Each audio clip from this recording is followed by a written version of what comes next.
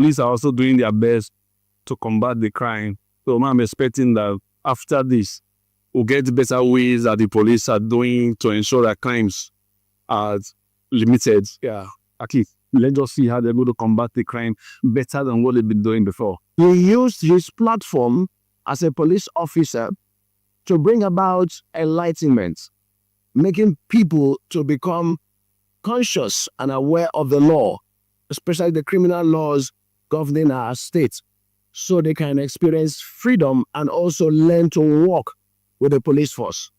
Normally when you read things like the Constitution of your nation, it's very boring.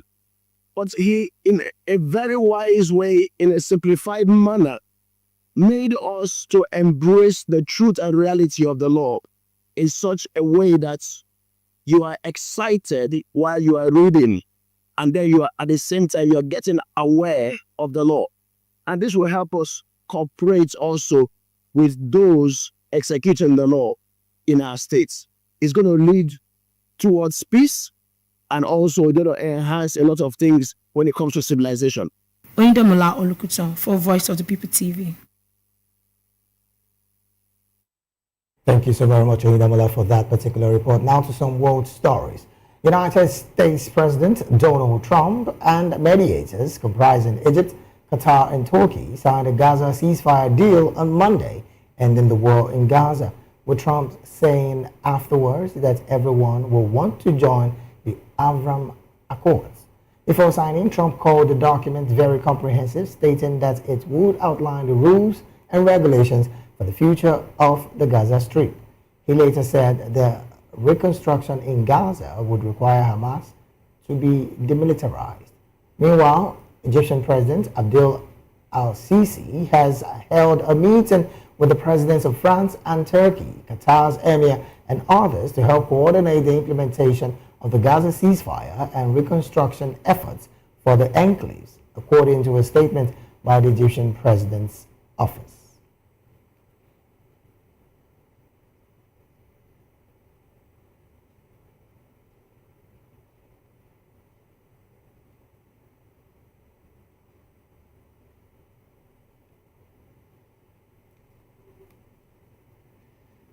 Well, in business news, the sustained investment and increased funding in Nigeria's agricultural sector is imperative to close existing yield gaps in major crops and achieve national food security, the Minister of State for Agriculture and Food Security, Aliyu Abdullahi, has said. Abdullahi, who spoke at a public hearing organized by the House of Representatives Committee on Agricultural Production and Services, stressed that consistent financing and enhanced productivity among farmers are critical to bridging the nation's food deficit.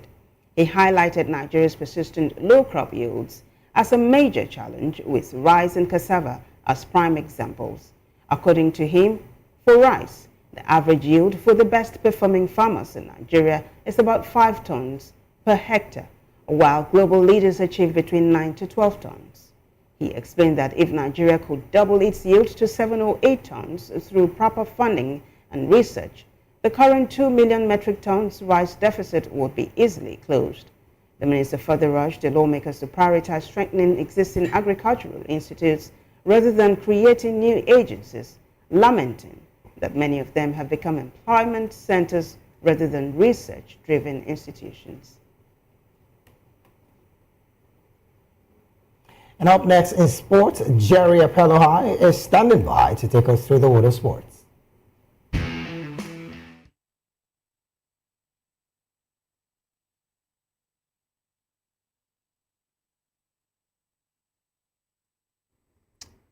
All right, to some sport news on the news hour with me, Jerry Apelohai. The Super Eagles have safely arrived in Uyo, Akwa Ibom State for a tense 24-hour delay caused by a mid-air incident involving their chartered aircraft.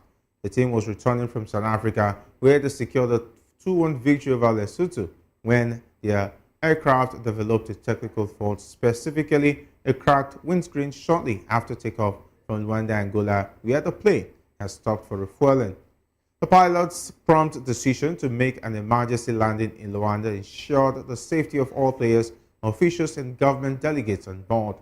The Nigerian Football Federation worked closely with the relevant authorities, including the Ministers of Aviation and Foreign Affairs to secure flight permit for a replacement aircraft, which eventually completed the journey to Uyo on Sunday morning. The Super Eagles will now focus on their upcoming 2026 FIFA World Cup qualifier against Benin Republic, scheduled for Tuesday at the Gautil Akpabio International Stadium. The match is crucial for Nigeria's qualification hopes, and the team is determined to secure maximum points. Key players including Victor Osimhen, Alex Iwobi, and Calvin Bassey are expected to feature prominently in the match. The team's safe arrival has been confirmed by the NFF and team media officer Promise Efoge, who assured that all players and officials are safe and in good condition. The Super Eagles are set to begin training on Sunday evening in preparation for the high-stakes match against Benin Republic.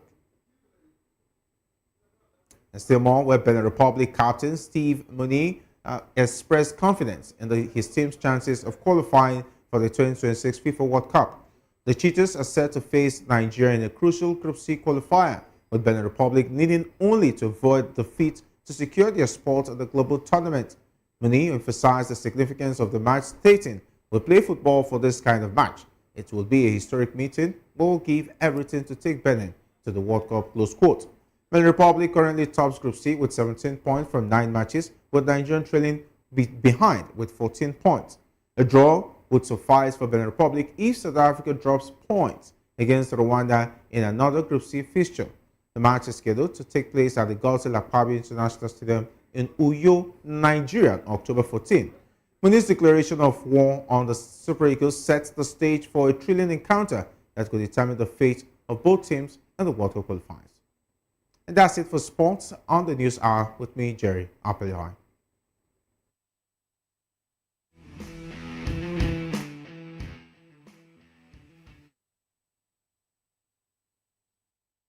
Thank you, Jerry. Entertainment news is next.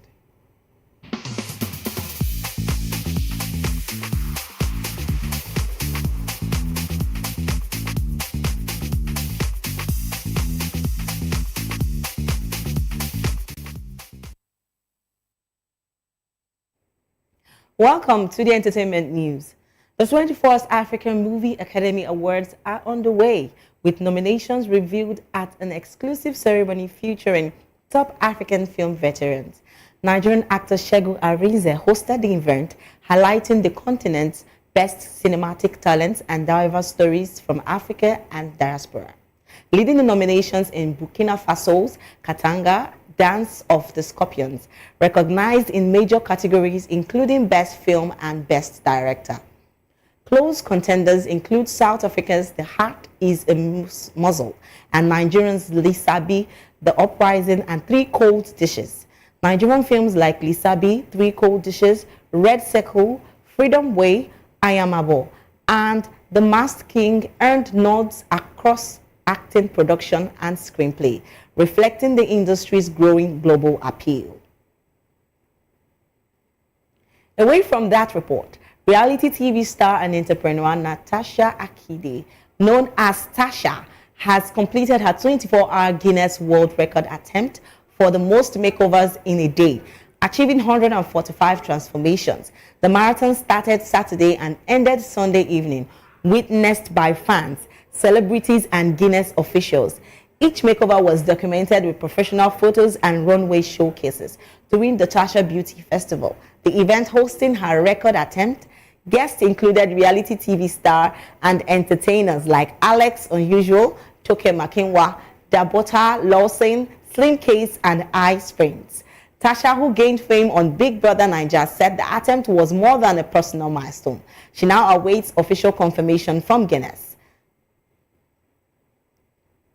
Elsewhere in entertainment, it's set to shut down 5 of its music channels by the end of 2025. The UK channels affected include MTV Music, MTV 80s, MTV 90s, Club MTV, and MTV Live, all scheduled to go off air by December 31st. The shutdown may also impact MTV Music channels in countries like Australia, Poland, France, and Brazil.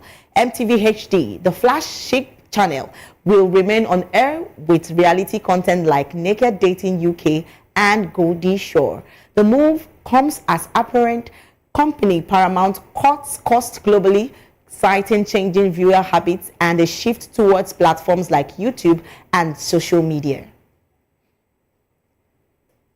And that's it for entertainment. I am Precious Agumanu.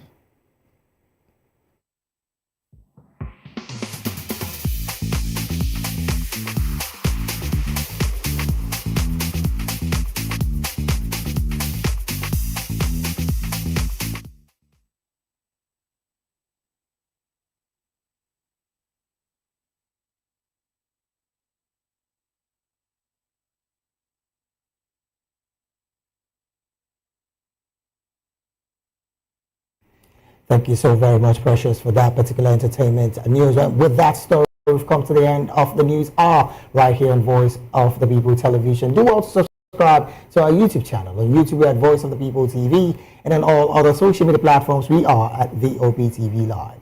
Thank you so very much for being a part of this broadcast. I am David Edwin. And I am Vivian Uguche. Thank you for watching.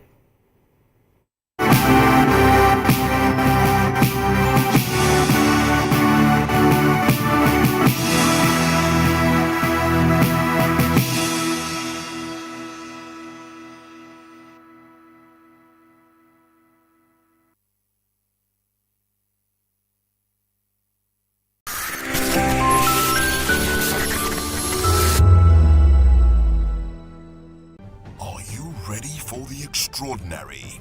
Something big is happening on your screen. Introducing VOP TV. Now streaming on SLTV channel 264. From breaking news to captivating conversations, news analysis, giving you all sides to the story. We break in-depth discussions on the issues that matter, from politics to sports, entertainment, and lifestyle. VOP TV on SLTV channel 264. Join us as we redefine what television means to you. Voice of the People Television, VOP TV. Now you have more than a voice.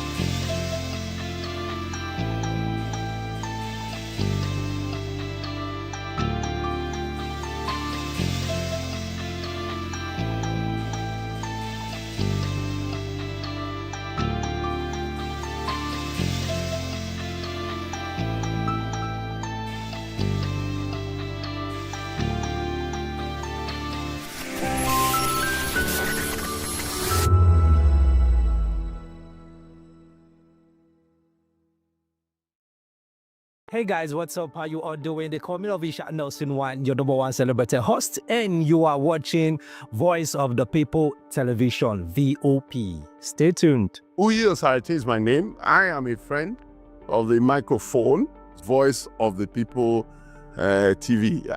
That name is unique, and the brand is very sweet. I like the packaging, picture qualities, camera qualities, and then of course, the quality of human beings that I see sometimes on your channel. I talk and get paid, and I look forward to being in your studios. Oh yes, you are on to Voice of the People TV, live here in Benin City, the cradle of black civilization.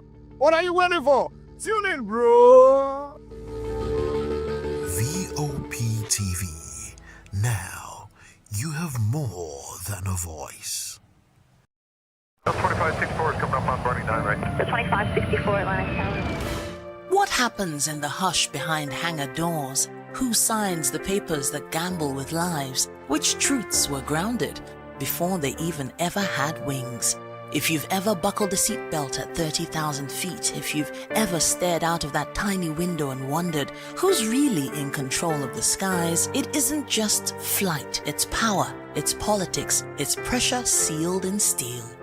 We're peeling back the clouds from runway risks to sky-high secrets. We're diving deep where most dare not to look.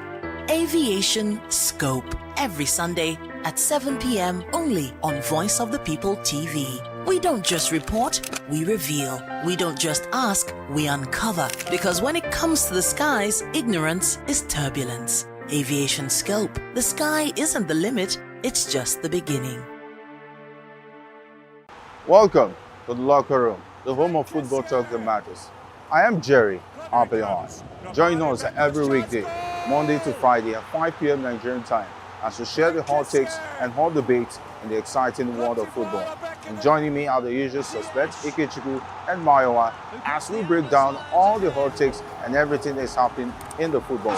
Don't just watch football, live it with us. Catch us on the locker room and Voice of the People television at 5 p.m. Nigerian time. And like I always say, if not 20 minutes off, please discuss. And it's Hakim Ziyech who puts the Atlas. In a world where power shifts with every headline.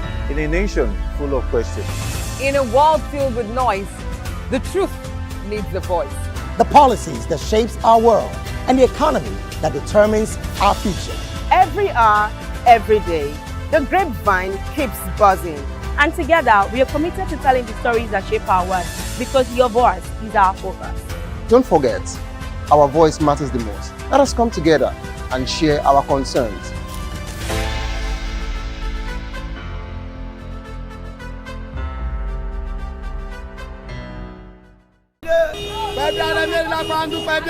Good morning. It's the start of a beautiful day. Well, start your day right with a healthy dose of news, fun, and inspiration.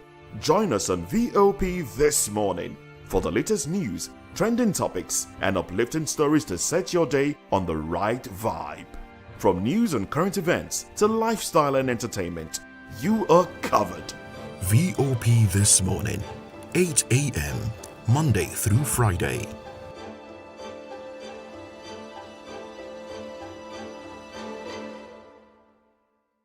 In a world where truth is the ultimate power and opinions scream the loudest, it's time to wade through the noise. Hunger no get tribe!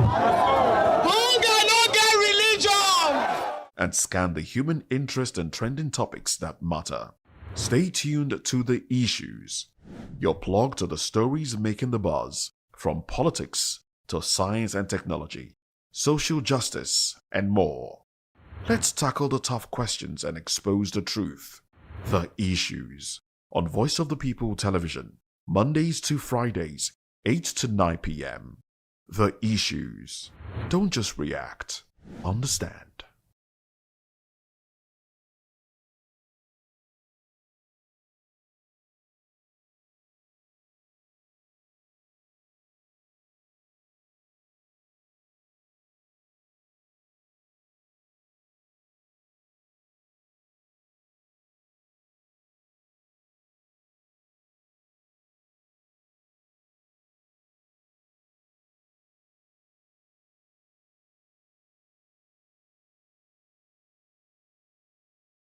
Tinubu releases full list of 175 convicts that benefited from the president's mercy. Also on our radar today, Sheikh Gumi says that the Israel-Hamas truce shows that Nigerian government should pursue peace with bandits, even as he calls that some of the terrorists in Nigeria should be granted amnesty.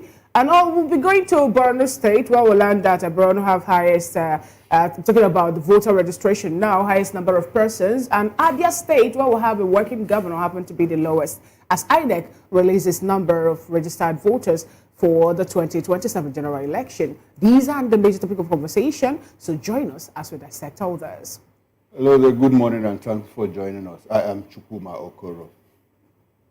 And I'm Moses Humphrey, welcoming you to today's program. Well, there are a few other conversations, and let's bring them to you. A Nigerian soldier has allegedly stabbed a civilian identified as Mr. Ugo to death at the entrance of a private estate in Otokutu, Ugeli, South local government area of Delta State, prompting outrage and calls for justice from family members and human rights advocates. Human rights activist, Comrade Israel Joe, who confirmed the incident in a statement on Monday, described it as a senseless act of military brutality, adding that the case had been reported to the Delta State Police Command for investigation. According to Joe, the attack occurred on the evening of Saturday, October 12, 2025, when the victim, a young businessman in his early 30s, went to visit a friend at an estate near Plantation City. Now, upon arrival, a soldier stationed at the estate entrance allegedly assaulted and fatally stabbed him. While speaking alongside the deceased's younger brother, identified as Toshi, the activist condemned what he called a recurring pattern of military violence against unarmed civilians in Nigeria. Well, it's quite difficult for me to come to a conclusion on this story because we don't have the full story here, because I can't wrap my head around how a security personnel will get angry and stab one who came to visit someone if there hadn't been some sort of altercation. I do believe there's something, there's more to the story because, but besides that, it's also expected that trained personnel, especially those trained in combat, trained individuals, exercise more restraint when dealing with other people. We see it with fighters, martial artists, boxers, and the rest of them. Because you have been trained in the art of combat, you ordinarily will exercise a good measure of restraint when interacting with untrained individuals, especially when it's not, in a combat area. You are expected. Now, having spoken about that, we should also look at other instances, previous stories that we've heard about such attacks involving personnel and individuals, the police and the military. What has happened to those that perpetrated those attacks? Is it just dismissal? Is it court-martialing? Is that enough deterrence? So there are a lot of talking points here, if you ask me. But we should, for the military, I do believe this individual will be, brought to book. But court-martialing or dismissal is not enough. There should be more punitive measures meted out to individuals that do such things and not pardoned much later. Okay, yes, Moses, in fact, you took it from my mouth. The one I read this story, when I saw this story, the first thing that struck me is that, was there provocation, or did he just walk into the gate and the soldier took his bayonet or whatever? It doesn't seem like a possibility. No, it doesn't happen that way. There must have been probably provocation, altercation, then a physical fight and all of that before he was able to overpower the other person. It's quite unfortunate, and it speaks to the kind of rage that people go into society. People come from their houses and get into society. And the other day we talked about mental health. Now this could be an issue of somebody, already frustrated, somebody already provoked from elsewhere. Then there is transferred aggression, and you now unleash that aggression on someone else, probably an innocent person. It speaks to the kind of civil-military relations that we have. We have seen soldiers, we have seen policemen, we have seen armed men, unleash terror, more like terror on unarmed individuals. Was there a combat situation? Apparently not a combat situation. So how were you trying to demobilize him? At what point? Stabbing the person at a point where you could take his life was not the best measure, to leash him if he had also gone maybe trying to harm you. If there's a situation where you have somebody that is unarmed, like in police training and all of that, if you see someone that is running away, it is not to kill to to shoot to kill. It is to kill, to restrain that person from causing more havoc and not to kill that person. In all of this young man who go by name is dead and gone forever and ever. Family has lost.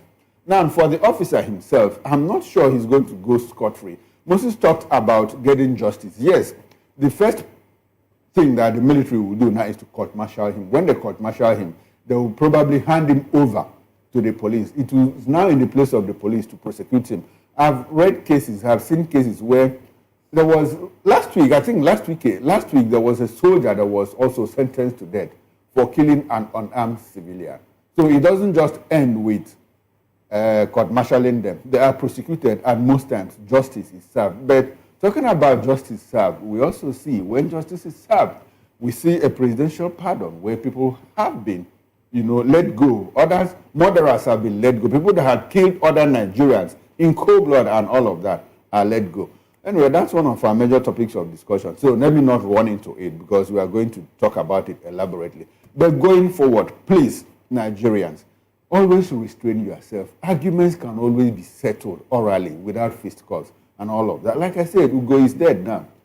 Probably the family, if he's married, I don't know, the family has lost him.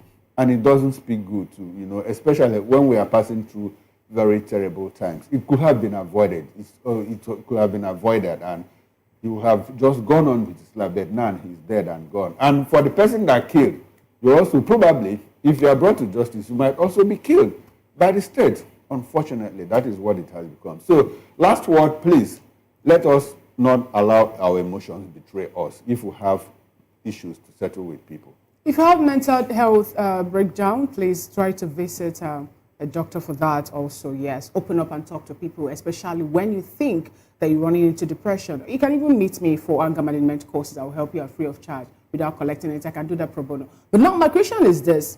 At what point is it that we now start stationing military men to private estates? Is it that, I've been trying since yesterday to wrap my head around this. The police, on one hand, we've been using the police now for private escorts, for private this, for that, for the other thing. Now it has gotten to the level of using military men for private estate guards. Oh no, that's the first one I actually want to talk about. At what point actually do we get to that point? What is really happening?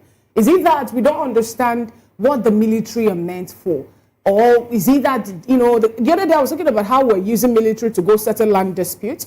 And then we hope that what happened in Okwama will not repeat itself when some persons are beginning to accuse the military of being biased and when they are trying to judge the issue. That happened in Cross River State. But now I'm seeing another one that a military man stabbed a young man to death. A military man would be stationed to watch over a private estate. And then this individual wanted to go visit his friend from what we heard. And one or two things happened and the man is dead.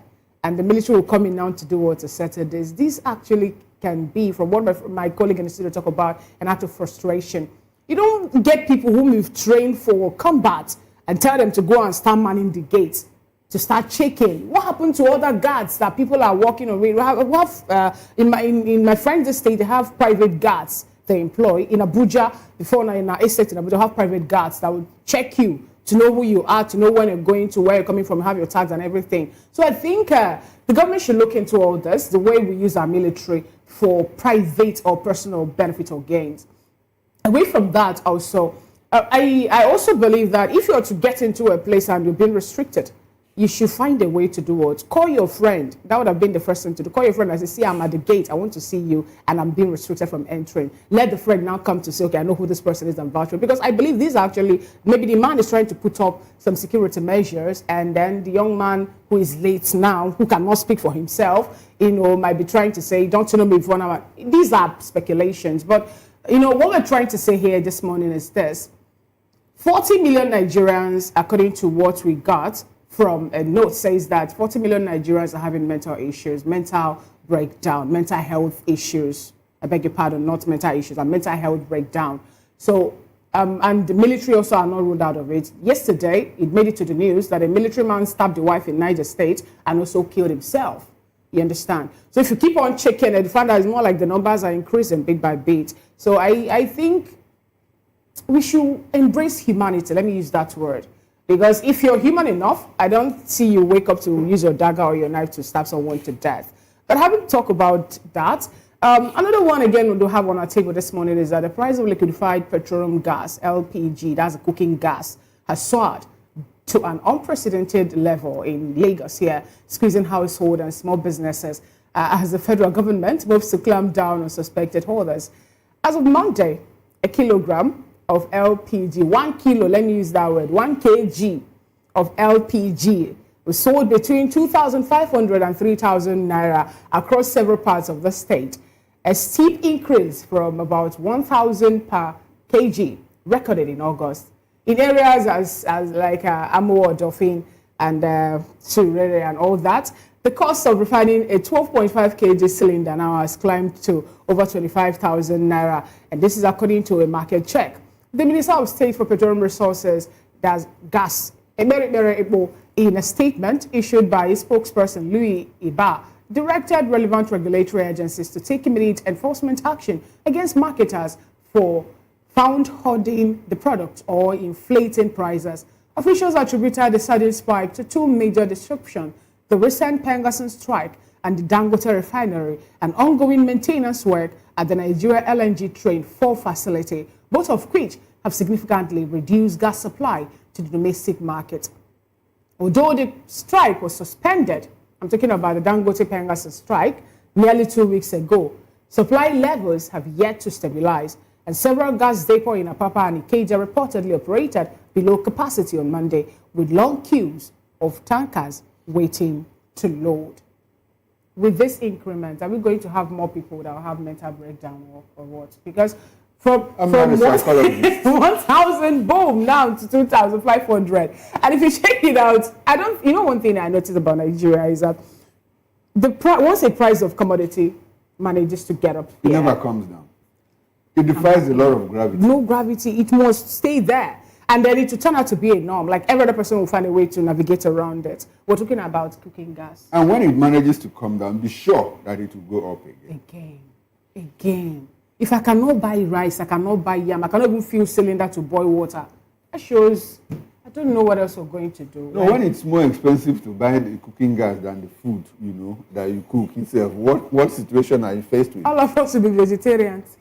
Even sometimes you even need to cook vegetables. You eat it raw. You eat them. Eat raw. We have become what again? Well, unfortunately, I understand that apart from the Pengasson issue, that also the maintenance facilities at the LNG plant, I think they plant 4 or what they call it. Train 4. Train 4. So what this tells me that is like the scarcity might quite just be artificial. It's not something that is going to last. But I'm trying to find out, is there insider trading in all of this? Is there insider disruption? If it is, then the authorities involved, should get to work and ensure that they clear that club, Because if it continues, like Fina said, in Nigeria, prices of things, when they go up, they hardly ever come back. And that is one thing our economics, our economics and our economy have not been able to, get a very good handle on it, between the forces of supply, between the forces of demand, and how that impacts on inflation and whatever. I still believe that our economy, the people that are handling our economy, they have their work cut out for them, because there are still so many issues bothering our economy, especially when we have the Minister of Finance and the coordinating Minister of the Economy. I'm sure that there's a Minister of State who should step in his absence, to help stabilize all these things, because these ups and downs, these fluctuations, they don't help the economy. Specifically about gas, cooking gas. We don't want a situation where it will become cheaper again to go back to kerosene. A lot of people are already using local methods like firewood and the charcoal and all of that. Sawdust to cook. Sawdust to cook. I get into some homes, and I see people that have gone back to charcoal, the charcoal method. It's rife now. Because gas is supposed to be cheapest. And we have always known that Nigeria is more of a gas nation than an oil nation. So why can't we just explore? Why can't we harness that natural resource and utilize it for ourselves? Must we at any turn in our life complain? When we talk about resource cost, must we be cost? Even if we are cost, can't we uncost ourselves? Other nations with oil are doing well. Nations with gas are doing well. Look at what Russia is doing with their gas deposits, trying to control the economy of the whole Eastern Europe and even extending it to Western Europe, as far as Germany and other Western European countries. Plain politics, a lot of politics in their geopolitics. But here we have the gas deposits we have. We can't even manage it for ourselves. We've been trying to build a gas pipeline across West Africa. How far have we gone with that? Or do we go back to a situation where we supply gas to neighboring countries and they have steady gas supply? Well, we don't have, like we see, in the power sector. People that we are supplying power, electricity, have steady power supply. Well, we are grappling with an average of 20 hours per day. If you are in band A, we don't want to get into all of that situation. All the resources that we have, let us turn them into benefits for our people. Well, a lot has been said already, and it's really unfortunate because when you say 2,500 per kilogram, you're looking at a little over 30,000 for a 12.5 kg cylinder. Now, if you want to fill up, and that will take you roughly a month in a home where you cook very often, and maybe you boil water to take your bath and the rest. So that will take you a month. So we have a situation whereby by the time you buy the gas, you'll probably have little or nothing left to buy the food you want to cook, because if you're earning minimum wage, that is. So you're buying gas for 30,000 naira. You haven't even talked about transporting yourself to the market. You haven't talked about transporting yourself to work. So it's really on the government to ensure that these things are treated in such a way that Nigerians will not continue to suffer. Now, I'm weakened in my bones, to be honest, because the things we've seen this government do, I fear that this government really doesn't care about the people. I fear that this government doesn't care about Nigerians, and they just want to do what they want to do and expect Nigerians to swallow it. That's my fear, and it weakens me. Very unfortunate. Now look at Pengerson. Pengerson decided to go on strike to stop gas supply because they have a rift with a company, a private company for that matter. One company, and then the rest of us, the entire 250 plus million Nigerians, are having to suffer for it. What sort of a country are we living in? Do you know the money now that is for 1 kg was what I used in filling my 7.5 kg cylinder while I was in school? And I'll have change. You can imagine that. And that's one thing about, in some, I don't know how they do it. In some of our neighboring countries that are West African countries that are French countries, you have this kind of price stability over time. For 10, 15, 20 years, the same price. If it drops just slightly. And if you go to Cameroon, you discover that house rent in Cameroon probably has remained the same for the past 15, 20 years. So how do they do it? Probably because they also at some point tied their economies to the economy of France. So did it pay off for them? Did it pay off? Did it pay off for them? At some point, they might have, the French people might have, received undue, taken undue advantage. But at some point, I think it's also benefited them because they had stable economy over time. Their resources might have been exploited unduly, but their economy, like the price stability, just across the border here, you go there, you discover that prices remain the same for over 2, 3, 4, 5 years. But our own keeps doing like this. And unfortunately, when it does, it never comes down. It doesn't. Even if it's going to come down, it just slightly. And after a while, so it goes up again. So that fluctuation, destabilizes the economy. Anyway, Pengerson and whoever is involved, please make sure that there is gas supply to Nigeria, so that if we manage to get the food to cook, let us even have the gas to cook the food, please. Now, police in Jigawa State have confirmed the killing of 3 persons, while 7 sustained severe injuries in a violent communal clash at Biniwa local government area. The police public relations officer, SP Lawan Shishu Adam, confirmed the incident. Well, he explained that the incident happened on Wednesday night when a group of suspected criminals invaded Dagaseri village, setting houses on fire and attacking individuals. He noted that a combined team of security personnel, swiftly moved to the scene to restore order and arrested 7 suspects in connection with the violence. SP Shishu added that security operatives recovered mobile phones and local charms at the scene of the attack. He said investigations are ongoing to uncover the root cause of the attack, while he called on residents to commit to stronger community policing and early warning systems to prevent further bloodshed. I like that word, early warning systems, EWS. So how often have we used early warning systems in this country? Because we understand that, look, kidnappings, clashes, terror attacks, atrocious killings happen earshots away from military bases, from military command, from military checkpoints. So our early warning systems, how have they worked for us? We also hear in some occasions, the police authorities, the military authorities are told, look, we have information that a certain group of people are going to attack our communities. And the police says, forget all of that, go back home and all. And in less than 6-7 hours, an attack happens. So it speaks to the level of intelligence that we have. But to the issue proper, two communities, community clash, what are they dragging? What is the issue? Most times it is land. And when it gets to become an issue of land, the appropriate thing for the government to do to stop the killing of people on both sides is to step in. If you are unable to, settle the matter amicably, the appropriate thing is to take over that land, make it government land and use it for something important, something that becomes beneficial to both people that are in contention, for the land. But in all of this, it speaks also to the issue of community policing. We are still dealing with state police. What is even community policing? When you arrest someone, you hand over to the state police. And we also know that in some cases, the police take sides depending on where the DPO is from or where the Oga at the top is from. We have seen people arrested, people that are attacked, and the moment they get into the police station, the next thing we have calls from above, and those people are let go. So the whole issue of state policing, the whole issue of policing in Nigeria, I think it is something that both the National Assembly, Nigerians should look into.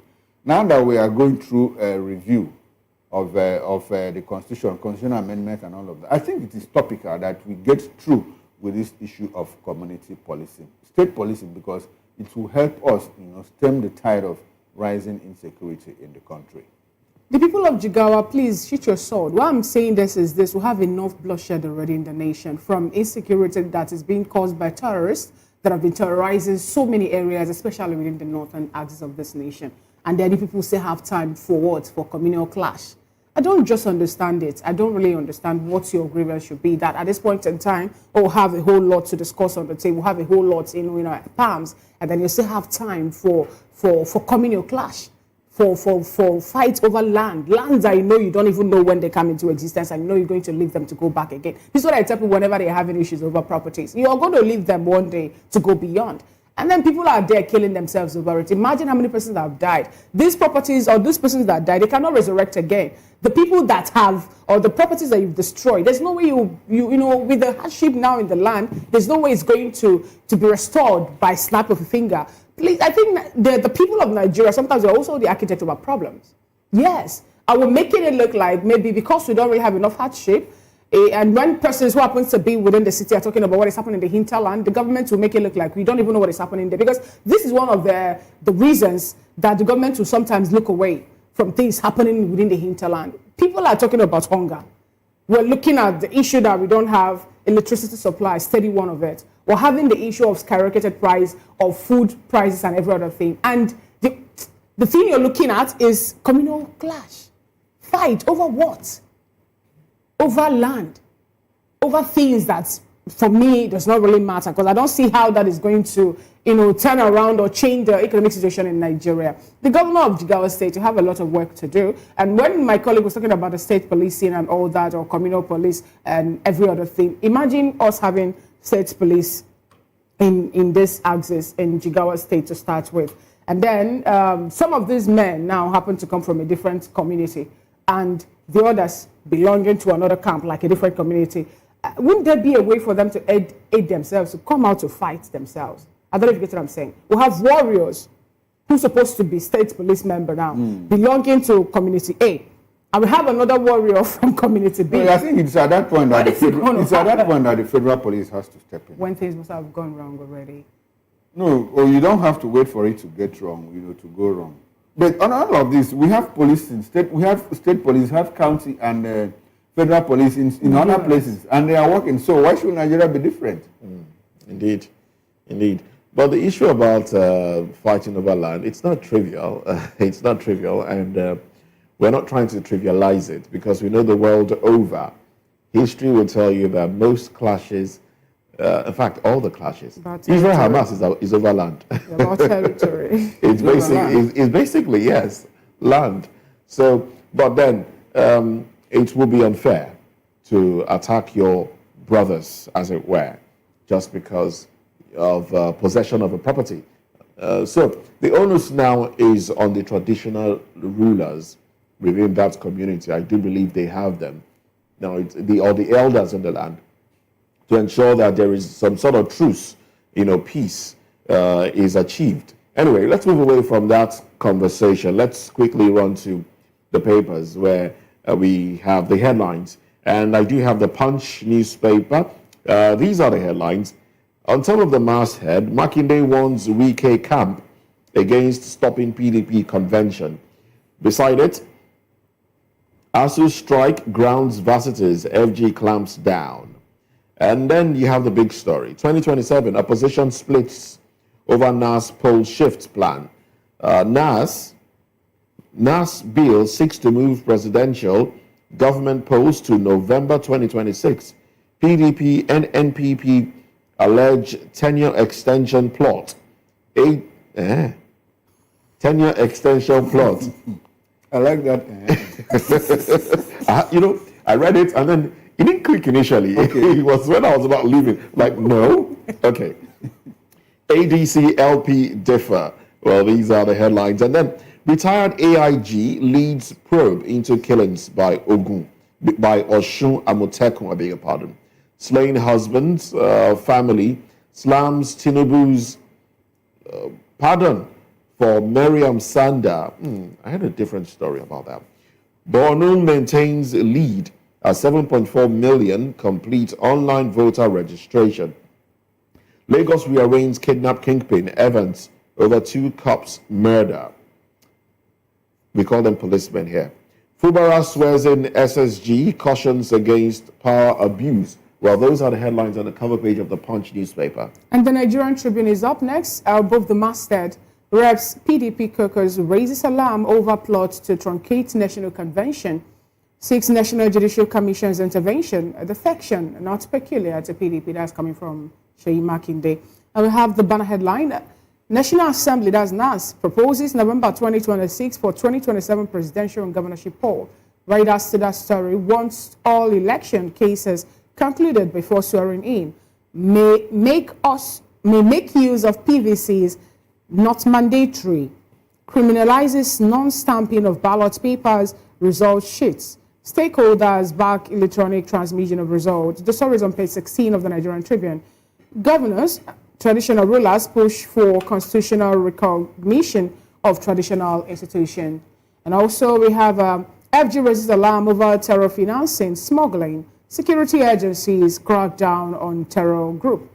On the health segment, drinking soft drinks may fuel depression, particularly in women. That's coming from study. FG directs VCs to implement no work, no pay policy. More varsitors join strike. We are not part of ASU strike. That's coming from Konua.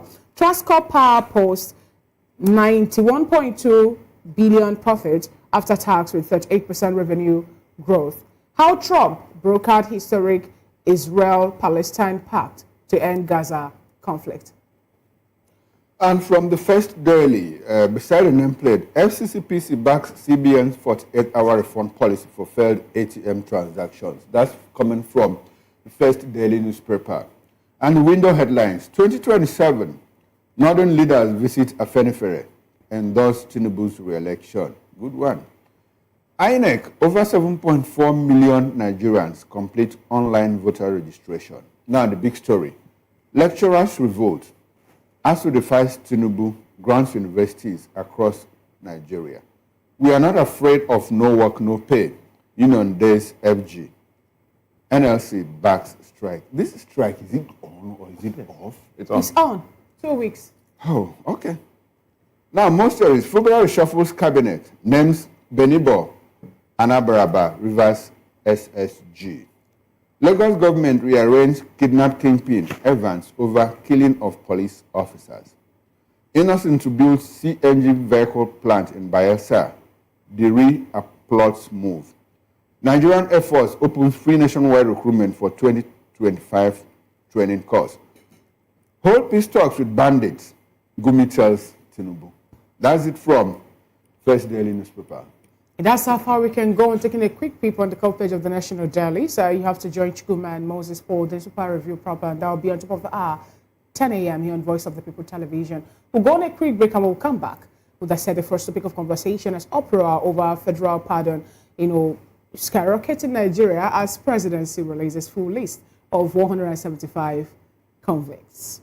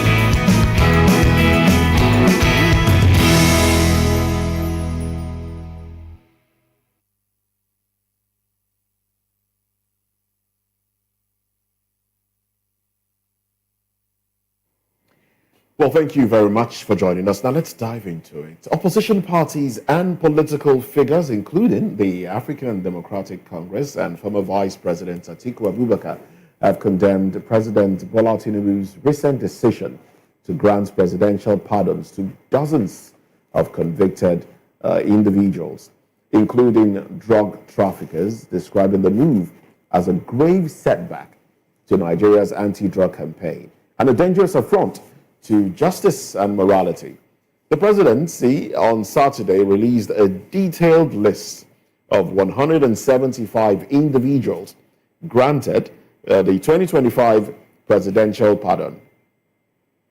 Among them, the late nationalist Herbert Macaulay, the late Major General Maman Vatsa, and Miriam Sanda, who was sentenced to death for killing her husband. Now, the pardon, which also included presidential clemency, covered more than 30 convicted drug offenders and several others jailed for crimes such as homicide, fraud, and illegal mining. The development has sparked widespread criticism and debate across the country. The list included high-profile cases, illegal miners, white-collar offenders, and those convicted of capital crimes.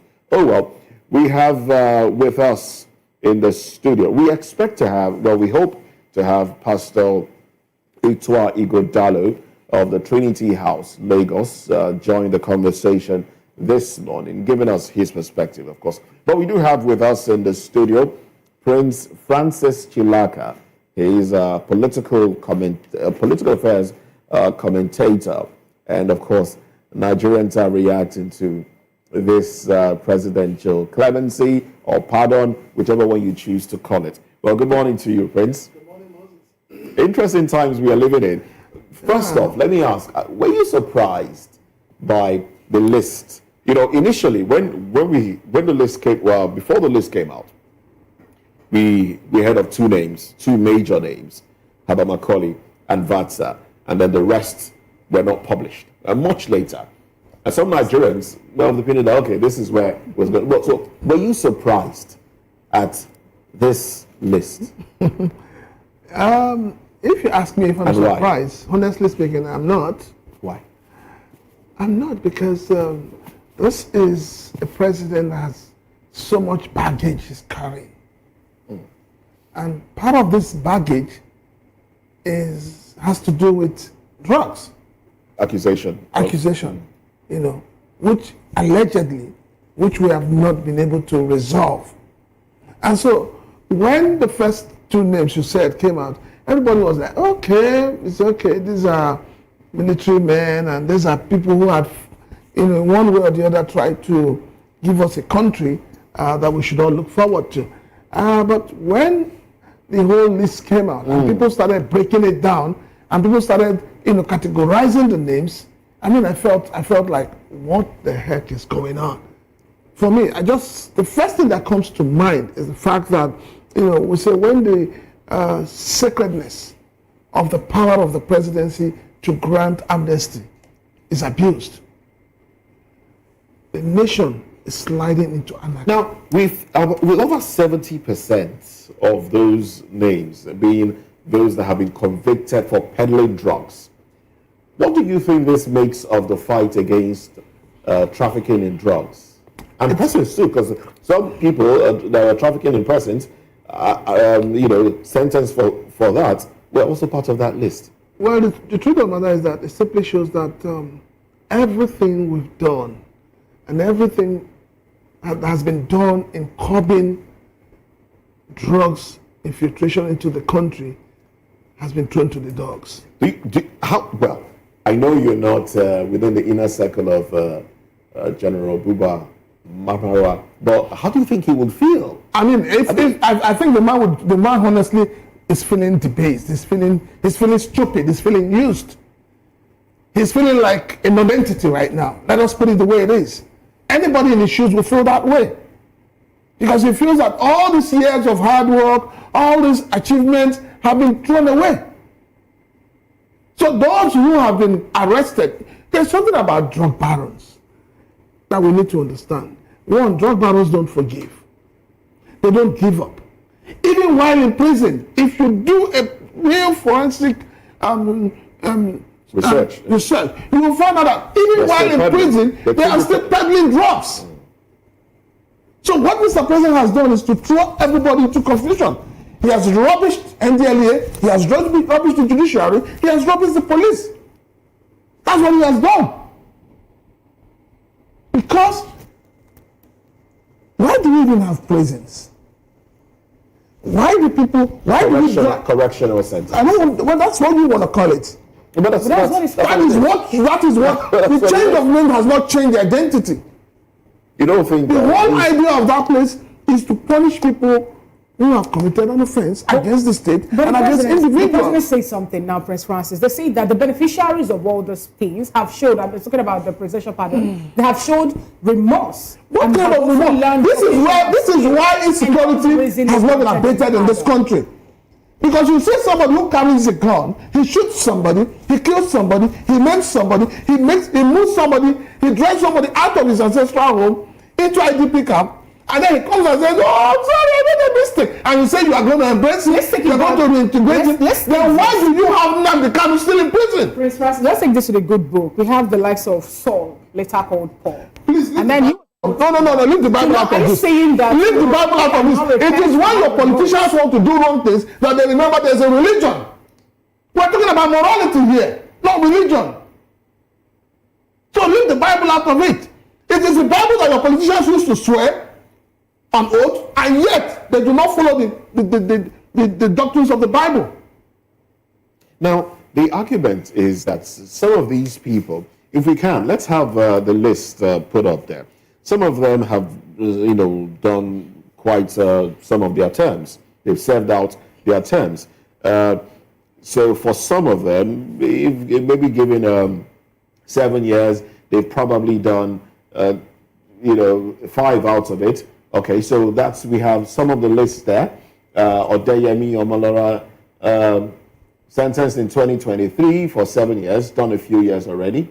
A few of them have done some, and they have like maybe some months left. Is that justifiable? Letting them go now? No. Do you also know that in granting them clemency, you're already wiping out that record? That is what it means. You're giving them a new slate. Okay. It's interesting that you went there, because I was waiting to ask that question. Now, for Ahmed Lawan, is it Ahmed Lawan? Yeah, go on. Who has served out his crime. He has done the time. Granting him pardon, does this mean... Granting him pardon means you are now opening a new channel for political life for him. Interesting. That is what it means. Interesting.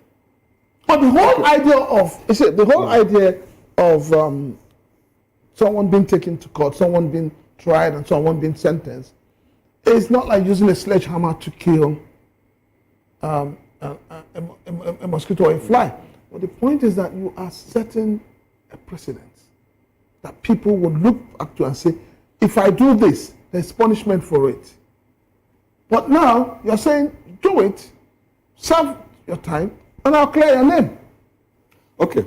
All right, Prince. I want to, let's go back in time, because I want us to get to the root of something, the power of clemency and the benefit, it serves society. Shagari pardoned Emeka Ojukwu, Yakubu Gowon. They were free to come back home.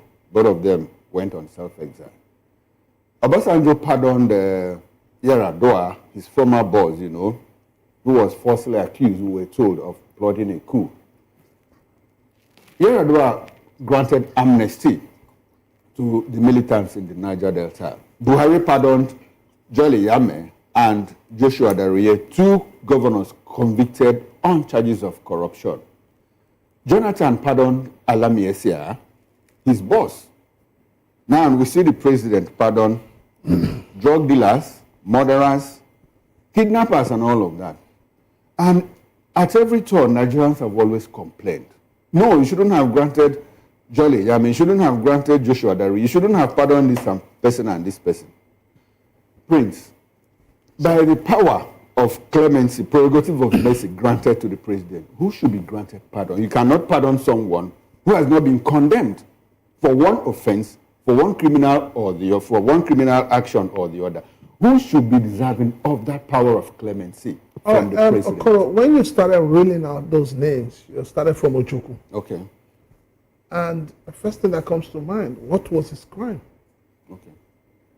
His crime was that he was saying he wants to go. He wants to succeed from Nigeria. That is his crime. As you keep coming on, you keep finding out that most of these people were people who are, government officials, so to say, who have embezzled funds and all of that. But it's not like pardoning a drug peddler or a drug baron. If you know how much the government has spent fighting drug abuse, drug infiltration into the country, Okoro, you would not, in all honesty, support anybody that pardons them. Do you know how many Nigerians, youths, even adults, that are really hooked to drugs today? Do you know how many people are in the mental homes because of drugs? Do you know how many people have been killed because of drugs and because they are drug addicts? All right, Prince, I hate to butt in. I understand all of this, but my question is to be very direct. Before the president grants someone pardon, the person must have committed one crime or the other. Now, we have problems with the people the president granted pardon. Who should be deserving of this clemency? Can you just tell us briefly? If you go to the, I don't know if you've ever been to the Nigerian, we call it correctional centers. You'll find out that let's take the medium prison the medium correctional center, for example. You'll find out that if they have 2,000, say they have 2,500 inmates, you find out that about 1,800 or 2,000 are waiting trial. And some of people have been there 2 years, 3 years, up to 4 years are waiting trial. And most of them have not committed an offense. Most of them are people that were picked for hawking and all of that. Now, when you talk about clemency, these are the kind of people you should consider. Okay. Not people who are hardened criminals. Not somebody who wakes up from sleep and looks at your face today and says, no, I need to kill this man. Okay. Again, you now bring the same person who has killed somebody back into that society. Mm. When you pardon drug addicts and high-profile criminals, you're not thinking about the safety of those who arrested them. You're not thinking about the safety of the judges who sat on those cases. Okay. So these are the things people are talking about. All right, then. Let's thank you very much, Prince Francis Chilaka. Let's bring our virtual guest into the conversation. We have Pastor Itua Igodalo, Pastor, Trinity House, Lagos. He's also accountant, editor-in-chief, Timeless Media Group. Well, thank you very much for joining us, Pastor. Thank you for inviting me. Good morning. Good to have you on the program today. Now, the Holy Books even speak about forgiveness. Does that apply in this regard? You know, those that have committed crime against Nigerians, or as some would say, crime against humanity, peddling drugs, and some have committed murder. Is it justified that this is, you know, applying what the Holy Books talks about forgiveness? Does that apply in this case? Well, yeah, indeed. We need to forgive one another over time and because of various things. But it's also important to be clear that the one who is being forgiven has repented from what he or she has done, has realized the harm that they have caused, have turned a new leaf, and they are ready to be reintegrated back into normal society. Then the forgiveness can be calming and reassuring, and so on and so forth. Forgiveness is also different from somebody going through the process of learning the lessons that they have been through and getting ready for reintegration in society. Forgiveness says that when they are ready to come back to society, you are ready to reabsorb them. So I think what the people are saying is, what is the basis of the pardon? What is the basis of the forgiveness? Have the people learned their lessons? Have they been through a process of counseling? Have they been through a process of regret and repentance? And are they ready to come back into society? And will their coming back into society be beneficial to society? I think that sort of process has to be gone through before you readmit people into society. If you say that they've been there for a long time and therefore they have suffered enough, that might be a consideration. If you say that they've been there for some time, they've shown good behavior, good character, they've gone through counseling, they're ready to be integrated, we can look at that also.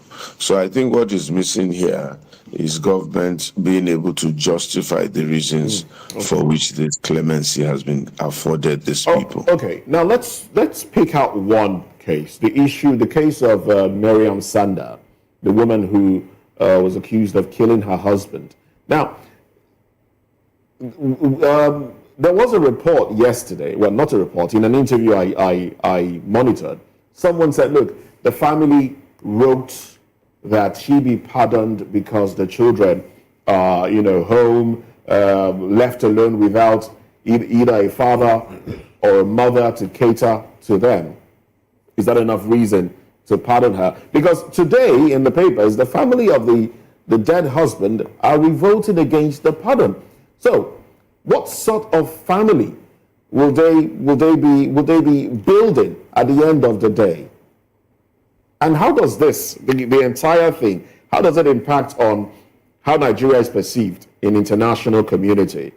Especially with those that have been involved in drug trafficking, pardoned, about 70% of them. How does it impact on Nigeria's, the perception of Nigeria by the international community? That about 70% of them were involved in drug. I don't know if this was deliberate or if this was an oversight or if this was based on length of time in the prison. So, as I said before, one of the problems missing here, or one of the issues missing here, is that the basis on which these people were pardoned has not been clearly explained to the Nigerian public. So we don't quite understand. Talking about the basis of which they were pardoned, the government say that they were pardoned because they have showed either remorse or learned vocational skill while in jail or in prison. So that was the reason they granted them bail. Remorse is very important. Vocational skill is not critical. The remorse must show that they are ready to be reintegrated back into society. So we only have the word of the government for the benefit of doubt. So we just have to accept what they have said. If they said the people have shown sufficient remorse, they understand now why what they did was wrong, and they are ready to come back and be valuable to society. I think that's a good basis to release them, but we only have the word of the government and we have to rely on that. Maybe the citizens want a secondary evaluation of these cases, I don't know. Then you have to set up the system for that. Now, as for the lady who it's because of her children, again, that's not sufficient reason right now, because when she was being put into prison, it is the government's duty to ensure that adequate conditions and terms are put in place to take care of those children. This is not the first time this sort of thing will be happening. And even sometimes you do take children, even off their parents, if you think the parents are harmful to the children. And that's the duty of government, to ensure that it has the protective environment in place to look after those children while the parents are not available to do so. All right. Thank you, Pastor Ihuedalo. Let's gradually slide into discussions regarding the state of the nation and within the context of these pardons. Now, you understand that some corrupt politicians who were jailed, some corrupt government officers, government officials were also jailed, were also granted pardon. Now, how does that fit into the broad concept of fighting corruption within the administration? If you see politicians who took bribes openly, they were caught, taken to court, prosecuted and sentenced. And people that the government officials that stole money, belonging to the people, and the president is granting them pardon. How does that fit into the larger fight, the broad fight against corruption within the polity?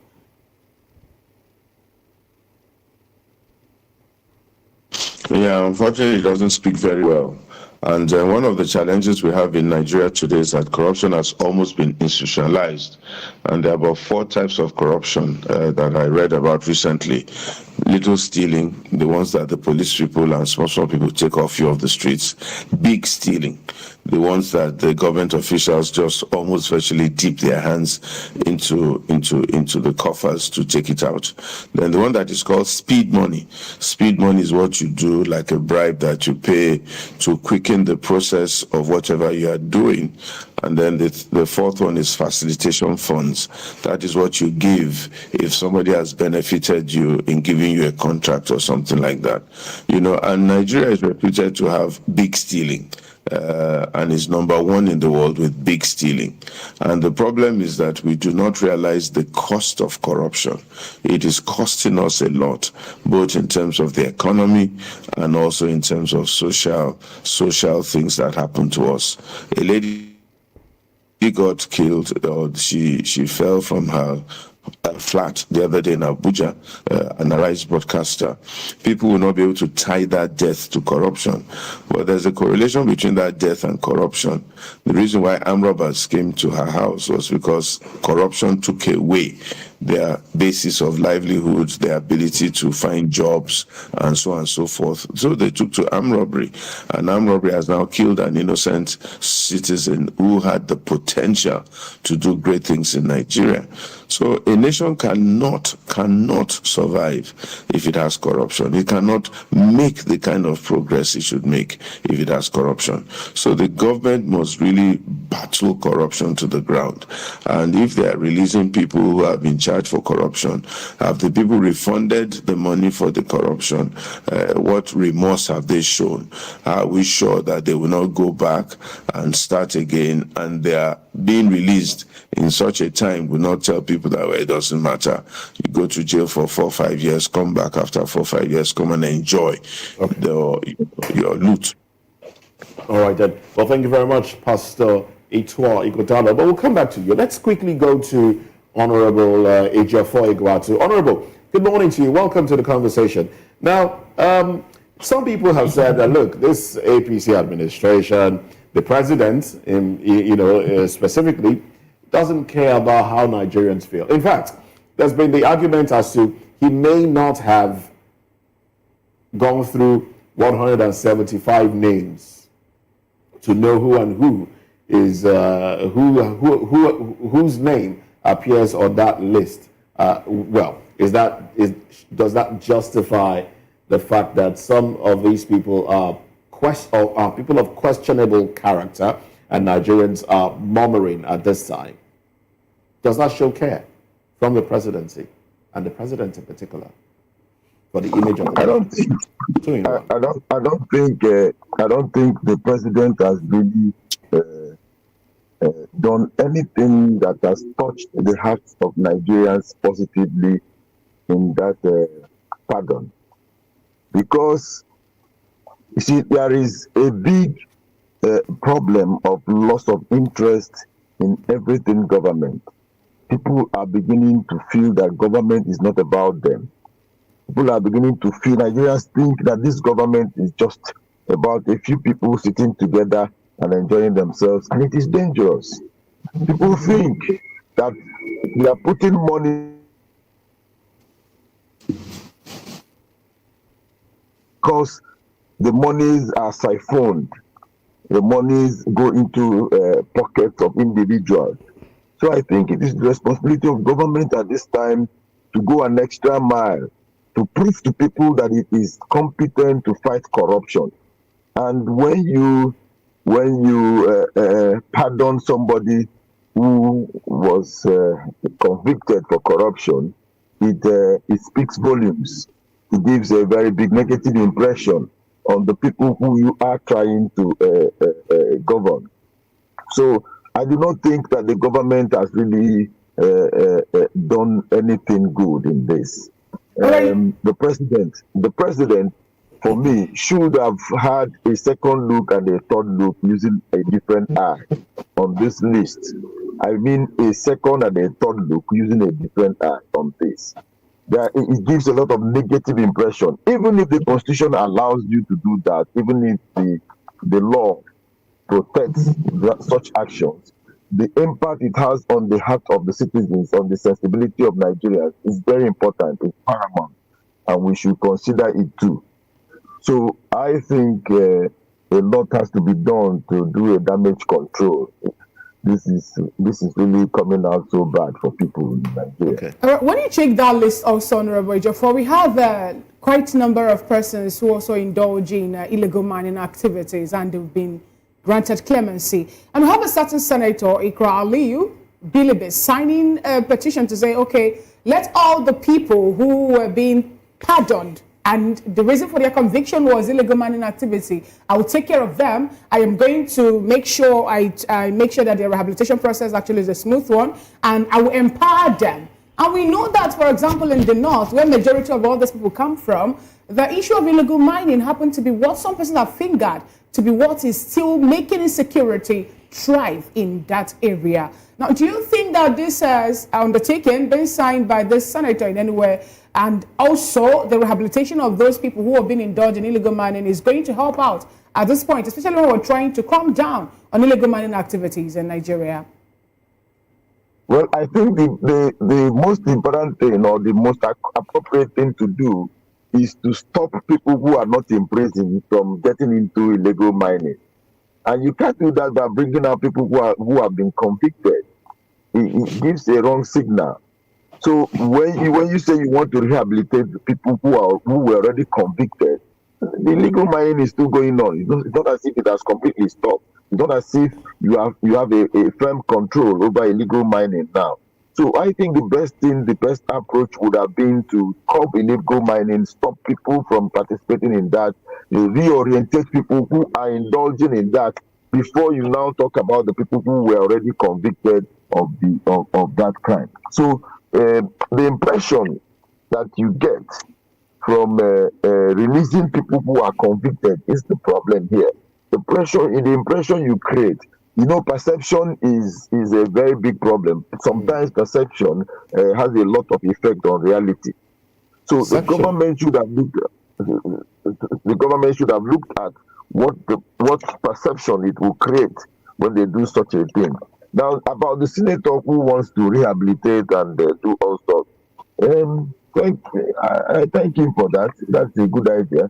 But I think he should concentrate on people who are already jobless, who want to go into illegal mining, and deal with them. Give them a sense of belonging and prevent them from getting involved in illegal mining, rather than pursuing this, I call it, less agenda. Thank you so much, Honorable Ejiofor, for your submission. Let's bring it back to the studio. Prince Francis, you've been smiling all through when Honorable Ejiofor was giving the submission. Now, but the question I want to ask you is this. When I talked about the reason, or rather one of the things that the government talked about to be why this pardon or the clemency granted by the president was needed, they talked about how remorseful these people have turned out to be. Let's just suppose that what is happening in the north, for example, in Borno State, and then other parts of the state surrounding it, where we have had quite a number of persons go through de-radicalization process in terms, because we're looking at non-kinetic approach to end the issue of insecurity. And at the end of the day, we learned that some of those people, after passing through that process, being reintegrated back into society, still, decide to go back to the things that they were doing before. I'm talking about causing mayhem and terrorizing the community again. Are we going to see something like this happen with these persons granted pardon too? Obviously. Because the government is the one telling you that these people have repented. It's the same government that has told you how Boko Haram, terrorists, bandits have repented. And because they have repented, they integrate them back into the society. And what have we gotten out of it? All we've gotten out of it is a situation that is running out of hand. It's getting out of hand. So for me, the decision by Mr. President and by those who walk around the presidency, to call this messy, it's not messy. What the president has done is completely an aberration. The government has on its own institutionalized every form of crime in this country. And that's why a senator can come out and tell you he wants to rehabilitate former miners. Let him tell us that he's looking for people who go and do mining for him. Then tomorrow somebody will come out and tell you he wants to rehabilitate those who are in drugs. Obviously, you expect that they will go back into peddling of drugs. So for me, this is not forgiveness. This is not mercy. This is not justice. But this is nothing but cluelessness. All right, and as we coast home now for this conversation, Pastor Itwa Ighodalo, let me come back to you. Now, with uncertainty about why the president was, right after the president came into office, there was this talk about the forfeiture, the $460,000 forfeited in 1993, allegedly tied to drugs, monies that he forfeited. With all of that still hanging around the president's neck, and this release of these clemency and pardon given to these individuals, were you surprised? Does this surprise you in any way? Let's have you tie that with your concluding thoughts on this. Usually it's the president's prerogative, especially around independence and so on and so forth. This is not the first time. that a president has given some kind of pardon. Even state governments also do it from time to time, especially around the nation's anniversary. So I like to think that that was probably the guiding principle and the guiding thought in giving some people some kind of clemency. I think what is in doubt or what is being challenged now is the basis of the kind of people that were given clemency at this time of our national development. So I don't think there's really a connection between that and that. Every year, every 2 years or so, there's this issue of giving people clemency, especially at national occasions like this. It's happened many, many times. Okay, before. now with the Council of States, sorry to bot it, with the Council of States approving this, because we understand that they approved this. With the Council of States approving this, and we know those that constitute the Council of States, does that give the impression that Nigeria is a country that encourages crime?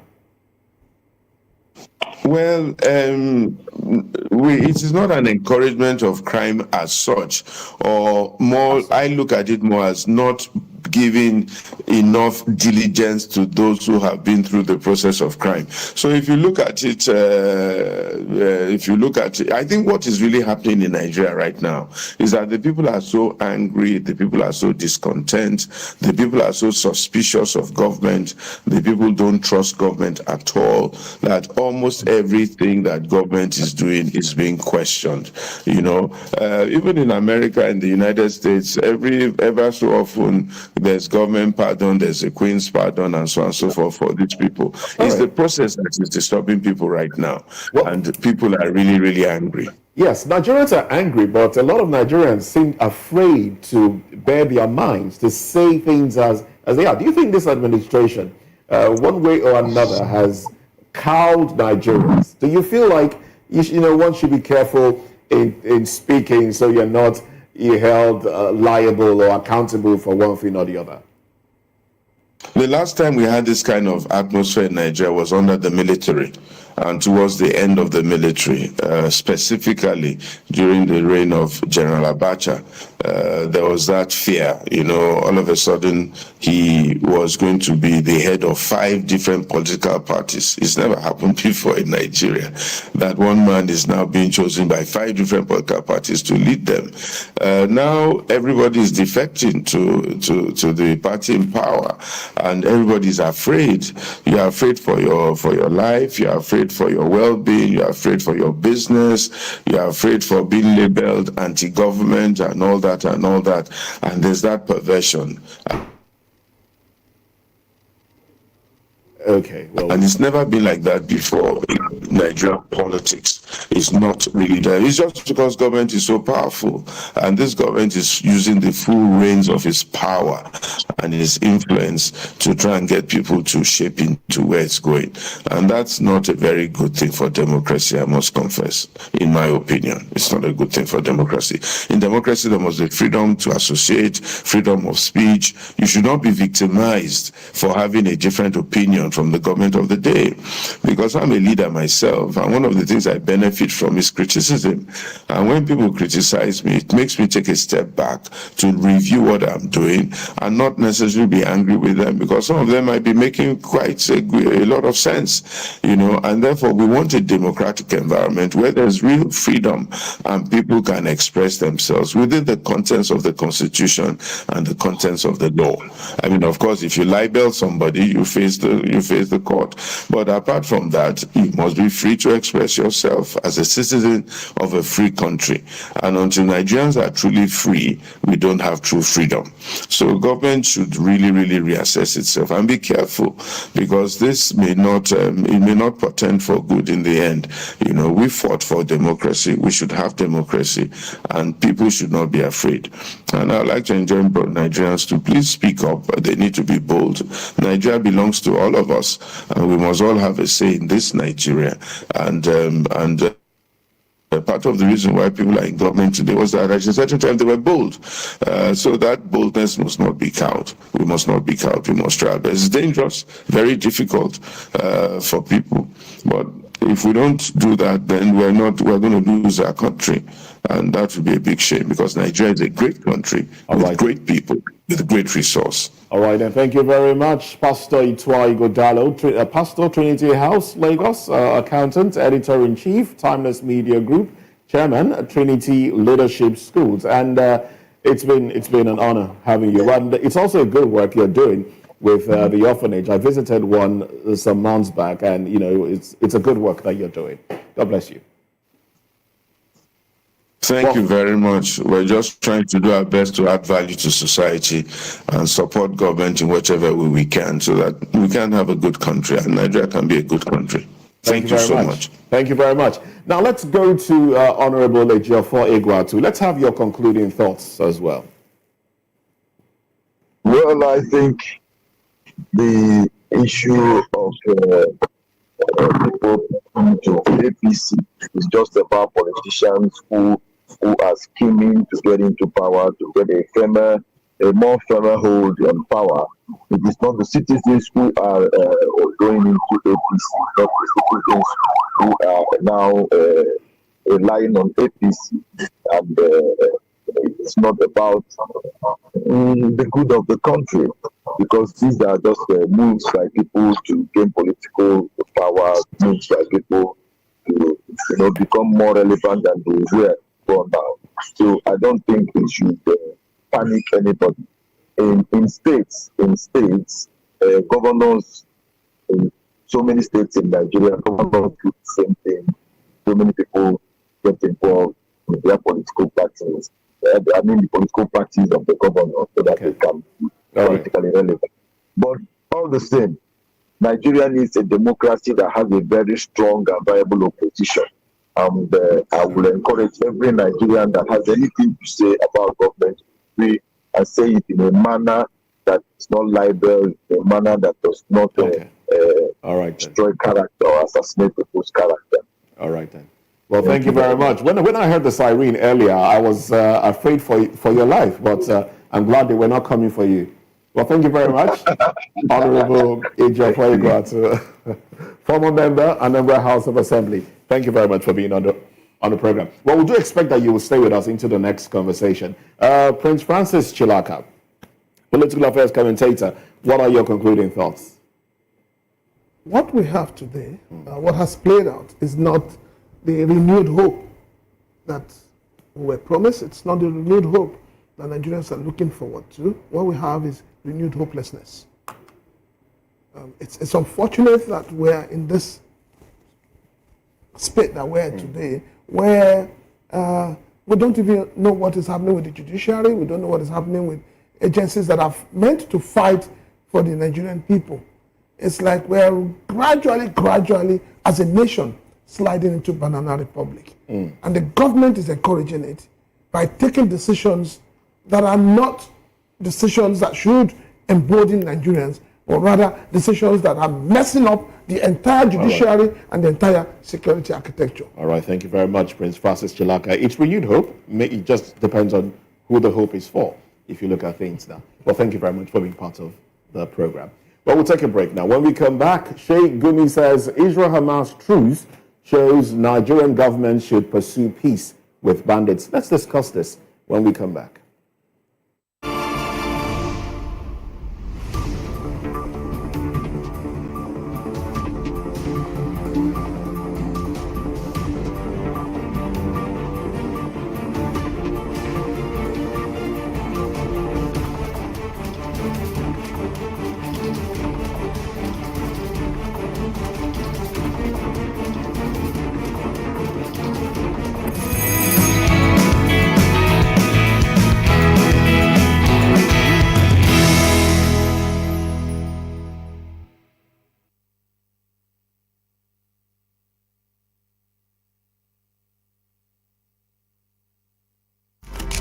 In a world where power shifts with every headline.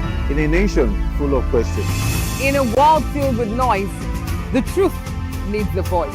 The policies that shapes our world and the economy that determines our future. Every hour, every day, the grapevine keeps buzzing. And together, we are committed to telling the stories that shape our world, because your voice is our focus. Don't forget, our voice matters the most. Let us come together and share our concerns.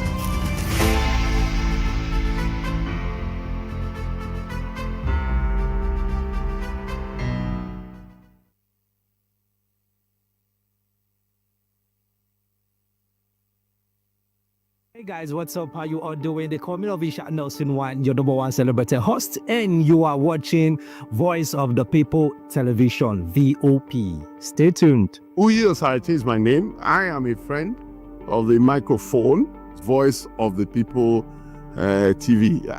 That name is unique, and the brand is very sweet. I like the packaging. Picture qualities, camera qualities, and then of course, the quality of human beings that I see sometimes on your channel. I talk and get paid, and I look forward to being in your studios. Oh yes, you are on to Voice of the People TV, live here in Benin City, the cradle of black civilization.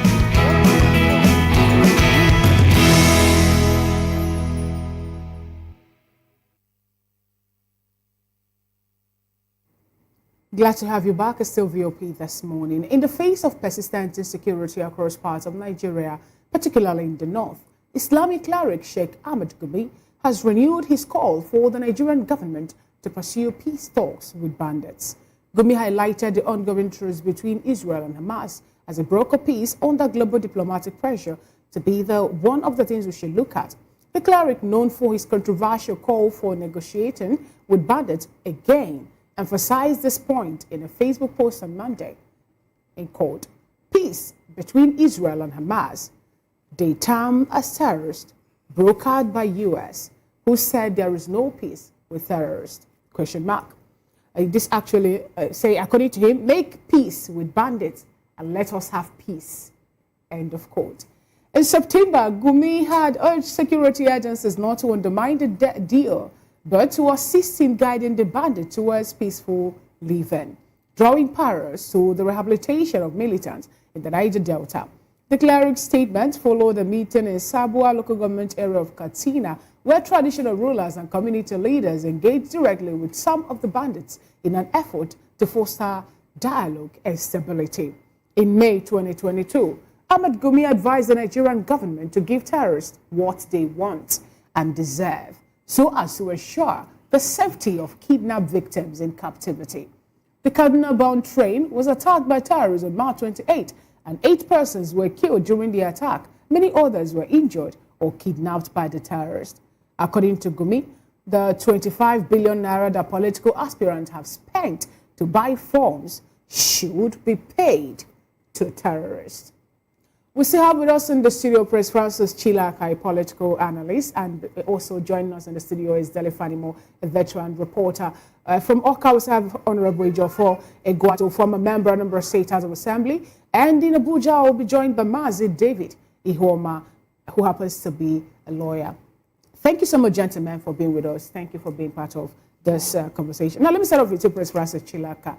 What do you make of this particular statement from Ahmed Gumi? I recall that before now he was once a captain in the Nigerian army, so he fought the war, and also his son has been decorated also to join the Nigerian military. And he is calling for, in one breath he was of the opinion that they should give terrorists amnesty. And at this point he's saying give them what they want so that peace will return, Nigeria will return to normalcy. He was juxtaposing all that is happening in Nigeria within this terrorists, between the terrorists and federal government, to the peace that the US is now brokering in between Hamas, there's a Palestinian government, and the Israeli government. Honestly speaking, I'm ashamed. And I'm completely speechless. It simply shows you that wisdom has nothing to do with old age. Wisdom has nothing to do with being an elder statesman. He's talking about negotiating with bandits and terrorists and saying, give them what they want. What do they want? Are they asking that the North should be exercised from Nigeria? When you ask them what do they want, some of the terrorists have come up to say, we need school in the bush. We need, what's it called, hospital in the bush. We need all the basic amenities. Were you the one that and told this? In the words of Gumi, Gumi says the 25 million naira the political aspirants in buying their form should be given or should be paid to bandits? No. See, when you say they need school, between you and I and between Nigerians, Jonathan's administration built a lot of schools in the north for Almajiris. Where are those schools today? It's these same people who came out and said they don't want Western education. That's how they started. Let us get to the history of this whole thing. It started with, Boko Haram and all of that, saying they don't want Western education. So what schools are they now asking for? How can you wake up from sleep and you say you want school, you want housing, you want this, and then you now turn yourself into a bandit? You start carrying guns, start kidnapping people, and then someone who believes he has common sense comes out and tells you, go and negotiate. What are the terms of the negotiations? So if you are asking the government to negotiate and give them what they want, do you know what you're creating? You're creating a situation where non-state actors would hold government to ransom. The amnesty you talk about in the Niger Delta, did you see the Niger Delta people going to people's houses to kidnap them? Did you see them chasing people out of their ancestral homes? We need to put things in perspective in this country. We need to throw away tribal affiliation, religion, and face the reality. This is the 21st century. All right. And trying to make a reference between Hamas, Palestinian, it's rubbish. The Palestinians have been seeking for a state. So their own is a different matter entirely. Because by the time you sit with these bandits and you have a negotiation with them, then the government will be stupid not to negotiate with Nnamdi Kanu and his cohorts. Thank you so much, Prince Francis, for that. Now let's bring this to you, Mr. Delefanimo. In the words of Gumi, I think in September, just last month, he said something about, he urged security personnel. He said, please, security agencies, don't undermine the deal. Assist and guide the bandit towards peaceful living. What do you have to say about this particular call that he is making? Remember that most times, for example, we saw in a video where the kingpin, Charles Jabello, when he went to broker peace with some community, where we also learned that he said he's going to release some persons who are being kidnapped and all that. There were persons who we saw putting on military gear, fully armed, also present in that particular meeting. Help us actually walk around this place. If you see a dog barking at a lion in an open fight, that lion should be very careful to look beyond the dog. And if you look beyond the dog, you will see a hunter with a gun. And that is exactly what these bandits are doing to us in Nigeria. Gumi is just the spokesperson. I'm sure those in top security echelons knows some of these things. And that's why they are armstrong in dealing with these bandits. These people you call bandits are not bandits, they are terrorists. There's a difference between a bandit and a terrorist. At least English dictionary will tell you that.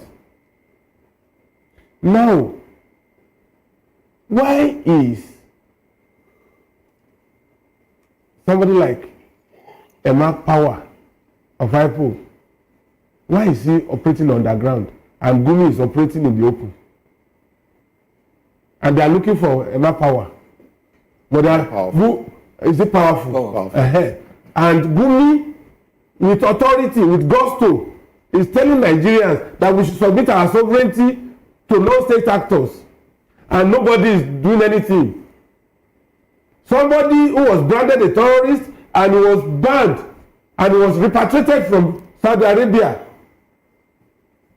is now coming to Nigeria to tell state actors how to appease bandits and terrorists. Are you saying that the word of Abdurrahman Chiani, when he made mention of how complicit more like the government is in fighting terrorists, he said something about them having a joint task force, trying to push these bandits from their own country.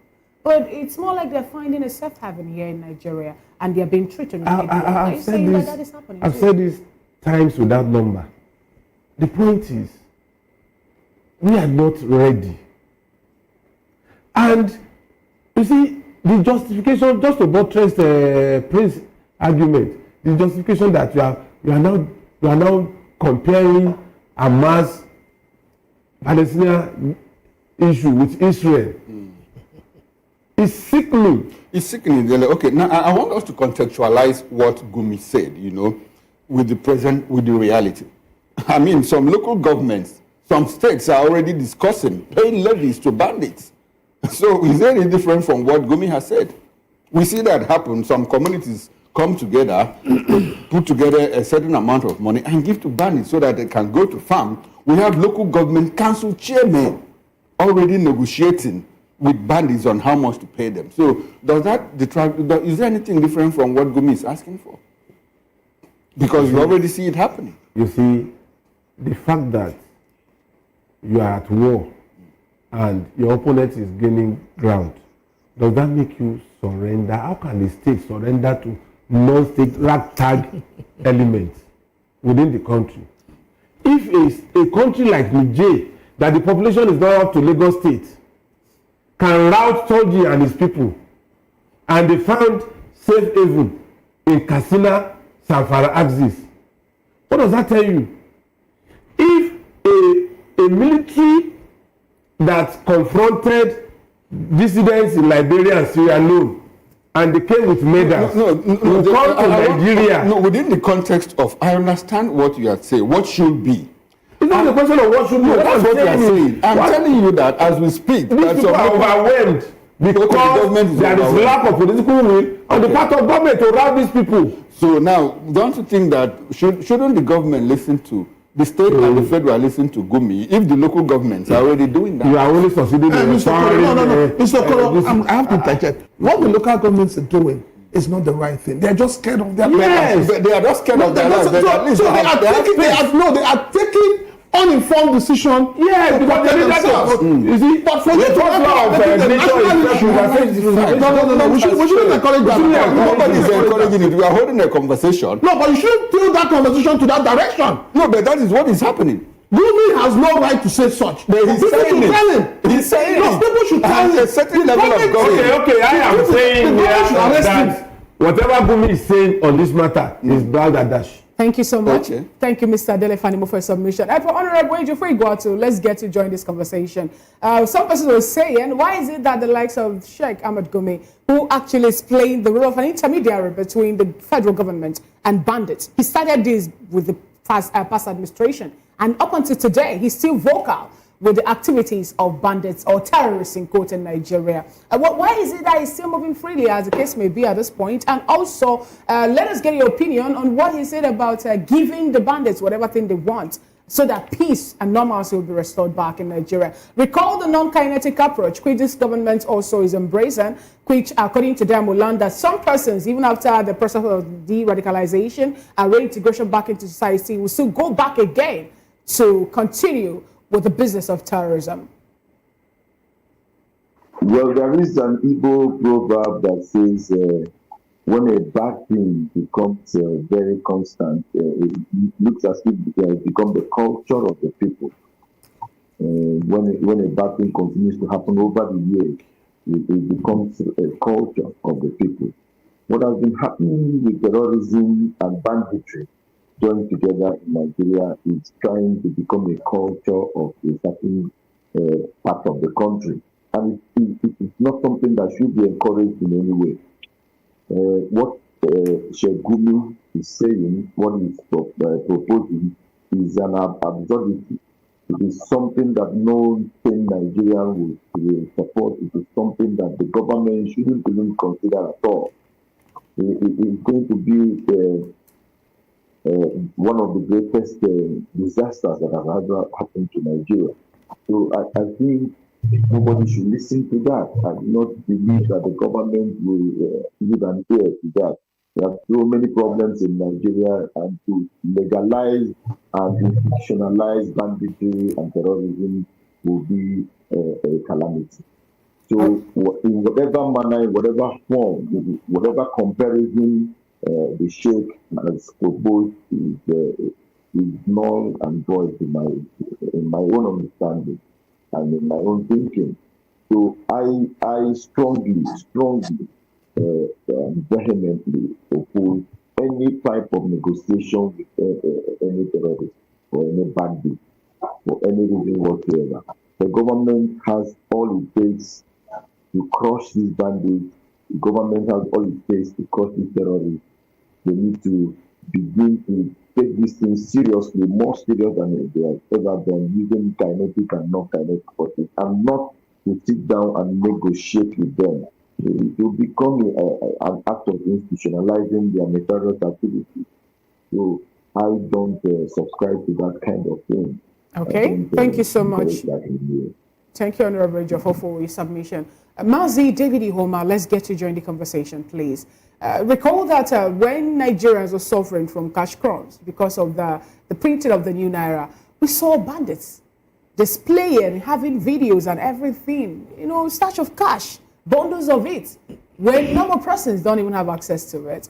And then some persons were of the opinion that these persons are being sponsored by some political elites. For example, the governor of Maiduguri made mention of how political officers are also sponsoring this terrorists, and also Hassan Talia also talked about it too. And then if you check the people who are causing this mayhem in Nigeria, from what the city has told us, they are not Nigerians. How is it that foreigners are triumphing in Nigeria and they are actually doing that through terrorist or terrorism activity? Well, nobody can actually dispute the fact that these people are not Nigerians. Majority of them are Nigerians. Maybe they, as a result of the boundary we have with Niger Republic and other part of Islamic Republic, when they come together, they see themselves as one. There's no how they can act without the aid of other Nigerian citizens here that are aiding them to operate. And also, you must be mindful of the fact that it cannot be disputed that politicians are sponsoring these bandits or terrorists. It cannot be disputed, because most of them actually does so in order to maybe to attract pity or kind of financial support from the federal government, or whichever way they can use it to secure their finances, and also get the pity of the government or other organizations for financial support. And most of them also sponsor this to intimidate opponents, to subjugate opponents not to rise within the echelons of political corridor. That is what they do. You cannot actually take it aside that the terrorists or the bandits are not being sponsored by government. Most of them do so. And the one important thing you cannot understand is, what are these bandits, what are they fighting for? Are they fighting for the independent state in the north? Are they fighting for resource control? Whatever thing they are fighting for has not been defined, so that the government can actually know the reasonability of such demand, so that if actually something that can be listened to or grind the demand, then that would be done. But there's no any specific goal or objective they are fighting for, rather than going on onslaught, causing mayhem in the society. And I think that should be discouraged by all now, whether we members of the public. Sorry to button at this point, Mazi David Ihoma. Now, whether we like it or not, these people are there. They have come to live with us. And in Katsina the other day, we saw 12 communities sign a peace pact with these bandits.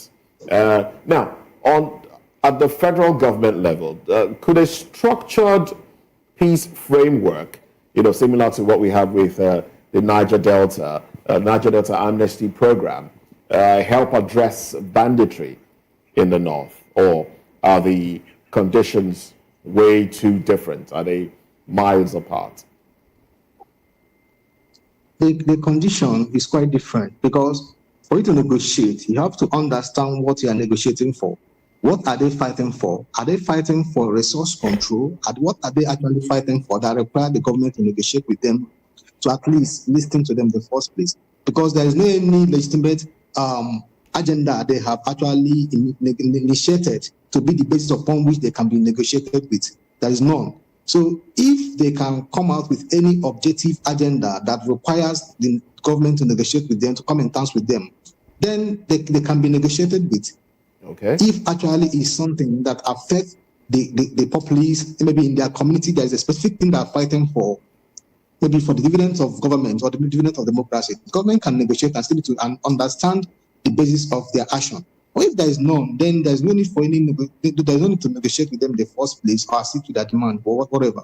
Talking about what they are negotiating for, how possible is it that foreigners, or are they only if maybe the military is selling us something in one breath and a different two? How possible is it for foreigners now to come into Nigeria and start, demanding from something from us? We are a sovereign nation, for crying out loud.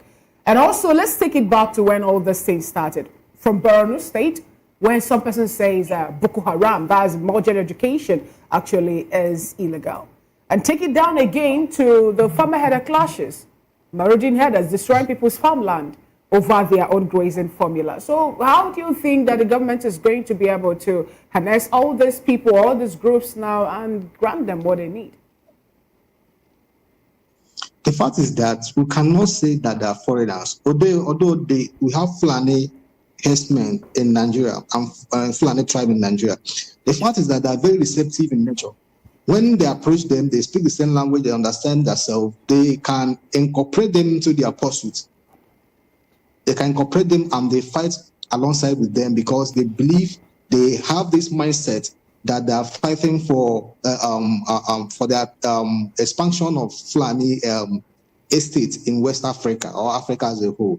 It's as if when they come to them, they actually align themselves to have a specific goal which they're fighting for, either for dominance or for conquest. That must be the reason why they are alliancing together to fight. But they no foreigner can come into Nigeria without the aid of indigenes to aid them in directing them on what to do and not what to do. Thank you so much, Mazi David Ihoma, for your submission.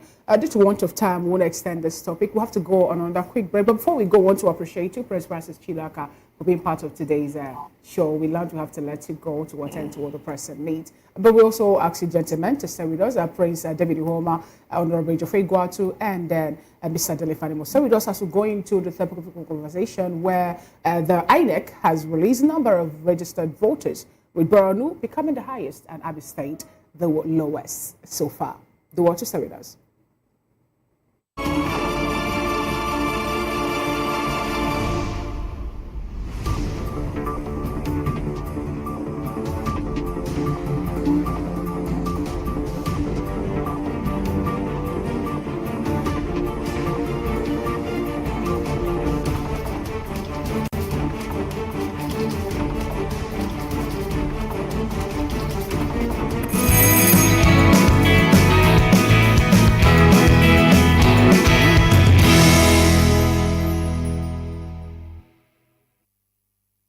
Some people's voice, where we amplify the voice of those that matters the most. Join the conversation. Share your thoughts with me. I am Xavier Udo. Weekdays, Monday through Friday, from 4 p.m. to 5. Don't forget, our voice matters the most. Let us come together and share our concerns. Thank you.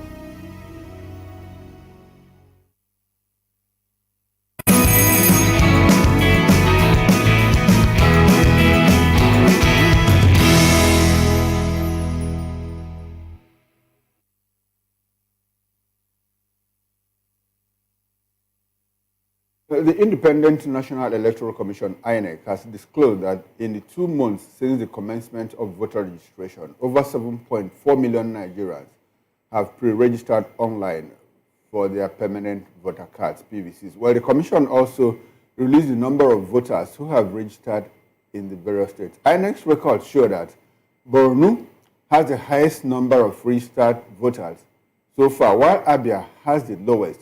The top 5 states include Borno, Osun, Lagos, Kebbi, and Ogun. The states with the lowest numbers include Enugu, Ondo, Ebonyi, Edo, and Abia states. We still have in the studio here with us Mr. Delefanimo, and from our Oka outstation, Honorable Ejiofor Egwuatu, and from Abuja, Barrister David Ihoma.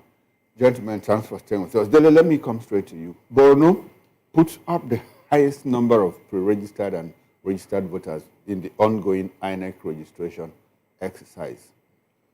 The other day, the state governor, Professor Zulum Ghana said, look, some of my local governments have been overrun by insurgents, by terrorists and all of that. The Shuru of Borno said something like 2-3 months ago, and yet we see Borno State posting the highest number of pro-registered voters. Is that some kind of conflict? Is that registration a problem or what? What do you think is responsible for all of this?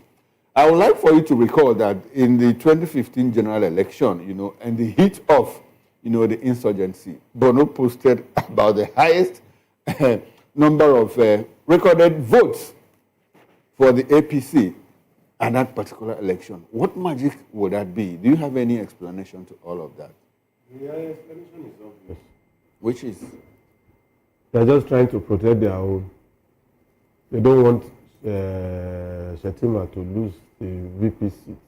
Okay. So there must be some measure of show of number. So at least show up his image that he can deliver certain number of votes higher than what it used to be. That's number one. Okay. Number two, I said it once here. The number of voters that are Borno Nigerians, indigenous in Borno State, is far, usually in any election year, is always usually lower than the number of foreigners that troop in to vote. When Alimudu Sharif was there, after, Alimudu Sharif was the one that sponsored Mama Kashala to become governor. He went to Senate. He's the money man in Borno. When it was time, he said Kashala was misbehaving, so he had to step in to become governor. What's his name? Shiroma, son of the former NLC president, was chief press secretary. I was one of the entourage to Ilela and some other places. Okay, so you are trying to explain the why Borno. Yes. Okay. Crossing from Borno to Chad and Niger is like crossing from Oshodi to Ikeja. Okay, so you think so that they mobilize people from the other side to vote here, and you see tons of cash in exchange for these votes. So they are preparing for 2027. Okay. While we in the south, we are just lukewarm. Okay, we are lukewarm. By the way, your state and my state happen to be the two states with the lowest number of registration. Yes. Abia and Ondo State. Yes. Any brief explanation for that? Explanation is that the ongoing issue of Biafra state and all that, some people had vowed that no, if they don't give us Biafra, we are not voting in Nigeria again, particularly if our vote will not count. Okay. So there's apathy. There's apathy. Yes. All right, thank you very much, Dele. I'll come back to you in a bit. Now, let's go to Abuja, where we still have Mazi David Ihoma. He's a lawyer. Mazi David, do you have any further explanation to give us regarding why the Southeast states normally post the lowest figures in terms of voter registration and also voter exercise during elections?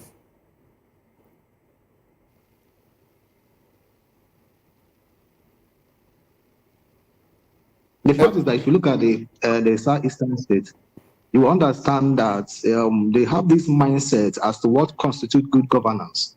Then if the good governance cannot be provided by the government, they will feel nonchalant about the participation in government activities because they believe they are not actually getting the BRS minimum. So the issue is not just about voting. The issue is about the credibility of these votes transforming to honest officials who can actually listen to the plight of the people. If the people are not actually feel that the government are not listening to them, are not providing the requisite amenities they need to survive, then they might be nonchalant about the participation in government activities because the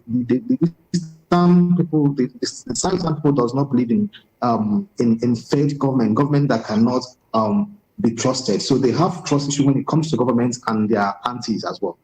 That's what I can say. Okay, so shouldn't that be the more reason why they should even go out to vote so that they will be able to change the situation? if I might say, if you look at the political tradition of the Southeast when it comes to voting in the federal level, they always support government or the candidates who they believe to be more liberal, to be liberal to Nigerian quest, and those that can likely harmonize Nigeria, that can unite Nigeria. So they definitely, any candidate that does not have those qualities, they will likely not to support them. So they likely support candidates that have that liberal mindset to unite Nigeria than those that are actually not uniting Nigeria. If you look at the previous votes exercise, you will see that they are akin to ensuring that the right candidates are voted for. And that's why Nigerians are suffering, because they are not actually understanding the plight of the Southeastern Nigeria in terms of voting the right political leaders to govern Nigerian state. All right, thank you very much, Mazi David Ihoma. Now let's go to Oka, where we still have Honorable Ejiofor Egwuatu. Honorable Egwuatu, I want to ask you the same question. You are in Anambra State. What is going on in terms of voter registration exercise? Do you see people trooping out en masse, pouring into registration centers to get registered, especially ahead of the November 8th Goba election in Anambra State? Can you bring us to the speed of the moment? What is going on in Anambra with regards to the voter registration exercise?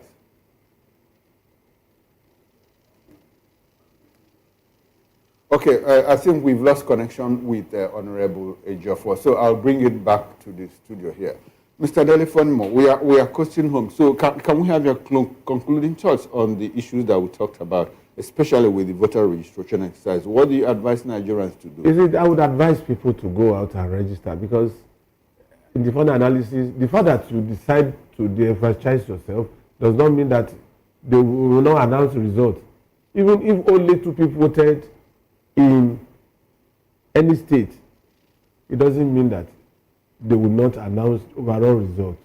You are only just changing yourself, and you are also submitting to somebody who does not qualify, who is not supposed to be on seat, to find his way to where he will superintend over your life, the life of your children, and the life of your generation. And you cannot in any way challenge that authority that has invested in him because you did not vote. Okay, now on negotiating with bandits, quick one, like 30 seconds. If you continue to negotiate with bandits, then we won't have any respite. Blackmailers are not any way satisfied with whatever you give. You need to take a blackmailer out. They keep asking for more. They keep asking for more. Okay. And so the only solution to it is to take that blackmailer out. Okay, all right then. Thank you very much. We appreciate your presence. And to you, Mr. Ihoma David, that's the lawyer, can we have your concluding thoughts? Okay, unfortunately, we also lost connection with him, and that's how far we can go on the morning show. We'll be speaking with Mr. Delefani Moore, veteran reporter and political affairs analyst. We must say a very big thank you to you, Mr. Delefani Moore. Always my pleasure. And from Oka, we had Honorable Ejiofor Egwuatu, former member, Anambra State House of Assembly. He's a political affairs analyst and a commentator on national issues. And from Abuja, we were joined by Mazi David Ihoma. He's a lawyer and political affairs analyst. Now, on behalf of my colleagues here, Moses Humphrey and Fina Okechukwu, and the backroom staff, I am Chukwuma Okoro. Join us again at 10 o'clock when Moses and I return for the Super Review. Bye for now. See you there.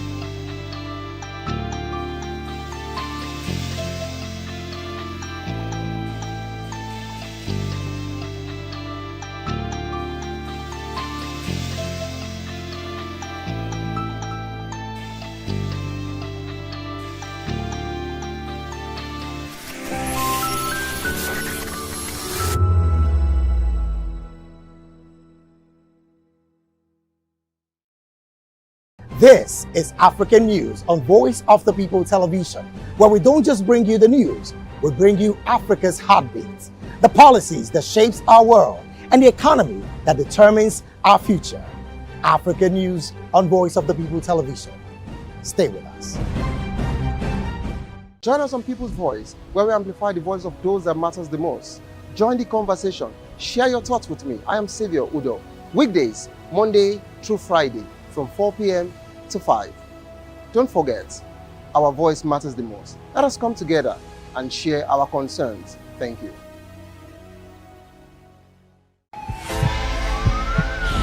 This is Health Check, your weekly guide to better living, smarter choices, and trusted answers.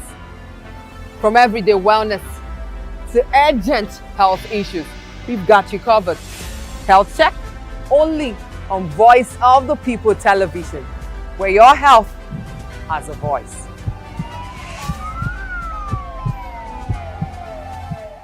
Hey guys, what's up? How you all doing? They call me Ovisha Nelson One, your number one celebrity host, and you are watching Voice of the People Television, VOP. Stay tuned. Genocide is my name. I am a friend of the microphone, Voice of the People TV.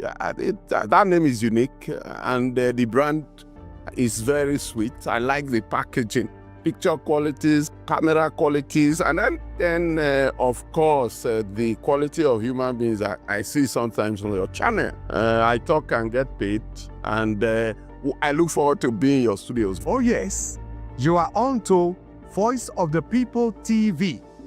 Live here in Benin City, the cradle of black civilization. What are you waiting for? Tune in, bro. VOP TV. Now, you have more than a voice.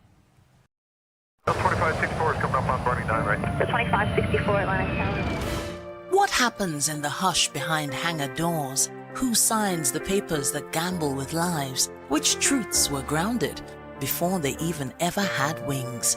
If you've ever buckled a seatbelt at 30,000 feet, if you've ever stared out of that tiny window and wondered who's really in control of the skies, it isn't just flight, it's power, it's politics, it's pressure sealed in steel.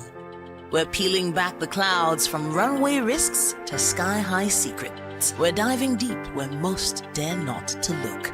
Aviation Scope, every Sunday at 7 p.m. only on Voice of the People TV. We don't just report, we reveal. We don't just ask, we uncover. Because when it comes to the skies, ignorance is turbulence. Aviation Scope, the sky isn't the limit, it's just the beginning.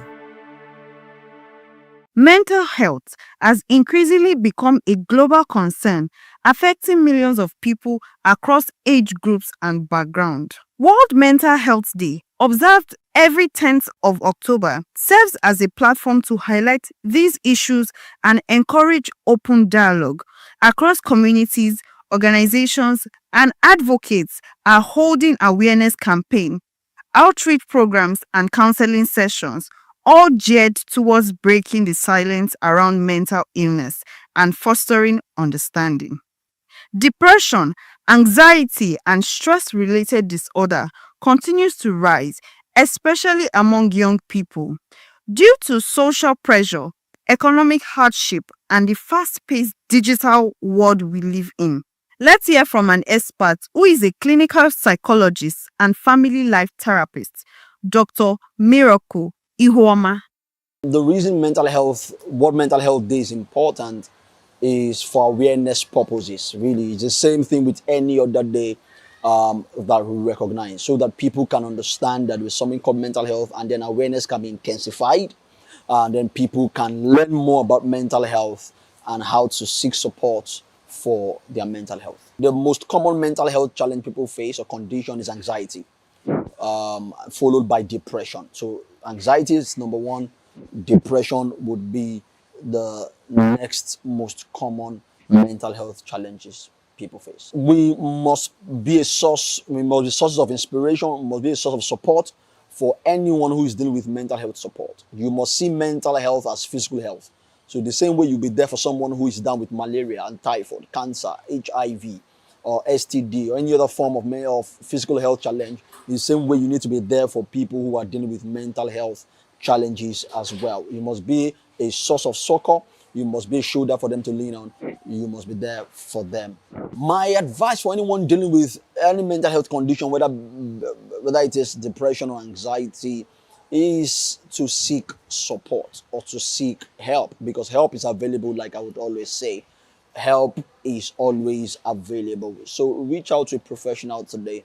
Talk to someone today. I know a lot of the times we say, oh, depression will be African man sickness, and all of that. But that's not true, man. As long as you have emotions, you have cognition, and you have behavior, you can be affected by mental health issues. So reach out and seek the necessary support that you need. The message remains clear. Mental health is just as important as physical health, and everyone has a role to play in promoting empathy, inclusion, and care for those struggling silently. This day is a reminder that mental well-being should be everyone's priority. Let's continue to create safe spaces, show compassion, and support one another, because good mental health builds stronger communities. Victoria Ogbaki for Voice of the People TV.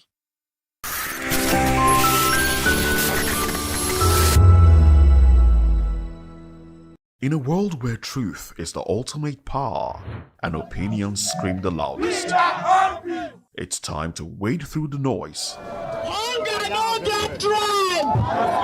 Hunger no get religion! And scan the human interest and trending topics that matter. Stay tuned to The Issues, your plug to the stories making the buzz, from politics to science and technology, social justice, and more. Let's tackle the tough questions and expose the truth. The Issues, on Voice of the People Television, Mondays to Fridays, 8 to 9 p.m. The Issues. Don't just react, understand. Behind every broken desk lies a broken promise. Education shapes the nations. But who is asking the right questions? Introducing Edu Dialogue, the show that goes beyond the surface, exposes the cracks, the corruption, and the silence in Nigeria's education system. Edu Dialogue, Saturdays, 3 p.m., only on VOP TV. We break the biggest stories, from missing funds to policy failures. We ask the tough questions and demand real answers. Edu Dialogue, this Saturday, 3 p.m. on Voice of the People Television. Welcome to the locker room, the home of football talk that matters. I am Jerry Arpehon. Join us every weekday, Monday to Friday at 5 p.m. Nigerian time, as we share the hot takes and hot debates in the exciting world of football. And joining me are the usual suspects, Ikechukwu and Mayowa, as we break down all the hot takes and everything that's happening in the football. Don't just watch football, live it with us. Catch us on the locker room and Voice of the People Television at 5 p.m. Nigerian time. And like I always say, if not 20 minutes off, please the sport. And it's Hakim Ziyech, who puts the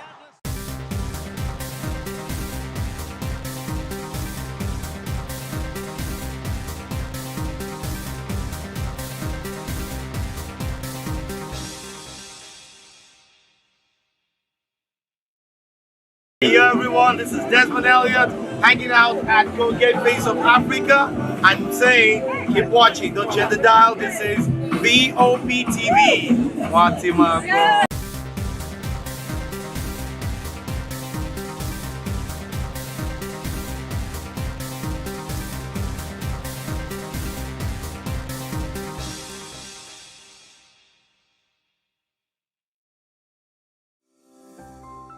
VOP TV.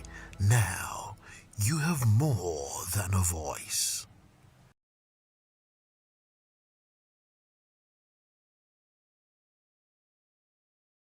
Have you, Barrister. And we also have Dele Fanimo join this conversation as well. Good to have you join us. It's been well, thank you very much for joining us here in the morning show and then joining us again. And also we have Elvis Ehimele. Elimihele. Pardon? Elimihele. Elimihele. Good to have you join us. Thank you so much. All right then. Well, let's dive into it now. The Punch newspaper has these headlines, and of course, Nigerians are talking about we might just find stories on the pardon granted in the daily, so we'll just have our reactions to that one. But these are the headlines on the cover page of the Punch newspaper. 2027, opposition splits over NAS poll shift plan. NAS bill seeks to move presidential governorship polls to November 2026. PDP NNPP allege tenure extension plot. ADC LP differ. That's the big story. Gentlemen, let's have reactions to this one. I don't see it as, I think the idea came from what happened with the last election or previous elections, where you have litigation running into over a year after the governor or the president have been inaugurated. I think the idea is that, look, we don't want to go into this again. Let us make sure that those that will be sworn in on May 29 are the actual people that won the election. With the 6 months window, we can use it to trash out all the litigations. So that is what I understand from what they want to do. I don't think it would have been a different ball game if they have said this thing maybe around April or May. You now be thinking of tenure elongation. So I don't see why they will finish the election in December 2026. And then you will not finish every litigation before May 29, 2027. So I think the opposition, they are crying wolf here. That's what I feel. But personally, I support the fact that they're talking about elections being held the same day, governorship and the presidential. I think that will go a long way in, letting, some people will reducing not, influence. Some will not agree because it will not favor them. Imagine if elections were held the same day in Lagos State. That means Tinubu and Sanwo-Olu would have lost Lagos. No, you never can. No, but that's the truth. Okay, because that is what will have happened. Yes, that's what may have happened. Because of the result that came out. Yes, with that experience, I don't the think presidential election actually didn't favor them. Tinubu will not accept it. So, he will not. And that would have actually, changed the trajectory of political outlook of this nation today. Because we would have seen the other way around. Yeah, because since 1999, APC, AD, ACN, and APC has always been one side governance in Lagos. So that would have changed the trajectory, and by now we would have seen a different Lagos. Again, having the election, the whole election on one day will also reduce the spending cost. Yeah, the spending cost, and people just naturally have to go and wait for results. As the results start coming in batches, especially when you give another 2 weeks. People travel. Some people travel because they registered in some other parts of Nigeria that are not really where they reside. That will also help. I think I would have preferred that if there is going to be any reformation that will make this work, it would have helped Nigerians. Yes, I think I like the idea of the shift, the shift backwards, like November, December 2026 instead of February 2027. Like Barrister said, because if you conduct the elections by November, December of 2026, you have 6 months timeline, to dispense with all the matters in the court. Because by the time you swear somebody in, you conduct elections in February, end of February, by the way, because the last one was on 25th of February, which was end of the month. February and March. And it was shifted to March because of... Exactly. So, and you have just 2 months, to you cannot dispense with all the cases. So if you have an incumbent at the executive level, probably a state governor, that has been elected, somebody from the other party, goes to court. And the tribunal sits in the state capital. You know what? The moment the tribunal members appointed from different parts of the country. The women they land in the state. The state governor sends people to go and receive them, houses them, quarters them, feeds them, and everything.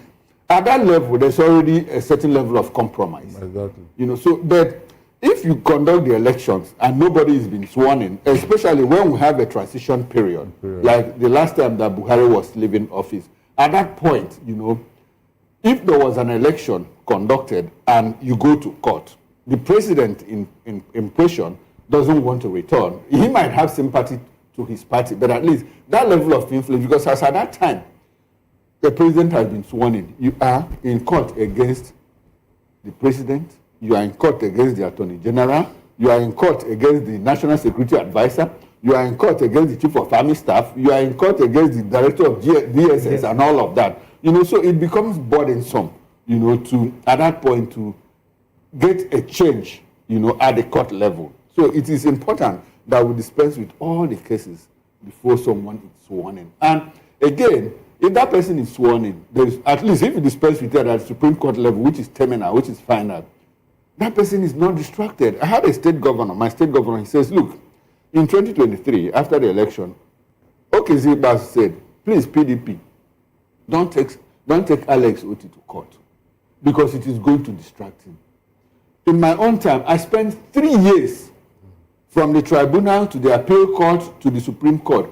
And for those 3 years, I was distracted. I couldn't concentrate in good governance. Because the next minute you are thinking, maybe the court will just remove me and all of that. He said, don't take him to court. But I don't know how they managed out of it and still went back to court. So it's important that, look, first of all, if you dispense with it, the person concentrates to do his job and all of that. I think it's a good thing. So I don't know, those people that are opposing it, I don't know on what grounds are they opposing it. I think they should stay. No, I think I had a conversation with somebody last week, and what he said, which also became instructive, is that how much of voters' education do we have? That most times it brings about bandwagon effect. Most of the illiterates in the hinterland, once they vote for president, for LP, no matter how bad the governorship candidate of that ballot is, they vote LP straight. And I've seen it happen in elections. There was a particular candidate who was House of Reps candidate of PDP in my state. He's a friend, he's late now. Because of him, somebody who was never under any consideration at all to go to Senate emerged as senator. Because everybody was asking, please show me where expensive vote is. So his name is, it was expensive. His appellation. They will just point expensive at the next ballot, which is PDP again. They don't care to know who is on the other ballot. And that was how the guy won the election. Should we now have the pictures of the contenders printed alongside the party lines? And again, the political party itself should be able to do credible primaries to throw up people's choice in any elective position. Say that person that was not popular is just because it's not the people's choice.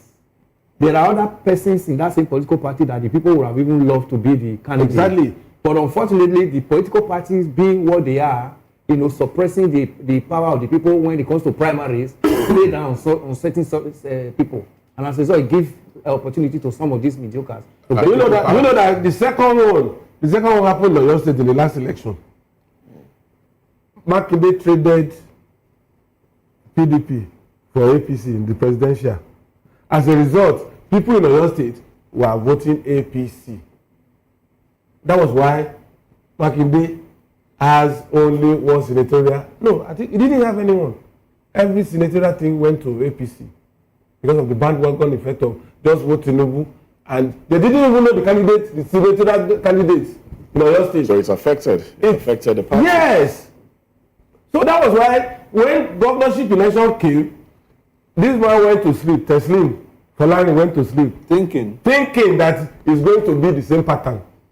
And because of the space of 2 weeks of rigorous campaign, the thing changed. And PDP defeated APC in the governorship election with a margin of over 300,000. So he couldn't go to court. Okay, well, some will argue that that's not it, that they just, agreed and then everybody shook hands along party lines and moved forward. It's important that the parties we have to do a lot of education. Campaign. Yes, because we saw a similar thing in 2003 in Lagos when the present governor, the president, was the governor of Lagos State. As the first election in 1999, the Southwest did not really vote for President Obasanjo then. Yes. But in 2003, it was like, okay, this is our son. Let's, combine and bring block vote for him in the Southwest, which they did. But unfortunately, it rubbed on AD then as a year. When they finished voting president in PDP, the one after the followed. And you know what happened? They lost about 5 other states. Only the present president survived Lagos State there. And at the night, they came up with that slogan of Genocide. AD was at the top of the ballot. So that was the little slogan that quickly came up that Tinubu was able to retain Lagos State. So political party have to do a lot of work when it comes to having the voter education. And one day for all casting all the ballots. Now, before we move on, Moses, talking about voter education, I think we have a problem in our hands. The problem we have in our hands is that when votes count, you discover that most educated people don't vote. They don't. Most educated people don't vote. And that constitutes the middle class. And the power to change society, the responsibility to change society rests with the middle class. Of course. If you see educated people, because I've monitored elections, people that come to vote, women, of course, market women, yeah, either they have been converted or they have been induced, or they just feel that, look, let us go and change something. Medical doctors, lawyers, academics, they stay glued in their room, watching the situation room, watching the situation. And they'll be debating in their room. Their friends will come in because that day no movement. Merriment within the street. It looks like a street reunion. It's a fact. Journalists too don't vote. No, because we monitor elections. We monitor elections. That's why we don't vote. That's why we don't vote. So it's a big problem. It's a big problem that we have. If Chukuma is posted to a place like Oyo State in the next election. You didn't register in Oyo State. Where will I vote? And it's there on assignment. It's on assignment. You also have to get back to the that is the big problem. And because of the violence now that trails our elections, most educated people who have invested in their lives, they don't want to die. You have a medical doctor, you have a lawyer, you have a journalist, you have an engineer who says, well, I have family. Instead of me rolling out, going out to vote and get injured, I better stay back home. So it's a big problem that we have in our hands. And until we begin to reinvent that middle class, we must still see situations where when votes count, it could be votes that were properly induced. Now, when there is voter education and then punishment for infraction, all these things will fizzle away. Because I know in the Electoral Act, it is clearly written that if there is violence coming from a particular political party, your members are causing problem at a polling unit, that election will not just be cancelled. The party will be punished. How do you determine the party that causes problem? Is it not obvious when you are doing certain things? Is it not when you are arrested and you are doing this in favor of a political party? Will it not be obvious that you are doing it like this people that say if you don't vote for APC? Okay, that one is very clear. But in Edo State, we saw somebody wearing a party's t-shirt and brandishing a rifle, when another party won and was doing... During the investigation, you find out the trick. Somebody is playing pranks here to divert attention. You cannot be security agent when they want to do their job. You can't beat them. What I'm saying in this is that let us have credible elections like Ghana had it. We saw what happened in Ghana. The matter did not end up in court. At least, if you want to go and copy, why not copy? Ghana came here to copy something, and they have modified it to suit them. They have modified it. So why is it that you that originated it, you are not even doing better? Is Ghana more educated than Nigerians? Are they? The answer is no. So Why is it that the things that work elsewhere will not work here? It's deliberate because It's deliberate. Yes, it's deliberate because you have leaders who are not futuristic, who don't have focus, leaders who don't have vision. Do you know that election in Nigeria is that I want it now. Let me benefit, let me succeed, selfish interest. They won't think of the ripple effect of what you are going. Like this snatch, grab and run with it. It has become a mantra. Power is not served a la carte. Who told you that? Must it be violence? But of course, barrister, truth be told, power is not served a la carte. No, not in the way they are doing it. Not in the way. You see, when you hear such a thing, you now watch what that person is doing. It is now tainted with violence and brigadage. So is that what you want? Why is it that Lagos cannot win election without agberos and talks and all that? Why? Can you explain to me why every time they want to do election in Lagos State here, agberos will take over the thing? Agberos. You are calling here a center of excellence, yet there is no excellence in what you are doing. Why can't they do free and fair election in, at least for once? Let us know, whether you have that dominance, whether you have that influence, whether you have that power. But when you are using power to suppress people, intimidation, threat, violence, then I can't buy that idea that you have influence in Lagos or you are the owner of Lagos. No, you are using violence to get it, and that's not fair. If every other person begin to think like that, that means Lagos will burn one day now. Oh, well, let's move on to another story now. The Punch has it as ASU strike grounds varsities, FG clamps down. That's how it's been reported in the Punch. And if you go to Vanguard says FG directs VCs to submit attendance compliance reports as ASU strike begins.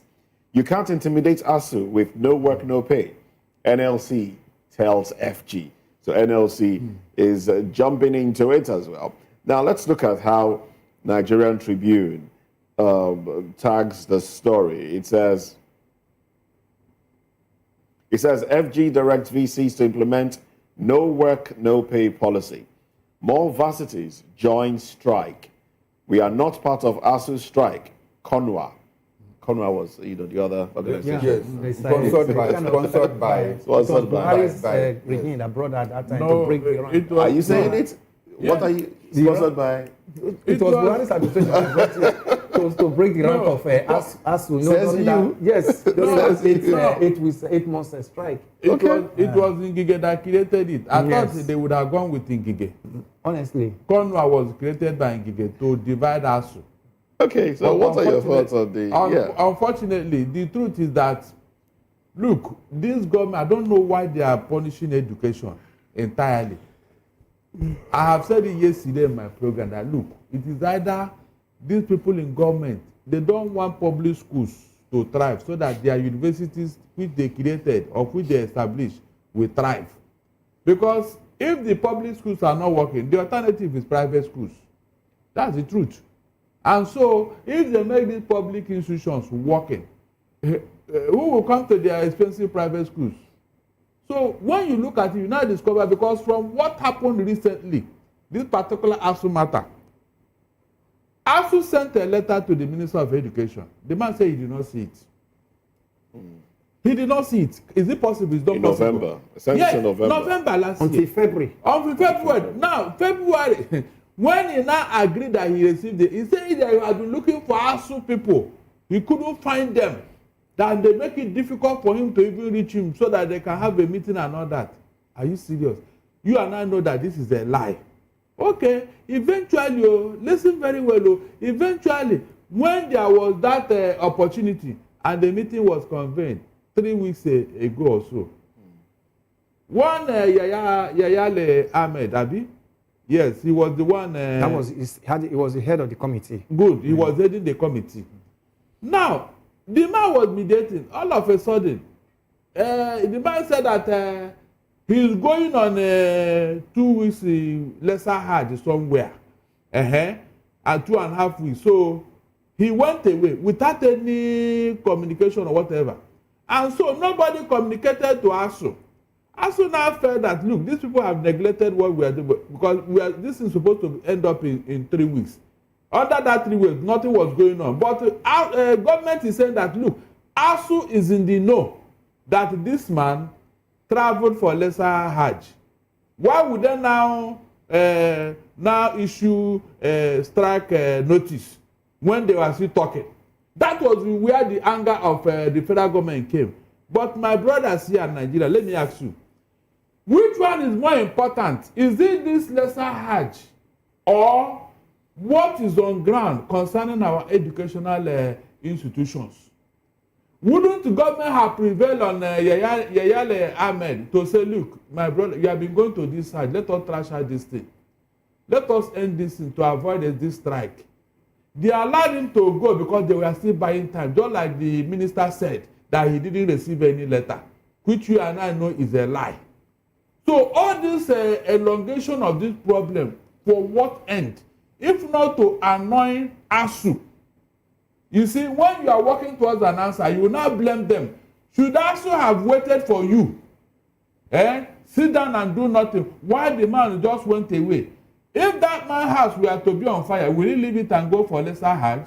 And if it should be in the favor of federal government, wouldn't that have prevailed on him to stay and let us finish this thing now? These are the issues that angered ASU. Even Cornwall is telling you as of today that they have even joined.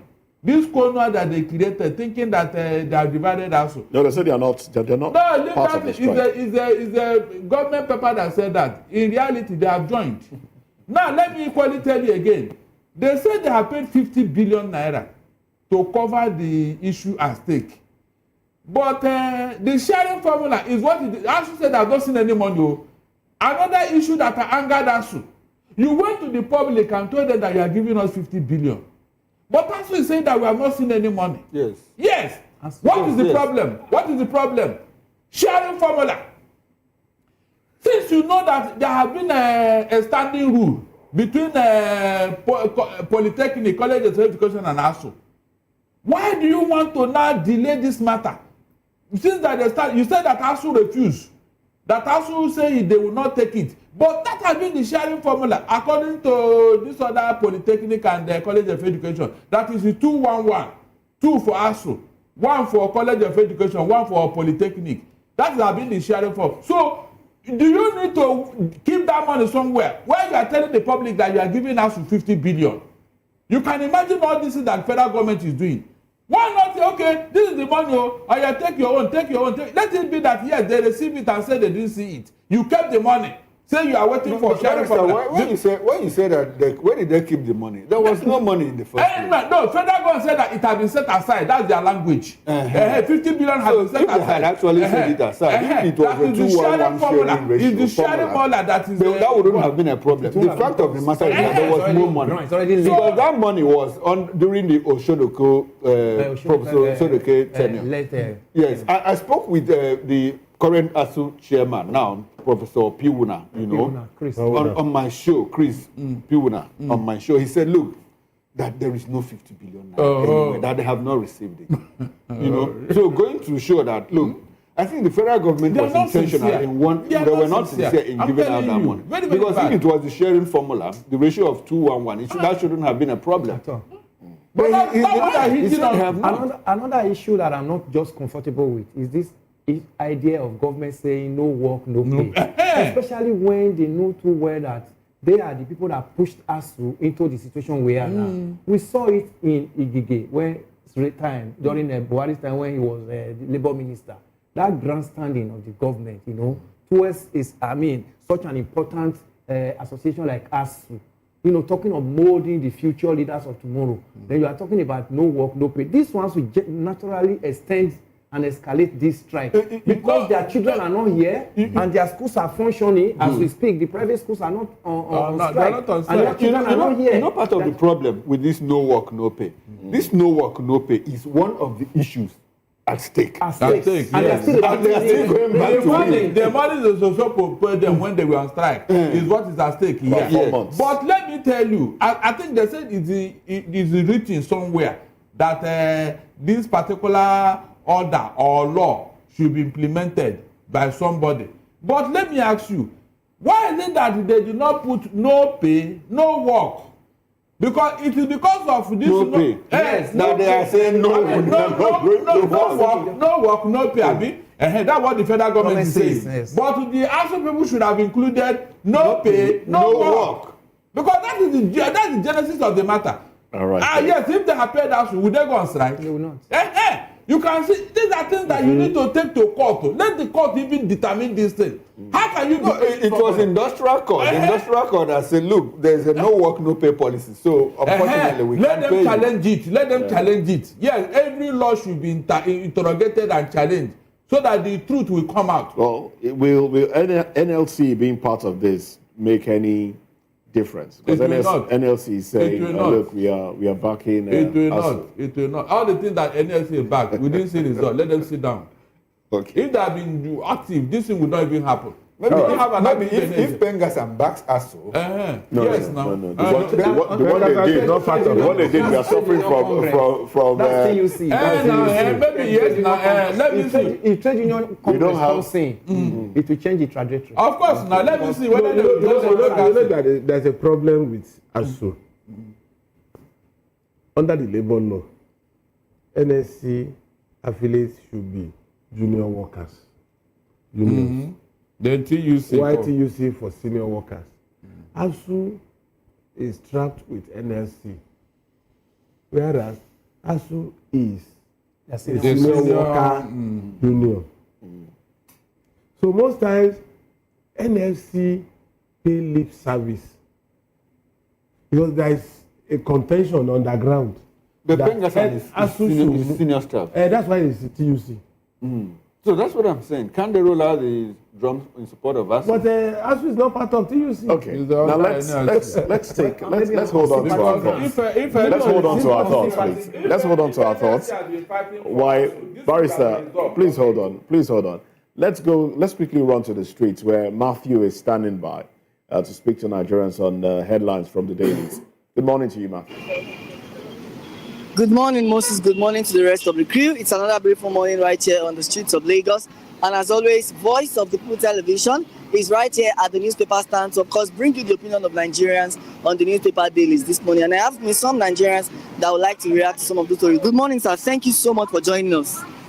Good morning. All right. Good morning, sir. Thank you so much for joining us. Thanks. All right. So which of the stories would you like to talk to us about and give us your thoughts? Yeah, the story I want to talk about is the one that the U.S. is claiming that they are killing Nigerian Christians.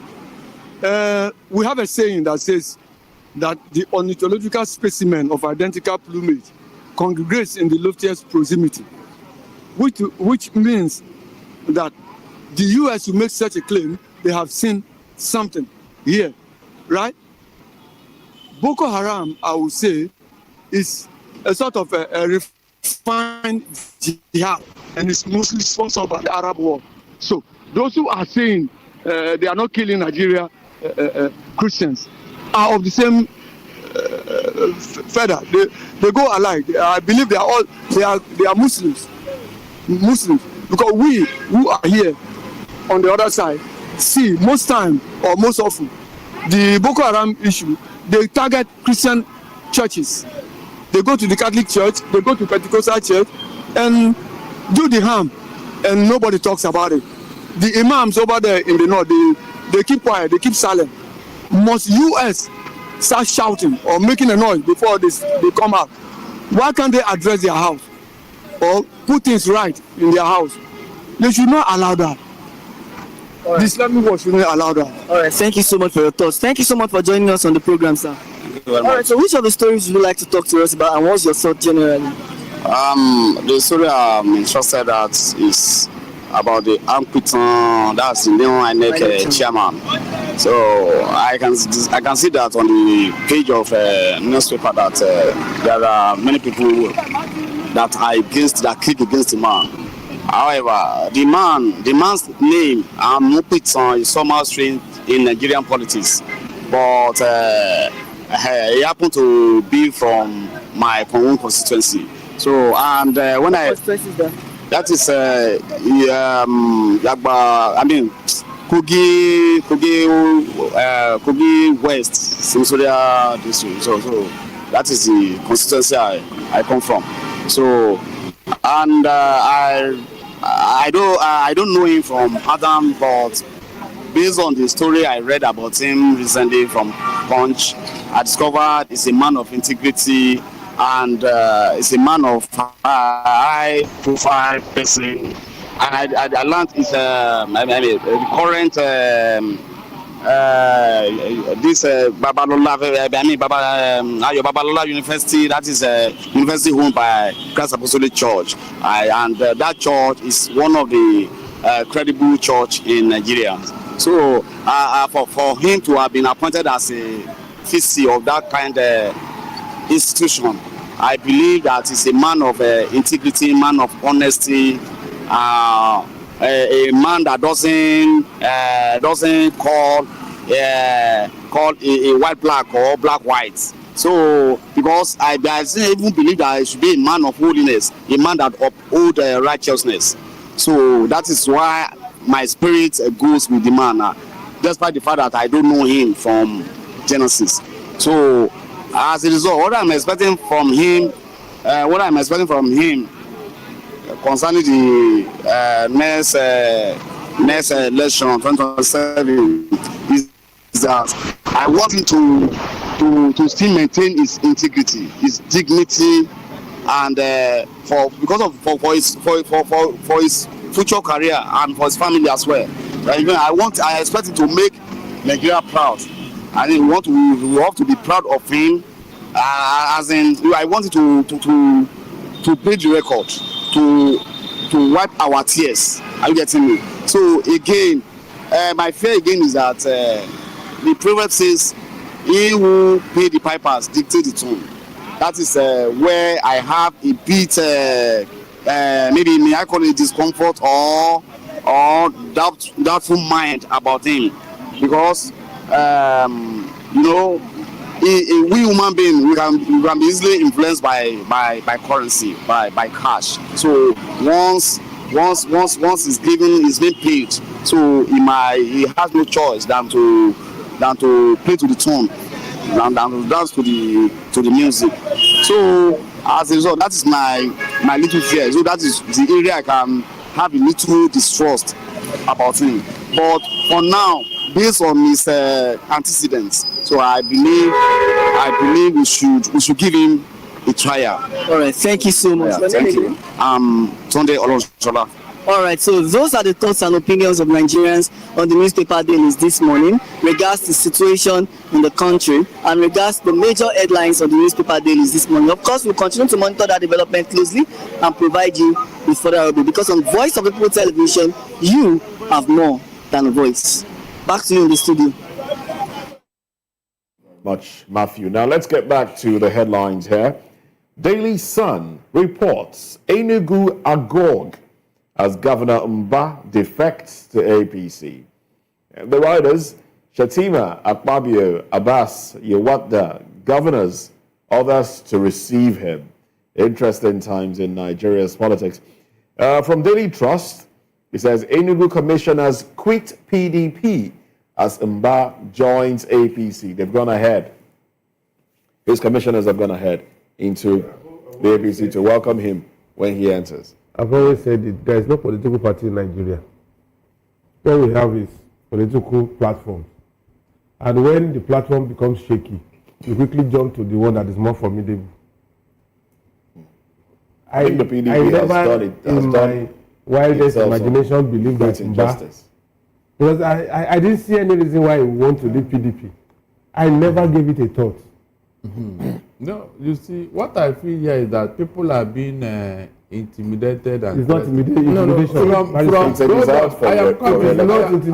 You will not know. They will not come out and tell you. This thing cannot be ordinary. Look, when you see something, you say this thing resembles yam. Go and check. That thing is not yam. Barrister, with politicians, nothing is ordinary. No, I am coming. Oh yeah, let us interrogate it further. Can you tell me one single interest? No, can you tell me one single reason why Mba or even OT, who are doing very well, will defect to another party? the work of their hand, their performance is enough to give them What re-election. are they doing in PDP? They are looking ahead of 2020. That's what I'm telling you. Is there any guarantee that PDP is a quicksand? You know? Hold on now, I'm coming. Okay.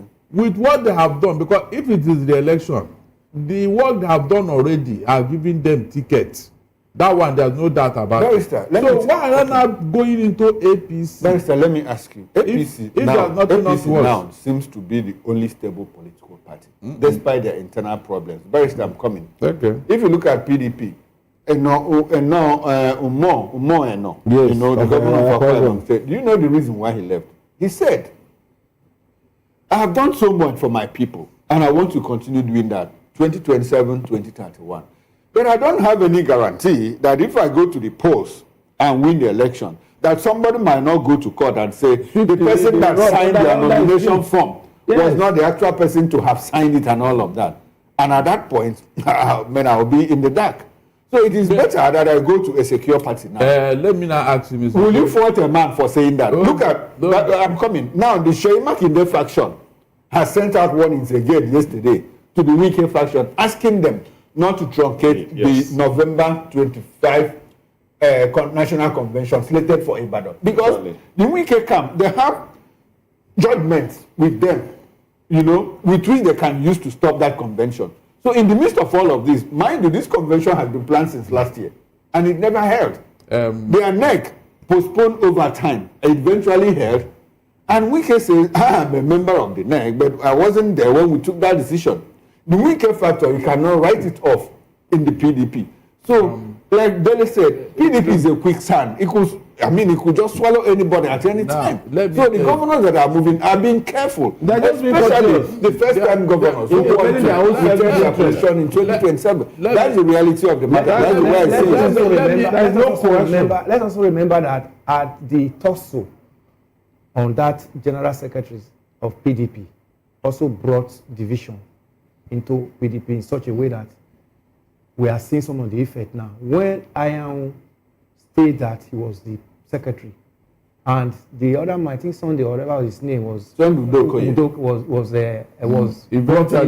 resolved now. But you know, the resolution, Peter Oba did not go with it. Peter Oba said if it goes the other way, something else was going to happen, and that was the time that Nigerians will know where he actually belongs. So when PDP stood their ground and the court and Wike's faction said it must be Iyan, they didn't favor Oba. Part of that is what we are saying now. Peter Mba, we are talking about. Yes. As a matter of fact, is that why he defected? To amplify what you are saying, Elvis. Yes. The Southeast zonal PDP at that point stood behind Ude Okoye. Yes. And they said Ali Odefa, who was the Southeast vice chairman, who is the most senior officer, person. You know, was on the other side, on the side of Ude Okoye. And the Wike camp said, no, we are not going to take all of this. Look, the Congress you say that you conducted in the Southeast and the South-South, we are not taking any of it. Exactly. So there was further split within the PDP, even in the Southeast. And like you said, Mba was not on the side of Sam Anyang. So do you think that Sam Anyang will openly endorse an application made by Mba to go and become governor of Enugu State for a second term? But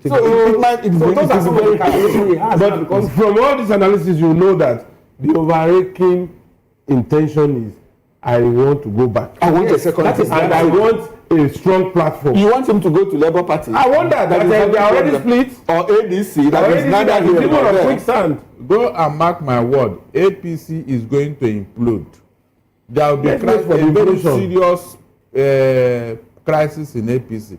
With all these people joining into APC just for 2027, how do you think this thing is going to work? Because if they are promised a ticket, if they defect, the other original APC member in that state who have been working, they will stand down.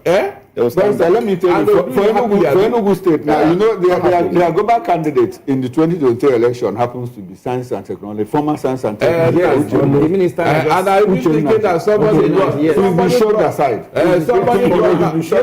And by going into APC now becomes the leader of the party in the state. Automatically. Just like now Umar became the leader of APC. And you know what Umar is doing? Umar is in PDP. He is in APC as the leader of the party, but still in control of the PDP structure. Now let me ask in you. Akwa Ibom State. Now let me ask So you. where is the implosion coming from? If 2027 it may not be in all the states, but some states are going to have issues. Sorry. What makes you think that they will not do to Nnaji what they are going to do to these other people? Because all of them have skeletons in their cupboard. They are just building their time. All these people that are jumping into APC, the original APC member, they are bidding their time, because I believe strongly that somebody went to bring up Nnaji's certificate. It's not as if they didn't know. Look at how long they have been in government. Nobody talked about it. Is this time now that they wanted to deal with it. Nnaji says Mba is behind it. Whether Mba or anybody, but the fact remains that this thing has been there until now. You can see what I'm telling you. You cannot tell me it's ordinary.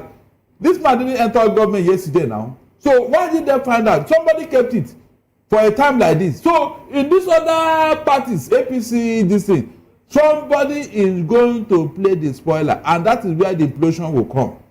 Quote me. Yes, it's normal in politics, because politics is all about I want to get here and pull down my opponent. That's what it's all about. Whoever brings out the certificate issue of Nnaji did a good job. Because we have to be talking of sanity coming into the polity of this nation. And it has to start from somewhere. There are those. In 1999. My brother, wait. There are those. Even if they come with NEPA bill, there's nothing you can do. So these are political orphans. They don't have Godfather. That's the truth. They don't have Godfather. There is nothing stopping those in the cabal to say, look, what is this? Please, Mr. Minister, continue with your work. What will you do? No, what will you do? After all, Mba, his NYAC is still in contention. Are you aware? So I think that case has been dispensed with even at the Supreme Court level. All they needed is to tell you. Of course, all they needed is to call the NYAC man. So do something about this certificate. This is our man. He will now validate it. What will you do? No, tell me, what will you do? When you validate it and say, yes, this thing is authentic. That's what we are saying now. That is why he's going to APC. So I am telling all of them, even the one that we even know, the one that is most embarrassing to all Nigerians, both here and abroad. What did anybody do? In 2027, the same person will contest the election. Then the case of perjury, nobody will talk about it, because if what you presented in 2023 that caused so much hoopla is what you are going to present again, what justification do you have to represent the same certificate that caused problem? No, tell me. Or did you hear that any other certificate have been obtained? You can see now. So there are people you cannot even if they present it, everybody, let's move on, Jare, which one be certificate? That's the truth. So they didn't Nnaji because of this bad thing.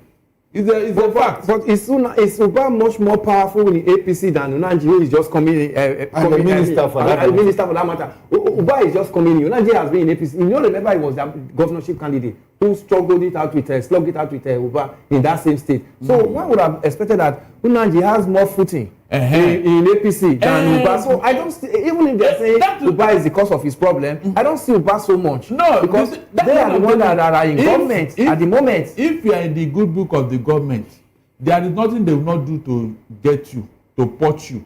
Are you getting what I'm saying? That's what they are doing. They want to get to Uba from Enugu because of what he's doing there. And because of his popularity. That's all. Nothing else. That's what APC does. They look at all the performers, grab them and bring them in so that their vote will swell up in 2027. So, Barrister, you are sitting to the fact that APC people are performing now. If you say that they look for all the performers and bring them to APC. If not, why not? Is that not what they are doing? They are performing. They are looking for people that are performing in other parties. Okay, so when those people go, they stop performing. Sorry? When those people move over they want to get them, they want to even win this 2027 election because of the gang up against the sitting president. He wants to make sure that he take every advantage he can get. Money or inducement to, underhand dealings to infrastructure development, everything to woo them. By the time they come in and he wins, then maybe they will start rearranging what they did. That's the truth. Because I know him to be used and dumped. Look at when he was governor of Lagos State here. 3 deputy governors, 3. 3. All because they refused to agree with him. Akeredolu also used more than one person. Akeredolu? Yes. Who's Akeredolu? That was the infighting now before he died. Is it external fighting that is happening? Did he survive it? All the mysterious death that came to him. Did you know how it came about? Or didn't you know that the man? I don't have any history of assassination. No, I said mysterious death. How do you determine mysterious death? That sickness, what is it all about? Anybody can be sick. What sickness? You don't have any proof. Any proof? You don't have any proof. If you are not strong, don't try the natural causes. Don't try the devil. Which natural causes? Is he an old man? What do you call natural causes? That is not meant for only old people. So you are banking on your old age before you die.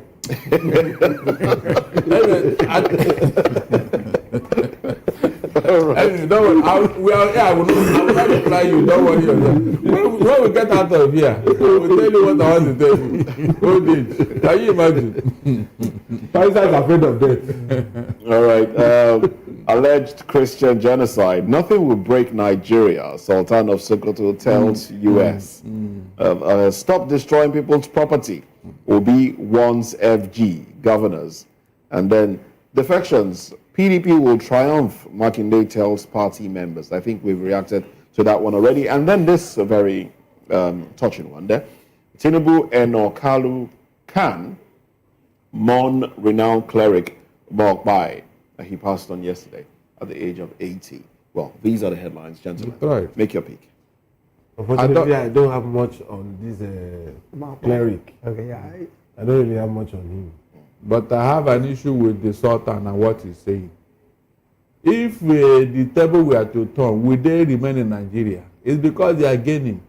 Yes, now they are gaining. Every time the North will say, Nigeria is indefeasible. Okay, make Nigeria stable and peaceful. They refuse.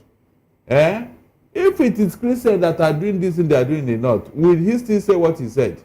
They would have been shouting Araba, Araba, Araba like they did the first time. The North should not think that we are fools. So every time they speak as if they want one Nigeria or they love Nigeria. If you love Nigeria, is it not Northerners that went outside there to bring terrorists into Nigeria? No, tell me. Was it mention one Christian? Even in Namdekal did not do that. Yeah, they are talking they want one Nigeria. You can see deceit. The Sultan knows exactly the cause of this insecurity. He knows where it's coming from. He knows the people that profess a particular religion that are behind it. Yet they will not even interrogate it or call a meeting for it. Every time, Nigeria is a lie. It's a lie. Whether they like it, if we didn't do, maybe our children will think better. That's the truth. This thing must not continue. The way these people act and behave is so annoying and so provocative.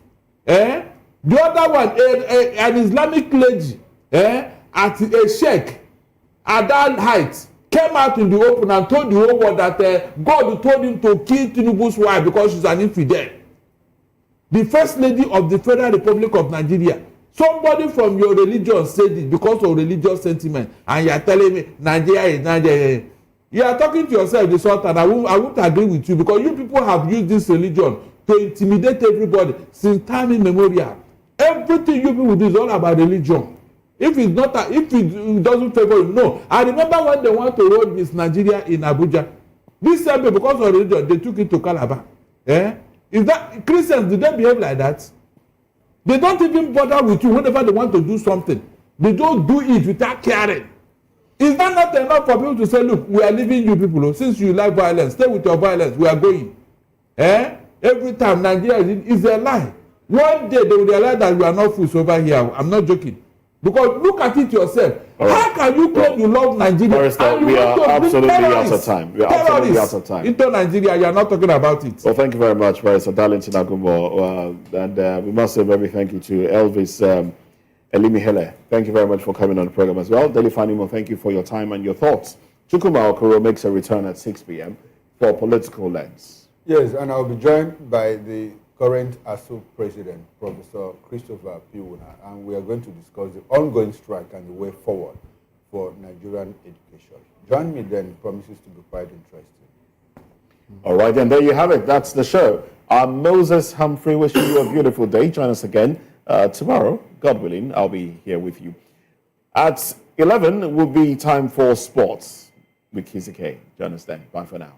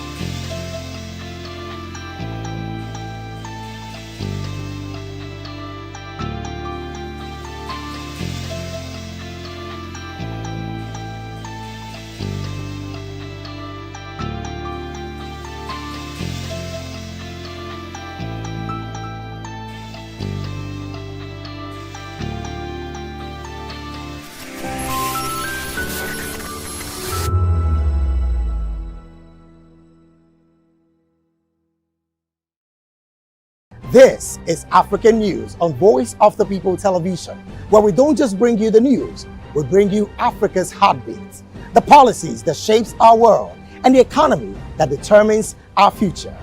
African News on Voice of the People Television. Stay with us. Join us on People's Voice, where we amplify the voice of those that matters the most. Join the conversation. Share your thoughts with me. I am Xavier Udo. Weekdays, Monday through Friday, from 4 p.m. to 5. Don't forget, our voice matters the most. Let us come together and share our concerns. Thank you.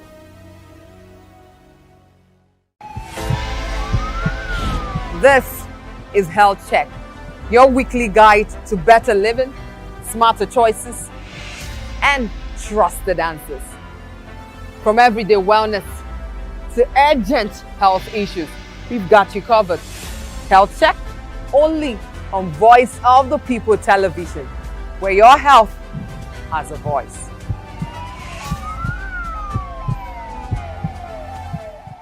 My name is Esther. They call me the Oga of them are the general overseer of them all. Every man, every woman has got a voice where integrity is the volume. So this is Voice of the People's TV. Voice of the People's TV. So this is the people's voice. And the people's voice is the voice of God. That's the voice populi in Latin. The people's voice is the voice of God. So keep watching Voice of the People. In fact, my name is Voice of the People. Keep watching MC Adobe King. Hi guys, my name is Kagan. I am Nigeria's biggest tech content creator, and I just wanted to give a quick shout out to Voice of the People TV. Keep watching, enjoy, and you're welcome. My name is MC Alamano. They call me Enjoy Landlord. It's VOP TV. Keep watching VOP TV. Don't touch it down. Even if you want to touch it down, increase the volume. If you don't increase the volume, I told me. My name is Collins Agawabe, popularly known as No Maiden, but last, more than No Maiden, or more. Not be also the cook right at the fry plantain. We keep on watching VOP TV. The voice of the people, the voice of Edo. If you now want to get the authentic news for Edo, the way it be, that's why they show and they want to cut anything come on. A VOP TV.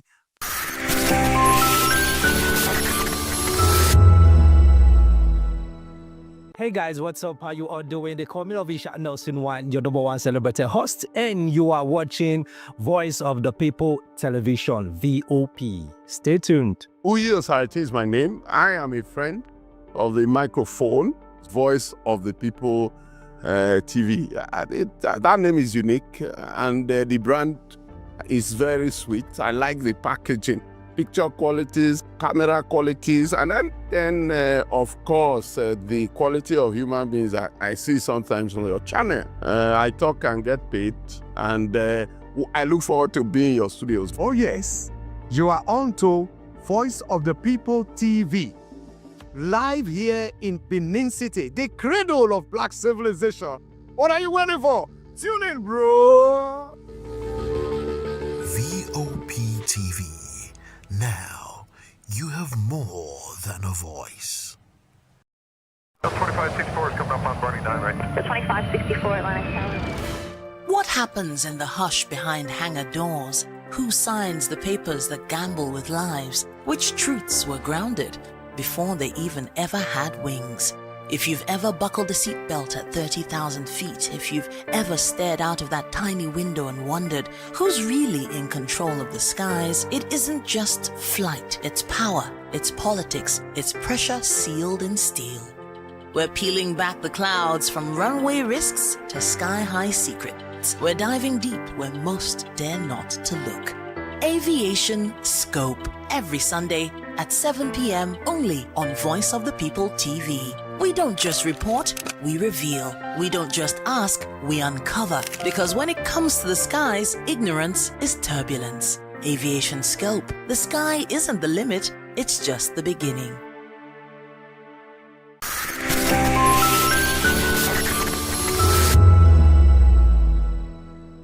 In a world where truth is the ultimate power and opinions scream the loudest, it's time to wade through the noise. Hunger no get tribe! Hunger no get religion! And scan the human interest and trending topics that matter.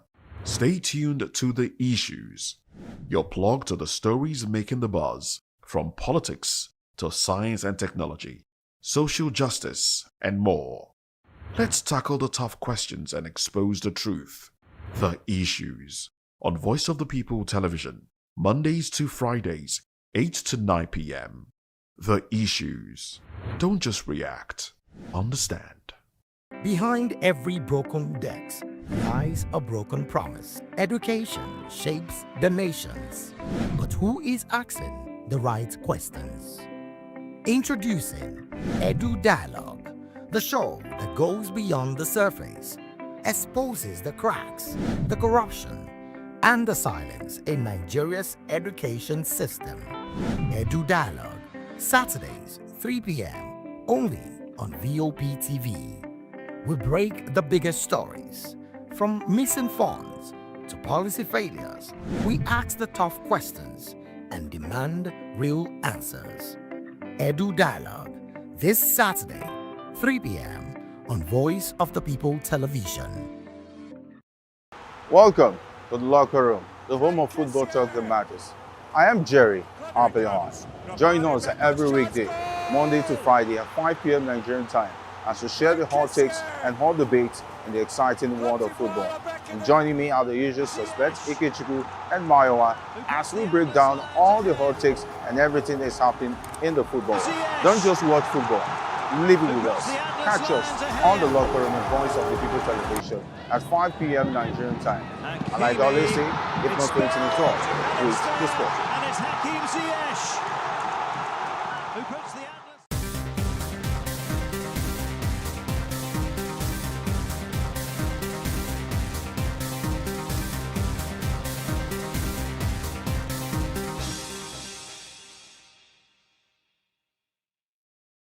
Hey everyone, this is Desmond Elliott hanging out at Go Get Face of Africa. I'm saying, keep watching, don't change the dial. This is VOP TV. Fatima, bro.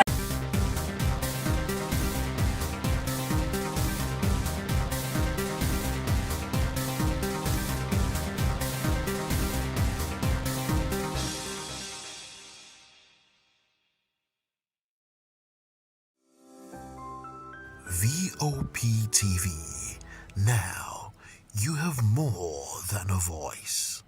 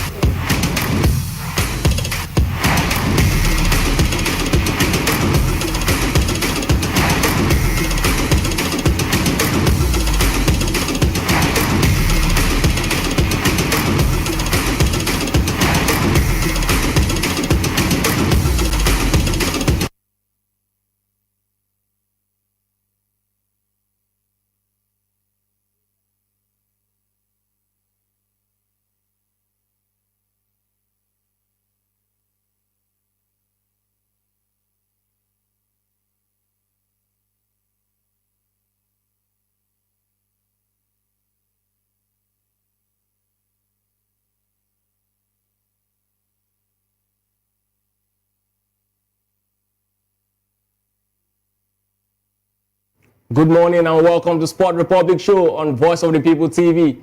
It's an amazing day to be here.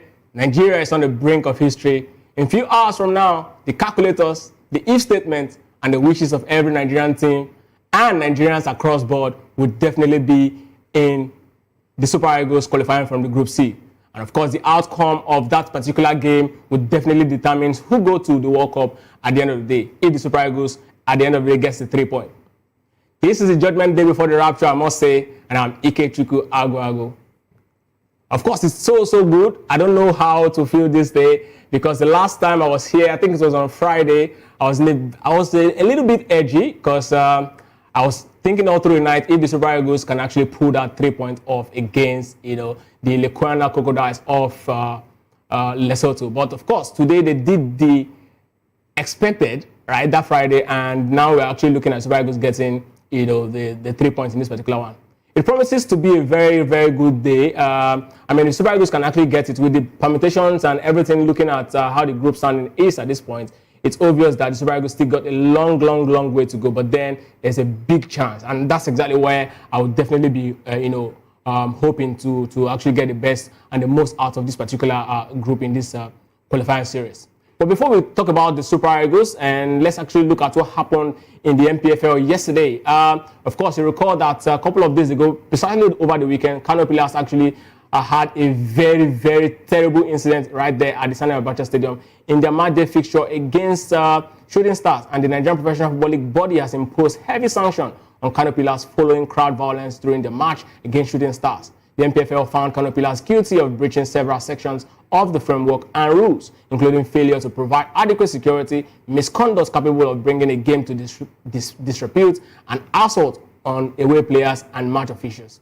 Kano Pillars has been fined a total of 10.5 million naira, with 4 million naira for security breaches, misconduct, and bringing the game into a disrepute, 2 million naira for assault, and 2 million naira in compensatory costs for treatment and damages, and of course another 1.5 million naira to the match officials. Additionally, the club has been docked 3 points and 3 goals from their accrued points and goals. The Sani Abacha Stadium has been closed indefinitely, and Kano Pillars will play their home matches in Castina for the rest of the season, or a minimum of 10 matches. The club has been directed to produce the perpetrators of the violence, show proof of prosecution, and submit the detailed match day security plan to the MPFL within 7 days. I beg your pardon. They have also been given 48 hours ultimatum to accept the judgment or submit an appeal. It's a very terrible day to actually be, a sport lover in Nigerian Football League enthusiast, because this incident actually is not the first time, and it's the reason why a lot of persons keep wondering how did Kano Pillars actually pull that 3 seasons without actually losing at home in the Nigerian Professional Football League. That's the longest anywhere else in the world. Even the likes of Real Madrid cannot even pull that feat. Barcelona and cannot even pull 3 years, without losing at home. But Kano Pillars actually did it. Of course, this is just why. But then,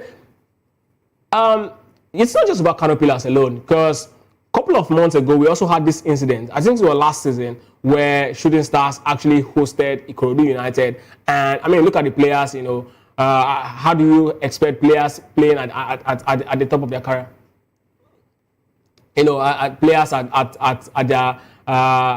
the top of their career. I mean, these are guys that are synonymous with what we have in Europe. They're playing at the level. I mean, this is the highest league we have, right? It's not different from what we have in Spain and other parts of the world. So look at the players of Shooting Stars actually, holding their heads, and some of them with swollen eyes, security operative injured. But again, before this particular incident, something actually happened in the Nigerian Professional Football League a couple of months ago, like I was saying, where Shooting Stars, again, in this particular case, were actually the ones who actually did the dirty job. Their fans actually, attacked the players and officials of Ikorodu United. And we had a conversation somewhere, I think in the locker room, we had a conversation talking about, how terrible that incident will, cost the Nigerian league if something is actually not done. And of course, we are here today looking at it, and it's so sad. A lot of these players actually suffered, this particular incident. I'm talking about the Ikorodu United players. Now, many of them actually suffered. In fact, at some point, right, even the referee had to put on the uniform of the Nigerian police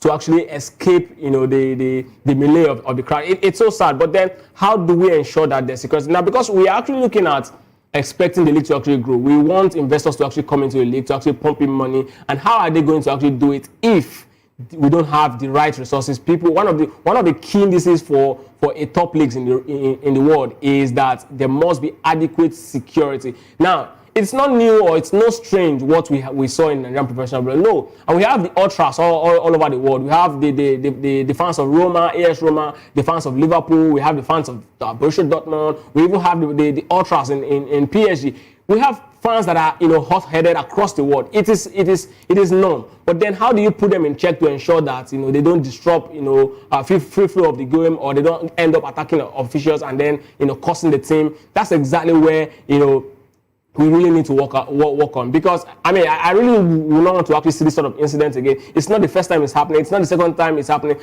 Is this particular fine enough for Kano Pillars to actually, or Nigerian Professional Football League, to actually call their fans or ensure that there's security across the door? Now, again, one thing again that the NPFL is doing, right, is that once something happens to someone or a team, they go punish the team. Why can't you just put this measure already in place before the league starts? A couple of days ago, we were also talking about the NNL, the Nationwide League, where the body around the body that is managing the NNL actually said, before you actually be part of this particular season, you have to have XYZ as a criteria in terms of level of pitch. Yes, we agree with that, but if you're actually doing that, you also have to put security measures, and you also ensure that these are the things that should be in place. It should not just be about the pitch alone. Again, if the Nigerian Professional Football League has actually done this, it's not the first time Kano Pillars is actually doing this. I mean, there was a book I actually read. The book was written by China Cheru, a veteran journalist in Rivers State, and the book is titled 1,000 Times on the Road. And he was talking about farm violence in the north. Particularly, he talked about Kano Pillars. It's actually not a good place to be in, but then I just hope that we can actually move past this and then find a lasting solution to this solution. Of course, it's so good to hear that my virtual guest is in, Abiodun Adepena. Good morning and welcome to Sport Republic. Good morning to you. Can you hear me clearly? Absolutely, I can hear you loud and clear. So before you joined, I was actually talking about the Nigerian Professional Football League, and I was also talking about the fact that the Nigerian League, the LMC, have actually fined Kano Pillars for misconduct. 9.5 million naira was actually fined, and of course, stadium ban. Do you think this is a right call, or is just a slap in the wrist? Good morning once again. Talking about the Kano Pillars shenanigan that happened during the weekend. Well, let me first start by saying Kano Pillars are known to be a perpetual, offender, and for the likes of me, I think what the NFF board did isn't good enough for me. In my opinion, I think that was just a slap in the wrist for them. I was expecting something more stiffer, because you asked them to leave the Sani Abacha Stadium and you take them to Katsina, which is a stone throw to Katsina. That is not good enough.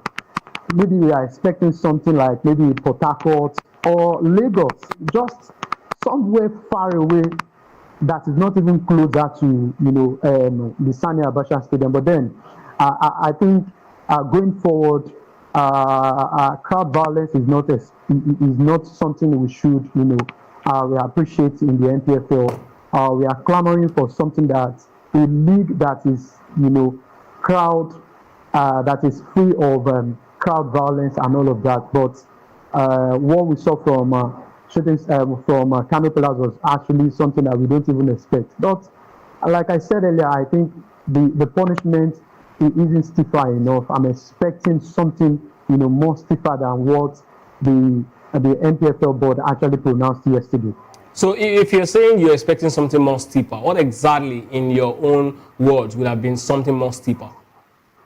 Yeah, for me, like I said on one of my programs yesterday, I was expecting maybe a 6-point deduction, Okay. a 6-point deduction, and probably just let them bear the brunt, let them go, maybe in the season, let them go for a relegation. You relegate them, so other offenders will also take note that if a bigger club like Kano Pillars can actually be relegated, why not?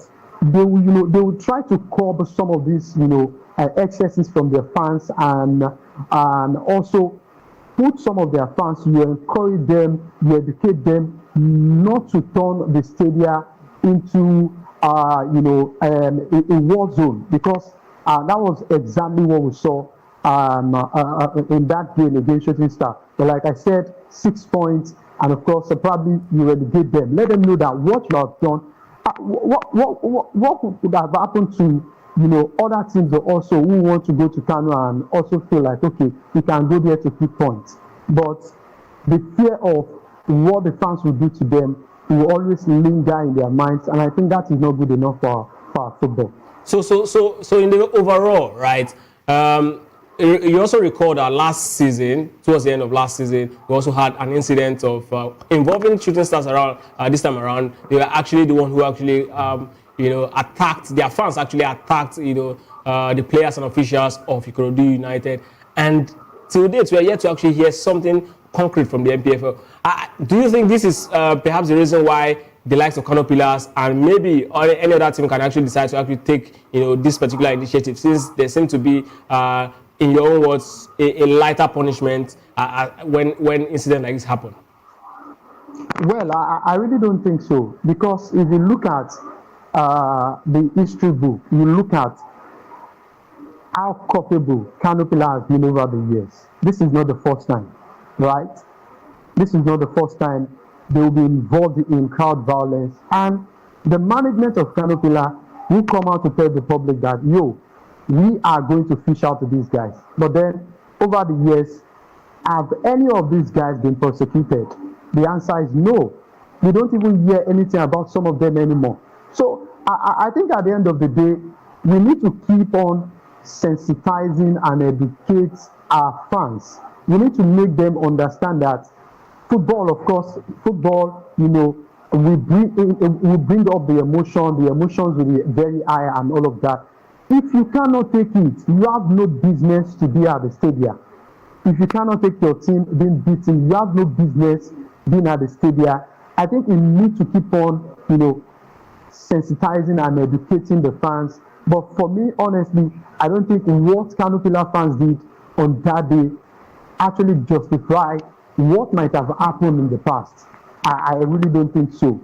In as much as some of these things has happened at maybe probably some other venues also, but that doesn't give them a room to also carry out what they did against Shooting Star. If you have any any issues with the referee or the officials, you can write to the NPFL board.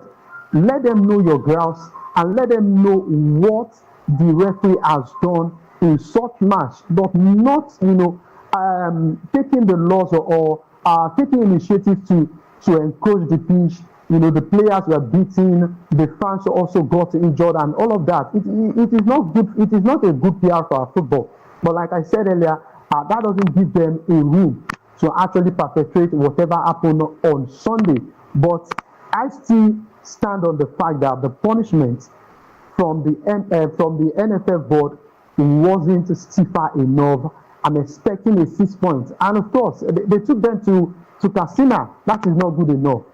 Katsina is just a stone throw to Sani Abacha Stadium. It's just like you are telling them to leave the main sitting room, go to the other sitting room. So it's more like a home for them, because Katsina is not that far from Kano. So it's just like they are playing at home. But like I said earlier, probably somewhere far away in Port Harcourt, so where the fans cannot access.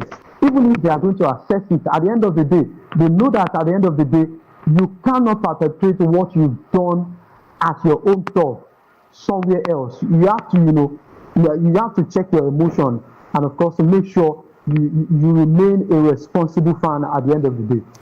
So lastly, before I leave this particular conversation, another point we actually look at is the case of the referee. Because one of the reasons, even though that's not an excuse for me, why the fans of Kano Pillars actually disrupted free flow of the game that particular day over the weekend was that they said that, first of all, the referee actually ruled out, their goal for an offside, which, in my opinion, that wasn't an offside, of course, and also denying them, a penalty. And we've also had issues of, referees actually having a very, very bad or deciding match games in the Nigerian Professional Football League. How do you think we can actually come out of this particular referee melee? Well, I think referee issues in the NPFL is just a recurring shenanigan, honestly. If you remember, prior to the commencement of the league, the NPFL board actually came out that they will keep on sensitizing the referees, and there are some gadgets that have been brought in to also aid their warrant. We really appreciate that we energize the NPFL board. And for the referees also, to be honest, I also saw that video. I really don't see any offside issue, because there are a lot of calls in that game that could have, gone the other way around for Kano Pillars. They deserved a penalty. But referees, they make mistakes, right? They are also human. But that doesn't give, the Kano Pillars fans the opportunity to actually encroach the pitch. The referee already messed up. We understand that. But then, like I said earlier, you can write to the NPFL board. Let them know your grasp. Let them know whatever transpired in that game, and they will take it on from there. But they seem to go the other way around. But for me, I think we just have to keep on helping our referees. They are not there yet, and if you see in major tournaments, it is very hard to see a Nigerian referee being called to come officiate major games at the international level. It is because of all of this shenanigans, all of this, bad PR for our football. And it's even a bad PR for themselves as officials. So I think they need to look at themselves in the mirror and look at where some of these, referees are getting it wrong, for them to also up the ante. And going forward, maybe they will find, a level playing ground to actually, come to the level of refereeing at the highest level. That is what we demand from them, and that is what we are clamoring for. But honestly, the referee in that game, he messed up, and just like the Kano Pillars fans are also messed up. Well, so sad. I just hope that at the end of the day, that in this Nigeria's game against the Republic of Benin, the referee doesn't end up deciding the game against the Super Eagles. I just hope so. But of course, let's move away from that straight to the World Cup qualifiers, the very crucial one that we'll be having today. The Republic of Benin captain Steve Monu has been talking. He's saying that his team is motivated to beat the Super Eagles of Nigeria in the upcoming match. The Benin Republic currently tops Group C with 17 points from 9 matches, while Nigeria is third with 14 points. Menu stated that his teammates know exactly what to do, and of course they don't need an extra motivation, of course.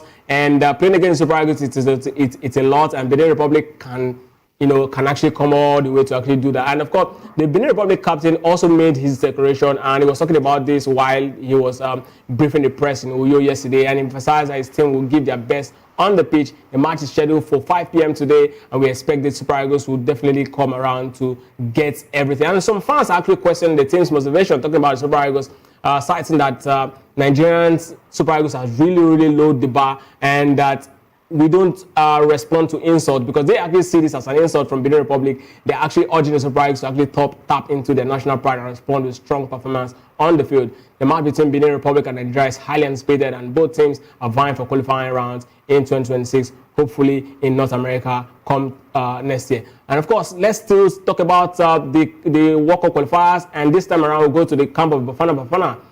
They'll also be playing a very crucial game against Rwanda. And Bafana Lele Foster remains confident that South Africa can still qualify for the 2026 World Cup despite the recent 0-0 draw against Zimbabwe. The team needs a win over Rwanda, and either a Nigeria victory or Benin draw between the two, with South Africa winning by 2 or more goals, and then South Africa will be through. Foster expresses optimism. It's how it goes sometimes. We played very well. It's just unfortunate that the mood in the camp is still good, and we know exactly that it is not far from over. He urged supporters to back the team, saying there's no reason to feel despondent. There's still so much to play for, and the match against Rwanda is set for Tuesday. And then Amaroch, the coach of Rwanda, is also talking tough. He's saying that his team is confident that they can give South Africa a tough fight in the World Cup qualifying match, despite a recent 1-0 loss to the Republic of Benin. Amaroch believes the team can still make the strong showing.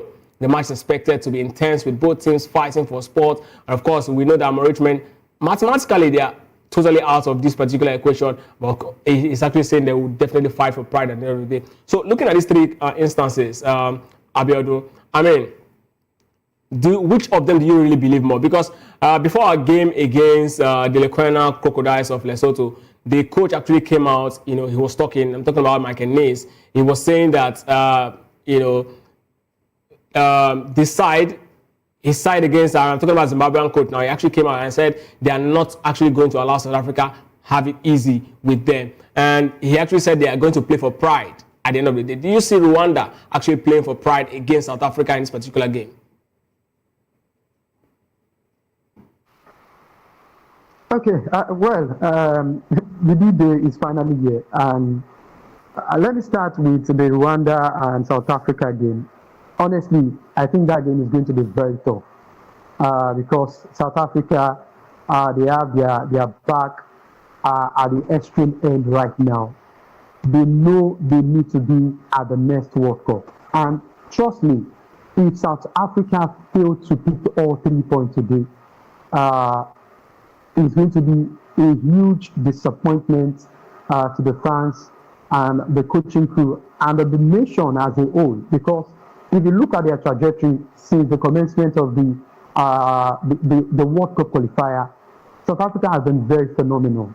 They've been very good, but they made a mess of what they've been building right from the commencement of the qualifier. I think what really messed them up was, fielding an ineligible player in Tebo Mokoena. I think they missed in that occasion, and that might even affect them going forward. So then, that has been sorted. 3 points have been docked off from them, and step forward their game against Rwanda. For me, I think it's going to be very difficult. Rwanda wants to play for pride. South Africa wants to play for a World Cup ticket. So it boils down to the question of who wants to take it off. South Africa wants to play at the World Cup. Rwanda wants to play for pride. So I think South Africa would definitely want to go all out to win this game. Of course, it was in our own joy that the draw point against Zimbabwe, and I would expect such to also repeat itself today against Rwanda. But I'm praying honestly that the draw point, probably a draw, or they eventually lost that game, but then they are out for blood. They want to pick all 3 points. And their coach, talking about Hugo Bruce, he keep on reiterating that they want to play at the World Cup. They've got what it takes to play at the World Cup. And he's been doing all the permutation also. So it now boils down to every team actually doing their own permutation to know what to do right and what not to do. So it is very important for South Africa to win. But then if they mess it up, well, good for them. But honestly speaking, with the quality of player they've got in that team and with the momentum going for them right now, I think they can actually grind out a 3 point in that game. But as in Nigeria, I won't be praying for that. I want them to draw that game or probably a loss for them. But on paper, it's South Africa to win that game, true and true. Between Nigeria and the Cheetahs of Benin Republic, what are your expectations for that game? Yeah, so let's talk about the Super Eagles of Nigeria. This is really, an experience to look forward to. I'm not going to be in EU, but I recall the last time we qualified for the World Cup was back in 2018 at this same Godswill Akpabio Stadium. A certain Iwobi was one of the goal scorers, that helped us to qualify for the World Cup in 2018. And who knows, history might repeat itself today also in EU. Benenua, they've been talking to our former manager in Genocide. Of course, he knows the Super Eagles of Nigeria in and out. He knows some of the players. He's worked with them, over the years before he eventually left as the Super Eagles manager. Of course, you expect him also to motivate his players and tell them, I've been with this team before. I know how they play. I know how they think. We can actually beat them. And they've done it before. So who says they cannot do it anymore today? But then the Super Eagles of Nigeria, just like you said, the bar has really gone down. This is not the Super Eagles of Nigeria we used to know. These are the teams we should be beating silly. You look at the North African teams, they do not care about who they are playing with. They just want to get the job done and move on. And you see where that has taken them to. They've all qualified for the World Cup. So we cannot say such for the Super Eagles of Nigeria, but it boils down to the passion of those guys today. They need to get the job done. They need to, bring up that passion once again. The Nigerian fans really want to see that passion in them today if they really want to qualify for the World Cup. And just like people have been saying on the streets, that these guys are not motivated enough. And if you have to go by our recent games also, you would agree with them that these guys have not been motivated enough because we've not been seeing the urgency on the field of play. So we need them to come out with all of their strength, with all of the passion today against the Benenua, and I think we can actually beat them. Irrespective of what Genetro has been saying, irrespective of what the players of Benin have been saying, we have enough quality to actually win that game. So I'll be really disappointed if we to win that game. Okay. So our last 5 matches against the Cheetahs of Benin Republic, Nigeria has actually the first time we actually played was in our last 5 games. Okay, about 6 games, right? In 2016, Nigeria actually won by a lone goal. In 2019, Nigeria won by 2-1. In 2021, again, Nigeria also won by 2-1 away from home. And of course, in 2024, the World Cup qualifiers, we lost 2-1 against the Cheetahs of Benin Republic. And then we played 3-0 in the African Cup of Nations qualifiers. And then we also played 1-1 draw in the reverse fixture. But looking at this particular fixture and the man who is at the helm of affairs for the Cheetahs of Benin Republic, who is none other than Genatro, who understands Nigeria's football, and also he's a man who plays a low block. Will you advise that the Super Eagles actually approach this particular game with the same way we actually approached the game against Lesotho? Of course, you remember that game, we actually approached that game with 4-man attack, and a lot of persons have been calling for William Troost Ekong to be out of the team, that they are really not inspired by seeing him on the pitch. Do you share that sentiment? Absolutely. I also share that sentiment also. No disrespect to the captain of the team. He's been, a dedicated leader over the years for the national team. His partnership with a certain Leon Balogun have been very solid over the year, but Balogun has moved on, and William Troost Ekong is still very much in the national team. But then you can also play a part of a leader. You don't necessarily have to play the game. Of course, we are not the manager.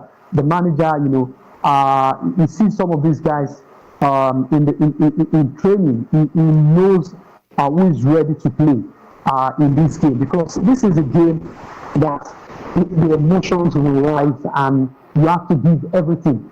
And like I said, no disrespect to William II, he's been a phenomenal player for the Super Eagles of Nigeria. But honestly, for me, going into that game, I don't expect him to start. I would have preferred, a partnership between a Calvin Bassey and the young boy, talking about, Benjamin Frederick. And you can actually use, some other guys on the right side of the defense and the left side of the defense also. But with the fact that Olaino is out injured, you understand why, Michelle is trying to, make some couple of changes. But then it worked for us against Lesotho, but he almost cost us for that game. But unfortunately for us, we won that game. But going into today's game, I would just advise Michelle to, go all out. You have to go all out.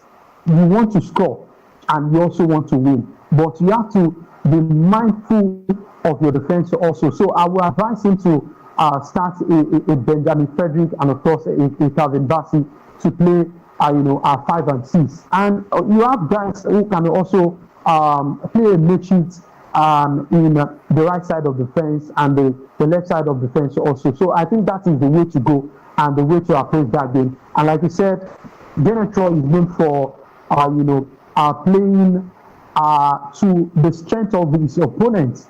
He knows Nigeria, no doubt. He knows how we play. He knows we are going to attack because we really need all 3 points in this game. So he also will be coming into this game having it at the back of his mind that if I cannot win these guys, I would definitely want to do something that will up them. So he will also want to make sure he puts all of his tactics right, and of course go on to get all 3 points. But like I said, Eric Shell needs to be very, very careful. This is a game. 3 points is not negotiable. Honestly, you just have to go into that game and get the job done. We saw Akko Adams in that game. He came off the bench and he hit the ground running. Hopefully, we might see him in today's game. But then, I think the partnership of Victor Osimhen and Tolulope Arokoda in that game didn't work. Maybe he needs to try something else. Maybe an Akko Adams and Victor Osimhen up front. I don't know. I'm not the manager. But then he should be able to, give us something that will give us results against the Benin City. So another point of call in that particular game against, the Lekwena Crocodiles of Lesotho was the fact that the Super Eagles lose a lot of ball in the middle of the park because we actually started off that game with 4-man attack.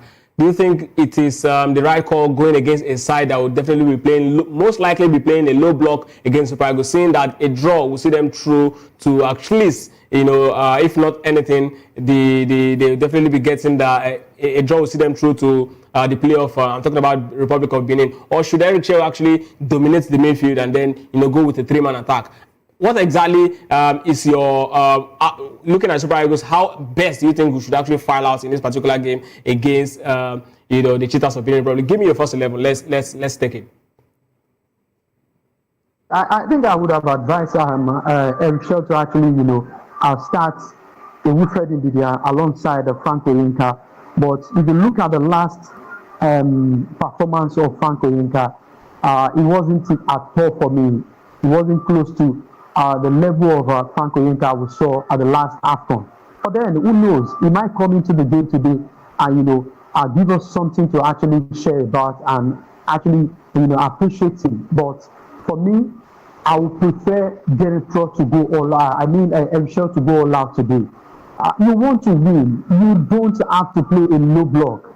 Of course, you expect the Republic to play in low block, but we want to win. You have to keep on attacking and attacking till you get your goal. So my start lineup: Stanley Wabali in goal, Bruno Oyemechi left back, and like I said earlier, Calvin Bassey and Benjamin Frederick, the 5 and 6 position.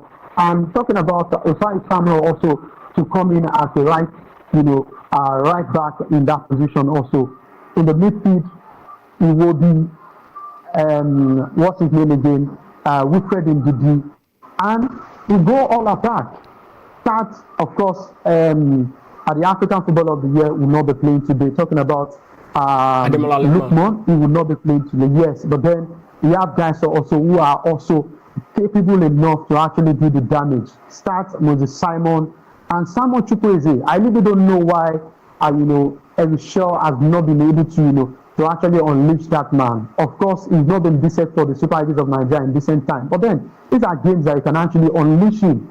Let him do his magic. So I would advise him also to start a certain Samuel Chukwueze today, and of course, Victor Osimhen to lead the attack for us. So I think with that, we should be able to, pick all 3 points. But I wouldn't advise him, to play a low block. Maybe we use a 4-man defense or a 2 pivot in defensive midfield in Wilfred Ndidi and Frank Oyinka. That will take a toll on us attacking wide. So I'm not expecting such from the manager.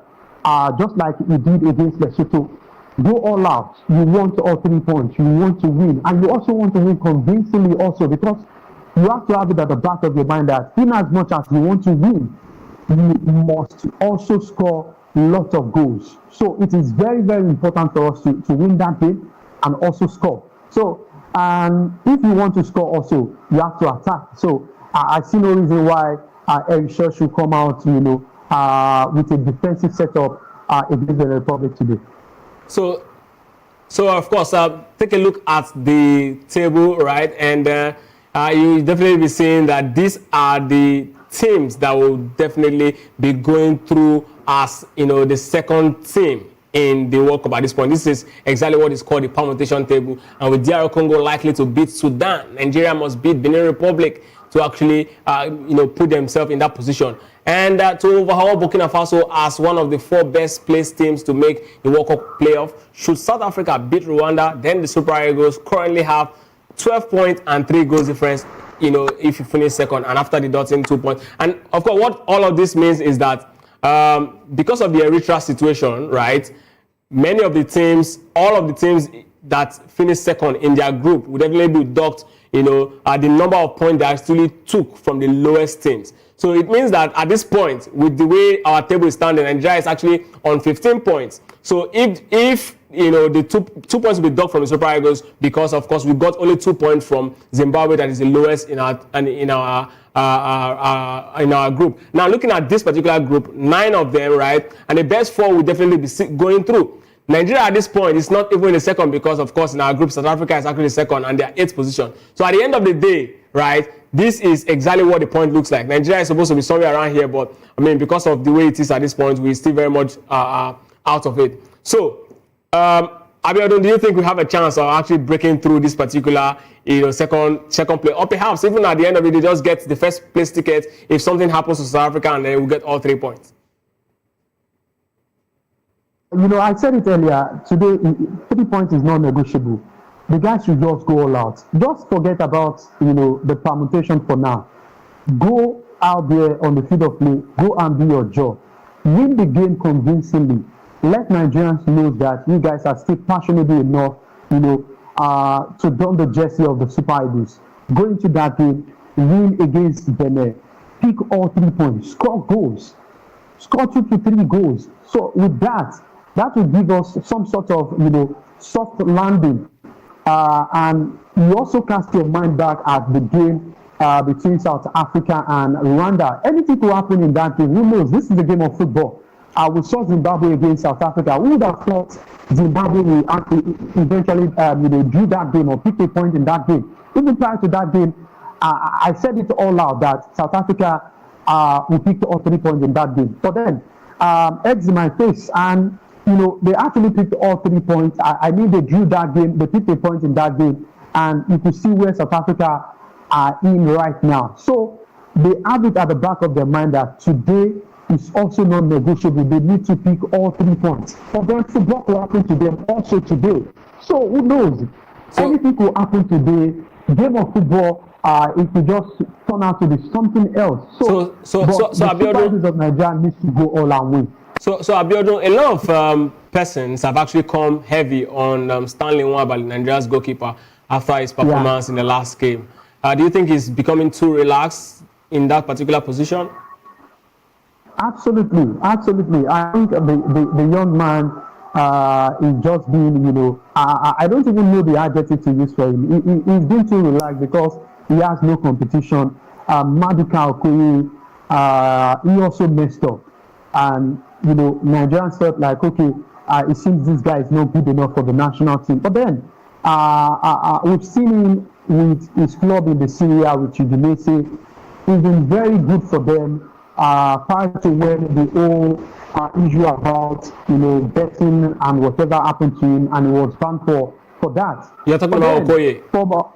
Yes, okay. But for Stanley Wabali, I think he needs to come out of whatever island he's in right now. He needs to understand that this is the national team. This is not where you come in and just joke with everything. You understand the part that where you want to play some sort of mind game, but then you have to be very, very serious. What he did against Lesotho, could have cost us the 3 points. Yes, it could have cost us that 3 points, but eventually we won that game. But he needs to go into this game with everything. You have to be cool-headed. You have to, give your 100% till the end of the final whistle. I see no reason why.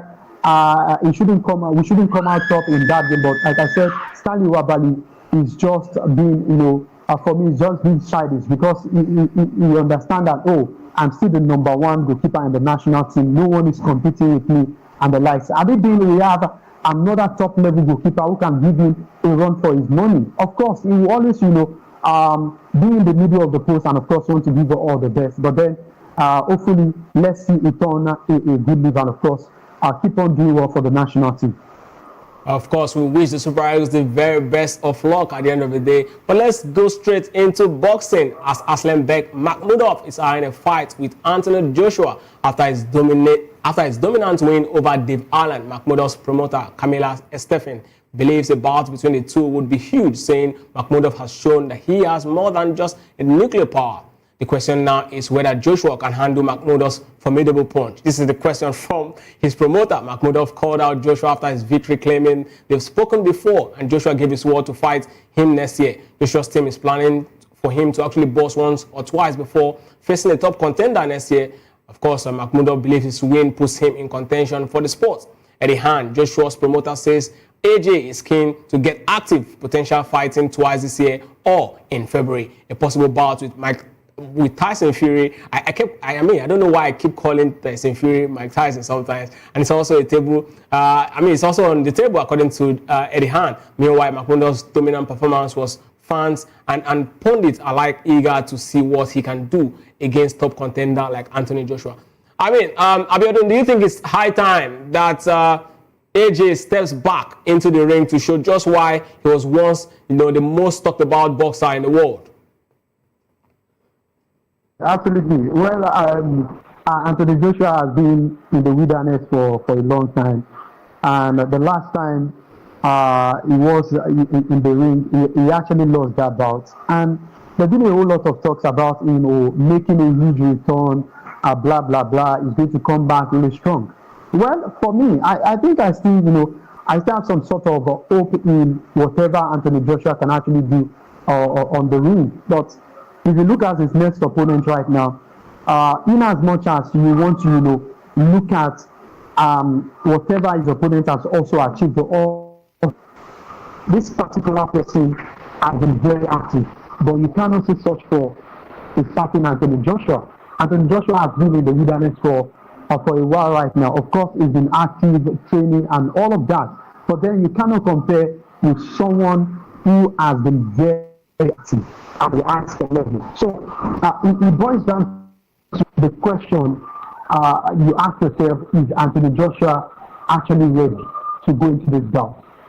That is the question. But for me, I would love him. I would love him to make that return. We really want to see him, return to the ring and go on to fighting once again. But honestly speaking, I'm not expecting any much from Anthony Joshua. There's been talks about, he's going to come back, he's going to fight Tyson Fury and all of that. But then he needs to take it a step at a time. let's see what he does against his next opponent, and we can actually take it from there. But I wish him all the best. Of course, let's go to the world of golf from there. And the DP Indian Championship is set to tee off this week, featuring a star-studded lineup including Rory McIlroy, Tommy Fleetwood, Shane Lowry, and Victor Hovland. McIlroy, the world number 2, is looking to continue his impressive form after playing a key role in Team's Europe Ryder Cup victory. The tournament was held at the Lord Hill course at historic The Hill Golf, a packed 72 layout with dense vegetation bordering every hole. The tournament has a total prize money of $4 million, with the winner receive 385 raised to Dubai ranking points and Lotus Trophy. Made the crystal with symbols of India, McIlroy is chasing the 7th Order of Merit title on the DP World Tour and is currently leading the race to Dubai standings. The lead has been cut to 393 points after Marco Pengan's win at the Open de España. But this week's event provides a chance to restore this advantage. The tournament starts on Thursday, and of course it's crucial for players looking to secure their spot for next season, with the top 110 in race to Dubai rankings guaranteeing the DP World Tour card and the top 70 qualifying for the season's ending playoffs. I mean, Rory McIlroy was actually the next big name after years of the likes of Tiger Woods dominance. Are we seeing him back after his particular championship as world number 1 in golf? Well, I think that is going to be difficult because if you look at the recent tournament, Rory McIlroy, well, he's been decent enough, but then we've not been able to see, that dominance he also enjoy prior to, when the other guys also were still in the game. You talked about Tiger Woods. He dominated, the world of golf for many years. Yes.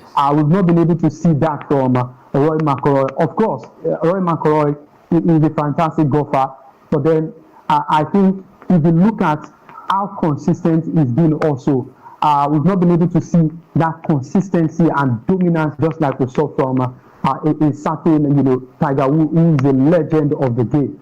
But honestly, I'll be looking forward to Roy going forward into, this major tournament. Of course, he's a quality golfer. He's got the mojo. You can expect him to go all out and do the magic. But then the other guys also, they are catching up. There are a lot of young guys who are also catching up also. So for you to enjoy that dominance also, maybe you have to be, another Tiger Woods. But then there can only be one Tiger Woods. And I wish you, Rory McIlroy, all the best going forward into this major tournament. Absolutely, there can only be one Tiger that plays in the woods, and that's exactly where we'll be drawing anchor on today's edition of this Sport Republic show. Thank you very much, Abiodun Adekwena, for being awesome today on the show. Thank you very much. Thank you for having me. Of course, like I said, this is where we'll be anchoring today's episode of the Sport Republic show. But before I go, I'll leave you with this quote in belief, because it's all about believing today for the entire nation. Nigeria has to actually find a way to make it through to the World Cup. And of course, I'll say, believe in yourself and all that you are. Know that there's something inside of you that is greater than any other obstacle. I am Ikechukwu Agu. Have a nice day.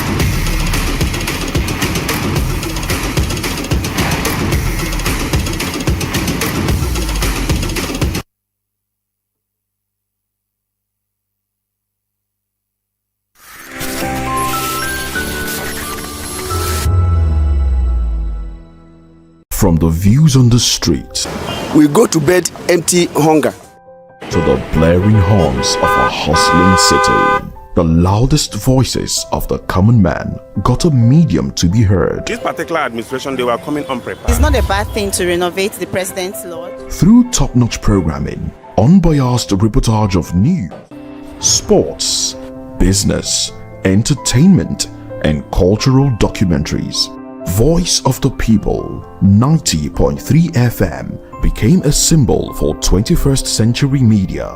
And now, a new baby is born.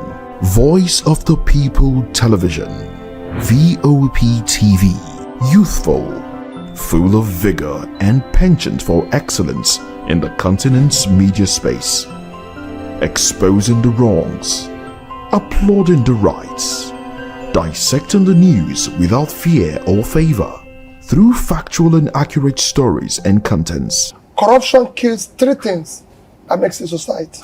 Representing the interests of the people and giving them a voice. Voice of the People TV is here to stay towards building a fair society. VOP TV, Voice of the People Television, truly a voice for the people. In a world where power shifts with every headlines, news breaks and events happens, we bring you unbiased and explicit information on politics, economy and state of the nation. We break down the chaos. Facts, not fluff. Truth, not spin.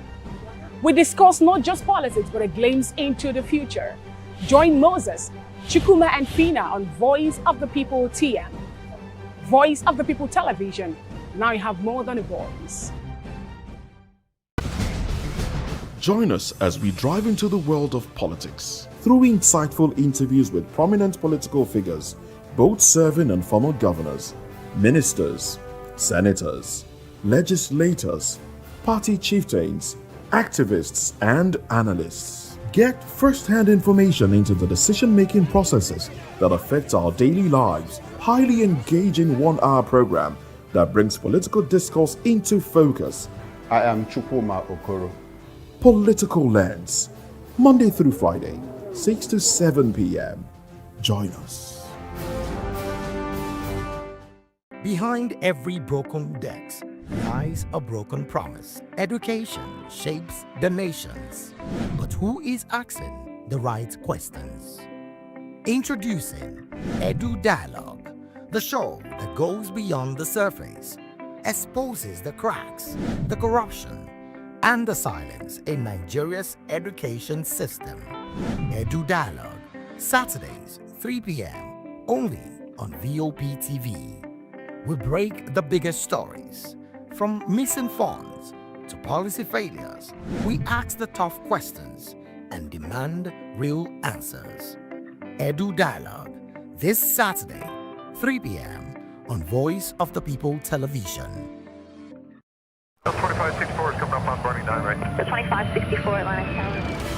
What happens in the hush behind hangar doors? Who signs the papers that gamble with lives? Which truths were grounded before they even ever had wings?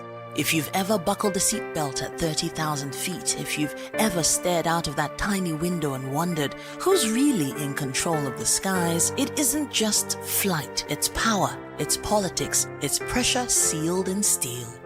We're peeling back the clouds from runway risks to sky-high secrets. We're diving deep where most dare not to look.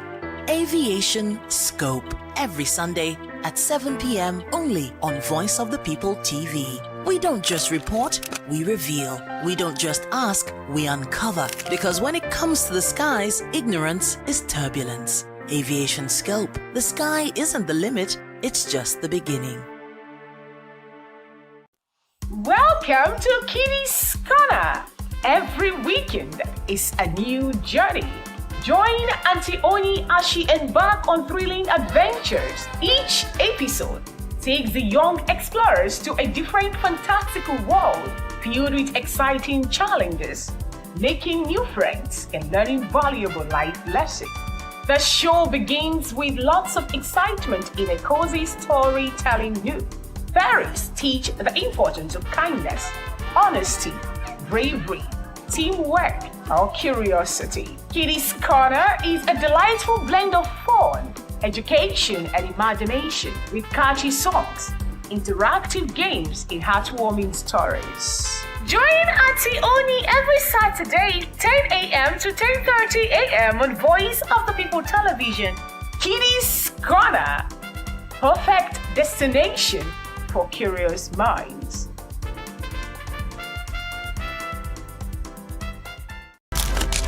In a world where power shifts with every headline, In a nation full of questions, In a world filled with noise, the truth needs a voice. The policies that shapes our world and the economy that determines our future. Every hour, every day, the grapevine keeps buzzing. And together, we are committed to telling the stories that shape our world because your voice is our focus. Don't forget, our voice matters the most. Let us come together and share our concerns.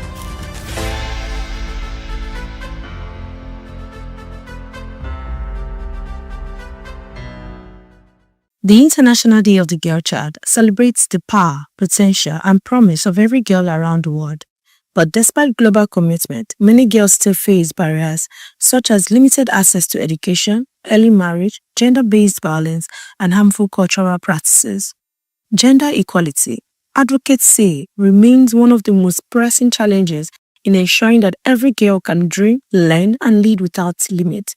Speaking to Voice of the People TV, Adedoyin Ondinjo emphasized that achieving change begins with awareness, self-sufficiency, and equal opportunities for girls. Thank God the world is looking towards empowering girls, making sure that they get the right education and all that. But I still think the most pressing issue we have has to do with equality, gender-based equality. What we need to do as a society is to embrace the fact that a girl child is an important member of the society. We need to let them feel loved, let them know that they matter. We need to allow them to have a voice. We need to let them know that whether you are a girl or you are a boy, you are a child that has potentials and your future is great. We still have the issue of marrying of girls early into marriage. I believe that act is rather barbaric. It's even a biological known fact that a brain is not well developed until the age of like 25, 26. So what is a girl that is still growing, that her reproductive part has not even grown well? She's still trying to, all her features are just coming out and all that, and you want to marry her off. I believe that's barbaric. Yes, I believe a woman should submit and all that. But submission doesn't stop a woman from reaching her potential. It doesn't stop a girl child from dreaming, from aiming at. She urged government and communities to focus policies on ending early marriage and female genital mutilation while creating space where girls can thrive. A message to young girls: the sky is the beginning. Aspire to become who God wants them to be. Wow, girls, girls, girls. I would like to tell you that you are special, you are beautiful. Don't let anyone bring you down. And again, I want you to believe that you can actually achieve the great potential God has put inside of you. Don't let anyone push you to the back. Don't let anyone relegate you. And you know what? Keep your head up high. And remember, the sky is just the beginning. Advocates maintain that empowering the girl child today means building a fairer, more inclusive tomorrow. Inda Malone Kuton for Voice of the People TV.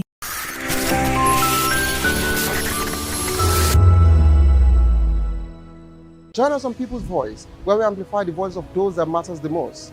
Join the conversation. Share your thoughts with me. I am Xavier Udo. Weekdays, Monday through Friday, from 4 p.m. to 5.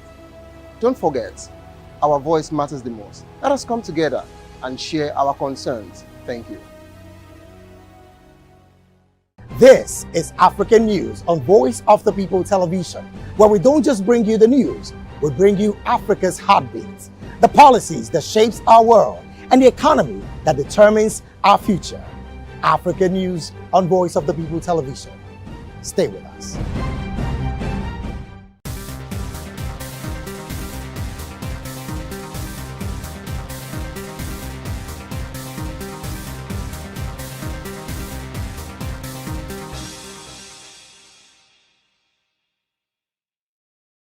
Hey everyone, this is Desmond Elliott hanging out at Watima. VOP TV. Now you have more than a voice.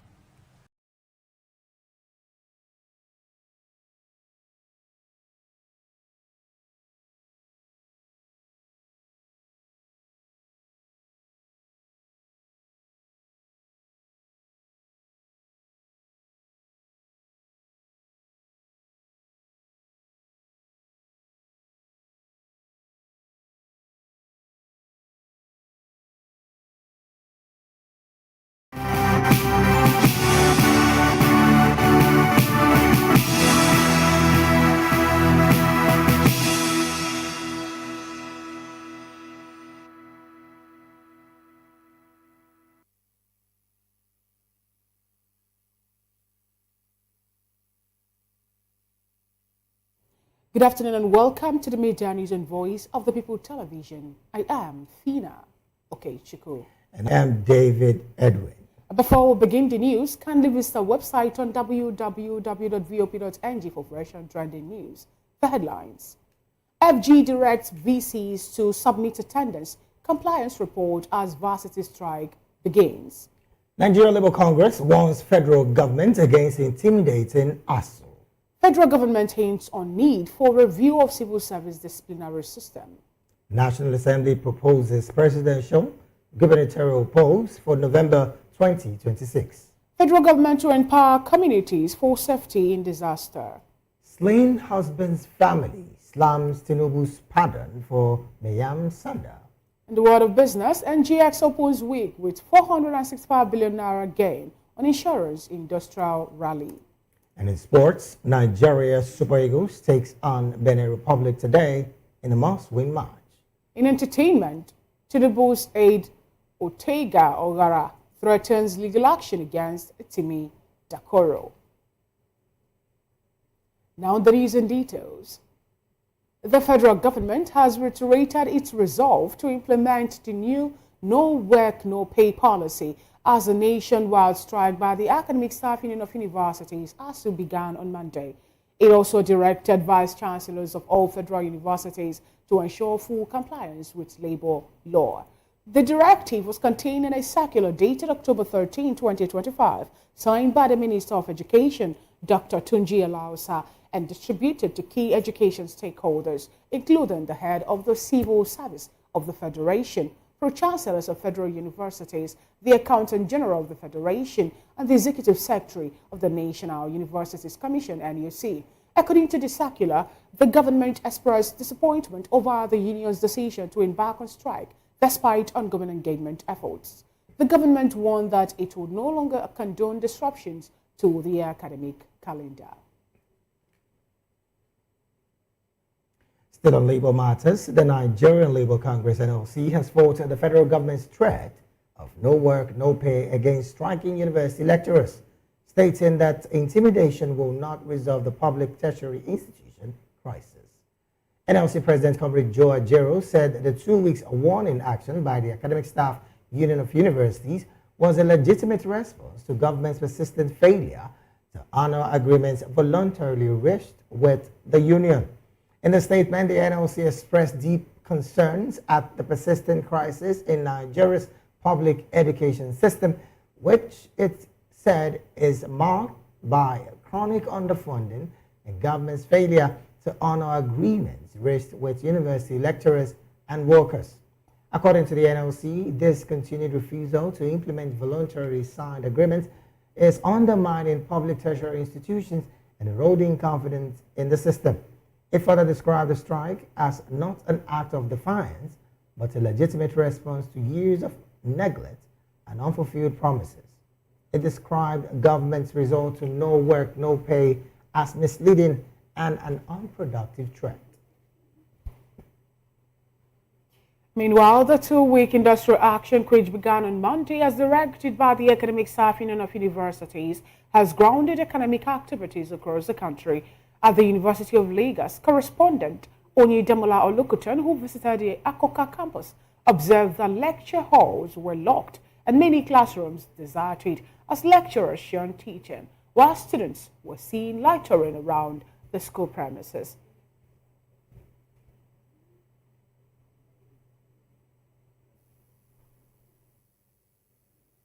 Classrooms are empty, lecture halls silent, and academic calendar disrupted once more as the Academic Staff Union of University, ASU, resumes its industrial action. The union says the strike became necessary following government's failure to implement previous agreements, including improved university fund, earned academic allowances, and autonomy for public institutions. At the University of Lagos, Kayode Esola, a lecturer, says the action is not to punish students, but to ensure a sustainable and functional educational system. The children of the ministers don't come to the universities of Nigeria, because the children of the governors don't come to the universities of Nigeria, because the children of the president don't come to the universities of Nigeria.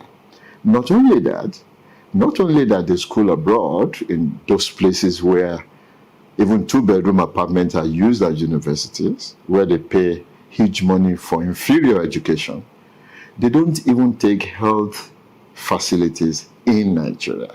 You then ask yourself, whatever logic, who does that in Committee of Nations? You earn money from the public, you are using public fund to pay private universities abroad because you have poisoned the university system that you have in your own country. For many students, the ongoing strike is a source of frustration, with academic progress once again on hold. Some vendors, however, say while the strike disrupts learning, they understand ASUU struggles for better educational quality and urge the government to give in to the demands of the ASUU, as this disrupts their businesses as well. The union insists it will not call off the strike until tangible commitments are met, even as students and stakeholders plead for dialogue to save the academic year. Before I entered school, I really did not want to come to a federal school because of these strikes and everything. But now that I'm here and I'm hearing about strike, I don't know. I'm numb. I don't know what to do, actually. I'm very numb.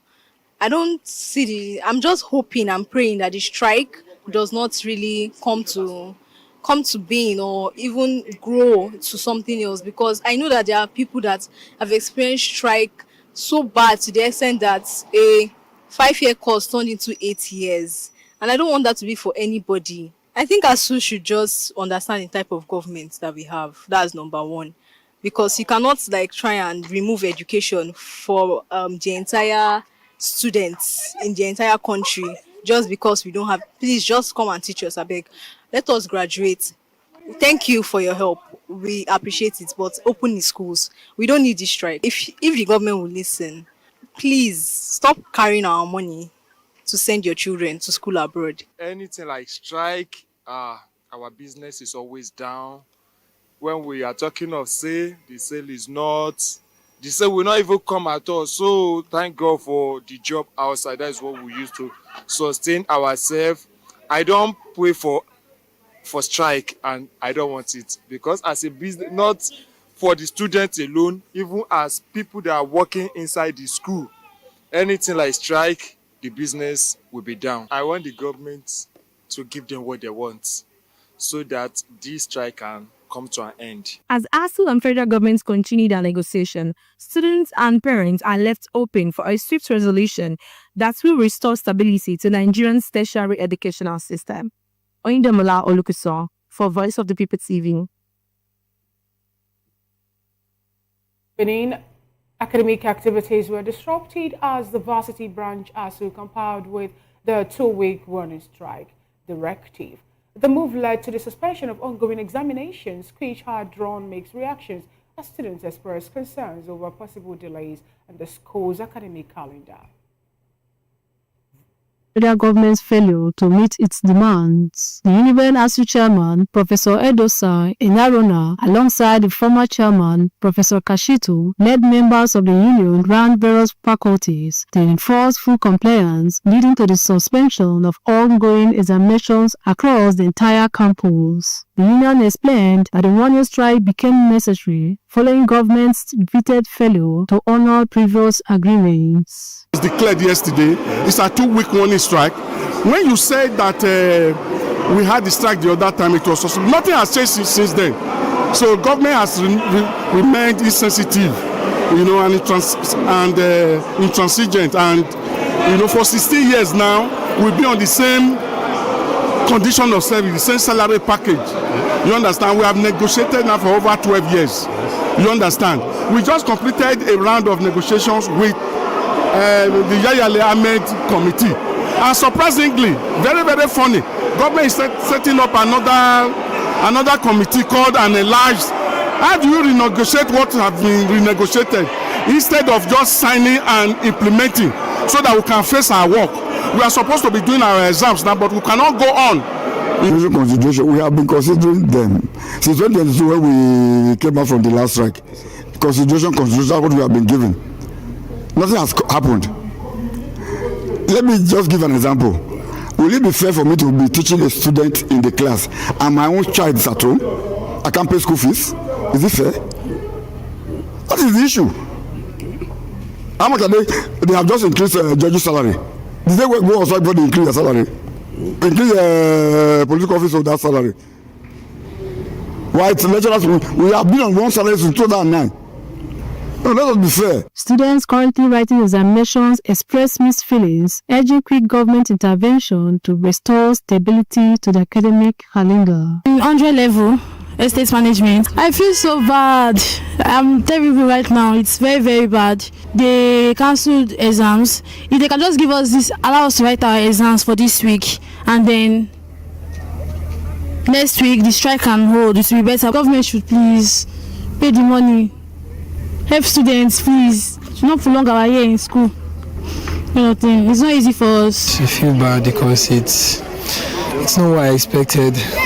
After studying for exam and hoping that everything will become better, and coming here and everything is not right. It's not encouraging at all as somebody who wants to study in Nigeria. In Benin, Rhoda Johnny, VOP TV News.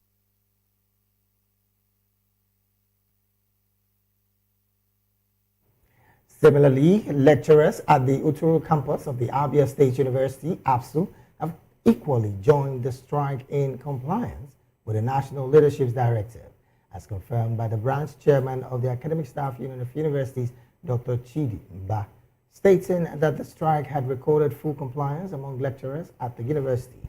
Mba also dismissed the existence of the Congress of University Academics, CONWA, in ABSU.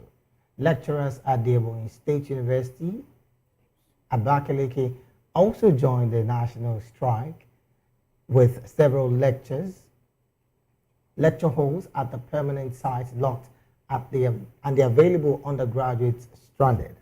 Chairperson of IPSU ASU chapter, Dr. Joseph Igwe, confirmed that all academic activities had been suspended pending further directives from the national leadership. Similarly, the Alex Ekweme Federal University, Ndufialike, joined the ongoing action. The institution's former secretary of ASU, Dr. Joseph Chukwu, confirmed full compliance, stating that the academic staff boycott classes in solidarity with the nationwide industrial action. The other institutions that have joined the strike includes the University of Jos, Kebbi State University, amongst others.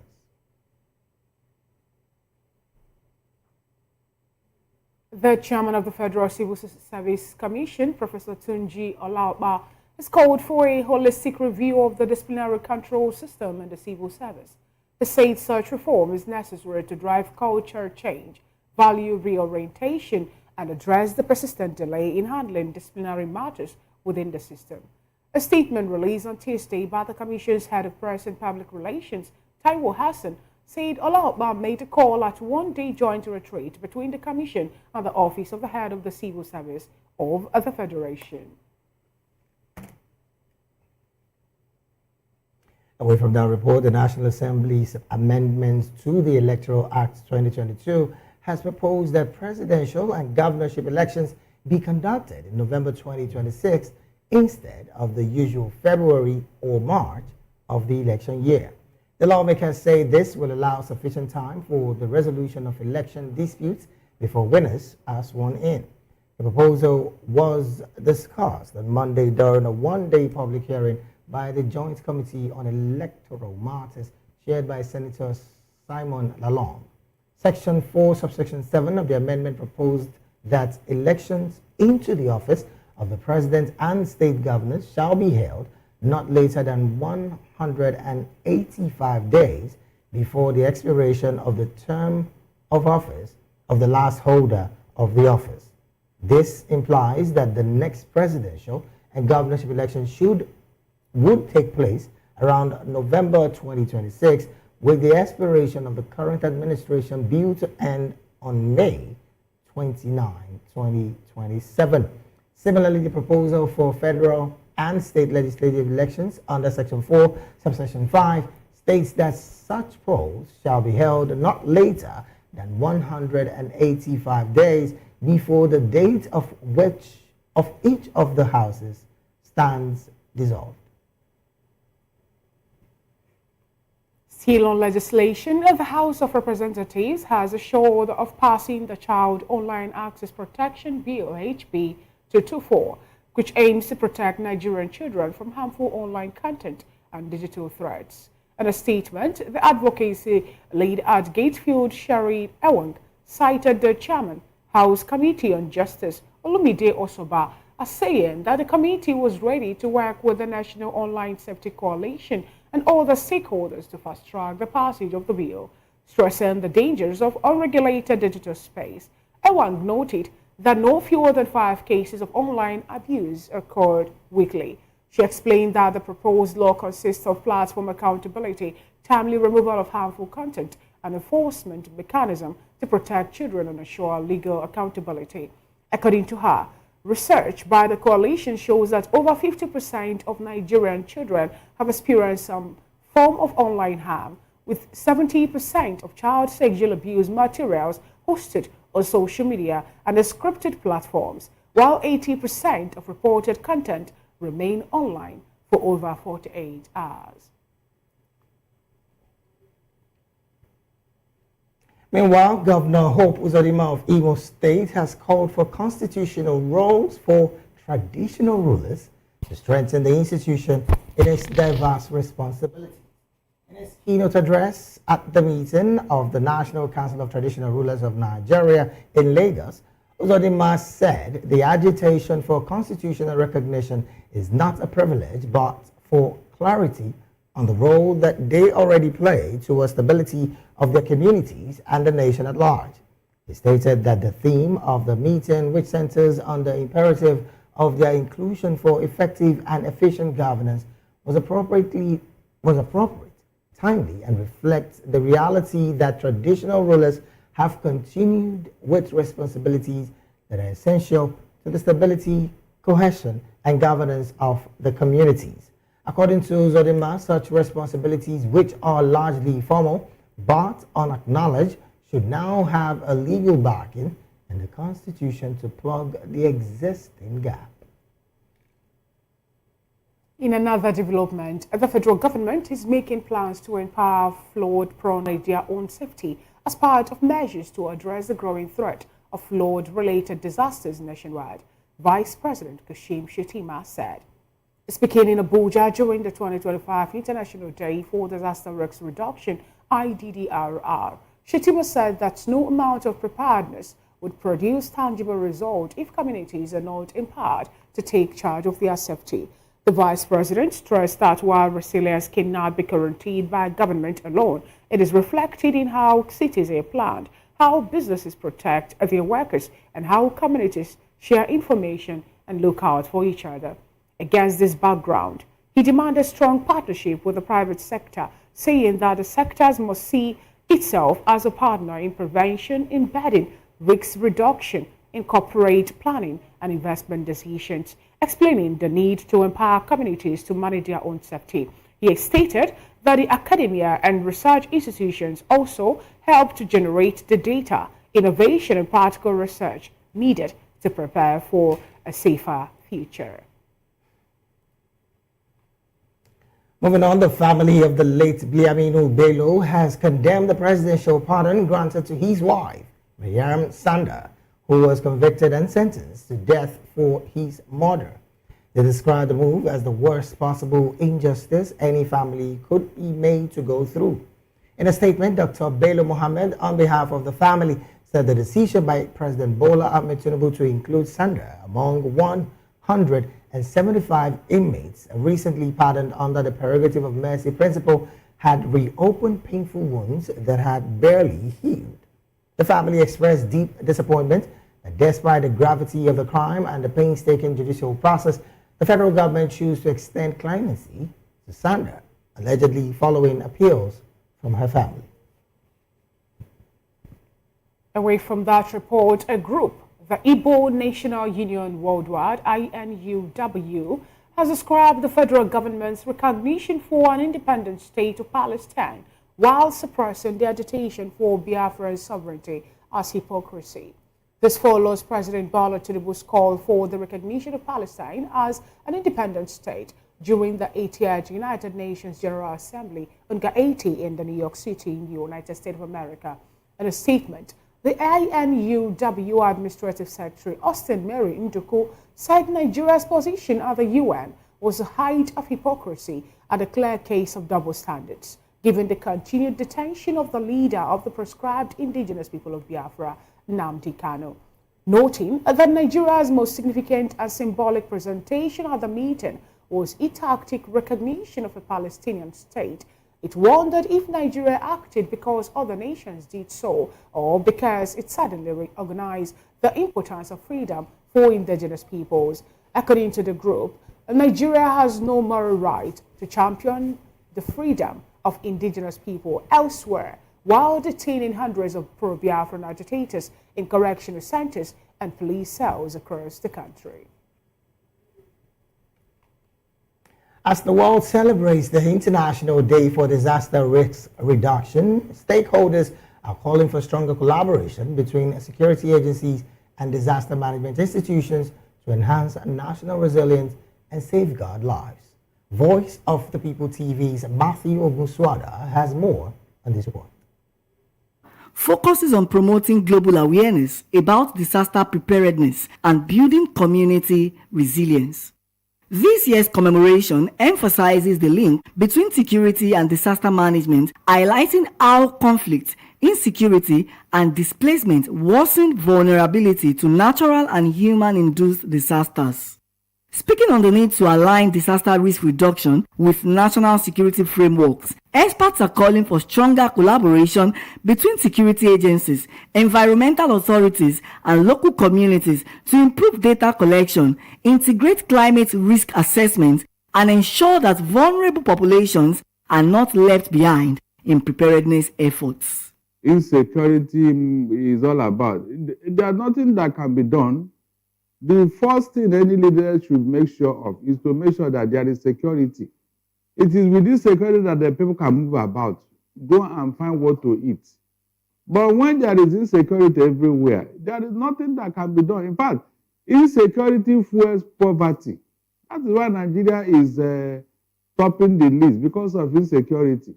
They can't go to farm, they can't go to their business. They are even afraid in their homes. So we need leadership action on this matter because that's what they swore to do, to protect life and property. If they don't do that, my dear, we are not moving forward. We can't move forward. It's not done. So we have to pay more attention to what? Insecurity. All these things that they are promising you, we are going to do this, we are going to do that, it's all on paper. If there is no security, those things cannot be done. Look at a young lady that was murdered in her home. And that thing will bring fear within that community, within that area. People will not be cautious. They won't even like to venture out when they want to go out. So this type of thing is what government should be looking into. Anywhere in the world, the government put priority on security because of the wider, far-reaching effects. If you fail to do that, you have failed. With conversation focused on disaster risk reduction, this day serves as a reminder that national resilience is inseparable from security and that preparedness today safeguards lives and stability tomorrow. Matthew Ogunswada reporting for Voice of the People TV. Thank you so much, Matthew Ogunswada, for that wonderful coverage. You're watching the Media News and Voice of the People television, and it's time for the Media News analysis. And with us in the studio is Barrister Darlington Agomo, a public and political affairs analyst. And we'll be joined virtually by the coordinator of the Take It Back movement, Christopher Obeyemi Benjamin Ogunlami. Good afternoon, Barrister Darlington. Good afternoon, Fina. Good to have you join today's Media News. Thank you so much. My pleasure. All right. Good afternoon, Obeyemi Benjamin Ogunlami. All right. Interesting, Barrister. Let's start off from the world celebrating the day, or rather creating awareness for a day for disaster and risk reduction. Now, what do you have to say about this, given the fact that even in Nigeria too, we're having the issue of flooding, which have actually been there for some time. I think it was NIMET that predicted that some states will be sacked from flood. In Lagos, here we're told that over 2,000 persons, have been, or rather have been displaced to flooding just this year. 2025 alone. In one breath, the Vice President of Nigeria is saying something about the people doing something themselves, not waiting for the government, but finding a way to mitigate the flooding before it will happen. I help us actually walk around. How will the world now, go or move above these disasters, especially the ones that are natural, before we now get to man-made disaster and all that? Fina, we call it natural disaster, but in Nigeria it is man-made disaster. Nigeria has a very good climate. If only the federal government of Nigeria can do the needful. Because I know that the dam between us and Cameroon has been a perennial problem. The people of the government of Cameroon have told Nigerian government, please dam this dam. But we look the other side. The last time it happened, that was when we now knew that even money was budgeted for that project, but it was never used. So how can you now call it a natural disaster? We created it, we made it. This is very strange to me because in the days of Nigeria is not named for this type of natural disaster or whatever. Nigeria is not. Don't you think that this is as a result of the climate change, which actually, we know we have the ozone layer at this point in time? I just told you here, Fina, it shouldn't have affected us because we have not been depleting the ozone layer. We are not an industrial nation. So you're saying that the federal government is the one bringing in flash flood? Of course, because look, this is started with the so-called infrastructural development, building at the wrong places without environmental impact assessment. Whatever we are doing now, we don't even look at those minor things that we ought to take care of, like this Dangote refinery that is causing hell in Lekki Aziz. Was it not when that refinery came on board that we started seeing that a whole Lekki, a Habra area, that people spend a fortune building houses there. Now, when one small rain drops there, the owners of those properties will vacate their houses. Well, was it like that before? Barrister, some would say on the part of drainage system, the government has not really done well enough in some of the parts of the city of Lagos. But again, yes, I clearly understand your position. Let's take this conversation to Mr. Kwemi, who is joined us right now. A very good afternoon to you, Mr. Kwemi. Yes, good afternoon to you, and thanks for having me here. Thank you. Thank you so very much for joining us. Well, let me also bring it to you as well. There's been the concern about disaster management, which again, some quarters have said that the people are also part of making this happen. The longing for wanting to manage some of these man-made disasters that surrounds us. What's your general overview of this kind of conversation, particularly on the path where government is being blamed for almost all of the disasters because of management issues that we have in the country? I'm having it difficult to hear you clearly. Okay, all right. What I think we should do right now is make sure that our technicians get your audio clearly, and then we'll come back to you on that. I also would apologize for that as well. All right, let's bring it back to the studio here.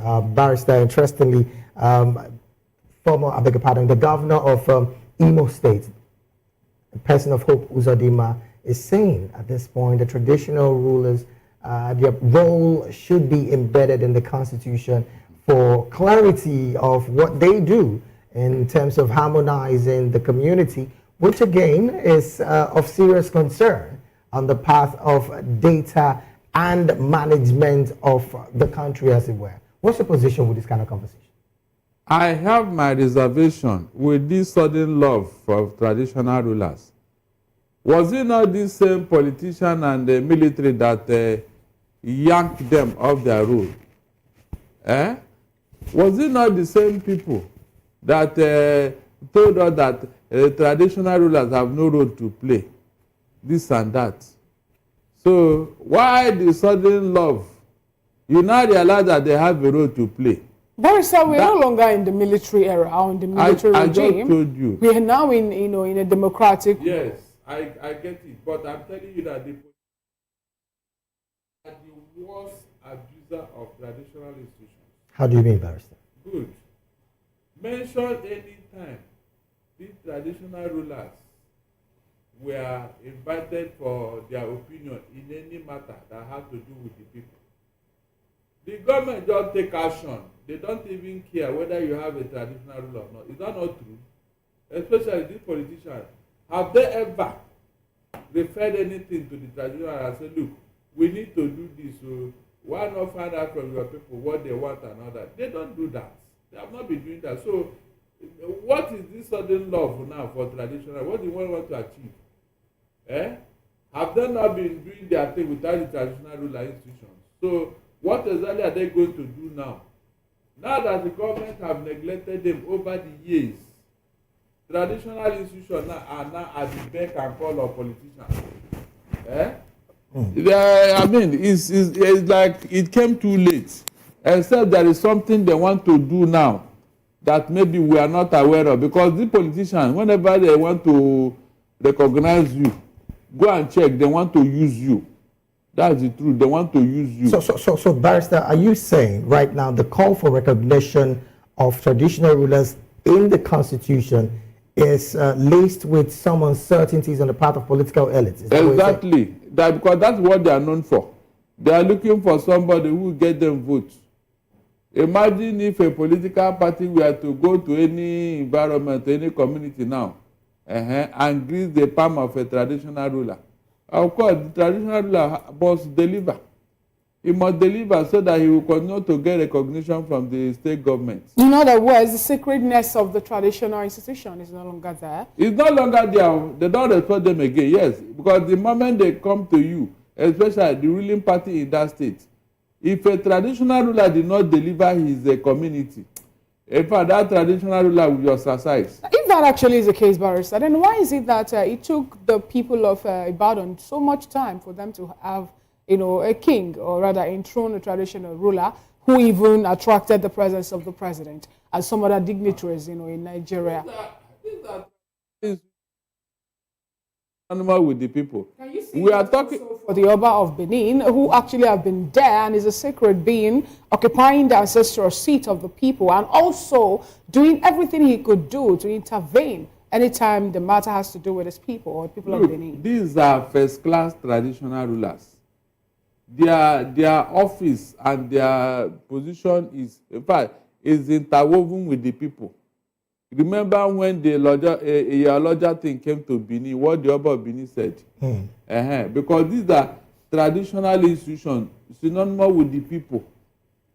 The politicians, they are not. They can't even go to the Oba of Benin and say, look, Oba, we want you to deliver the people of Benin to us. They can't do that because those people, they are on their own. We are talking of the second-class and third-class traditional rulers.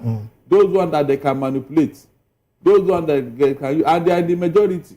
Like now, if you go to Benin, apart from the Oba of Benin, there are so many other chiefs that are members of the cabinet of the Oba of Benin. Right. Those ones, they can manipulate them easily. That's the truth. The same thing with every other state where you have all the traditional rulers. The first class one, they won't there because the first class Obas, they are for everybody. All right then. They are for everybody. So as a party, you can't come to him and say, look, we want your favor. This other party will come. How many favor will he now achieve? It's not possible. All right then, Barrister, let's take the conversation to Mr. Okwayemi, who is also standing by. Well, again, I come to you, Mr. Okwayemi, and I'm very hopeful that the audio would be better and you can hear me clearly right now. Let's affirm that first. Oh, sorry. Can you hear me clearly, Mr. Okwayemi?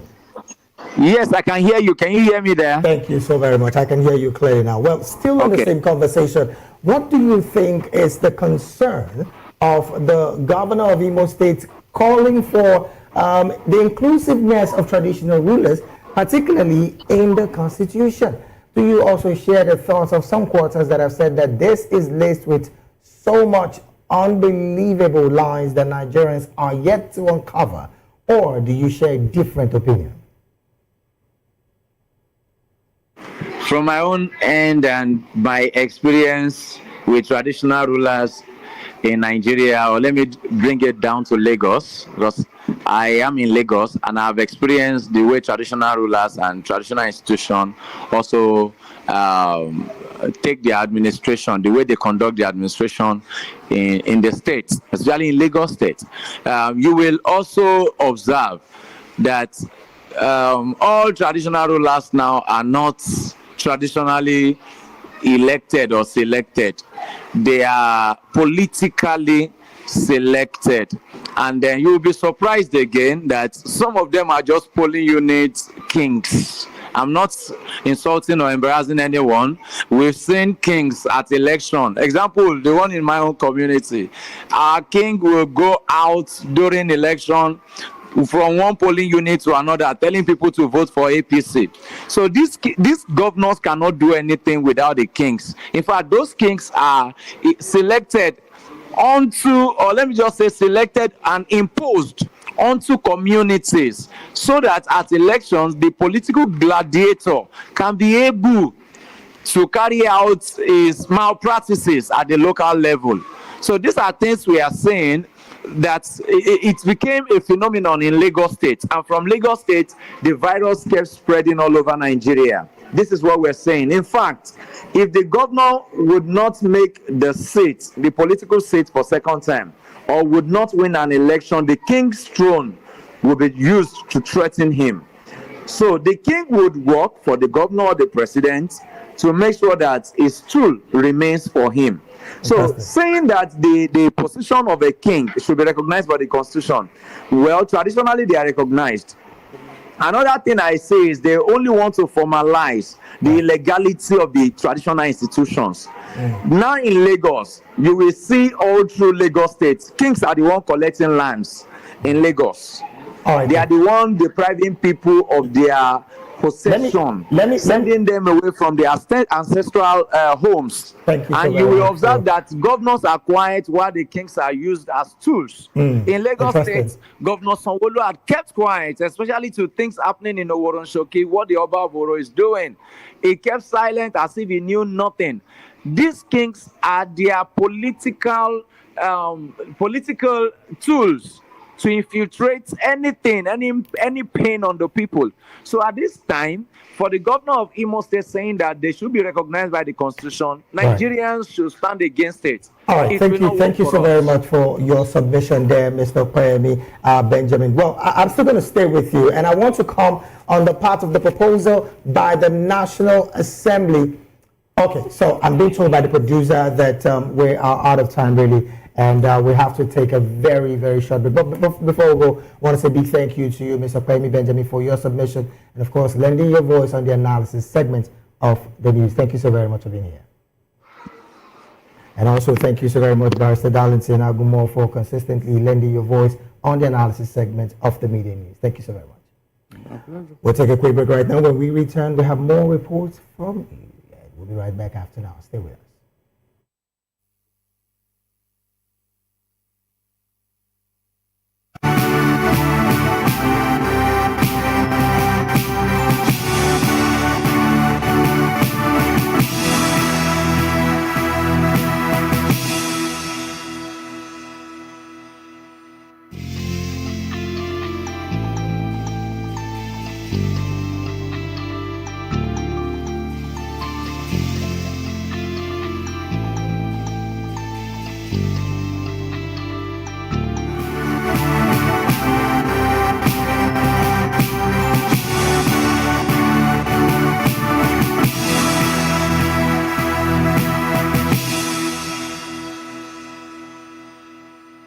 Glad to have you back. It's still the media news and voice of the people television.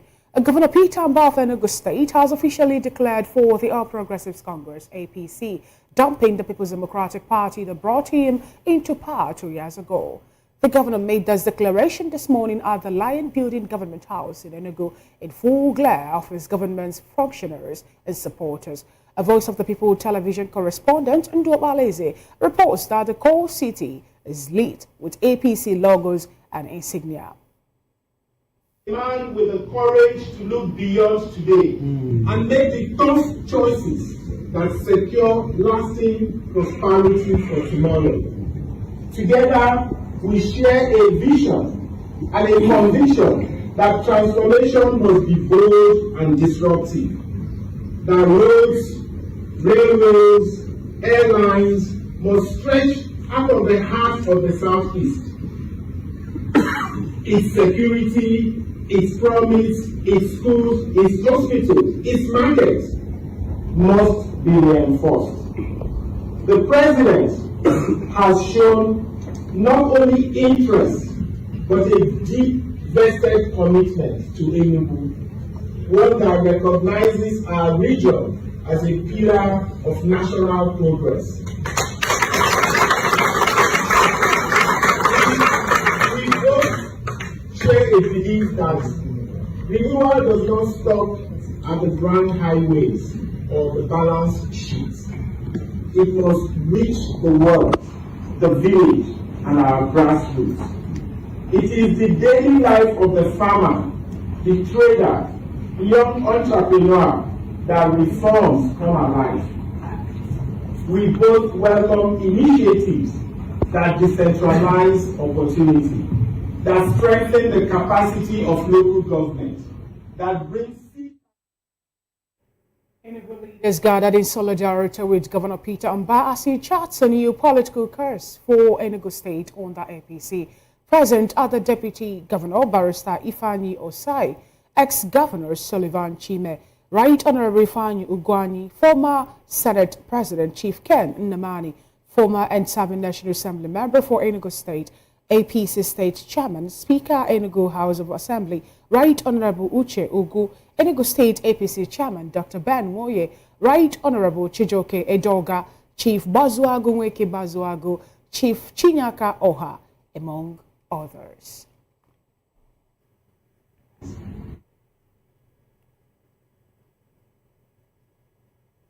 Moving on, the presidential candidate of the Labour Party in the 2023 general elections, Mr. Peter Obi, has described the ongoing demolition of private properties by various government agencies in Nigeria as unjust, insensitive, and detrimental to citizens' welfare. Describing them as a willful destruction of people's property and goods, Obi stated in a post on his official X handle that many of the demolition exercises were carried out without prior notice to the affected owners.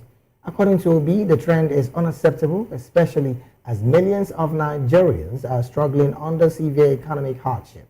He added that an administration whose policies and style have sent several million Nigerians into poverty in 29 months should show compassion for its citizens. Obi further lamented that the demolition were destroying livelihood, undermining small and medium-scale businesses, and threatening the economic security of hard-working citizens. Meanwhile, the Lagos State government has announced plans to begin full enforcement action against individuals and organizations involved in illegal land reclamation and waterfront encroachment across the state. This was contained in a statement signed and released by the Commissioner for the Environment and Water Resources, Tokunbo Wahab, on Monday. According to the statement, the enforcement will commence on Wednesday, October 15, 2025, following the expiration of a 7-day ultimatum issued earlier through public notices. Wahab noted that a grace period of compliance and cessation of all illegal reclamation activities expired September 25, 2025, adding that the government would now proceed with the strict implementation of environmental laws. Moving on, the Christian Association of Nigeria, CAN, has reacted to the passing of the renowned evangelist and teacher, Reverend Dr. Omar Opai. Opai was said to have died on October the 6th at the age of 80 and was described as a towering figure in the Church of Nigeria with an evangelistic ministry spanning over 6 decades. In a statement, CAN President Archbishop Daniel Oko noted that through crusades, teachings, and acts of charity, Opai devoted his life to preaching the gospel, nurturing faith, and advancing the cause of Christ across denominations and regions. Khan extended condolences to his wife, Reverend Dr. Phenomena Umar Opai, the entire Opai family, the Umar Opai Evangelistic Association, and the Christian community in Nigeria and abroad who have been touched by his ministry. Away from that report, the Federal Competition and Consumer Protection Commission (FCCPC) has commended the 48-hour maximum window for banks to refund customers and failed automated teller machine transactions, and a statement commending the Central Bank of Nigeria for the draft guidelines. The FCCPC Director of Corporate Affairs, Ondaje Ijagu, say the development followed the Commission's Consumer Complaint Data Report published in September. Ijagu cited the FCCPC Executive Vice Chairman Tunji Bello to say that the proposal was a timely and long-awaited correction to a persistent consumer challenge. He stated that the guideline, even at the draft stage, demonstrated stronger alignment between regulatory agencies committed to consumer protection. Bello explained that the sections mandate the elimination of unfair practices, promote of fair dealings, resolution of consumer complaints, and the protection of consumer interests across all sectors.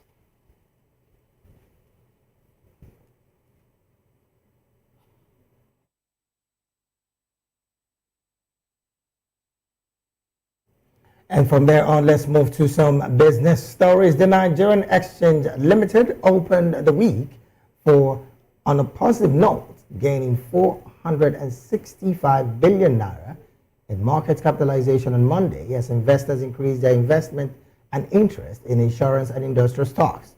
At the close of trading, the market capitalization rose to 93.8 trillion naira from 93.35 trillion naira recorded at the weekend, while the all-share index advanced by 0.5% to settle on points at 147,770.21. The day's performance was driven by price appreciation in stocks. Sovereign Trust Insurance held the gainers chart with a 9.97% increase to close at 3 naira 53 kobo per share, followed by Transcorp Power, which gained 8.92% to close at 342 naira per share. Consolidated Hallmarks Holding appreciated 7.14% and to end at 4 naira 50 kobo per share, while Harden McCall rose 6.8% to 4 naira 40 kobo per share. Moving over to the sports segment of the news bulletin here on Voice of the People Television. The Super Eagles World Cup dream is on the line as they face Benin Republic in their final Group C qualifier at the Godswill Babio International Stadium in New York tonight. Nigeria must win and bank on South Africa losing to Rwanda to keep their 2026 FIFA World Cup hopes alive. The stakes are high, and the Super Eagles will need to earn a victory over the Cheetahs to secure a spot in the tournament. The Group C battle for qualification goes to the decider today, with Benin Republic leading the pack with 17 points, closely followed by South Africa with 15 points, while Nigeria trail just behind with 14 points. The final round of fixtures will be crucial as all three teams still have a chance to secure a spot in the tournament. Nigeria will face Benin Republic at home, while South Africa will welcome Rwanda at the Mbombela Stadium. Last Friday, Nigeria earned a hard 4-1 victory over Lesotho in Polokwane. Captain William Trust Ekong and debutant Ako Adams scoring the goals to keep the Super Eagles in the race.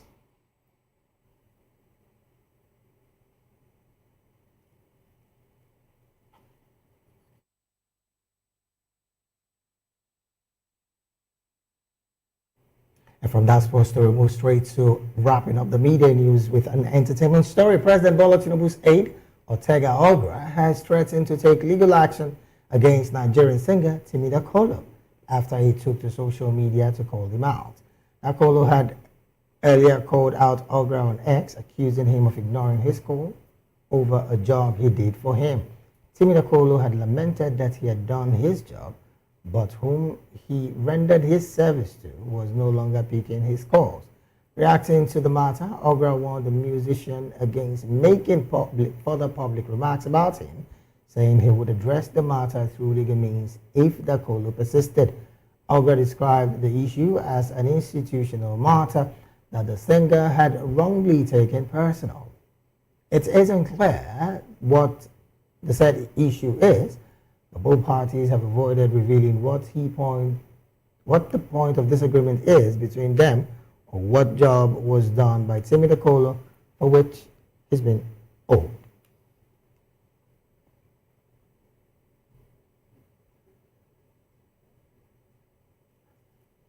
And that is it on the Media News and Voice of the People television. We encourage you to subscribe to our YouTube channel. On YouTube, we are Voice of the People television, and on all the social media platforms, we are VOP TV Live.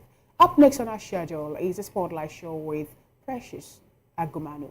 I am Fina Okechukwu. And I am David Edwin. Good afternoon.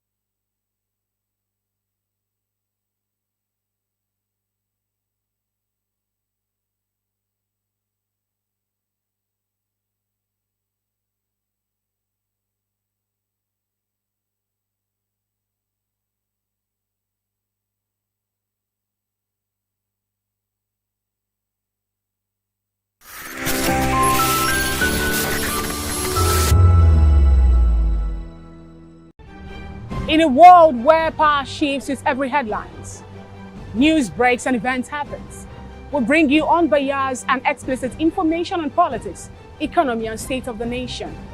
We break down the chaos. Facts, not fluff. Truth, not spin. We discuss not just politics, but a glimpse into the future. Join Moses, Chukuma and Fina on Voice of the People TM. Voice of the People television. Now you have more than a voice. Join us as we drive into the world of politics through insightful interviews with prominent political figures, both serving and former governors, ministers, senators, legislators, party chieftains, activists, and analysts. Get first-hand information into the decision-making processes that affect our daily lives. Highly engaging one-hour program that brings political discourse into focus. I am Chukwuma Okoro. Political Lens, Monday through Friday, 6 to 7 p.m. Join us. Behind every broken deck lies a broken promise. Education shapes the nations. But who is asking the right questions? Introducing Edu Dialogue, the show that goes beyond the surface, exposes the cracks, the corruption, and the silence in Nigeria's education system. Edu Dialogue, Saturdays, 3 p.m., only on VOP TV. We break the biggest stories, from missing funds to policy failures. We ask the tough questions and demand real answers. Edu Dialogue, this Saturday, 3 p.m. on Voice of the People television. 2564 is coming up on Barney 9, right? The 2564 Atlantic Tower. What happens in the hush behind hangar doors? Who signs the papers that gamble with lives? Which truths were grounded before they even ever had wings? If you've ever buckled a seatbelt at 30,000 feet, if you've ever stared out of that tiny window and wondered who's really in control of the skies, it isn't just flight, it's power, it's politics, it's pressure sealed in steel. We're peeling back the clouds from runway risks to sky-high secrets. We're diving deep where most dare not to look. Aviation Scope, every Sunday at 7 p.m. only on Voice of the People TV. We don't just report, we reveal. We don't just ask, we uncover. Because when it comes to the skies, ignorance is turbulence. Aviation scope. The sky isn't the limit, it's just the beginning. Welcome to Kitty's Corner. Every weekend is a new journey.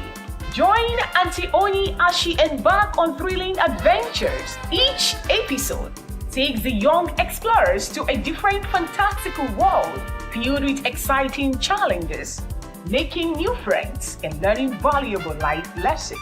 The show begins with lots of excitement in a cozy storytelling mood. Fairies teach the importance of kindness, honesty, bravery, teamwork, or curiosity. Kitty's Corner is a delightful blend of fun, education, and imagination with catchy songs, interactive games, and heartwarming stories. Join Auntie Oni every Saturday, 10 a.m. to 10:30 a.m. on Voice of the People Television.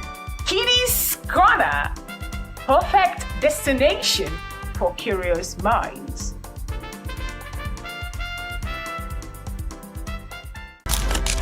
In a world where power shifts with every headline, in a nation full of questions, in a world filled with noise, the truth needs a voice. The policies that shapes our world and the economy that determines our future. Every hour, every day, the grapevine keeps buzzing. And together, we are committed to telling the stories that shape our world because your voice is our focus. Don't forget, our voice matters the most. Let us come together and share our concerns.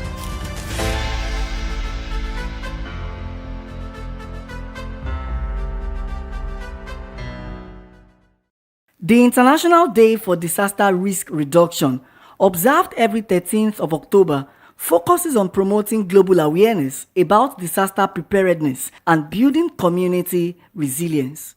This year's commemoration emphasizes the link between security and disaster management, highlighting how conflict, insecurity, and displacement worsen vulnerability to natural and human-induced disasters. Speaking on the need to align disaster risk reduction with national security frameworks, experts are calling for stronger collaboration between security agencies and go and find what to eat. But when there is insecurity everywhere, there is nothing that can be done. In fact, insecurity fuels poverty. That is why Nigeria is topping the list because of insecurity. They can't go to farm, they can't go to their business. They are even afraid in their homes. So we need leadership action on this matter because that's what they swore to do, to protect life and property. If they don't do that, my dear, we are not moving forward. We can't move forward. It's not done. So we have to pay more attention to what? Insecurity. All these things that they are promising you, we are going to do this, we are going to do that, it's all on paper. If there is no security, those things cannot be done. Look at a young lady that was murdered in her home. And that thing will bring fear within that community, within that area. People will not be cautious. They won't even like to venture out when they want to go out. So this type of thing is what government should be looking into. Anywhere in the world, the government put priority on security because of the wider, far-reaching effects. If you fail to do that, you have failed. With conversation focused on disaster risk reduction, this day serves as a reminder that national resilience is inseparable from security and that preparedness today safeguards lives and stability tomorrow. Matthew Oguswada reporting for Voice of the People TV.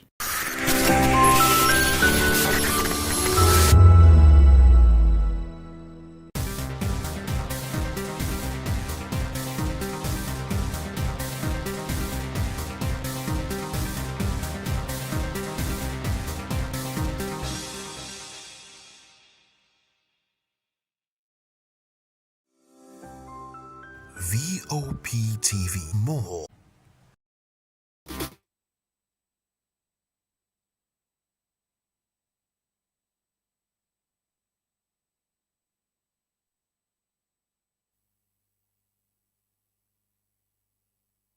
Hello, beautiful people. Welcome to the Spotlight Show on VOP TV. Yes, your favorite hub where we shine the light on creativity, culture, style, music, and purpose-driven people. And yes, don't forget, I'm your girl, Precious Agmanu, aka Call Me Prezi. Hey! And yes, today I am not alone. I'm with my darling, my precious darling, smiling at me right now. And I don't understand this eye that she's giving me. She's here with me. My beautiful Oyin Danwola. Welcome to the show. I don't understand. You put Precious is my name. No, now Precious, like it's kind of the way I'm expressing. Shall you understand what I'm saying? Hello, how you guys doing? All right, it's a new day to stay positive and trust me, to stay also inspired and grounded. We're bringing you an exciting blend of gist and purpose. So please don't go anywhere. Sit tight, stay put while we ride together. So first, we're talking about the movie premiere, Thicker Than Water. Yes, it was all glitz and glamour at the movie premiere, Thicker Than Water, a gripping new Nollywood psychological thriller. Premiered on October 10th, 2025, exclusively on Amazon Prime Videos. The movie was directed by Yomi E. Adejumo and produced by Joshua Ekahere. The film follows Essay, played by Adobe L. Debor, a photojournalist searching for her estranged sister, only to uncover a chilling web of secrets that threaten her sanity. So with standout performances from Bimbo Ademoye, Taye Arimoro, and Damilola Ogunsi, the film explores the dark undercurrents of family, identity, and the supernatural shot across Lagos. So yes, Thicker Than Water combines mystery, suspense, and emotional depth. You need to see this movie because it's saying a lot of things. Yes, and trust me, Ellie Buzz praises it as atmospheric cinematography and tension-filled storytelling, positioning it as a must-watch for fans of psychological drama. See, I don't know where you are, but those movies is saying a lot. Trust me. We need to see this video. Please, let's see this. Welcome to Ile Abadami. I didn't exactly talk. I never got to say sorry for your loss.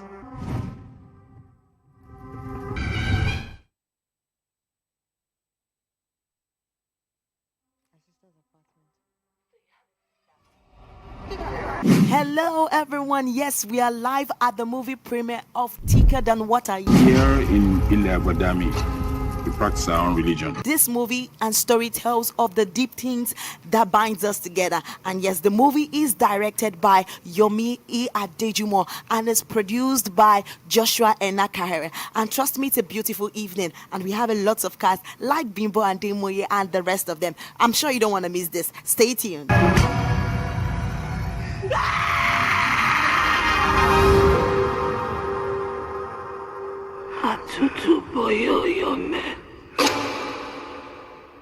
So how are you feeling this episode?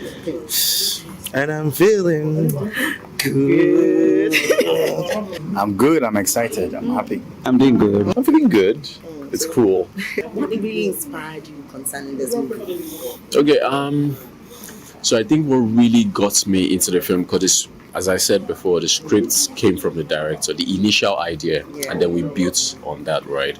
What really got me into the film was the facts about how it ended. Yeah, it ended in a way that most people would not have foreseen. You know, sometimes it's so easy to predict. Oh, the good guy wins always, but this time we decided to change things, switch things up a little bit.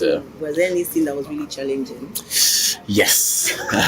What was that? So first of all, the whole ritual bit, the end bit, it was challenging. We had to shoot it in 2 days. In the forests, it was dark, it was mosquitoes, it was cold, so that was one of the most challenging. And then for the other one, because we had a bit of an issue with our locations, so we had to compress certain days, right, into one night.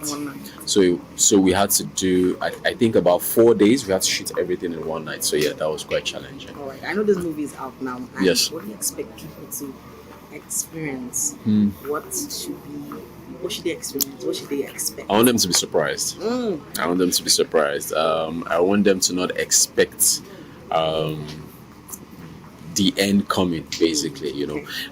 though there are clues here and there, for you to follow to say, oh yeah, but for the most part, I just want them to be surprised as to how it all, wrapped up. And it's something is about creating conversations, and I hope it's able to do that for the audience. So what role did you play? So in the movie Thicker Than Water, I played Ola. So what's about Ola? Well, Ola begins this is a story of love in its entirety at the core, and we get to see the lover boy who Ola is before they transform into what they transform into, which is also powered by love as well. So this becomes one of the opportunities where I get to play, a smooth lover boy who's really in love with his woman, and I get to be a preacher of love in this film. That true love actually does exist. So was there any challenging scene for you? Well, basically, yes. I mean, as an actor, the scenes are always challenging because you're not playing yourself, you're playing a character.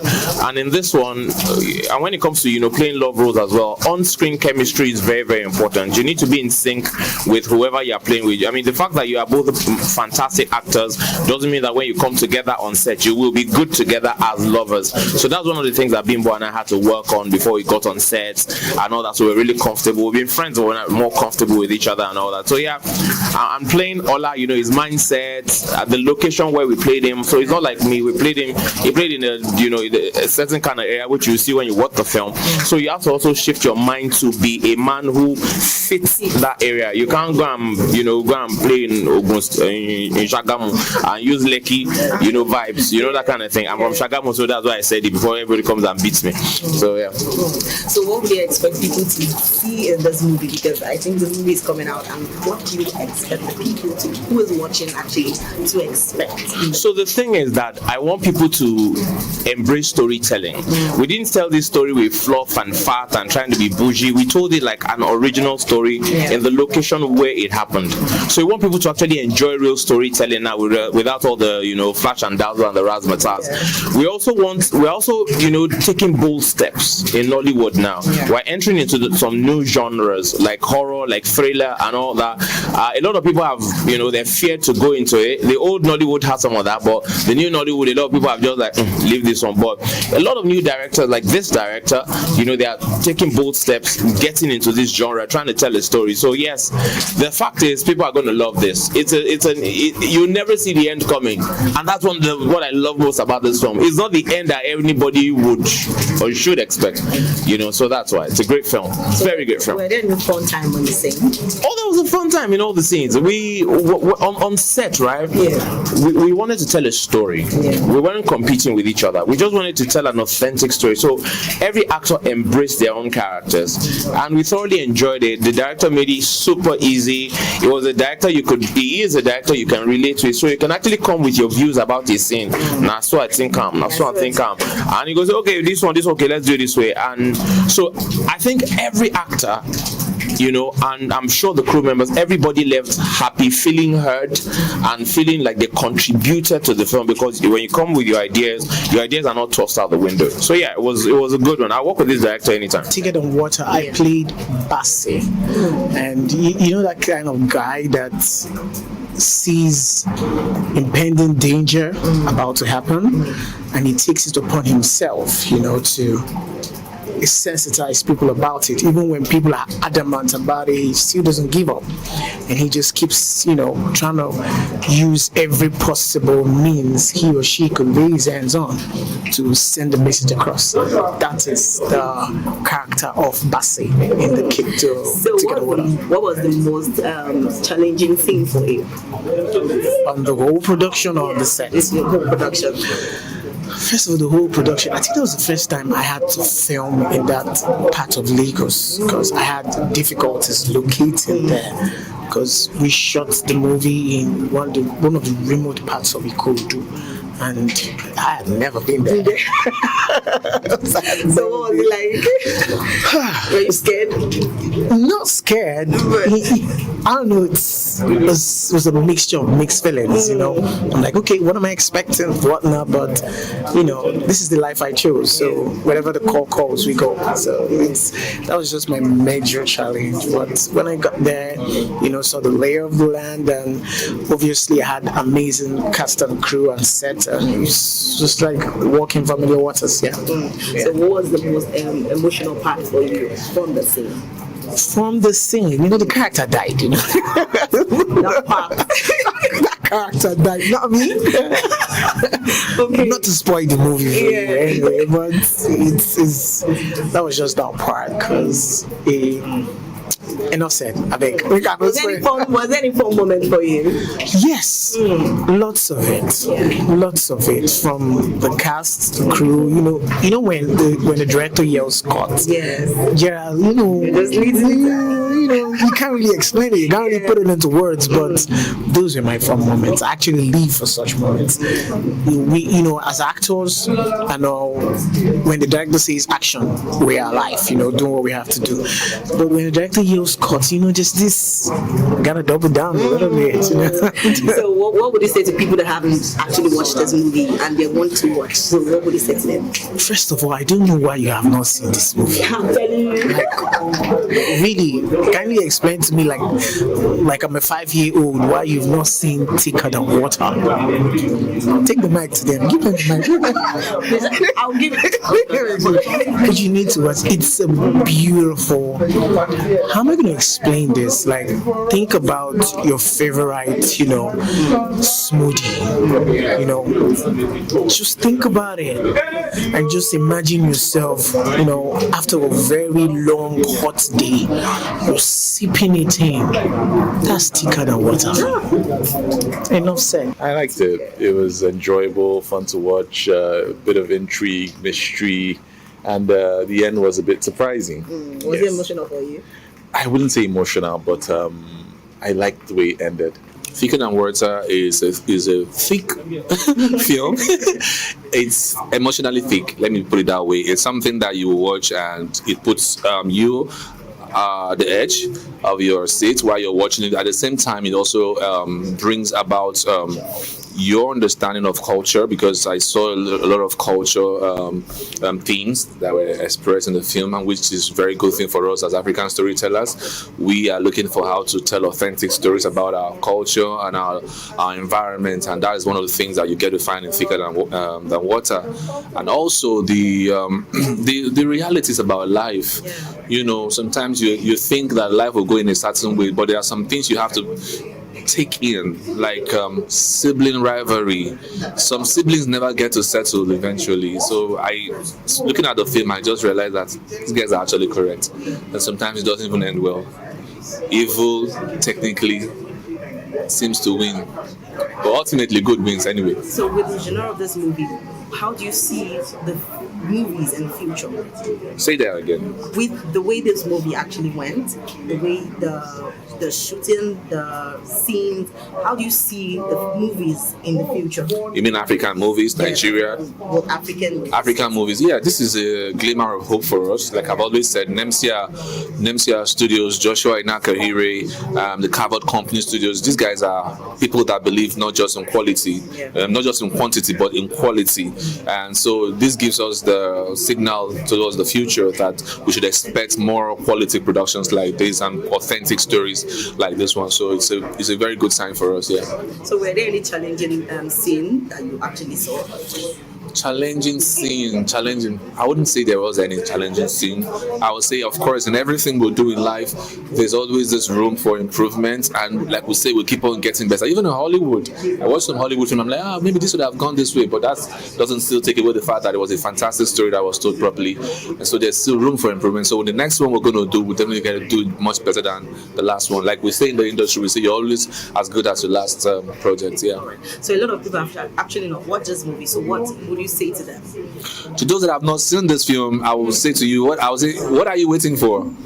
Like what are you waiting for? Go and see the film, and when you see the film, come online like we do, and let's share, let's have conversations around it and what you enjoyed about it. First, I love the name because there's been like this conversations recently, like on social media, around like how you have that whole like half saying about blood is thicker than water, but like you don't understand like the full saying. So just even coming and seeing a movie with that title, where it's like you can actually build something with someone other than family, because like you forget the second part of that saying, which I don't remember word for word, but like that brought to mind for me is the bond that they had to the point where they went and basically ruined other people's lives because like they had formed a bond.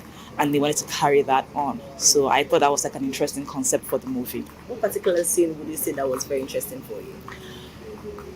I don't have one scene that was like interesting because they were all like interesting scenes, but if there was one that like maybe had me go, I wasn't expecting that. Okay. I guess would be the fact that she didn't quite see through the guy, to be honest, because like yes, he was like there with her and everything, but at the end of the day he was kind of sus and he was a stranger to her.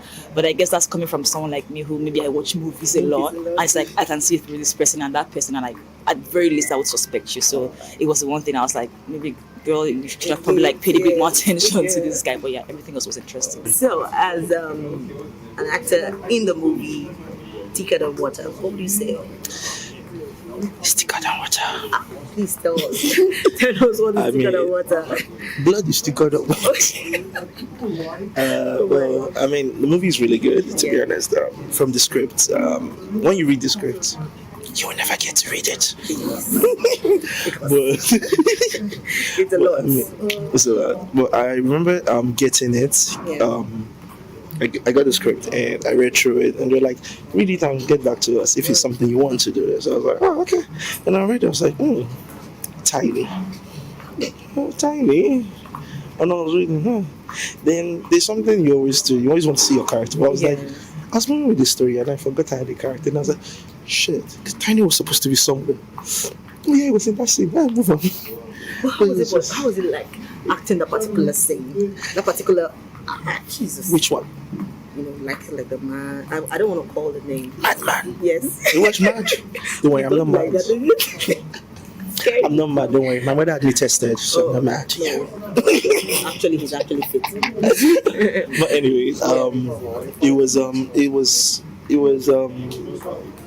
will I say explorative? It was a good moment to also delve into that kind of character, because you see people around you all the time who are most times quiet. They just walk around the streets and like you ignore them. You tend to ignore them or you avoid them if they're coming too close. But trying to be into that space and trying to figure out, okay, what's going through this guy's mind. Yeah, it wants to say a lot, but because of the spoilers, can't watch it. Oh my but God. It was quite it was an experience doing that. I remember talking with the director. It was very open, because I kept, I was like, oh, I'm doing this one. I was like, chill, relax, chop rice. This is how this is what the script says. If you want to do it this way, you can check this. Look at this nuance of this character from this movie. And he sent me like a list of movies I had to go and watch. And I watched them and I was like, so I built my character based on this, then added my own thing to it. And we had Tiny. Tiny was born. So were there any fun moments? Fun moment. What's a fun moment, I see? One fun moment, ish, when they're putting makeup on me, I think it was annoying. You know, but I was wearing myself. I'm putting makeup. I'm a guy. I was like, oh, Tiny, bring your tea. Then they're not putting their. You people are probing. At least buy me lunch first. You have to buy a guy dinner before you take the guy. But I mean, it was all good. But those were like fun moments, and like there was so many, and because I was kind of always away. It was a personal thing from all the other characters. Not like I was trying to be this thing shy. I was shy. Yes. I was super shy. Yeah. All right. But I just had to, because Tiny is someone that is a socially awkward character. Yeah. So I had to be away from them. Personally, I just went away from each of these characters, and that's one thing I did to try and get the best of this character. What would you say about Thicker Than Water? Thicker Than Water was is a really great film. I really enjoyed editing it. I was the editor for this film. Yeah. And through the process, first of all, I read the script and I loved the story. When the producer told me about the film, sent me the script, I loved it. I also loved. So you need to go and see this movie, because that feeling you might be watching it and say, okay, at the end, like something, people like us that do see movies a lot, and you see where they you already have in mind the mindset that, okay, something like this is going to happen. Please, let me tell you, it's not like this. You need to go and see this movie. I'm serious. You need to. You don't just go and see this Thicker Than Water, and you come and tell me what what you feel about it. At least there was no that Basti is our own present day Noah. He was trying to warn them against the impending this thing. So, if you see this movie, I'm not. Do you watch? So people that were scared that ran away when they were watching the movie too. You know that those people don't they watch horror movie at all. But trust me, it's an interesting one. You need to see this. But movie. it's good that they're bringing such home. Yes. You know the way they have painted Nigeria movie industry. It's good that the narrative is changing now, and we're having people that are bold enough to take that huge. Because it's actually a very high margin step that they are taking, and they are doing it effortlessly well. Yeah. So all the actors, because they did beautifully well with this movie. Trust me, I think Nollywood on its own now, they're doing. Not all of them. We are still watching some low budget film. Don't go there, please. But tell me. To the ones that are doing well, to the ones that are doing well, we are greeting you because we are really interested in the fact that you guys are doing well and you are repping us well. Bimbo Ademoye for one is one person that I love to see in our movies. She's actually one actress that, you know, she's always put her all in a movie, and she's a kind of actress that knows how to transport from being posh. To being local, to being aberralized. But seriously, she did not aberralize in this particular one. Like I'm saying generally now, she transports very easily, and you will not even say it's the same person. Yeah, that's true. So this is actually a good one. Nigerians, it is. Let's support our whole. Please. But I know Nigeria go they find where they go watch and cheap. At the beginning, they want collect person login. Just pay and then watch and enjoy the film. All right. Yes. Please. Anytime, any day, you need to see this movie. Please do. All right. Yes, that takes us to our next gist, and we're talking about Thatcher completes Guinness World Record attempt with 145 makeovers in 24 hours. Like. Jesus, that's a lot. So reality TV star and media personality Thatcher has successfully completed an ambitious attempt to set a new Guinness World Record for the highest number of makeovers done in 24 hours. So the former Big Brother Naija housemate carried out a total of 145 makeovers within the time frame, showcasing endurance, speed, and creativity. The event attracted significant attention from fans and media alike, further cementing Thatcher's influence in the beauty and entertainment space. While the record attempt has been completed, official confirmation from Guinness World Record is still pending. Once verified, this would mark Thatcher's first recognized Guinness World Record, a major milestone in her career. But only seriously, this so don't make even the one what they do for myself. Wait, you know one thing with makeup is that we all know how makeup can be. Yes. They are quick acts. Yes. But this one will not be quick acts she do.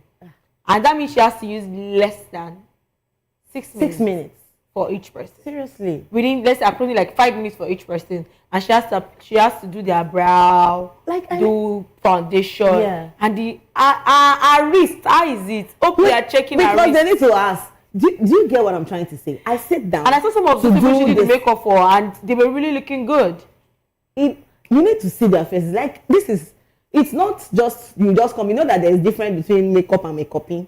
So this one is real. For this one, she did wonderfully well. Yeah. I'm amazed, and the fact that she's bringing out something good for herself. Yeah. Looking at the recent controversies she had around her about she saying that London is stressful, and people are trying to drag her for that. Yeah. Which I feel that personally, anyone is entitled to their own opinion. But this she has done.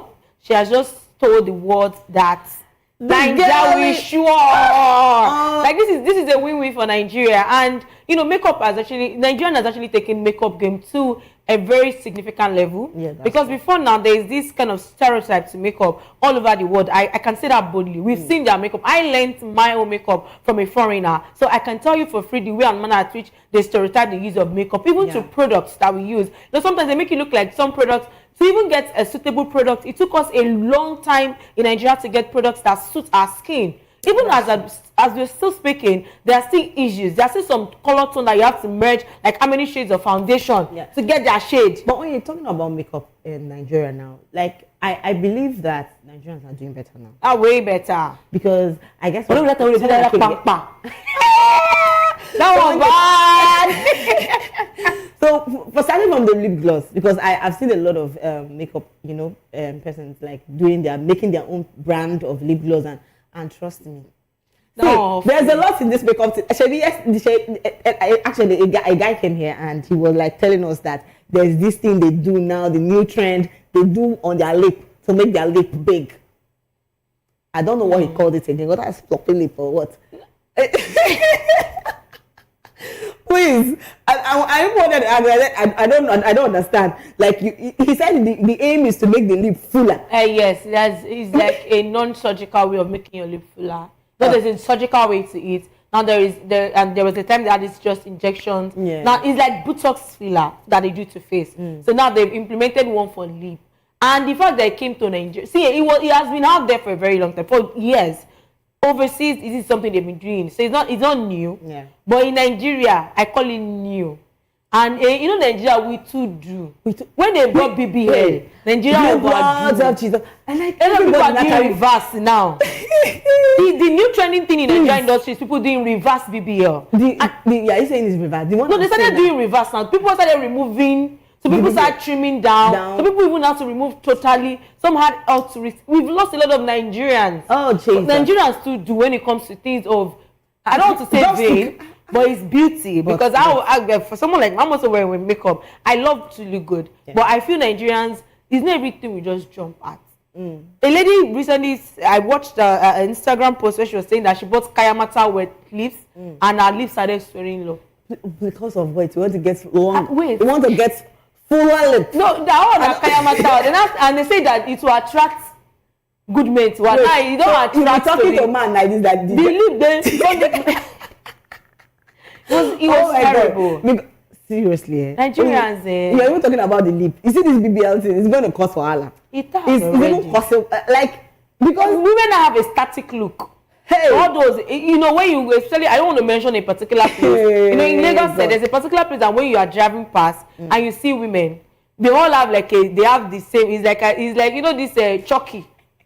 You remember Chucky cartoon, right? The way they had a fixed look, that's the way they are looking. And you know, it's ironically that some don't even get to understand the health complications and all. And you see some ladies that are naturally beautiful, and they will still go and do suit qua. How many people do wear suits? Mention one. I can mention 10 that they do suits. So you mention one. The legs will now be too tiny, like you know when even some people that they are very closer to the ground like me went to go and do BBL. If your shape is like Johnny Bravo, please, that Johnny Bravo leave it like that. I beg you. Because seriously now, I have to be sincere. Because it's better. It's better. To think that some ladies actually had good physique, nice face card, that they could actually pass. The one you have is not enough for you. You want to go and get me that I'm closer to the ground and I am hipless. I carry myself with pride. Oh my God.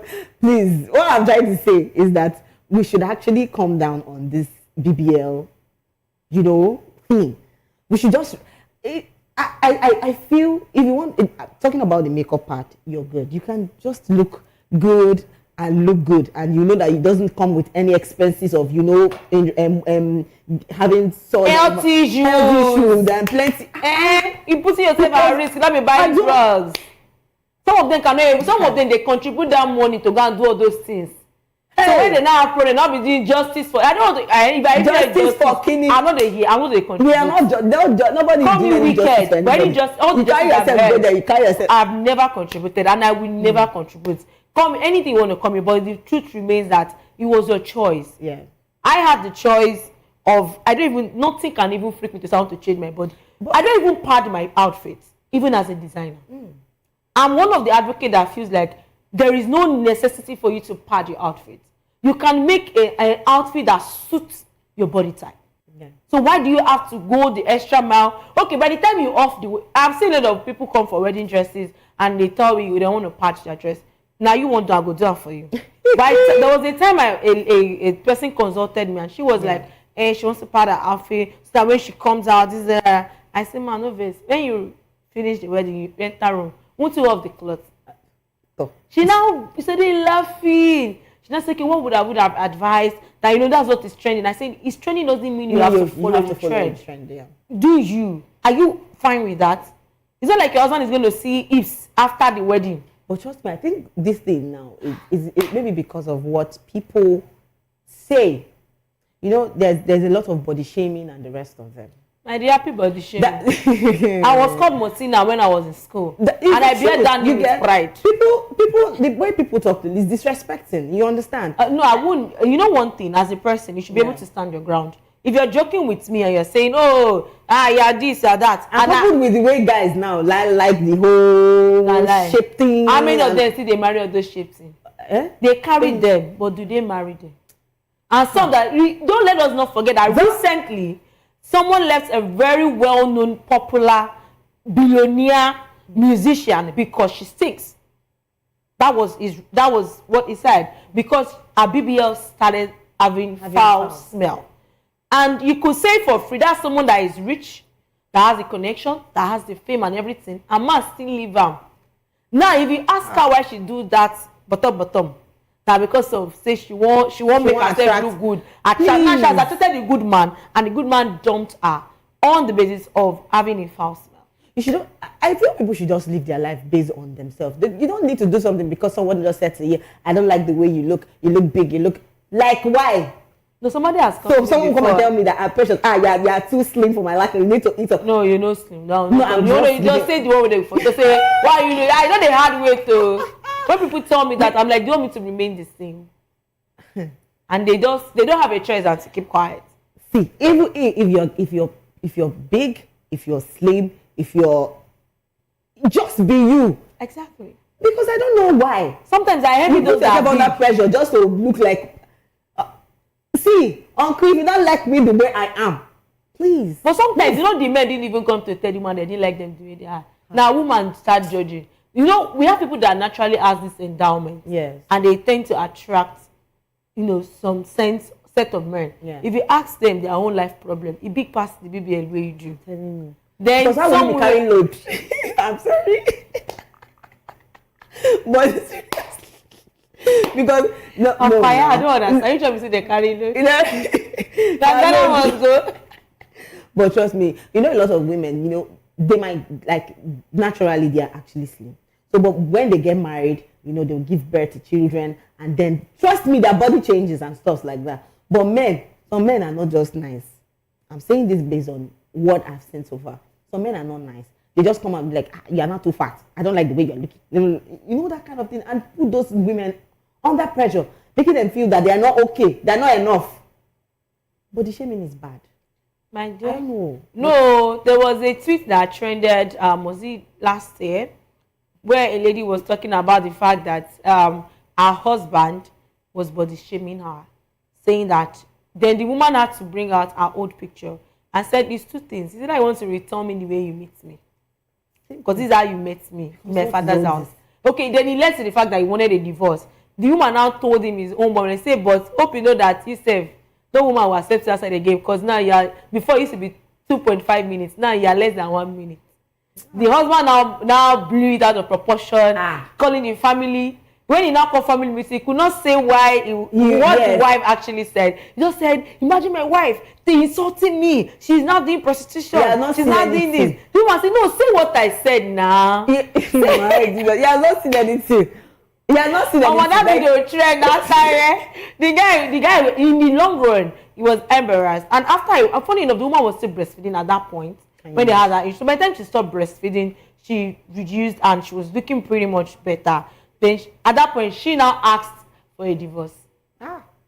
He go back, Joro carried that story. Almost everybody, all the bloggers carried that story. And you know, he went out of proportion for the guy. And he back and forth. The lady sent her own version. The guy sent his own version. It was the lady's version that made us understand what she said to the man. The man said she had not been that. Funny enough, he married her as a virgin. It's not like it's that she has not been doing something outside. How did she know that? Yes. His stamina is not enough. Please. Now you bring fight. Now when the dragon comes. Please. To the men. People should stop body shaming on ladies. You know, take care of your wife, take care of your girlfriend. Love her. You don't need to come and tell her that you're not looking good.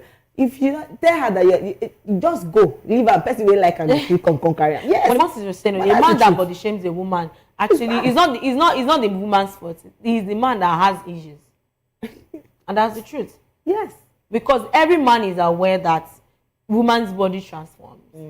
And there are certain stages I've seen a woman who has not given birth that has a pot belly, and people tend to insult her all the time.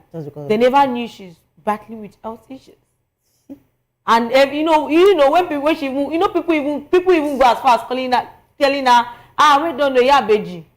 They know she's not married. They are aware that that's not pregnancy. Pregnancy look is different from just having a big belly. Yes. But it's just a way of getting back at her. That's bad. Nigerians. That's bad.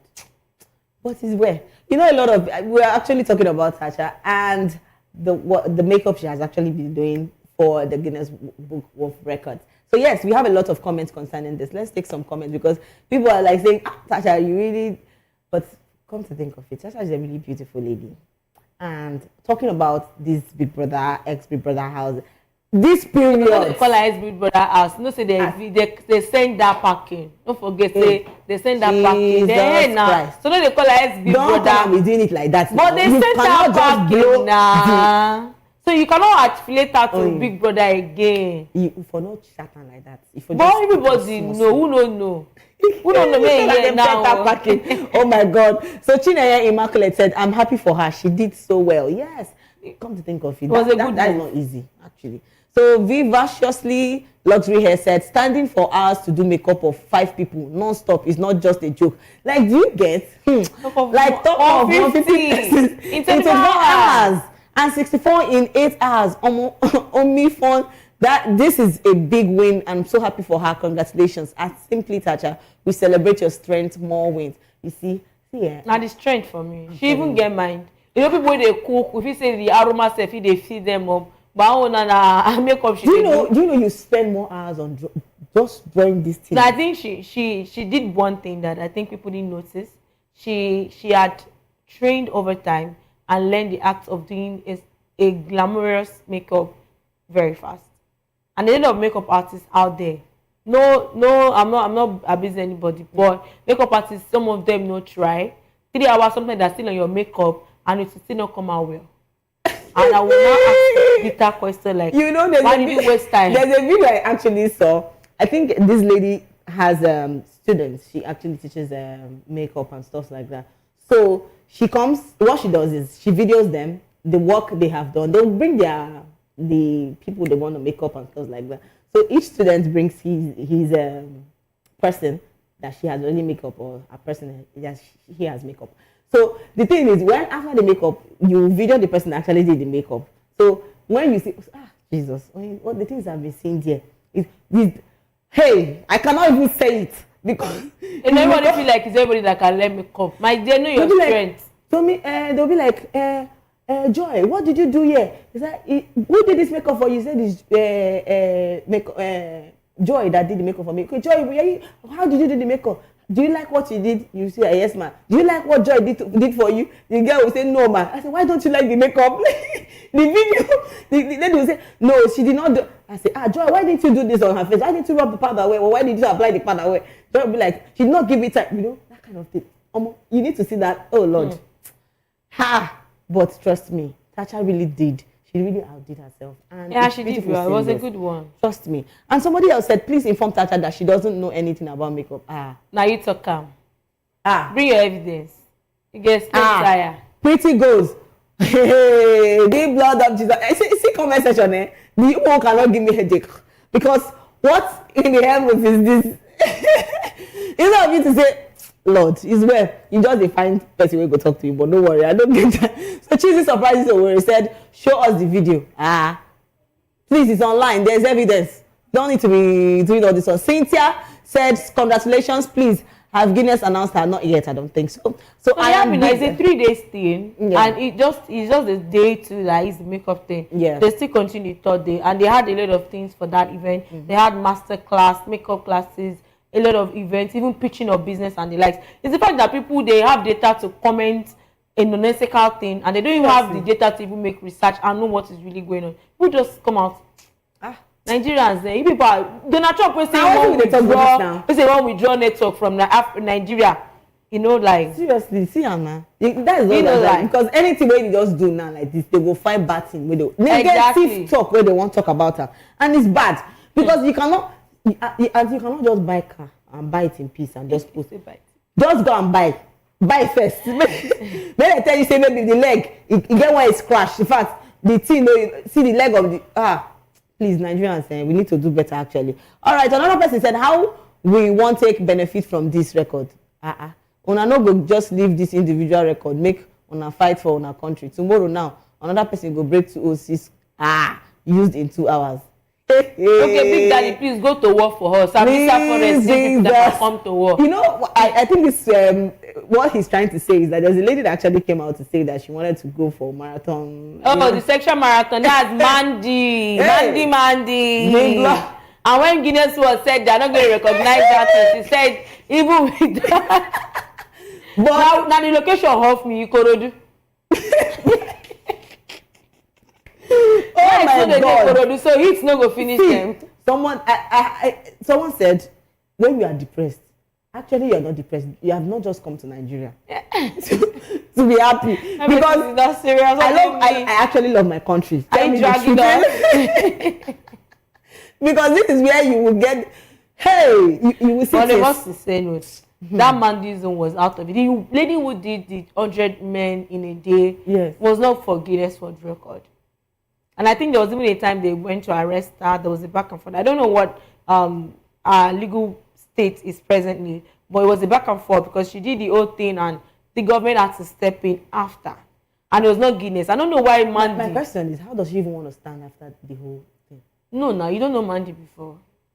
Now I work with that now, so she can stand. She can stand. How you take no? She can stand. Mandy, that name. I bet be like say anybody when they born pikin, I mean they go know the kind of way they give that pikin. No, because please, this one pass that. Don't name your pikin Mandy. Now Mandy first introduced me Kolosho they carry POS. That they started distributing POS. She did that. There was, when she even fell pregnant, we were shocked because we didn't expect say she still get belle carrier. And after the pregnancy, she still went back to the whole business. So please, if not to stand, Mandy can stand. She can withstand the test of time. But that's not Guinness World Record. Test of time. I followed this lady for a while, so I know this lady here. She's just everywhere and nowhere for me. So for my kind of person, I didn't even bother. When I saw it popped up and they say Mandy's game for I say congratulations. They say the people where they are correct for Nigeria. No, I don't want to get people that are correct for Nigeria still there. None of us get managed on a job. Just a cover around with cloth. If I lose my own now, you feel right. If you lose another, you feel right. So none of us we gather day. But trust me, many people they mad, but few are roaming. Not leave her like that. Leave her like that. Now only few people they roam. You know say where you go see. We have a lot of comments, please. Let's take more comments. We're still talking about Thatcher and achievement. And yes, somebody said Guinness World Record for consecutive hours of watching Chelsea match. I might try this record. I can watch Chelsea entire season. Please. Usually they watch without blinking down a line. You are act engineering. You are really acting. You are an actor. Go to the movie. You know, Nollywood needs the next. Come on. All right. Amaka said congratulations, Thatcher. And DECT that said Shebina Guinness go determine if she broke the record or not. No be by to they shout big T up. When they shout go Ida, go Ida, go Ida, go Ida. You never had a comment. Death. The wala is too much. Please, what I can say is that actually, when we see Nigerian people or Nigerian ladies and men doing better for themselves, what we need to do is just encourage them. But Nigeria too make noise. Even that Abasi, how will they know us if we don't make noise? I think that's because Nigeria trying to do. They're just to blackmail Guinness World Record. Saying I don't get choice though. Oh my God. We like they know how you notice us if we don't make noise. Because that is there's everywhere we do. So which one will go break next? Let's look for the one to break. Maybe we'll say we'll talk straight for... Not be me. For 48 hours. For where? We can do it, my love. Me and you go there back and you know go please, auntie, talk for yourself. Don't come join me in the matter. People can come and sponsor us. We want to go for one Guinness World Record. We want to talk straight. How many hours again? 72 hours or is it one? Why you ask me? Not only we are together, my love. If not one person, no go sleep. You cannot talk alone when you are not mad. But if you are two persons, you can banter. Go back and forth and come back again. All right, yes, that takes us to our next gist. And yes, we're talking about BB Niger's Angel celebrates birthday as boyfriend gives her multi-million naira Benz. The multi-million naira bet. Like, see, I've been saying this thing since. You don't go price the place. You take close to multi-millionaire. See this thing. You price down. Pink flowers. But you know, sir, I never received flower before for my life. I've never received flower before. Why you they talk now when I put? Wait, I don't understand. No flower. I've been thinking about it for a while now. You know, I don't know the joy in it because I've never received it. So I'm looking for the day I will receive it because the flower are even big past the way they give. Oh Lord. Later now they go say I like venting. What in the heaven will I not? Why won't I like this thing? But the car, see, all the see that dollar that Lord Jesus. Can read dollar? Headache. Na fake before. No, they fake dollar. Nigerians, so Nigeria they borrow dollar. Use and take good shoot. They return them. Nothing that I've not seen on the street of Nigeria. So things don't move again. But this car, in the next season, I'll come back and check it. I don't want you to say justice for angels, person collect for your show. I tell you in advance. Please, he's common now. And see, you're supposed to be happy for her. Don't be saying. I don't know the boyfriend, so I'm not feel happy. If to say now I know the person they give her now, if it was like as you talk say they never give you flower. You know, be saying you go happy for him now, unless you don't know whether person go just come now. Say, Precious, can you help me give Oyin? I don't know why they're coming through you. Well. You don't know whether that true me. This guy is the flower coming through, Precious. You don't know whether that true me now they go one give me. Now you won't give me. Talk straight. Make I know. No, I know that Nigerians I never get PO. I don't say no Precious they talk. If you want to give me flower, please come to me. No, trust me. There are so many people that I don't trust you. No fit talk to you now. They'll be like, talk to me. Am I carrying masquerade in front of my eyes? Which friend? On top of flower, you're not my friend. Please. Well, congratulations to Angel on a new car. Congratulations to her, seriously. But then, people that would want to give only some flowers, she's actually ready. Why you not doing I'm here to help you now. That your help, I don't understand where you come from. Nigeria, Savior will always say, please, I hope Savior does not see this because I will not rest. It's all right. So congratulations to because Jesus. It's a good thing, though. One thing I'm actually so happy for is the fact that the dollar. I don't know why I'm still talking about the dollar. You know that the dollar real? Oh, can you say it's not real? What if they borrow it for the shoot? Which shoot? You cannot try that with me. Nigeria now, you know what Nigeria now? They are during Valentine. Initially, we used to do You know how so it's because when some women will even buy their own gifts and ask the delivery people to deliver to them. And some they even that gift is called audio gift. Let's say the gift is worth 5 million naira. Then they pay 500,000 for them to bring it. Then at night they return it back. A lot has happened. So me now, I'm in the era of seeing is believing. If they say they give a gift, I'll come here and go see the gift, take say now church they give. But should they show the video of the flower? You know that after the video they carry and go. But that bouquet is fine. I love bouquet. I'm looking forward to that. Because my color. Can you get what I'm trying to say? No, na red roses. When they say na red better pass. I never collect anyone, but if now you won't give me anyone, give me red. No be that Nigerian, no be that paper Nigerian. You can't choose. I just say you choose now. When I be like, I don't choose. I don't have allergy reaction to anything. So you can give me the red rose. Last you see like vintage. So you see after she goes rose no be vain. You now house car. The Precious no. On this, see this car, we're gonna buy it. I have to buy this thing only is doing to me. I don't understand because one day I'll be riding on my, on my latest ride, and I'll just like, hello, baby girl. Where you want to see me? I didn't where you want to see me. Well, you don't know whether in America go there, but where you want to see me? Oh my God! The least you can do is to do video call with me and say hi. I will say, oh, is that your new baby? Oh, see mine too, be. I meet you, hello, baby girl. I don't understand. Well, actually, this is where we draw the curtain because this girl is she's not doing a lot of things. I don't understand her again. But if you won't give her flower, maybe she shall come show me. Can't give her the flower. I will give. It will definitely get to her. You cannot go through. I refuse. All right, to our amazing viewers, thank you so much for staying with us on Spotlight Show. It was a blast, and trust me, if you're going viral or you're going global, please tell your story with heart. And yes, don't forget to follow us on all our platforms at VOP TV Live and subscribe to our channels for more exciting episodes and updates. Until next time, I am Precious Agman, and trust me, I didn't do this alone. I still came with my darling Oyindamola. Oyindamola, look at your baby girl for life. Ooh, yes, this has been Spotlight. So bye for now. Bye.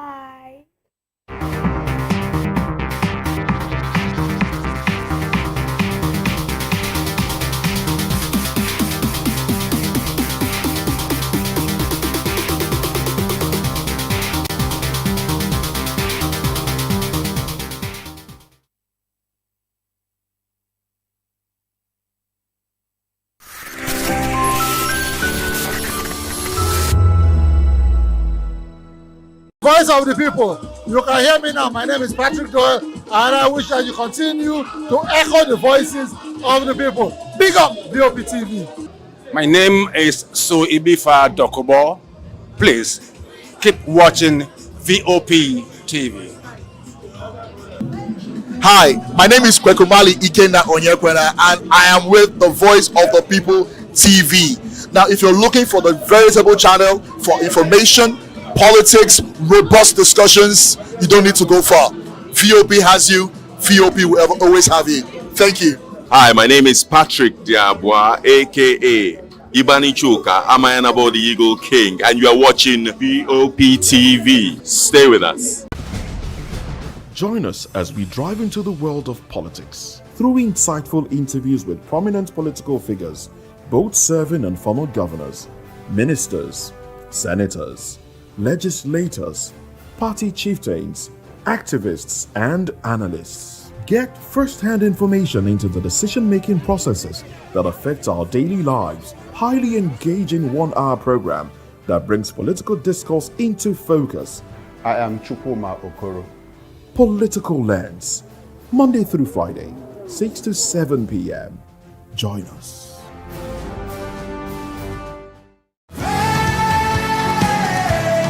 Ever wonder what inspires your favorite gospel artists?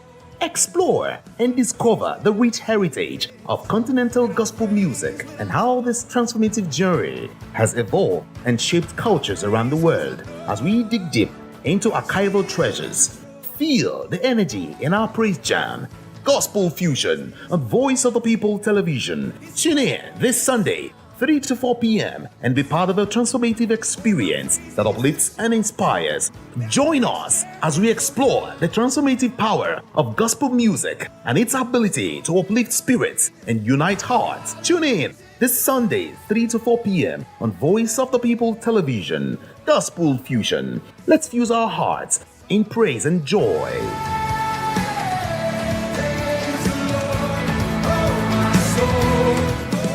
The 2564 is coming up on 29 right. The 2564 Atlantic Tower. What happens in the hush behind hangar doors? Who signs the papers that gamble with lives? Which truths were grounded before they even ever had wings? If you've ever buckled a seatbelt at 30,000 feet, if you've ever stared out of that tiny window and wondered who's really in control of the skies, it isn't just flight, it's power, it's politics, it's pressure sealed in steel. We're peeling back the clouds from runway risks to sky-high secrets. We're diving deep where most dare not to look. Aviation Scope, every Sunday at 7 p.m. only on Voice of the People TV. We don't just report, we reveal. We don't just ask, we uncover. Because when it comes to the skies, ignorance is turbulence. Aviation Scope, the sky isn't the limit, it's just the beginning. We encourage you to click on the like button and subscribe to our YouTube channel. We are Voice of the People TV. Also follow us on all our social media platforms. We are at VOP TV Live. Visit our website www.vop.ng for fresh and trending news. Also watch us live on SLTV channel 264. VOP TV, Voice of the People Television.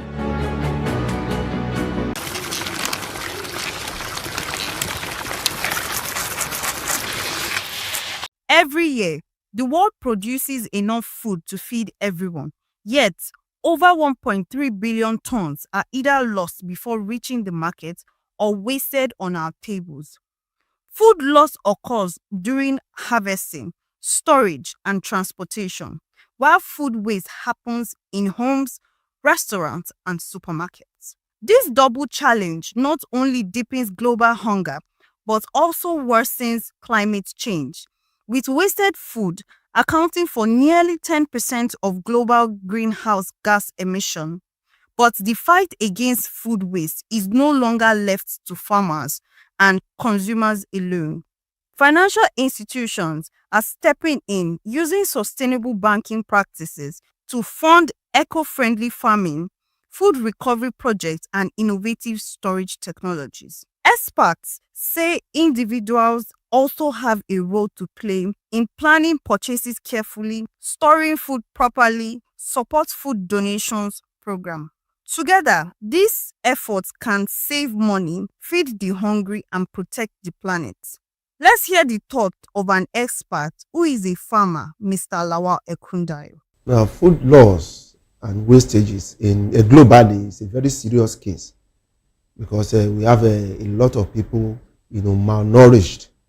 Food doesn't get to them, and the food that gets to them is not enough. So it's a very serious case that is affecting almost every part of the world. The first thing is during harvesting. Now, when we should use modern method in harvesting, like combined harvest, so that can quickly harvest everything on farm at a short time. Some can even process it almost to the last stage on farm. So that will save a lot of wastage. Second, transportation from the farm to where they will be stored is also very crucial. So they need to be transported quickly. So we need a good transportation from the farm to where they will be stored. And then transportation from where they are stored to the market is also important. And then government should also subsidize a lot. There should be a lot of subsidy in agricultural production so that the money for producing it will be so low that the farmers can sell it at a very affordable price, so that within 1 week you already finish selling everything, so that what you have harvested again can get to the people so that they can make use of it. That's how we can really stop wastages. As the world confronts rising food prices and environmental challenges, today's observance is a reminder that every grain counts. Reducing food losses and supporting sustainable banking are not just economic choices, they are moral imperatives for greener, hunger-free future. Victoria Ogbaki for Voice of the People TV.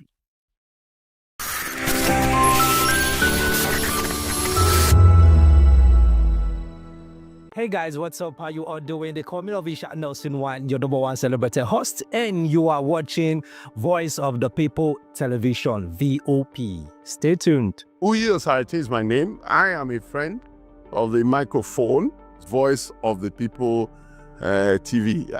That name is unique, and the brand is very sweet. I like the packaging.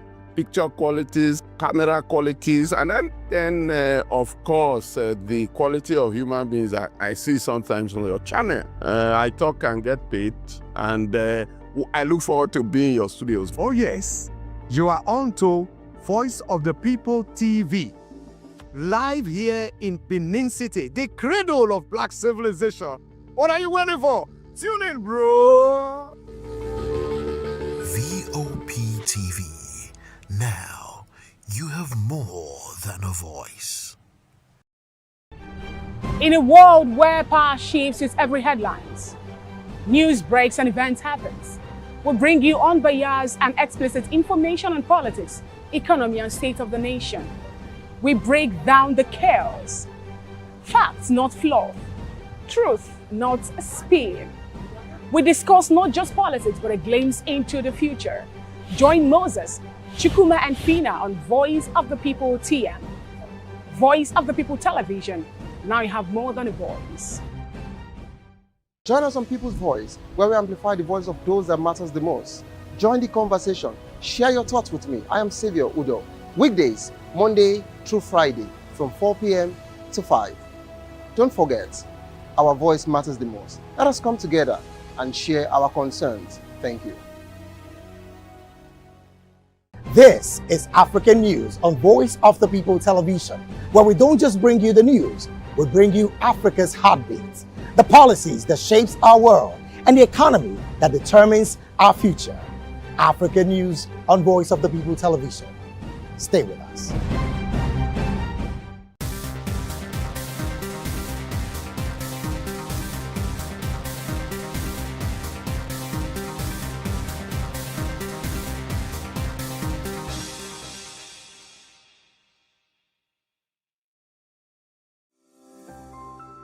VOP TV. Now, You have more than a voice.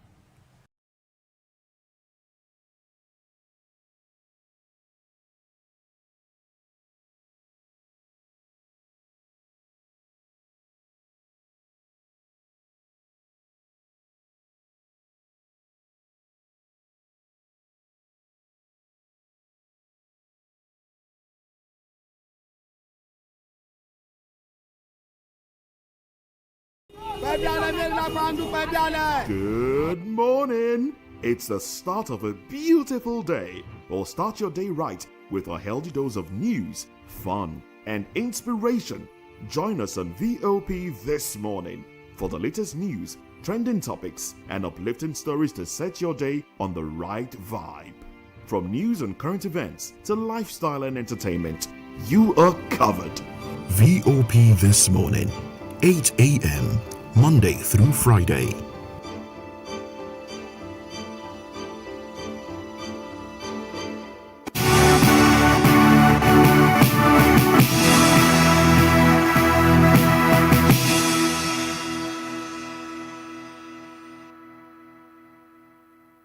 To the African News and Voice of the People Television. I am David Edwin.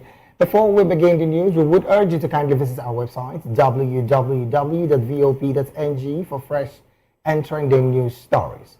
We begin the African news from Cameroon, where Cameroon's opposition candidate Issa Chiroma Bakare has declared himself winner of Sunday's presidential election, calling on President Paul Biya to concede defeat after over 4 decades in power. In a video message, Chiroma said their victory is clear and must be respected, warning that refusal to accept the results could plunge the country into crisis. Official results have not yet been announced, and Biya's ruling party has dismissed the claim, insisting that only the Constitutional Council can declare a winner. And from Cameroon, go straight to Madagascar, where President André Rajoelina says he fled the country to save his life following a military rebellion. In a late-night speech from an undisclosed location, Rajoelina said an illegal attempt to seize power was underway after an elite army unit joined anti-government protests in the capital, Antananarivo. He called for dialogue and respect for the constitution, but did not announce his resignation. Protests driven largely by Gen Z demonstrators began over power and water shortages and have grown into the country's biggest unrest since Rajoelina's first took place power in 2009. Meanwhile, the United Nations says the ceasefire between the Democratic Republic of Congo and Rwanda is not being respected. UN Special Envoy Hyung Jan has said in spite of peace efforts, fighting continues in eastern DRC. He urged both sides to resume direct dialogue and take concrete steps to end the war. Meanwhile, the DRC representative to the UN, Zenon Mukongo, has insisted that the withdrawal of Rwandan troops and the end of support for the M23 rebels remain non-negotiable for lasting peace. The conflict has killed thousands and displaced millions in eastern Congo. Meanwhile, a leaked dossier by Vice President Constantino Chikwanga to ZANU-PF's Politburo on September 17th has detailed an alleged grand corruption by President Emerson Mnangagwa moneyed allies. Chiwenga's dossier warned that prevailing conditions were exactly what led to their decision to oust late President Robert Mugabe in November 2017 coup. The dossier alleged that businessman Kudankwashe Tagwiri and shadowy Wigman Chivayo, among others, were some of the corrupt individuals who have been milking Zimbabwe's coffers. Chiwenga told the president that they undertook Operation Restore Legacy with a sacred mandate, which was to reclaim the nation from the jaws of corruption and restore the dignity, prosperity, and sovereignty of Zimbabwe for its people. According to the report, Mugabe allowed certain individuals and families to seize his executive authority and abuse it, ignored the suffering of the people while a corrupt elite looted with impunity, and turned ZANU-PF into a personal freedom, disregarding its founding values. And then straight to move to Kenya, where President William Ruto says he has brought on board key political rivals, including former Prime Minister Raila Odinga, former President Uhuru Kenyatta, and former Senator Gideon Moy, as part of a bold initiative to transform Kenya into a first world country by 2055. Speaking during a church service in Ziwani, Nairobi, Ruto emphasized that realizing this vision would require collaboration across political divides, bringing together leaders who were once considered adversaries. He noted that it was time to elevate the country to the next level, saying that he has engaged over half of lawmakers on a one-on-one basis on the quest to transform the country into first world country. Ruto stressed that Kenya has been in the third world for far too long and cannot afford to remain mired in poverty, hunger, and underdevelopment. He added that by God's grace and through hard work, they would move Kenya from a third world to a first world country in the next 30 years. Moving on, a General Service Unit officer guarding the State House in Nairobi was killed on Monday in a shocking spear attack outside the premises, Gate D, prompting a brief security lockdown as President William Ruto was outside the compound. The slain officer, who was attached to the GSU's Elite G company, was pronounced dead on arrival at Kenyatta National Hospital, having lost a significant amount of blood. Police said the 56-year-old assailant approached the checkpoint carrying a sack before producing a spear and fatally stabbing the officer in the chest. Colleagues at the scene quickly subdued and arrested him. However, the suspect told officers that he had been sent by Satan. Officials familiar with early investigation said with the motive for the attack still unclear.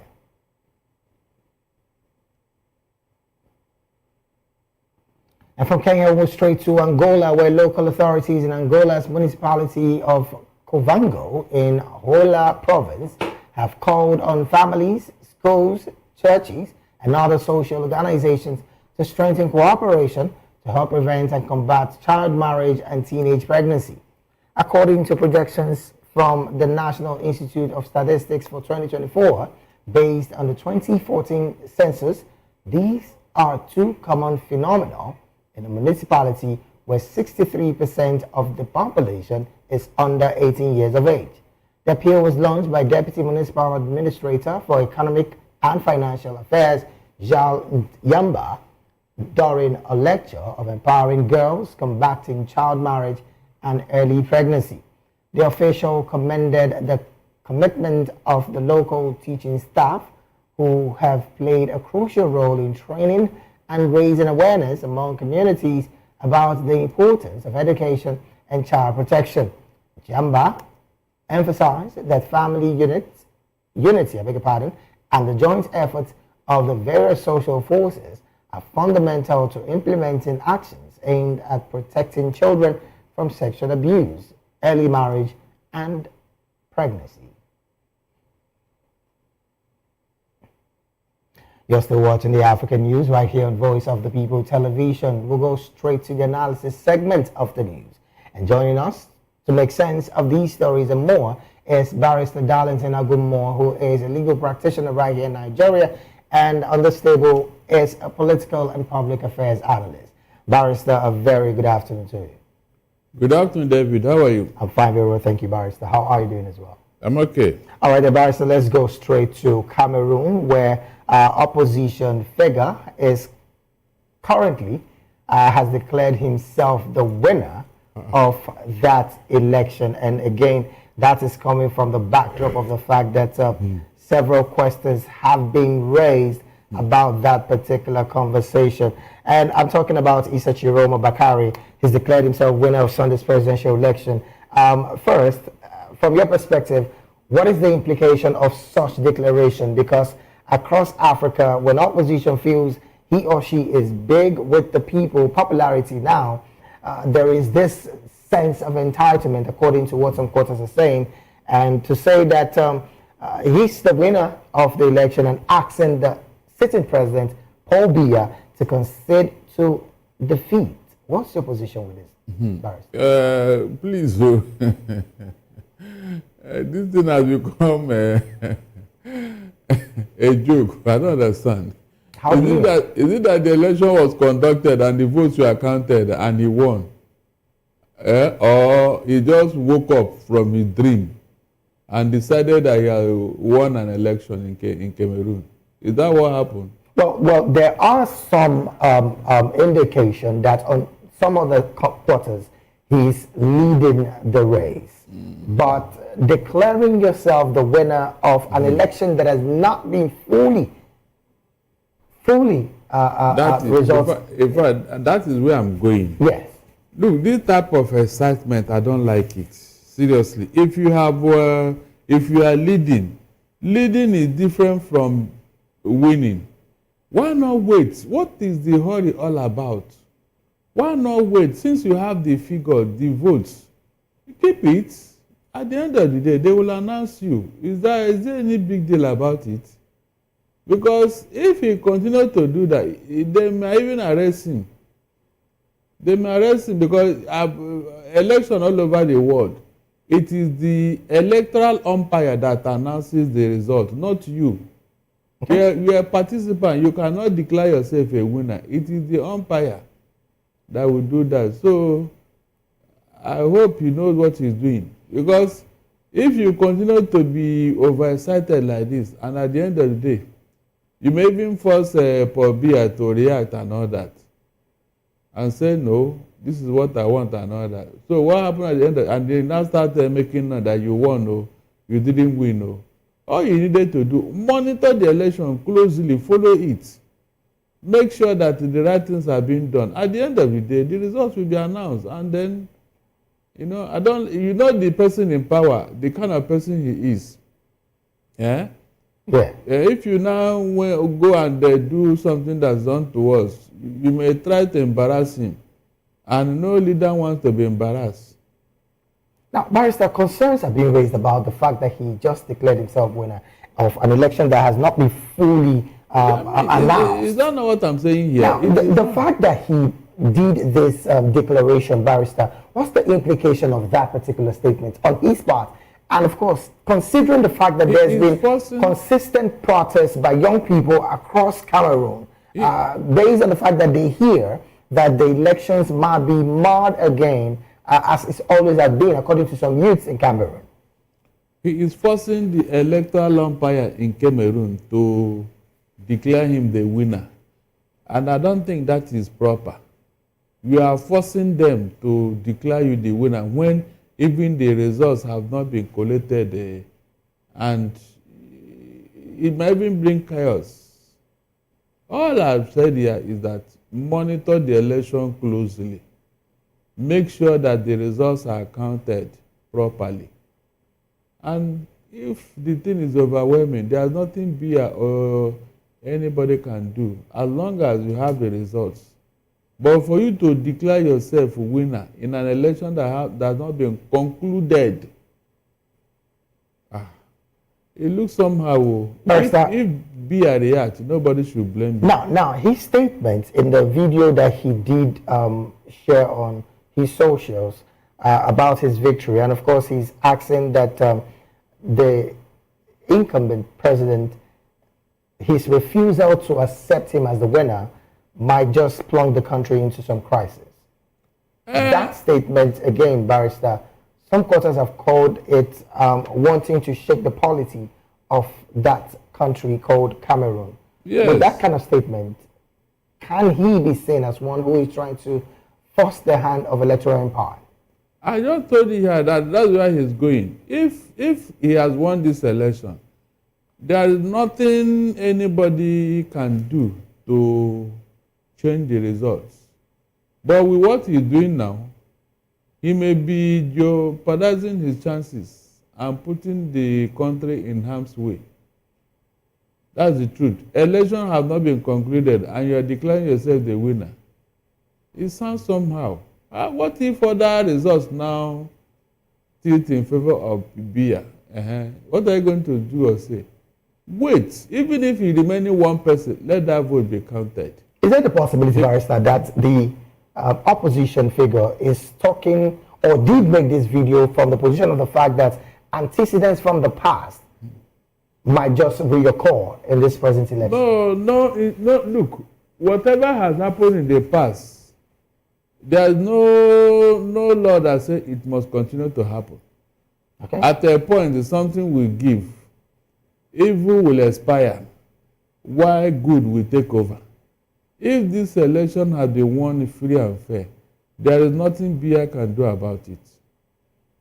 Evidence will be there to show that yes, you have won. But there are some concerns, Barrister, which again has caused protests across Cameroon about the fact that electoral umpires in some other counties and municipalities are switching results.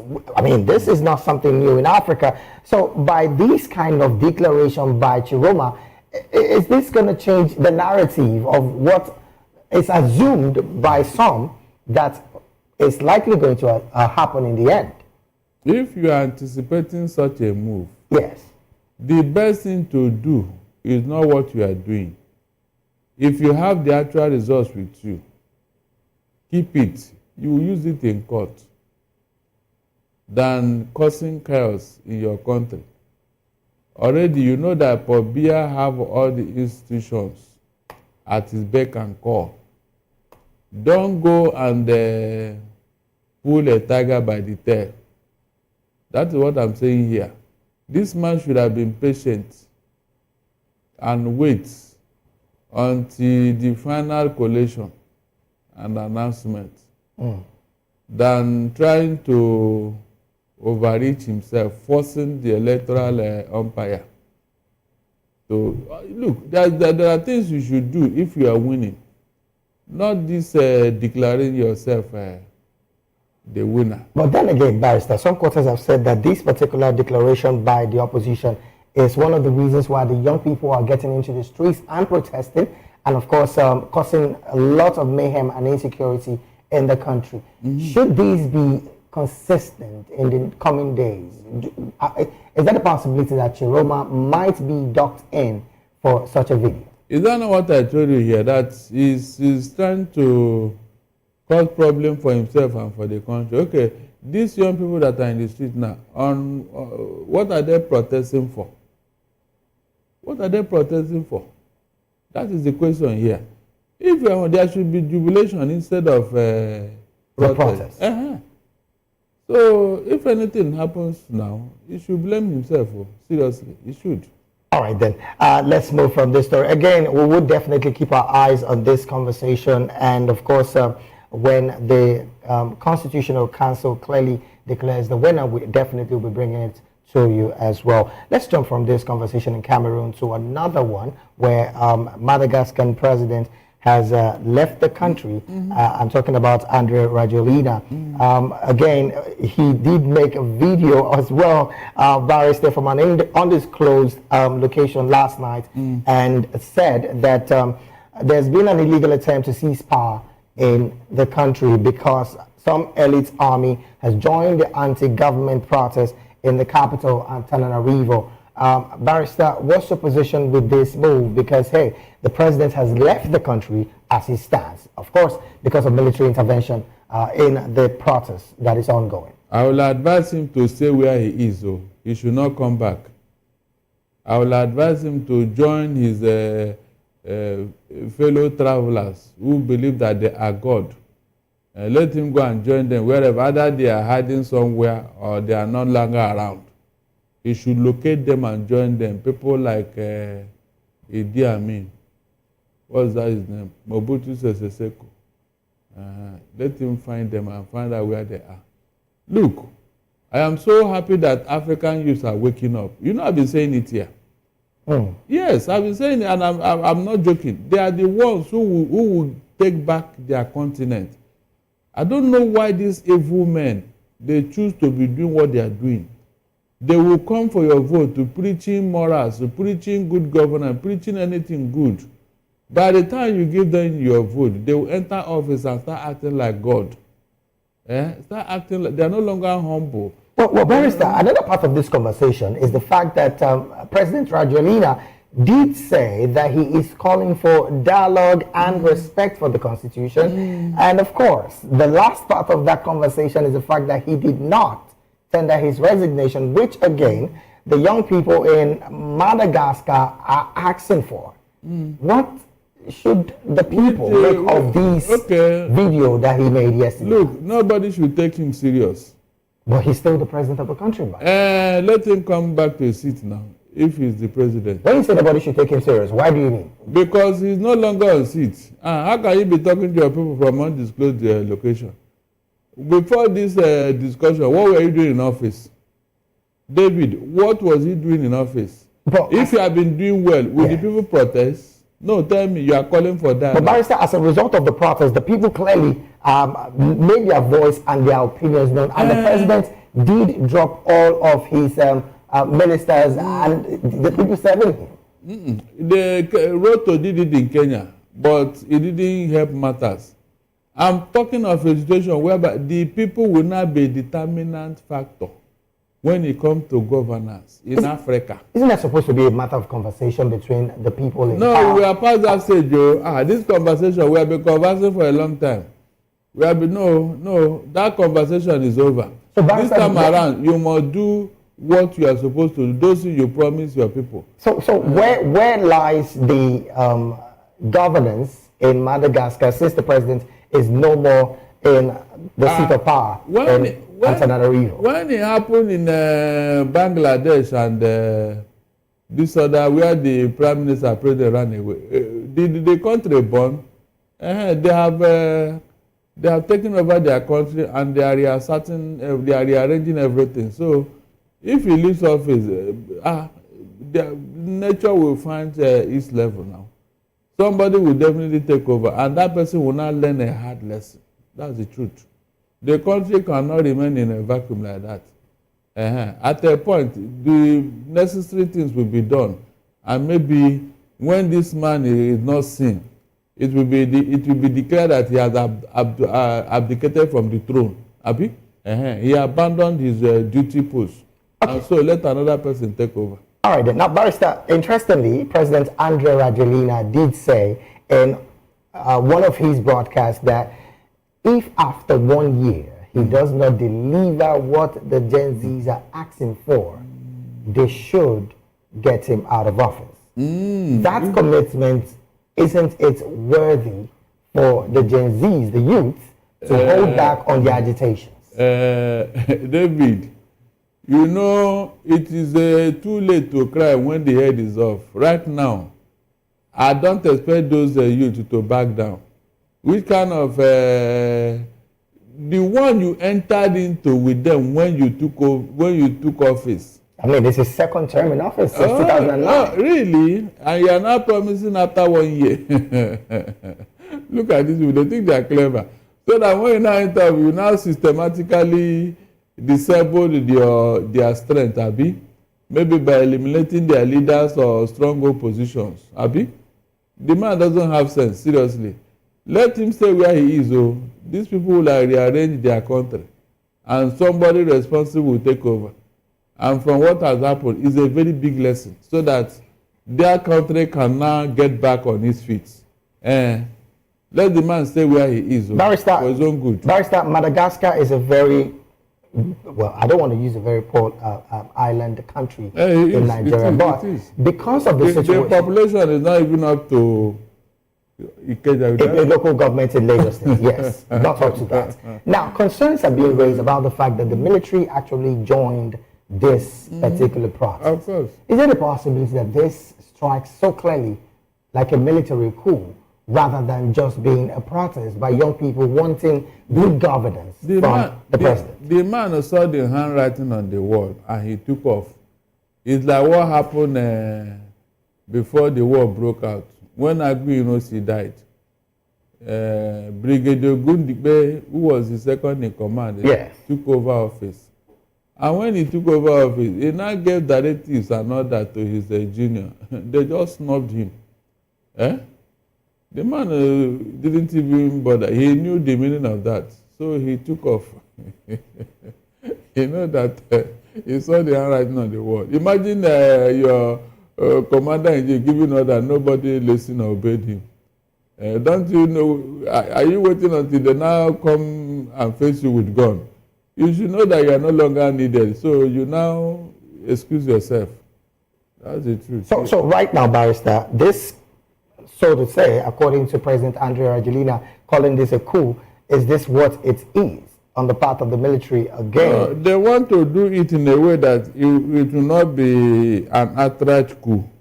We just want to say that the man abdicated his office. And after waited for him and he didn't come back, they had to reset the country. You can't call it a coup. But out of fear that the military have joined the protest, the man saw the handwriting on the wall. Even when he ordered them to shoot the protesters, and they ignored him.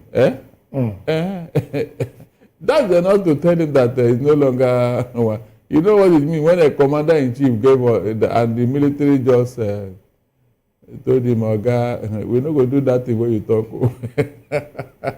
All right, the Barrister, another conversation here in all of this is the fact that President Andrea Rajoelina also called for dialogue, and you did say earlier that no time for dialogue. We are past. But in the space of good governance, isn't dialogue another tool to get better governance for the people? When somebody is trying to play pranks on you, don't give him that opportunity and privilege. He had been there first time, Abi. Yes, this is his second term in office. Why didn't he do those things in his first time in office? So he knew that he needed to talk to, because they now rose up, Abi. If they had kept quiet, will he call for any dialogue? He didn't call for dialogue in his first term.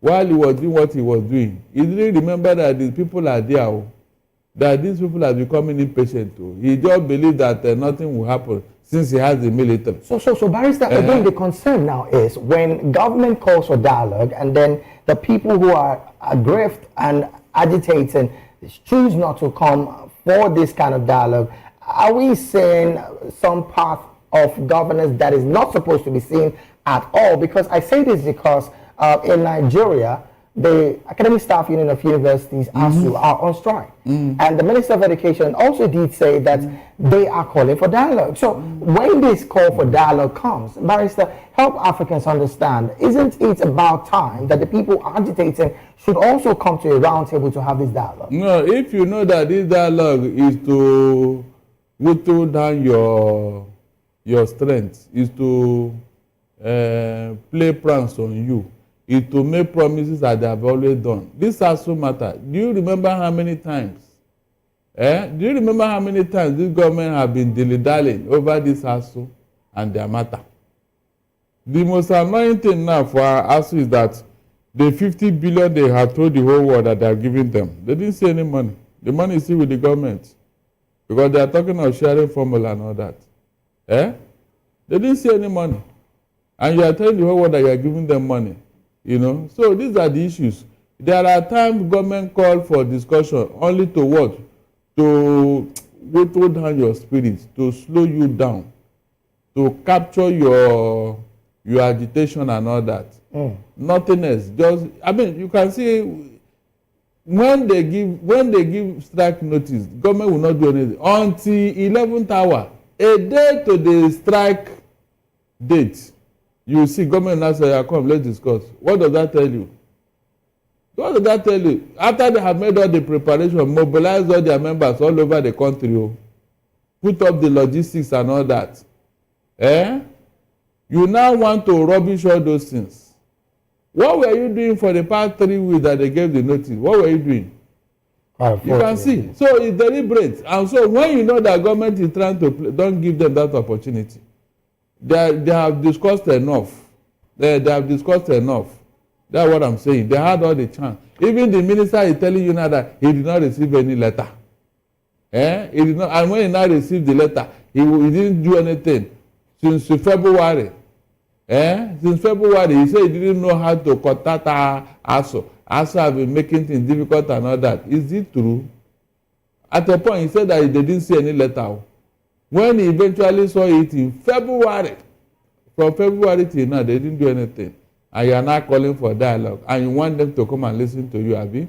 Unfortunately, Barrister, the trust deficits between the governing bodies and the people seem to be consistently grow in its largest of numbers. And this is a concerning factor. I say this because of the next story that we're jumping into, Barrister. The UN is clearly saying right now that the truce between Rwanda and Rwanda and DR Congo is not happening because there is still ongoing fights in that region of the DRC. Now, this is from the backdrop of the fact that Washington has called for Paul Kagame and, of course, the president of DRC to come and have a conversation to sort out these differences. Why do you think fighting is still ongoing in some parts of the DRC, even though they are having a conversation to come to a truce path? Because the mediators are not sincere.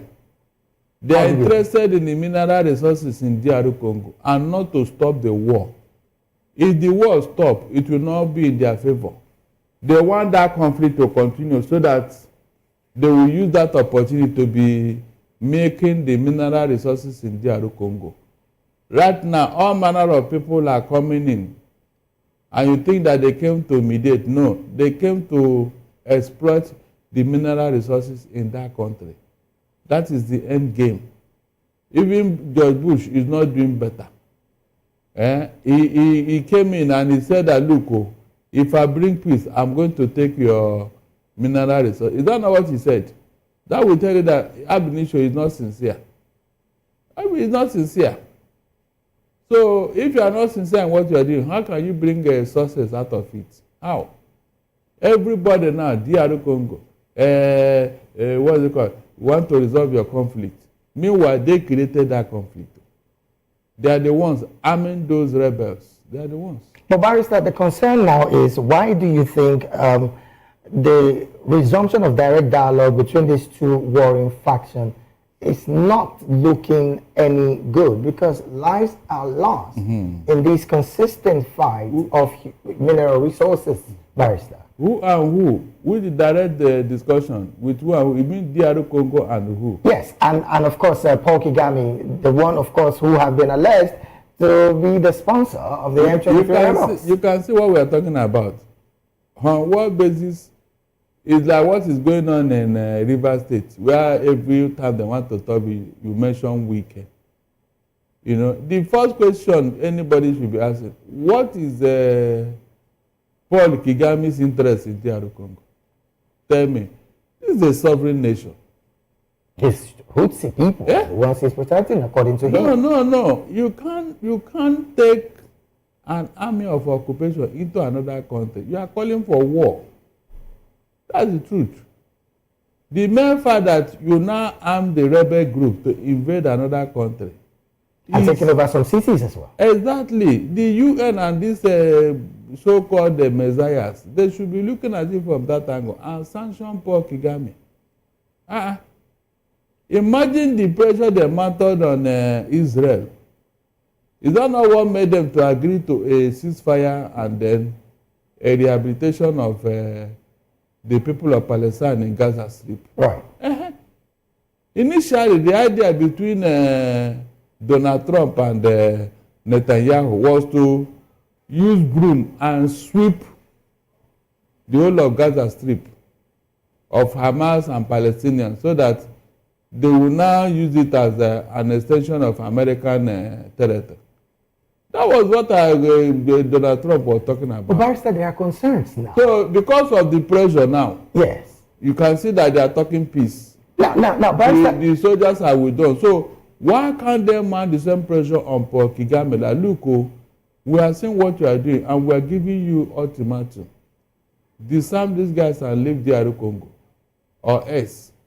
Paul Kagame cannot withstand 1 week of sanction from the Western world. He can't withstand this. Speaking of sanctions, Barrister, you would recall on this table as well, we mentioned 3 sanctions that he has gotten because of his involvement with the M23 rebels. One is that of the UK's asylum seeking fund.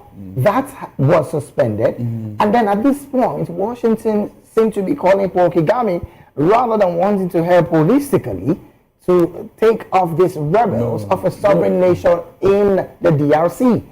Where lies the position of we do not negotiate with terrorists in this conversation, Barrister? Yes, what I'm saying, well, it is the country that we should say that, not external help. The country that you are talking about. No, Washington. Okay.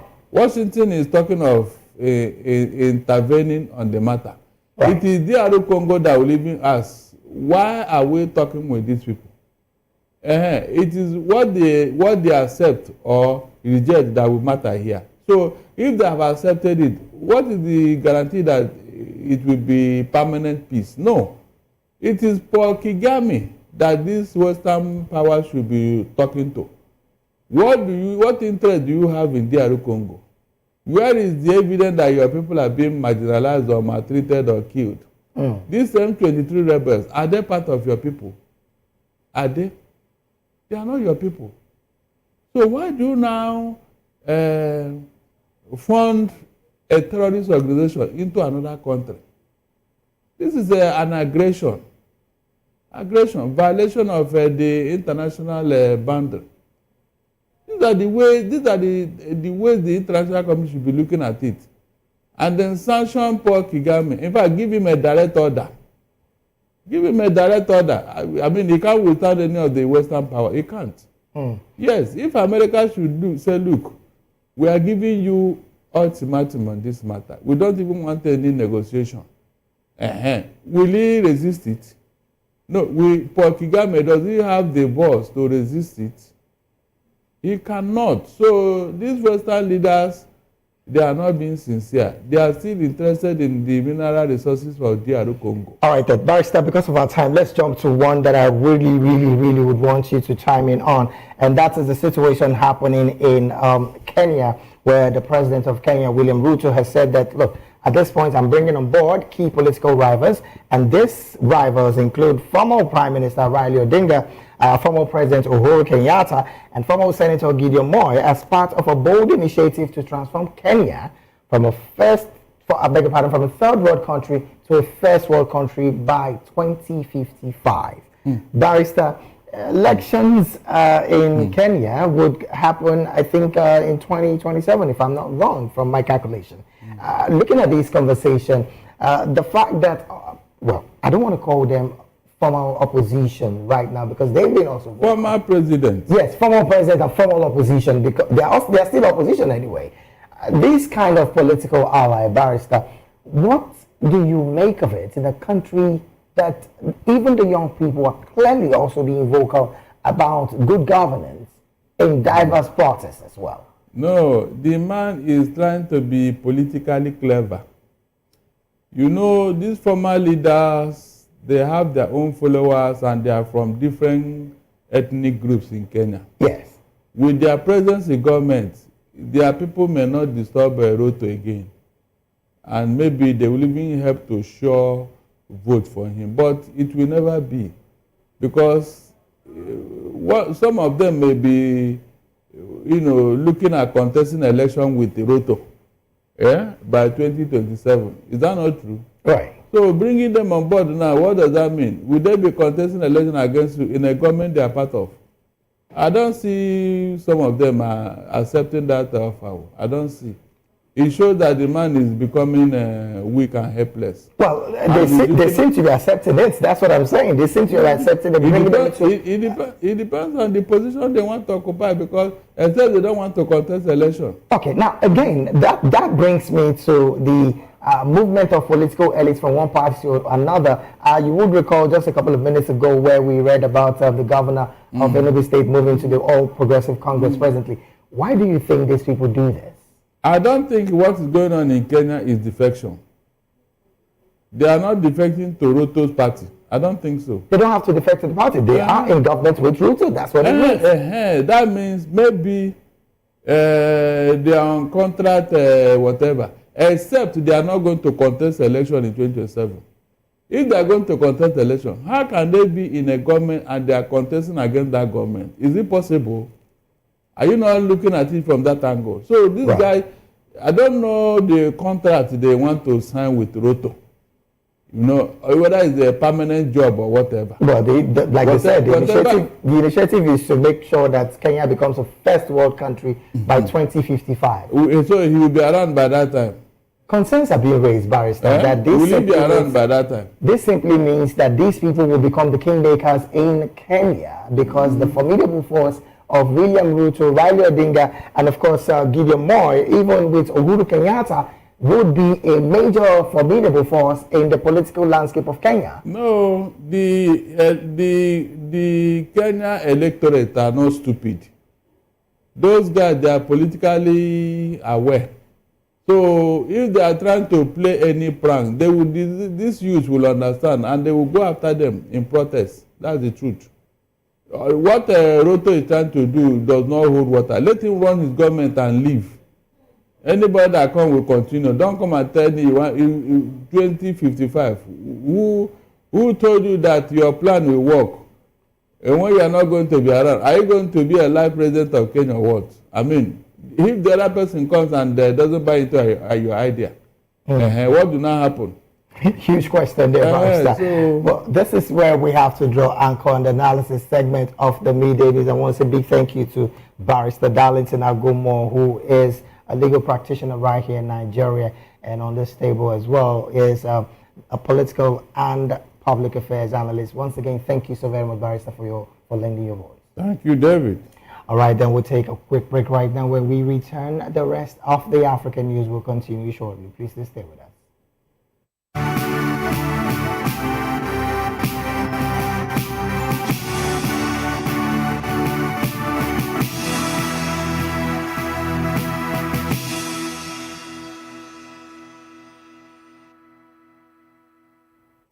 Glad to have you back at the Studio African News right here in Voice of the People Television. Now to more stories. Amid the escalating tensions over the future of Somalia's Jubaland administration, Ethiopia's Prime Minister Abiy Ahmed has held a closed-door meeting in Addis Ababa with Somali President Hassan Mahmoud on regional issues. According to a statement from Abiy's office, the two leaders exchanged views on issues of mutual interest, though no further details were provided. Also, a statement from the Somali president said the meeting focused on strengthening bilateral relations and enhancing developmental cooperation based on good neighborliness, mutual respect, and shared prosperity, while upholding the sovereignty, unity, and territorial integrity of both nations. The talks come amid reports that the Somali federal government was planning to establish a parallel Jubaland administration in the southern Gedo region, a move reportedly opposed by both Ethiopia and Kenya. In another development, economists at the International Monetary Fund have urged African governments to strengthen governance and maintain economic stability to ensure sustainable financing. Speaking in Washington at the IMF and World Bank annual meetings, heads of the groups, Jean Serra and Tabiot Lemere, respectively, said public debt remains high across sub-Saharan Africa, with interest payments consuming a large portion of national revenues. They noted that while African countries raised billions through Eurobond and syndicated loans, borrowing costs have risen sharply, increasing fiscal pressure.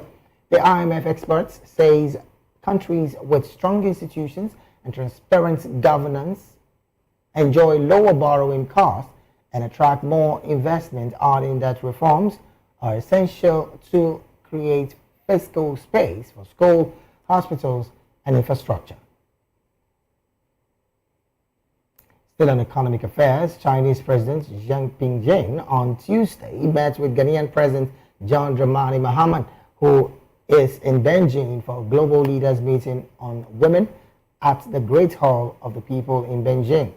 During their meeting, Xi noted that this year, as the 65th anniversary of diplomatic relations between China and Ghana, adding that the bilateral friendship forged by the earlier generation of leaders from both the countries has grown stronger over time.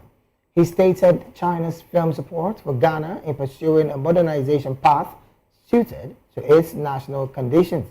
He added that this country is willing to work with Ghana to elevate cooperation across all sectors, making greater contribution to building an all-weather China-Africa community with a shared future for the new era.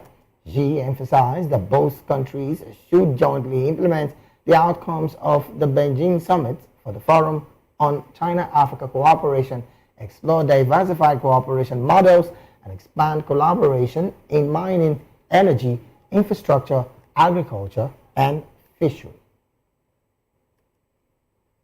Meanwhile, the Angolan government said the country has recommitted to implementing the Sendai Framework for Disaster Risk Reduction and the 15 years United Nations 2030 Agenda.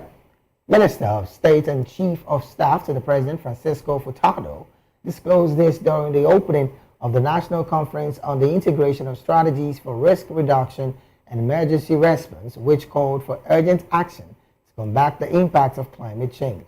The minister noted that integrating disaster risk reduction, climate change, and environmental management strategies is a priority for Angola public policy aimed at ensuring national development in resistance, secure, and sustainable. He highlights the government's investments in important infrastructure such as the Kafue Canal and the Ndour and Klokov dams in Kunene, as well as similar initiative in Hoila and Namibe provinces to combat drought. You're still watching the African News right here on Voice of the People Television. We'll go on a very short break right now. When we return, more stories in African business and sports will be up next. Please stay with us.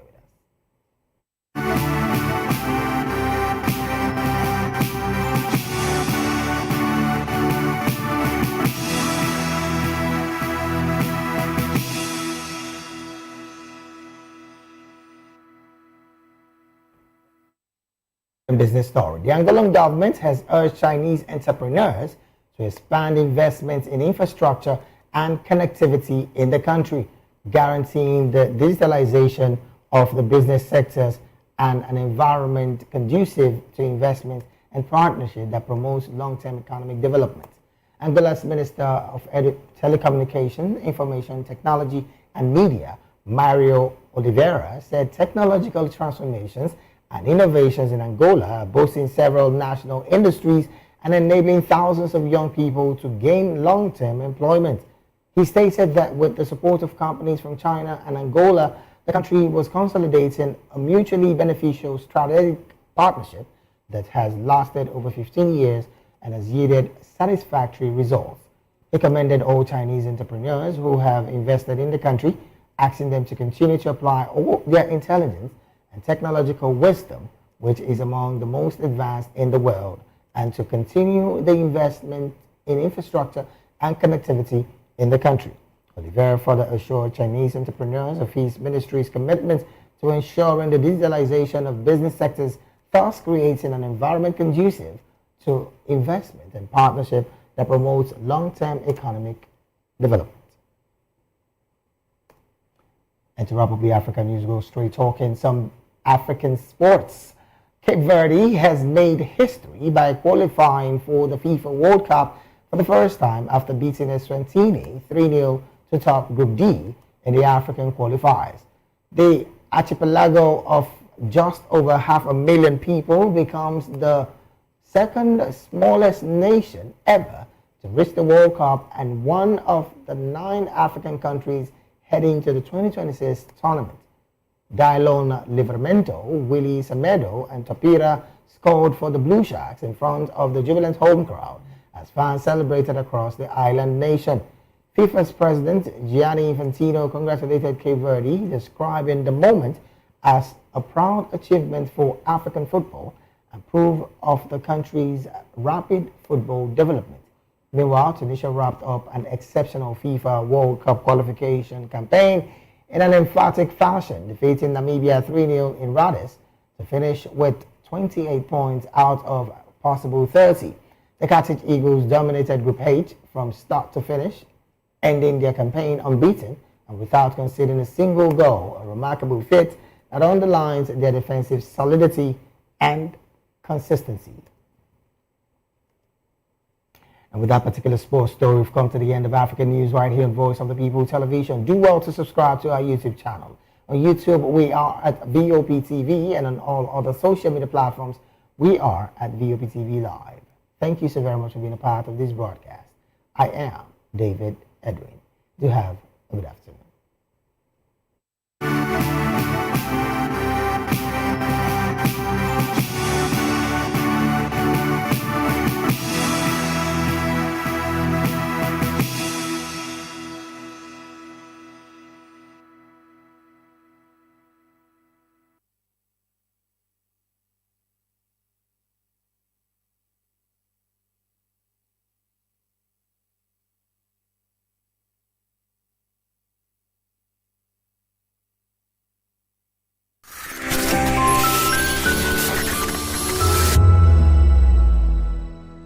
Voice of the people. You can hear me now. My name is Patrick Doyle, and I wish that you continue to echo the voices of the people. Big up VOP TV.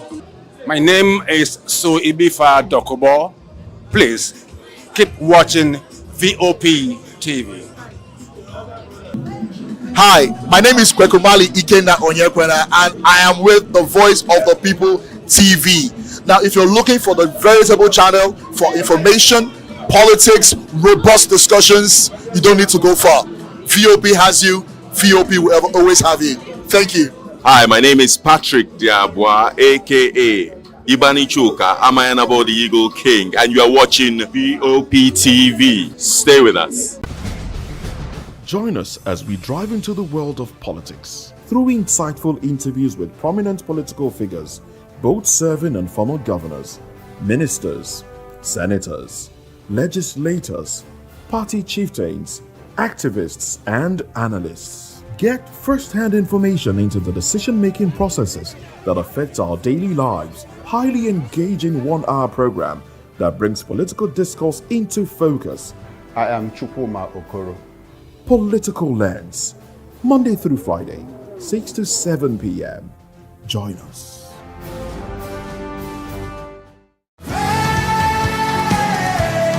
Ever wonder what inspires your favorite gospel artists? Explore and discover the rich heritage of continental gospel music and how this transformative journey has evolved and shaped cultures around the world. As we dig deep into archival treasures, feel the energy in our praise jam, Gospel Fusion on Voice of the People Television. Tune in this Sunday, 3 to 4 p.m. and be part of a transformative experience that uplifts and inspires. Join us as we explore the transformative power of gospel music and its ability to uplift spirits and unite hearts. Tune in this Sunday, 3 to 4 p.m. on Voice of the People Television. Gospel Fusion. Let's fuse our hearts in praise and joy.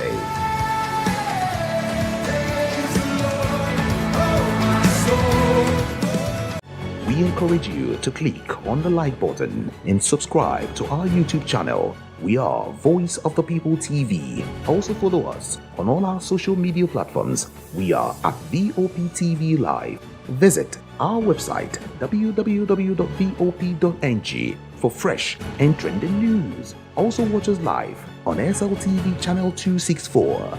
VOP TV, Voice of the People Television.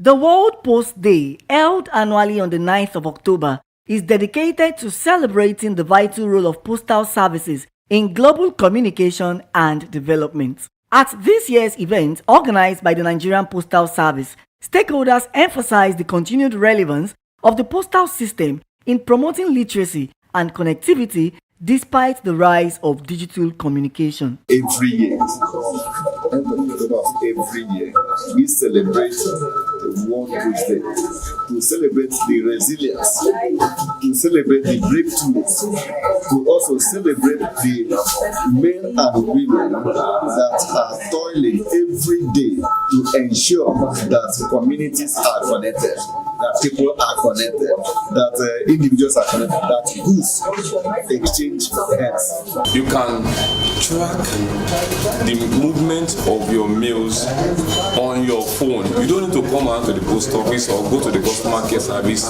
to monitor the movement of your mails. You can download the app Track. You have your tracking number, because every product, every time you are at the counter, you'll be given the tracking number. So you have the tracking number to access, to know the level of movement of your goods or any merchandise you are sending. Actually, postal services itself is technology. So modern day technology will just only come to add to what we have on the ground. This year's celebration was described as a unique one, as students from Lagos mainland emerged as the first, second and third place winners in the Universal Postal Union essay writing competition, a remarkable achievement that brought pride to Lagos State, thereby providing an avenue for customers to interact with postal management and discuss ways to enhance service delivery across Nigeria. I'm very, very overwhelmed because I never thought I'm going to be the first. At first, I never even wanted to write it at first. But I'm very, very happy. I feel very happy to be in this platform today. It's a very good opportunity to harness my inner ability. And technology can help these letters get to their destination faster.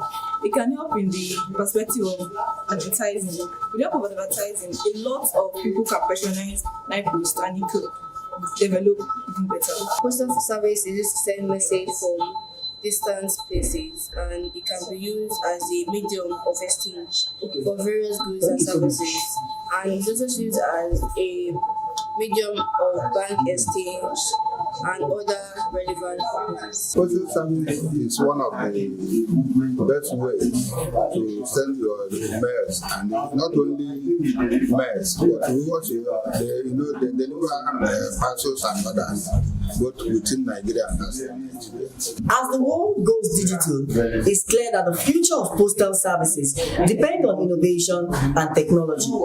It should therefore be a collective responsibility for all stakeholders to embrace and drive this change of transformation. Matthew Nsoda, reporting for Voice of the People.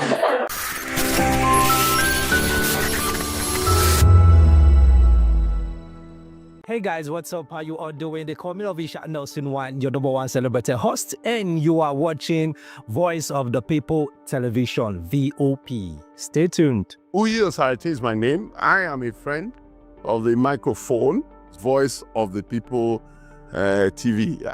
That name is unique, and the brand is very sweet. I like the packaging, picture qualities, camera qualities, and then of course, the quality of human beings that I see sometimes on your channel. I talk and get paid, and I look forward to being in your studios. Oh yes, you are on to Voice of the People TV.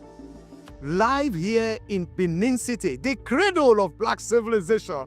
What are you waiting for? Tune in, bro. VOP TV. Now, you have more than a voice.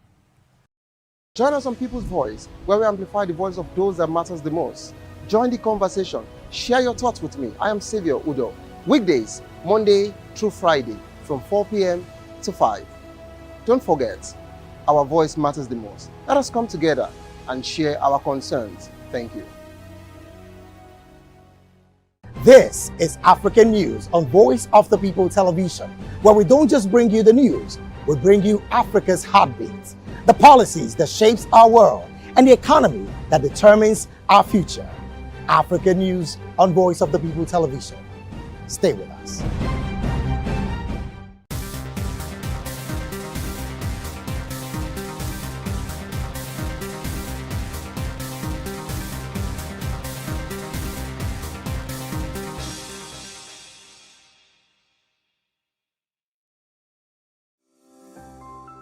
VOP TV. Now, you have more than a voice.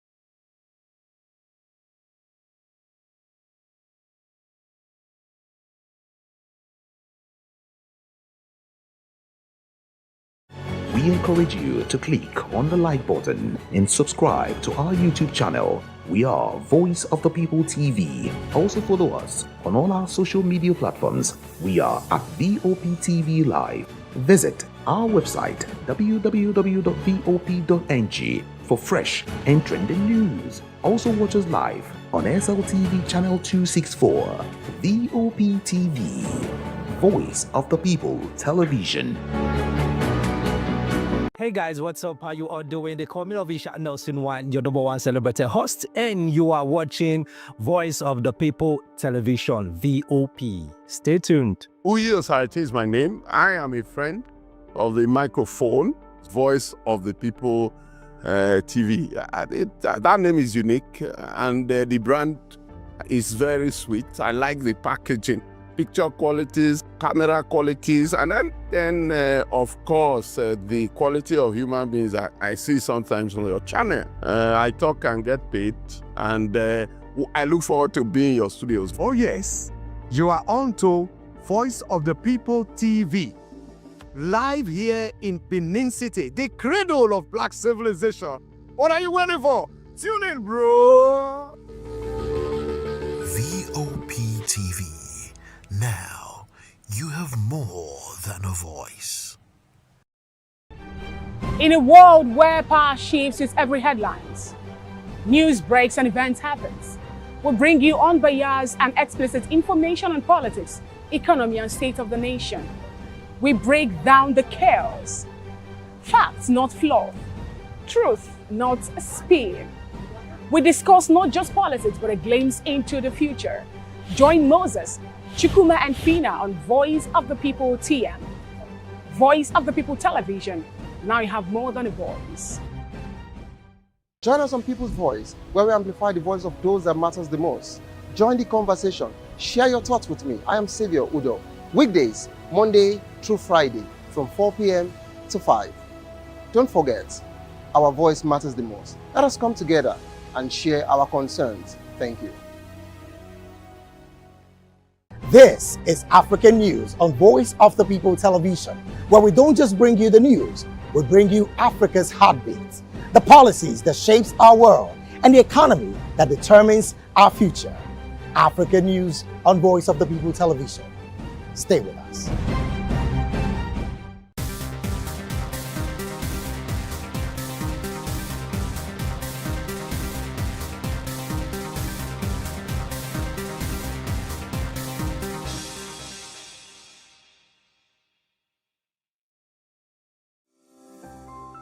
VOP TV. Now, you have more than a voice.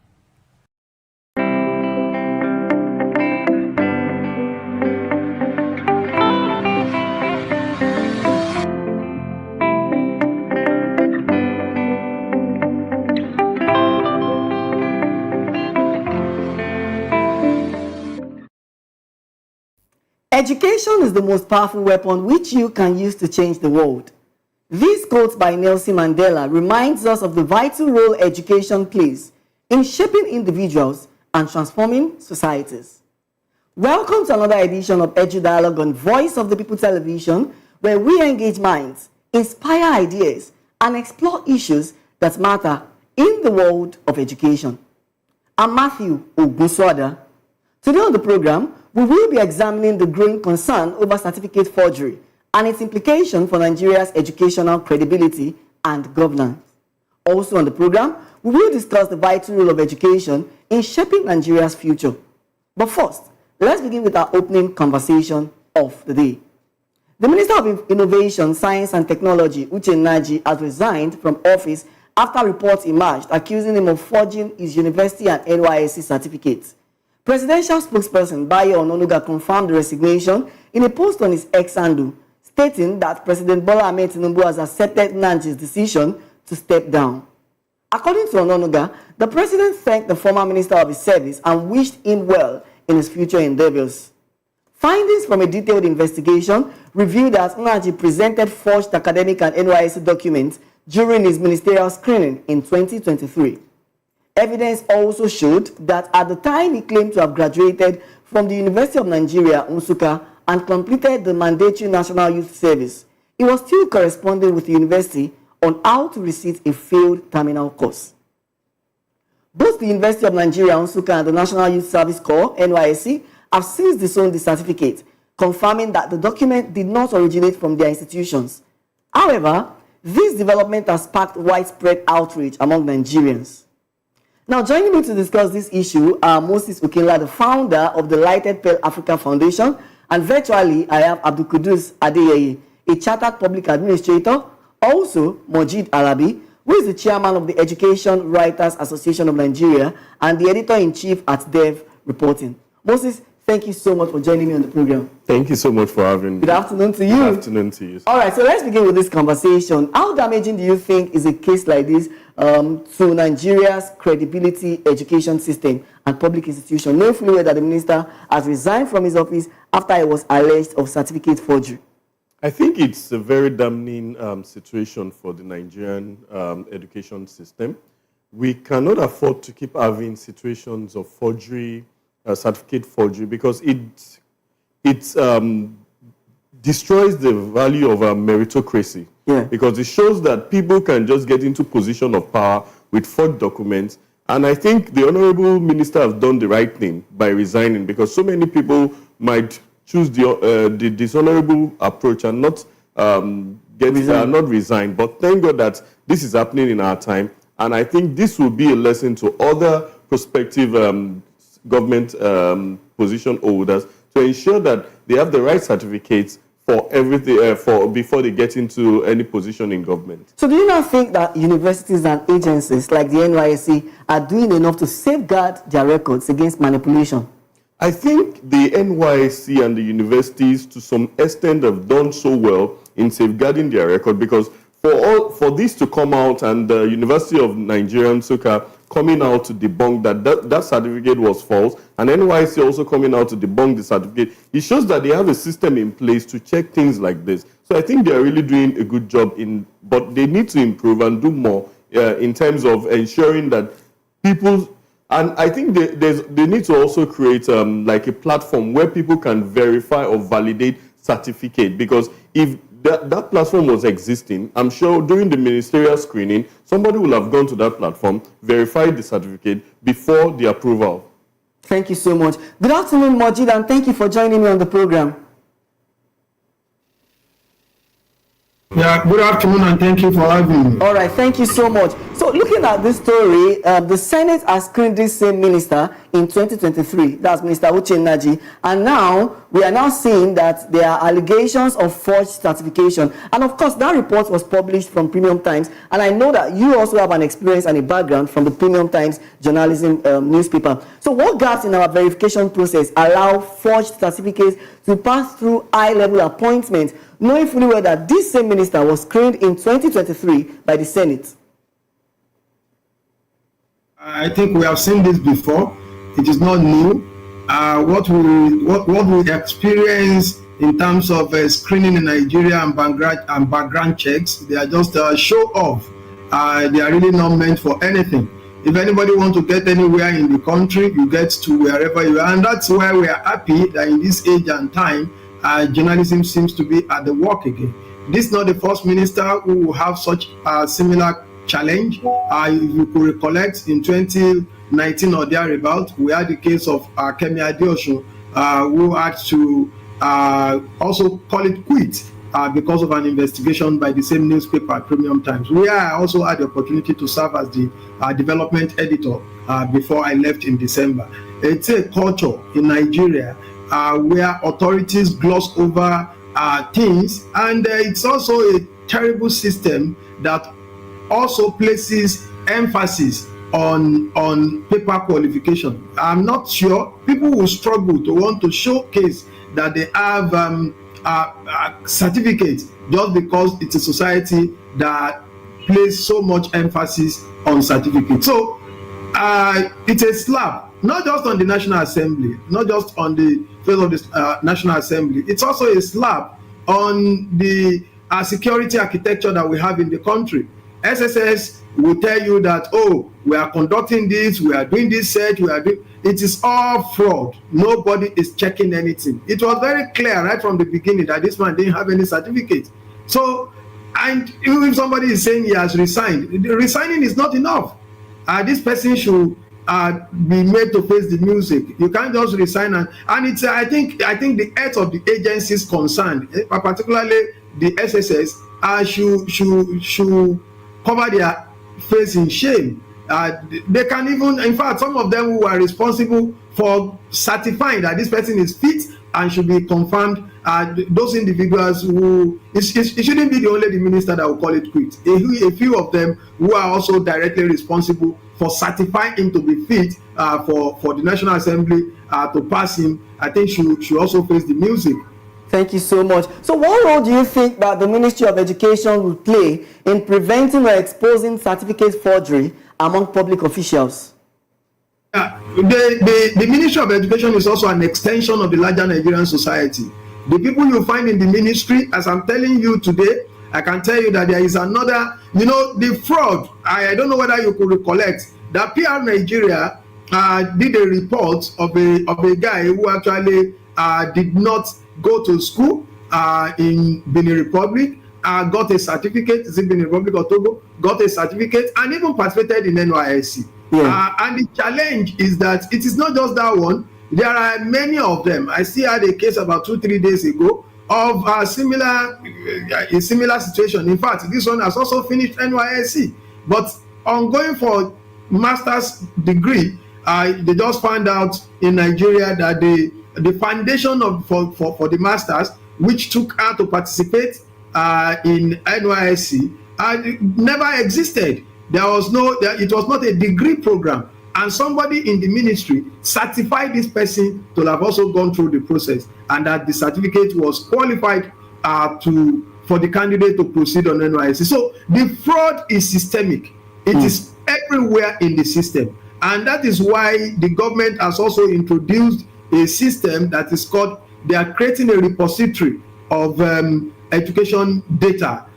We don't know how much this is going to help because the people who are also going to upload and download and work on these things are also human beings who are Nigerians. So those are the challenges that we currently face. The human nature in Nigeria needs to be thoroughly reconfigured. The way we are wired at this time, I don't know. We are wired in a way that everybody just want to cheat the system in one way or the other. So, and that is the problem. So the Ministry of Education can only do little about this challenge. What we need to do as a people is to go back to the basics. Our religious institutions, our family, our homes, our schools must inculcate the virtue of integrity in all of us. A system where everyone must get rich quick, and that syndrome is what has now created a problem for all of us, and that is why everybody is looking for things in any way.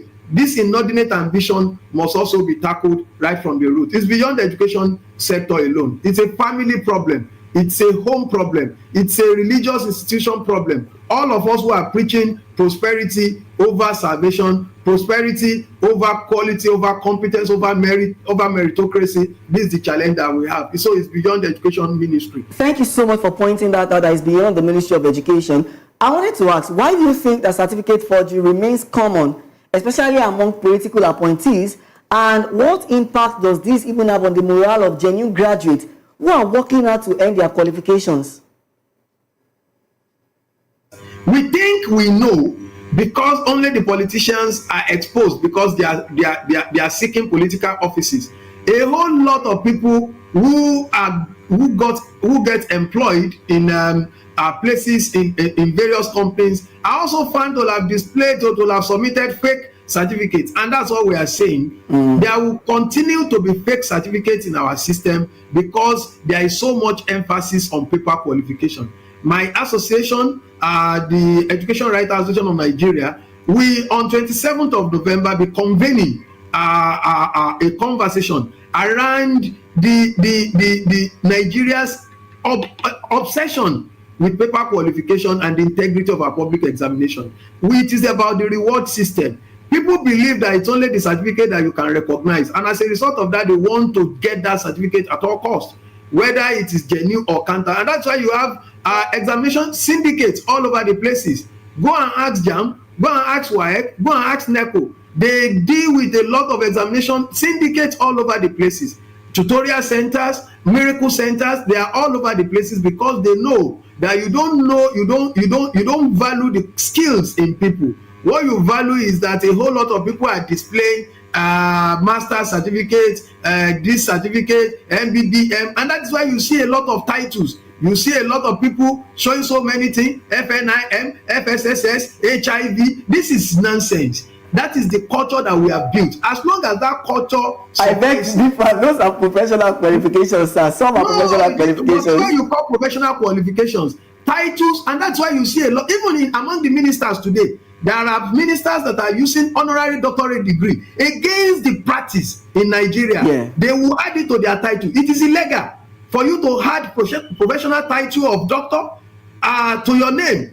And that's why you see doctor so. Ask them where they got it. It is one religious institution somewhere that gave them that title. It is illegal because there is a kind of a code of ethics designed by the education sector, especially the vice chancellors, who decided that before you can add titles to your name, the people it means you must have done serious serious academic work. But what you have today is that one organization somewhere that is non-existent, they will say they have affiliation with one institution in the US or UK.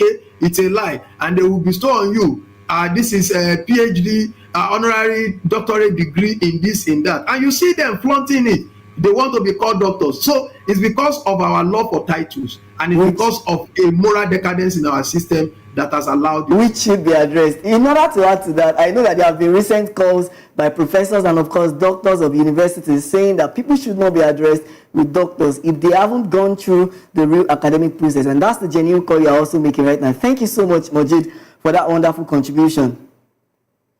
Thank you very much. Good afternoon, Abdul Kudus, if you can hear me. Good afternoon, Matthew. Good afternoon. All right, thank you so much for joining me on the program. So do you think that there should be stiffer penalties for public officials that are found guilty of forging academic documents? Beyond just ordinary examination, it is the criminal offense. So they need to be dealt with, and they need to be stopped from even contesting for many political office. Because you can't expect someone who have gone through the rigorous process of academic to get his BSc or master's and all to not to get what he or she wants. But look at what we have nowadays. You see students that will pass through the rigorous process just to. All right, I think yes, I can hear you. Go ahead. Okay. So you can't expect those who went through the rigorous process to see in Nigeria. You can't when politics are. All right, we are really struggling to hear. Okay, go ahead. Certification. When we actually pass everything, you can imagine now when Okay. In Nigeria now, forgery is a criminal offense, and treating it lightly is something that is very bad. It should be banned from contesting for many political office or holding many political office till the. we are really struggling to hear you, Abdul Kudus. But as soon as we can reconnect with you, we would come back to you. Let me come to you, Moses. How do you think that schools and parents, communities, how do you think they should instill stronger values among pupils today, such that they'll be able to know that even from a younger age, you don't need to falsify certificate? And right now, until you grow older, you do not need to falsify certificate. You need to work for whatever you want to do. Yeah, I think like one of the virtual speakers said, Majid. Yes, Majid. We need to change this culture of certification. If our focus is only on getting certificate, getting certified, and there is no value, no skill, people just run for the certification. They don't have the required skill for that certification. And it also starts with the family. You will see some parents, they are the ones that are encouraging these children that you must pass at all costs. So whether they cheat or they forge certificate, as long as they can get into the next level of education, the parents are okay with that. So I think it starts with the value systems and the family cultures in Nigeria. We need to fix that. We need to fix our emphasis as a nation. What are the things that we're emphasizing to our children? What are the values that we are instilling into these children? Because if these values are we are giving them the right value, I am sure that they would not even want to dare try anything like examination malpractice or certificate forgery. Beautiful. So what reform do you think that can be recommended to restore public confidence? So I think recently, I think the Ministry of Education introduced some new subjects to the education system. I think those things are now tailoring towards skill building than just getting certification.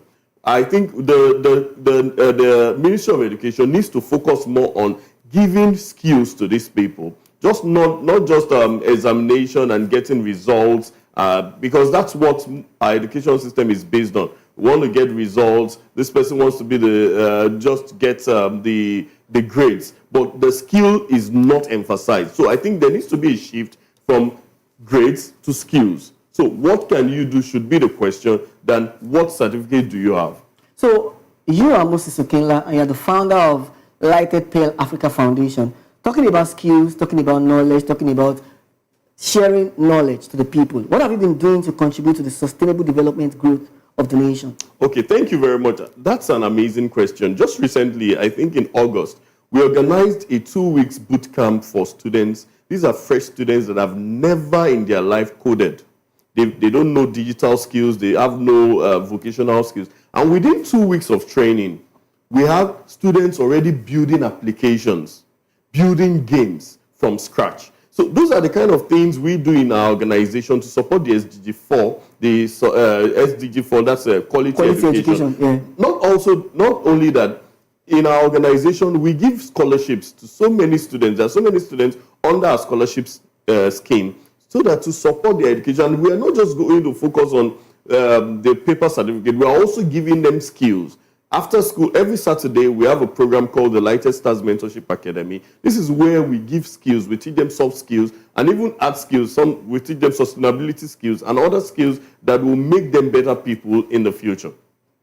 Beautiful, beautiful contribution. I don't know if you can still hear me, Abdul Kudus. Yes, I can hear you now. Okay, so what are the things that you would propose for the minister right now as the situation unfolds? We have to start with our advice, and the minister should digitalize academic records and also reform the service process, whereby everything needs to be cross-checked. For example, now they can create a QR code whereby every graduate in Nigeria is going to have a unique QR code attached to their certificate, whereby government, employees, and any other person can just scan the QR code to confirm the authenticity of our certificate. You know, in a country whereby we accept loyalties more than certifications. Now, because I joined the governor or the president during his electoral campaign and all, you not even confirm if I have the authenticity or I have the correct certificate. You just give it to me. You just give a political appointment to me. That's why you see that all these certificates for this is common with political appointees, not even those that pass through the normal, rigorous electoral elections. Now, political appointees are ones that they will not even give what you really want like they will not give the normal results of the reason why you appoint them. You just see governors, president, they just, even these days you see councillors appointing hundreds of appointees. So it's something very, very, very bad. And I also advise that we should prioritize ethics in education. It's not just from the school alone. It starts from our own. These children and all, they just need to do. Our parents should just take care of of the children. Sorry. Beautiful. Thank you so much for that contribution. Let me come to you, Mojade. On a final note, what reform would you recommend to restore public confidence in Nigeria's educational system?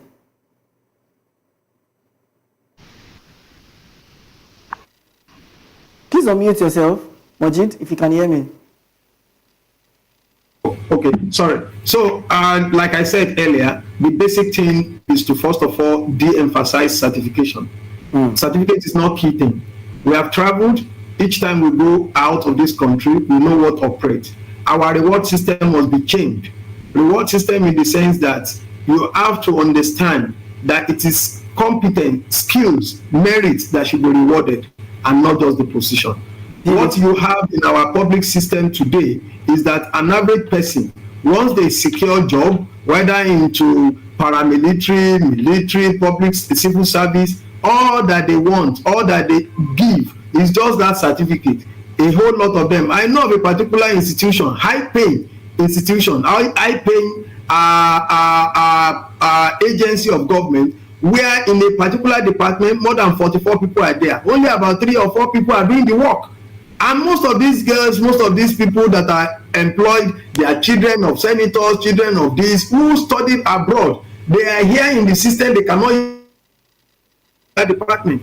It is that child that attended, that child of a farmer who attended one school somewhere here, has the skill and is the one carrying almost all the load of about 14, 15 other people, because they lack the skill. But these are the people who have been promoted because they have masters, they have PhD abroad. So what we should do is that there must be less emphasis on paper qualification. We must focus, and that is what the government has started with the reintroduction or reinvigoration of the TVET program. That is technical, vocational, and technology education. I think it's important for us. Many of our people who are abandoning our skilled work here, who are abandoning, you see that many of the work that we do, whether you are fashion designing, whether you are tiler, whether you are whatever, many of them are imported into this country because Nigerians have abandoned it. Not because they don't like it, but the reward system is bad.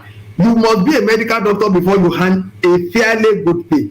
You must be a lawyer before you are able to have the kind of a vision that you want to live well in the society. Whereas in abroad, a plumber, a panel beater, a cleaner, they do very well because they see them as professional. I was talking to a deputy high commissioner of Canadian High Commission in Nigeria some time ago, and he was telling me that he went back home. That's even as back as 2012 or thereabout. He was telling me that when he went back home, what did he find? He realized that he had a plumbing issue, but somebody to come and fix the leaking pipe and other things within the house was charging him what he, as the deputy high commissioner, will earn within a week. He will charge it because he's going to charge per hour.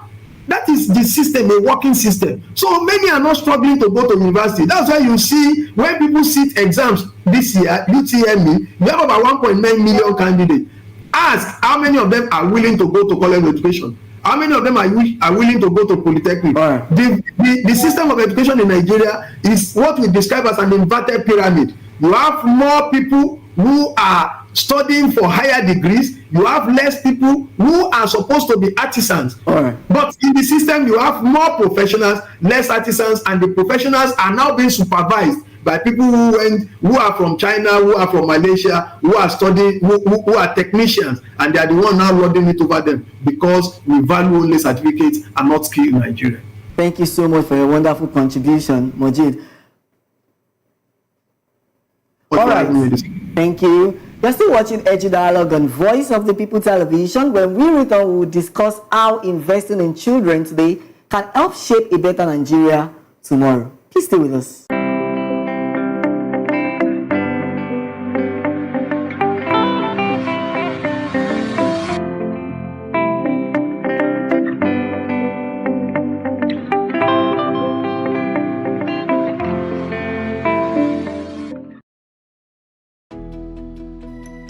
3 years ago, we lit the spark.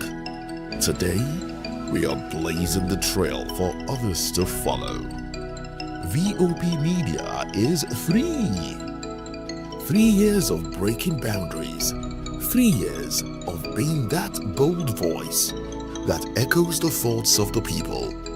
3 years of telling stories that matter. We have experienced complete breakdown in democratic governance.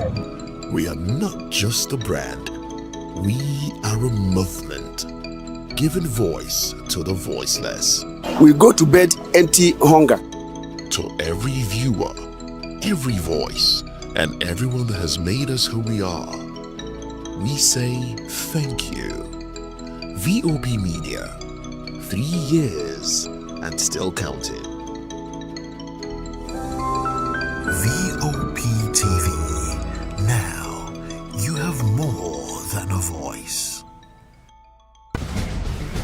Join us as we drive into the world of politics through insightful interviews with prominent political figures, both serving and former governors, ministers, senators, legislators, party chieftains, activists, and analysts.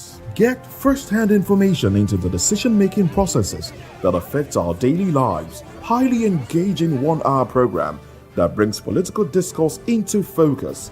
I am Chukwuma Okoro. Political Lens, Monday through Friday, 6 to 7 p.m. Join us.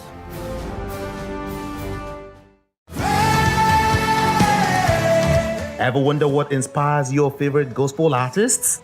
Explore and discover the rich heritage of continental gospel music and how this transformative journey has evolved and shaped cultures around the world. As we dig deep into archival treasures, feel the energy in our praise jam, Gospel Fusion on Voice of the People Television. Tune in this Sunday, 3 to 4 p.m. and be part of a transformative experience that uplifts and inspires. Join us as we explore the transformative power of gospel music and its ability to uplift spirits and unite hearts. Tune in this Sunday, 3 to 4 p.m. on Voice of the People Television. Gospel Fusion. Let's fuse our hearts in praise and joy.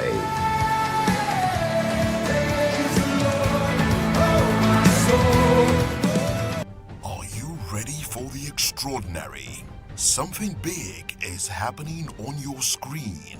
Introducing VOP TV. Now streaming on SLTV channel 264. From breaking news to captivating conversations, news analysis, giving you all sides to the story. We break in-depth discussions on the issues that matter, from politics to sports, entertainment, and lifestyle. VOP TV on SLTV channel 264. Join us as we redefine what television means to you. Voice of the People Television, VOP TV. Now you have more than a voice.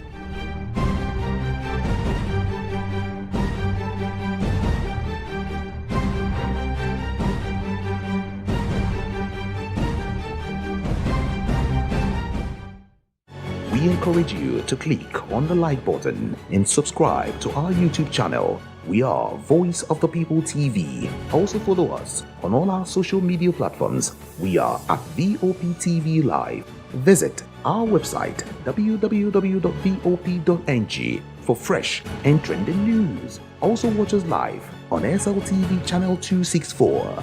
VOP TV, Voice of the People Television.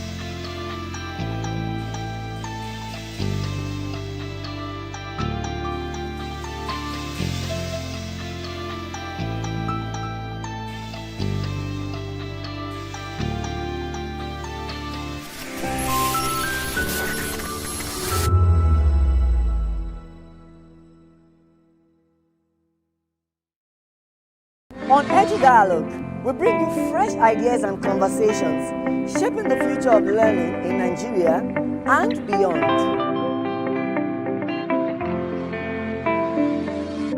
Hey everyone, this is Desmond Elliott hanging out at Go Get Face of Africa. I'm saying, keep watching, don't change the dial. This is VOP TV. My name is Esther. They call me the Oga of them are the general overseer of them all. Every man, every woman has got a voice where integrity is the volume. So this is Voice of the People's TV. Voice of the People's TV. So this is the people's voice. And the people's voice is the voice of God. That's the voice populi in Latin. The people's voice is the voice of God. So keep watching Voice of the People. In fact, my name is Voice of the People. Keep watching MC Adobe King. Thanks. Hi guys, my name is Kegan. I am Nigeria's biggest tech content creator, and I just wanted to give a quick shout out to Voice of the People TV. Keep watching, enjoy, and you're welcome. My name is MC Alamano. They call me Enjoyment Landlord. It's VOP TV. Keep watching VOP TV. Don't touch it down. Even if you want to touch it down, increase the volume. If you don't increase the volume, I told me. My name is Collins Agawabe, popularly known as No Maiden, but last, more than No Maiden, or more. Not be all so the cook right at the fry plantain. We keep on watching VOP TV. The voice of the people, the voice of Edo. If you don't want to get the authentic news for Edo the way it be, that's why they show and all they cut anything come on. At VOP TV.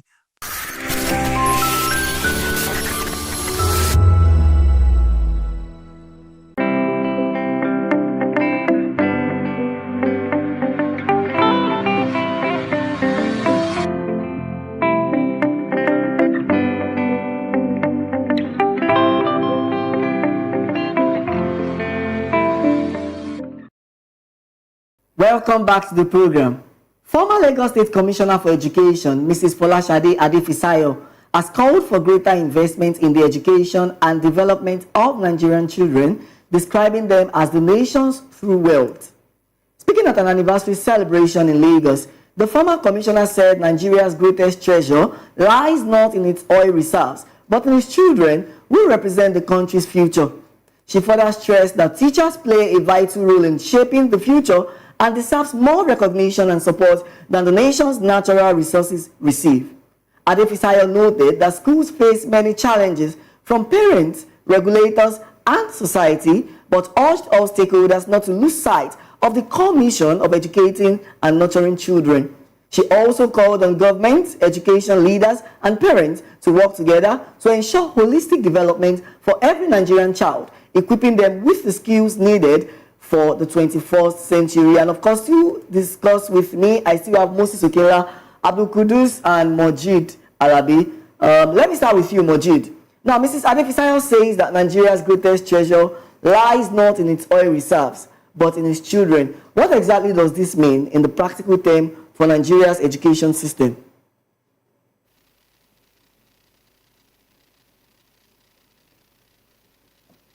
All right, I can't hear you, but let me begin with you, Moses. Like I said, the former commissioner says that Nigeria's greatest treasure lies not in its oil reserve, but in its children. What does it mean in practical terms for Nigeria's education system?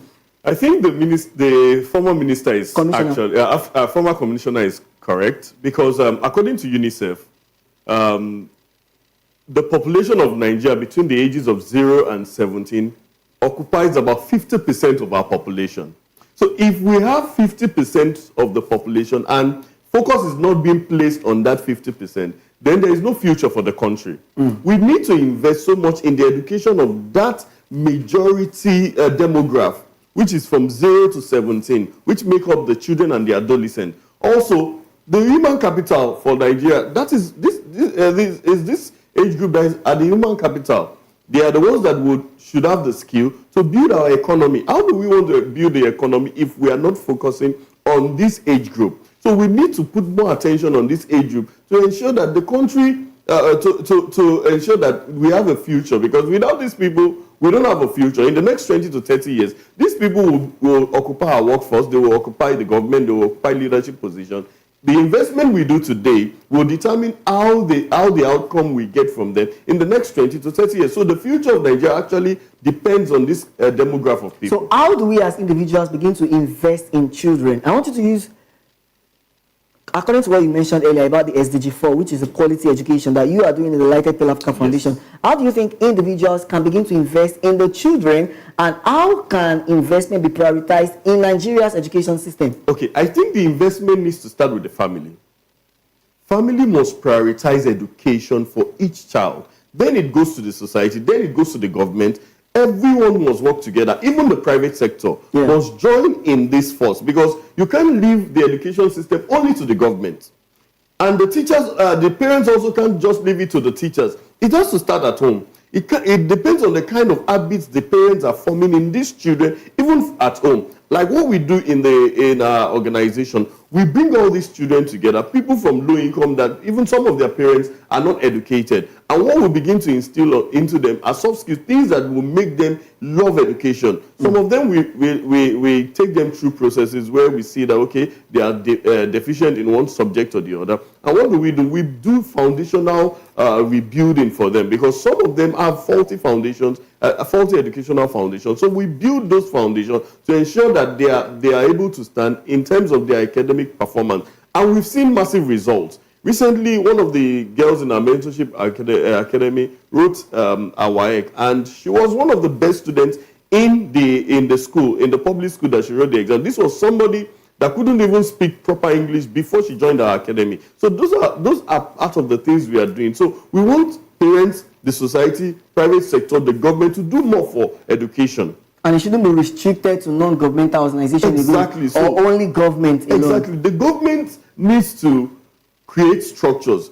Then the private sector needs to support those structures. Yeah. We need to have private sectors adopting schools for development. Yes. Adopting schools for their corporate social responsibility. These are the things we need to start doing. It should be a mandatory thing for every company that is making profit in Nigeria. You need to invest in the future of Nigeria, because these children are the future of Nigeria. You cannot abandon, foreign companies cannot come in, take the profit and leave. The future needs to be built, and it starts with educating the child. The future needs to be built, and it starts with educating the child. Beautiful contribution. Let me come to you, Abdul Kudus.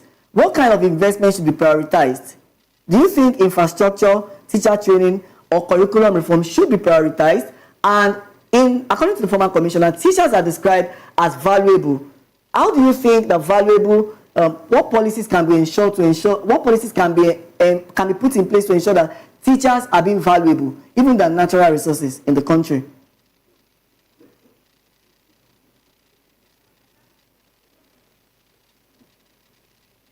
Please unmute yourself.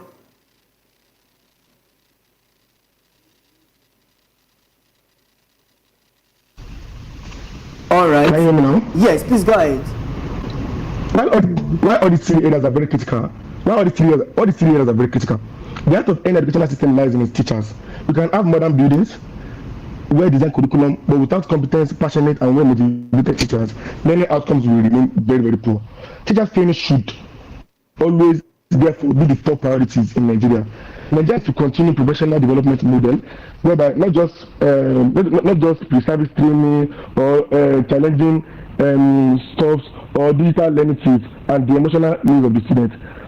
Now, after selecting teachers, we can then focus on curriculum reform, updating content of our curriculum, and also make sure that we update every infrastructural facilities. Now look at the ways Nigerians, their youth are leaving the country because they lost gainer pasture. We are not being rewarded for what.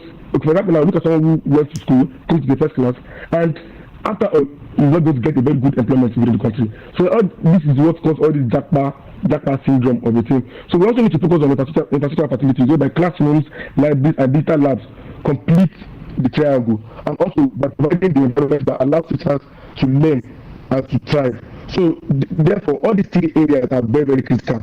Both the social facilities, the teacher training, and also the curriculum reform. All right, Majid, thank you so much. What urgent step can be taken to transform children into the kind of human capital that drives national progress?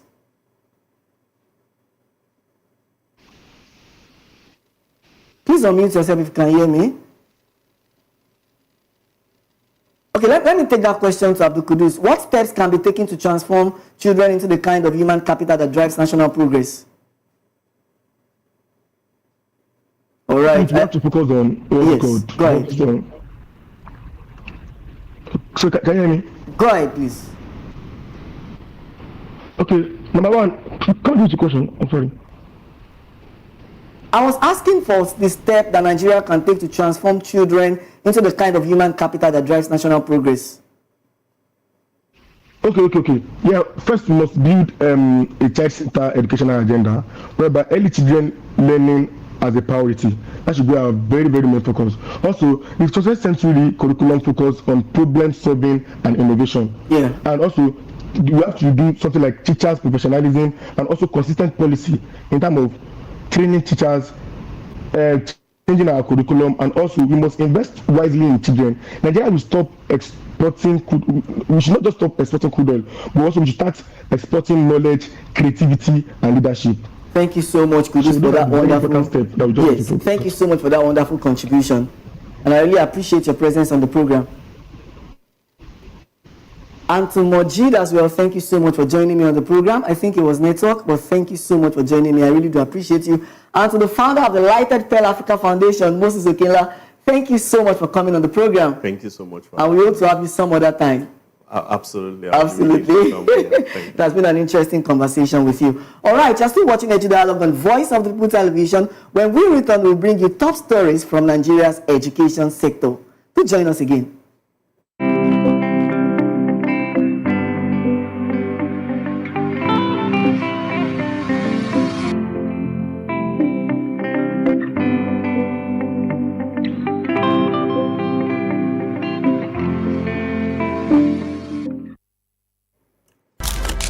In a world where power shifts with every headline. In a nation full of questions. In a world filled with noise, the truth needs a voice. The policies that shapes our world and the economy that determines our future. Every hour, every day, the grapevine keeps buzzing. And together, we are committed to telling the stories that shape our world because your voice is our focus. Don't forget, our voice matters the most. Let us come together and share our concerns.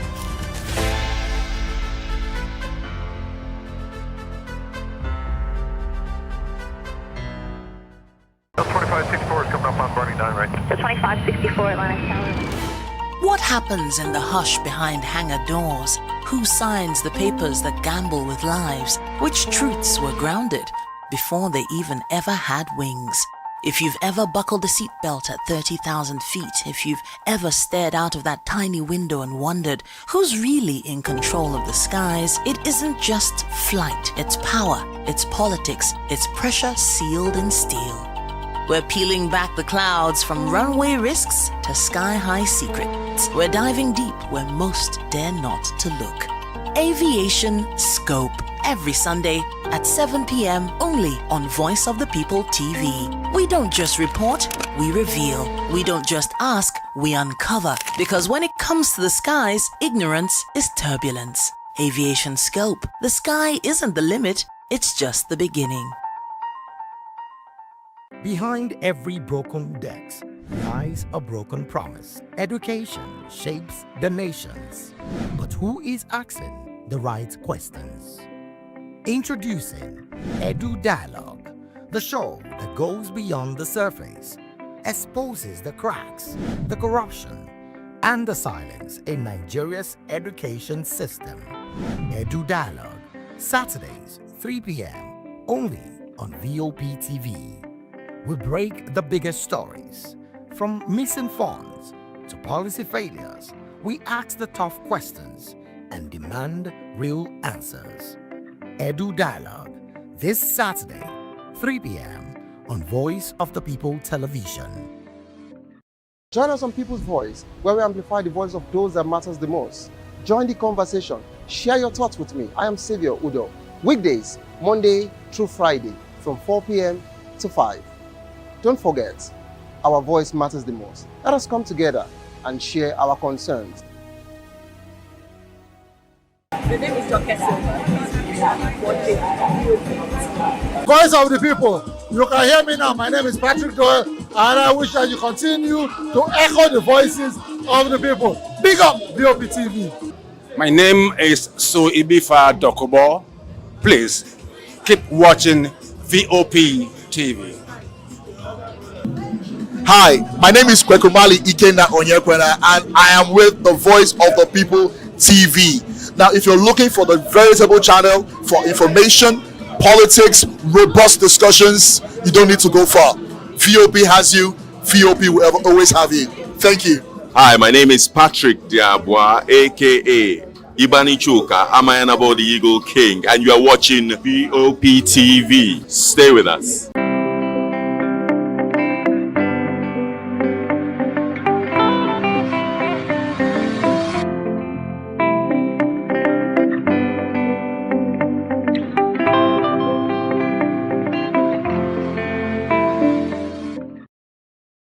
Welcome back to the program. The West African Examination Council, WAEC, has urged senior secondary school students to begin preparing for the full computer-based testing system ahead of the 2026 Senior School Certificate Examination.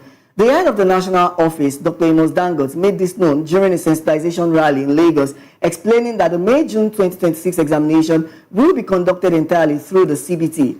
He said the nationwide campaign is aimed at ensuring students, parents, and schools, especially in rural areas, are well informed and adequately prepared for the transition. He also clarified that the recent removal of trade subjects from continuous assessment scores on the WAEC portal was a directive from the federal government and other education stakeholders in line with the revised curriculum, and while assessing that there is no cause for alarm, as WAEC remains committed to ensuring a smooth and successful implementation of the CBT format in 2026. A professor of Middle Eastern Studies at the Lagos State University, Said Timeni, has cautioned students against the excessive dependence on artificial intelligence for their academic research. Speaking at the retirement ceremony of Professor Olujimi Kayode held at the Faculty of Communication and Media Study, Professor Timileyin emphasized that ethics must remain central to communication practice. He warned that over-reliance on AI could destroy students' creativity and critical thinking, urging them to carry out original research and value human intelligence. The Cheerful Samaritan Foundation has extended support to over 280 children in Ogun State through its outreach tagged Easing the Child School Burden on Parents. The event provided school materials and assistance to physically and financially challenged pupils, easing the pressure on parents as the new academic session begins. The founder of the foundation, Temitayo Israel, shared this inspiring story, revealing that his passion for giving back comes from personal experiences, including surviving 2 fatal accidents, one of which led to the loss of his arm. He further said that the foundation's goal is to be a beacon of compassion and empowerment to special children, providing education, welfare, and skills development support. And that's it on today's edition of Edu Dialogue on Voice of the People Television. We have examined the troubling issue of certificate forgery and reflected on the urgent need to invest in our children, the true wealth of the nation. Remember that education remains the bridge between potential and purpose. And for more updates and engaging conversation, please subscribe to our YouTube channel. On YouTube, we are Voice of the People TV. You can also follow us across all other social media platforms. We are at VOP TV Live. If you witness news happening near you, we want to hear from you. So share your eyewitness report, event coverage requests, photos or video with us on WhatsApp at 0814-606-4057. You can also reach our newsroom directly via email at news@vop.ng. I'm Matthew Ogunsuada saying thank you for watching. Until next time, keep learning, keep growing, and keep believing in the power of education.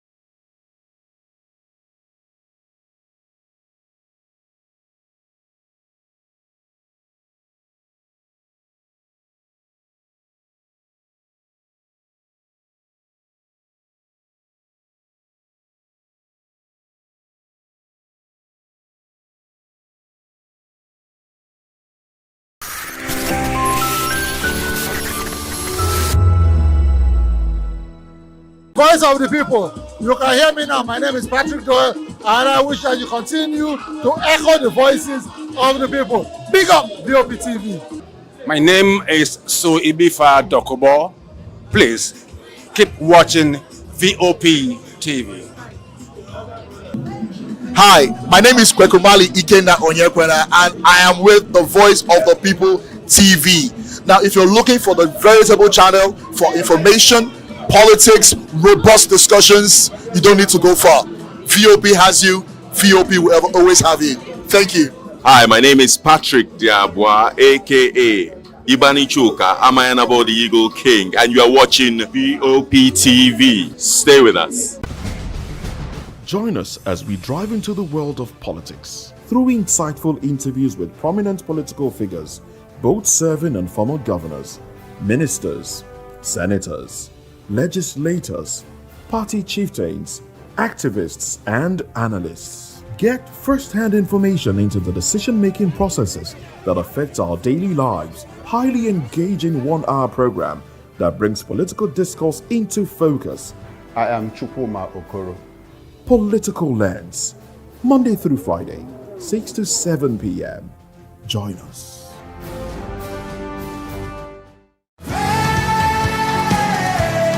Ever wonder what inspires your favorite gospel artists? Explore and discover the rich heritage of continental gospel music and how this transformative journey has evolved and shaped cultures around the world. As we dig deep into archival treasures, feel the energy in our praise jam, Gospel Fusion on Voice of the People Television. Tune in this Sunday, 3 to 4 p.m. and be part of a transformative experience that uplifts and inspires. Join us as we explore the transformative power of gospel music and its ability to uplift spirits and unite hearts. Tune in this Sunday, 3 to 4 p.m. on Voice of the People Television. Gospel Fusion. Let's fuse our hearts in praise and joy.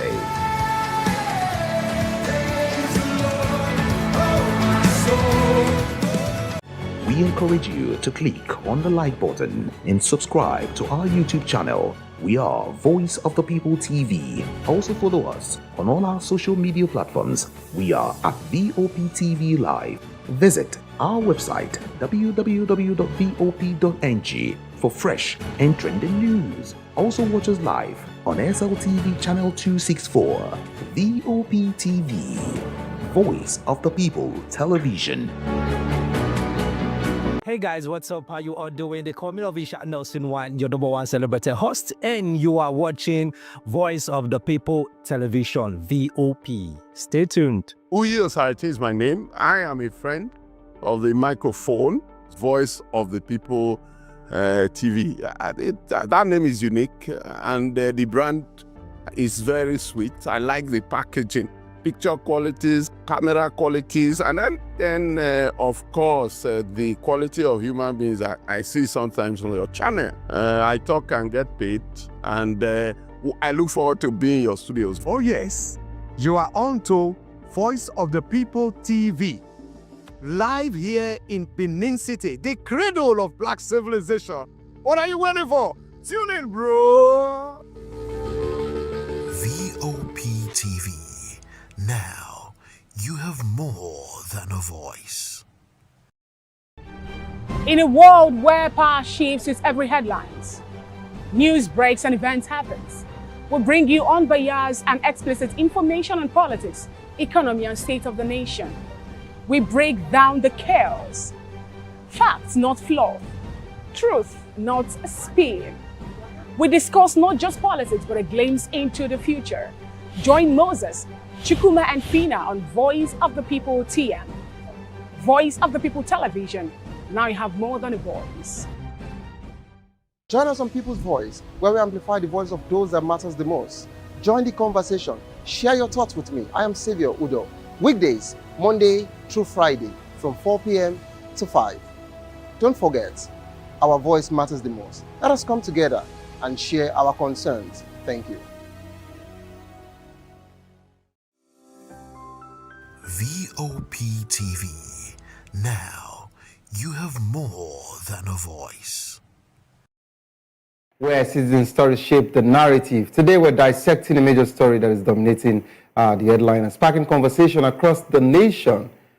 National Assembly proposed November 2026 date for general elections. To join the conversation with experts, insights, and citizen perspective, share your thoughts with us. I am Savior Udo. Other news stories with details. Peter Mba defects to APC. Enugu State Governor Peter Mba has officially defected from the People's Democratic Party, PDP, to the All Progressive Congress, APC. In a televised address, Mba cited the need to connect Enugu State to the federal government as the reason for his decision, the need for a stronger alignment with the federal government, emphasizing the importance of aligning with the federal government to secure a better funding and support for the state's development project. Mba stated that Enugu State has benefited significantly under President Bola Tinubu's administration. And he also talked about him wanting to strengthen the state's relationship as regards to the federal government and the president. The governor expressed his desire to align with APC's vision for development and progress, which he believes will benefit the state and its people. Mba lamented that despite the Southeast region's loyalty to the PDP, their voices have been often been disregarded when it mattered most. Mba's defection is a significant blow to the PDP in Enugu State, which has been a stronghold of the party since 1999. Okay, so this particular one is actually circulating the internet, and it's a story that we're all talking about as regards to this particular defection. And we heard that in the coming days, we might get to see the Bayelsa State Governor Diridoye also follow suit, and the rest of them. What is really happening with the opposition party? What is really going on? If APC keeps going on like this, I believe you all know what this means, right? All right, let's now turn to PDP's turbulence. Oyo State Governor Seyi Makinde has urged members of the People's Democratic Party, PDP, not to despair over recent defections, assuring them that the party will overcome its challenges and produce capable leadership that is committed to rescuing Nigeria. Despite the wave of defection, including those of prominent leaders like Atiku Abubakar, Ifeanyi Okowa, and potential defections of Governor Peter Mba and also Diridoye, who Mba has already done that today, but Diridoye is about to as well. But Makinde remains optimistic, and he said that the party future is quite clear. And he talked about the party has actually endured since 1999 and will continue to thrive despite current challenges. Makinde believes the party will produce capable leadership to rescue Nigeria. He urged the members to remain united and focused on rebuilding the party. Makinde described the defection as a passing storm that will not affect the party's foundation. The situation may appear like it's difficult, in Makinde's words, but usually, when you want something that will endure, it will usually get worse before it gets better. So don't even think otherwise. That was what Makinde emphasized as regards to the situation, and he said PDP is in every ward of the country and will continue to be a major player in the Nigerian politics. I love the fact that Governor Makinde still has a wonderful faith and hope as regards to the party. But a house that divides against itself cannot stand. Discuss with all your aggrieved members and let there be peace. Otherwise, this defection, I don't think it will stop anytime soon. Now, the same PDP actually postponed their 103rd NEC meeting amidst the internal crisis and defection. People's Democratic Party has postponed its National Executive Committee meeting indefinitely due to recent developments within the party. The decision comes amidst the wave of high-profile defections to the ruling All Progressive Congress, and the party is grappling with internal conflict and the loss of direction, which led to the resignation of Sadiq Abdullahi, a member of the House of Representatives representing Sabongari Federal Constituency in Kaduna. PDP, I think at this point we need to pray for this party, because PDP has really taken enough punch already, okay, from the APC, okay, and aside from even the APC, some are even defecting to the coalition. So what is really going on with the PDP? I would just advise, go and settle with the person you need to settle with. I remember that one of our analysts actually said that PDP is Wike is PDP. And if that man is not there, then there's nothing that can actually happen in PDP. But Governor Seyi Makinde is now at the end of the affairs of the People's Democratic Party. Let's see how it would navigate through this particular stormy weather. Let's move to INEC situation now. The acting chairman of the Independent National Electoral Commission, INEC, Mrs. May Abamuche Mbu, who is actually acting, okay, as we speak, met with chairmen and secretaries of registered political parties at the Commission's headquarters in Abuja. This meeting marked our first official engagement with the political parties since assuming office in an acting capacity. Okay, the meeting aimed to discuss critical issues related to the conduct of the upcoming November 2025 Anambra governorship election, and the interactive section provide an avenue for a robust discussion to identify and address potential challenges, ensuring seamless preparation for the election. The meeting sets the tone for further engagement with security agencies, civil society group, and other election stakeholders to guarantee a credible, transparent, and itch-free election.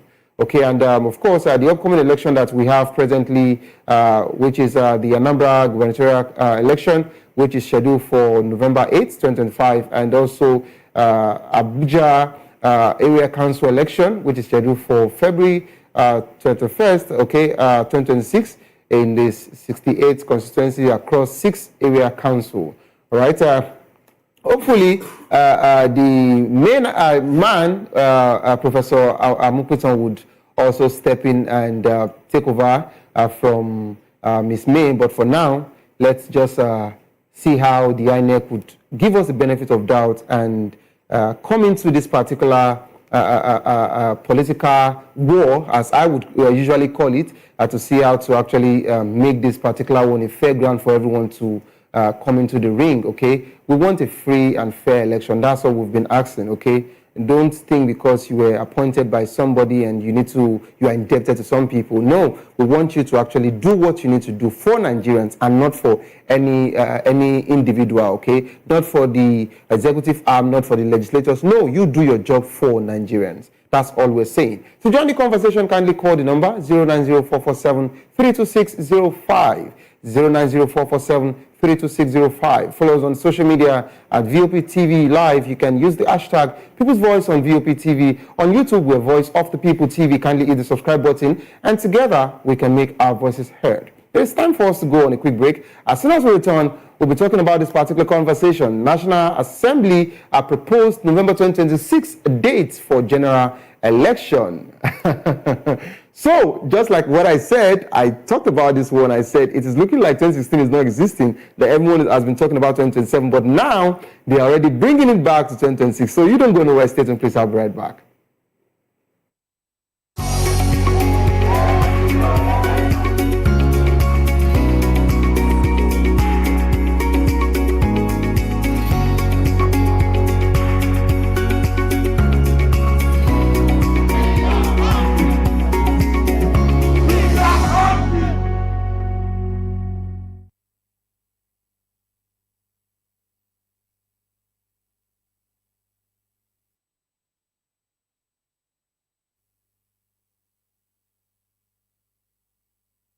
On People's Voice, where we amplify the voice of those that matters the most.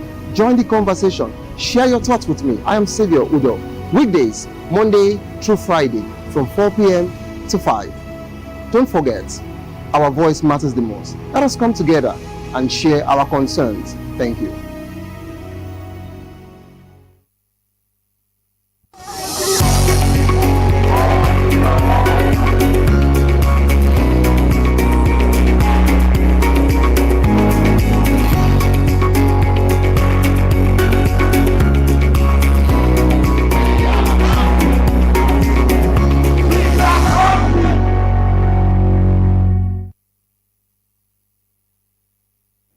Welcome back to the program. It is still People's Voice on VOP TV. The National Assembly has proposed moving Nigerian 2027 general elections to November 2026, 6 months earlier than the usual February and March dates. Okay, this proposal is part of the Electoral Act Amendment Bill for 2025, which aim to ensure all election litigations are concluded before the May 2029 in 2027 general election, okay, and of course that of the swearing in of new leaders.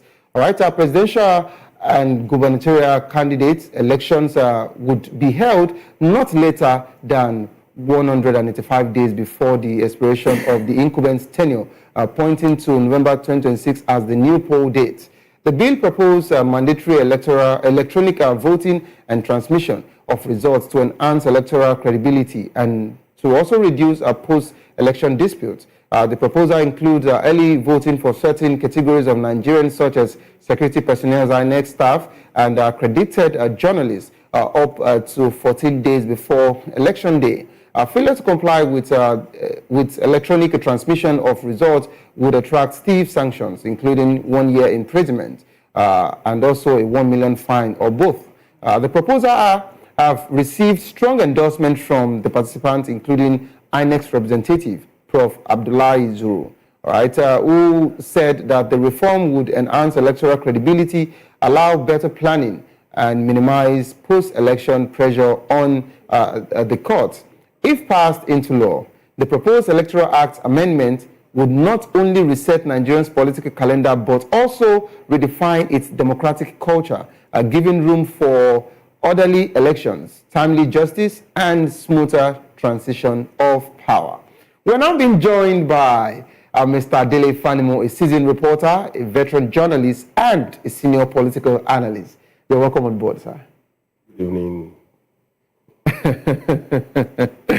Sir, 2027 is not far anymore because the way our Nigerian politicians are making this thing look, okay, everything they've been talking about as being content 27, they've made it look as if 2026 is not existing. But now, they've actually proposed a new bill trying to bring the election, I would call it backdating, bring the election back to 2026, and not they can't. It means they can't wait till 2027. They're trying to propose a bill, okay, which they've actually presented for this election to be brought in 2026 November, to be precise. What's your take as regards to this situation, sir? For me, it's a right step in the right direction. Okay. And it will solve a whole lot of things. Please, we would like you to state those things. Now, if you know that you're going to contest the election in November 2026, that means by April, you would have gotten to the point that you start campaigning. They will lift ban on campaign. Again, you would also have an advanced preparation for elections. Also, when it comes to litigation, most times, either the winner emerged legally, lawfully, or not, is sworn in, and it takes the seat. Eventually, you know the rigors. Because he has been sworn in, he has unfettered access to state resources, both human and material. And so that gives the incumbent an advantage over a challenger who is outside of government. It's almost, apart from the series of upturn elections in 2010,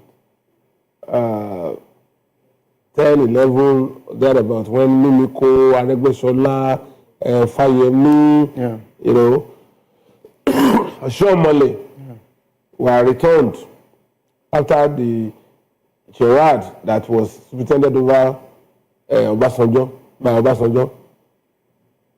So, now that is why we have off-cycle election today in the country, in more like 8-9 states.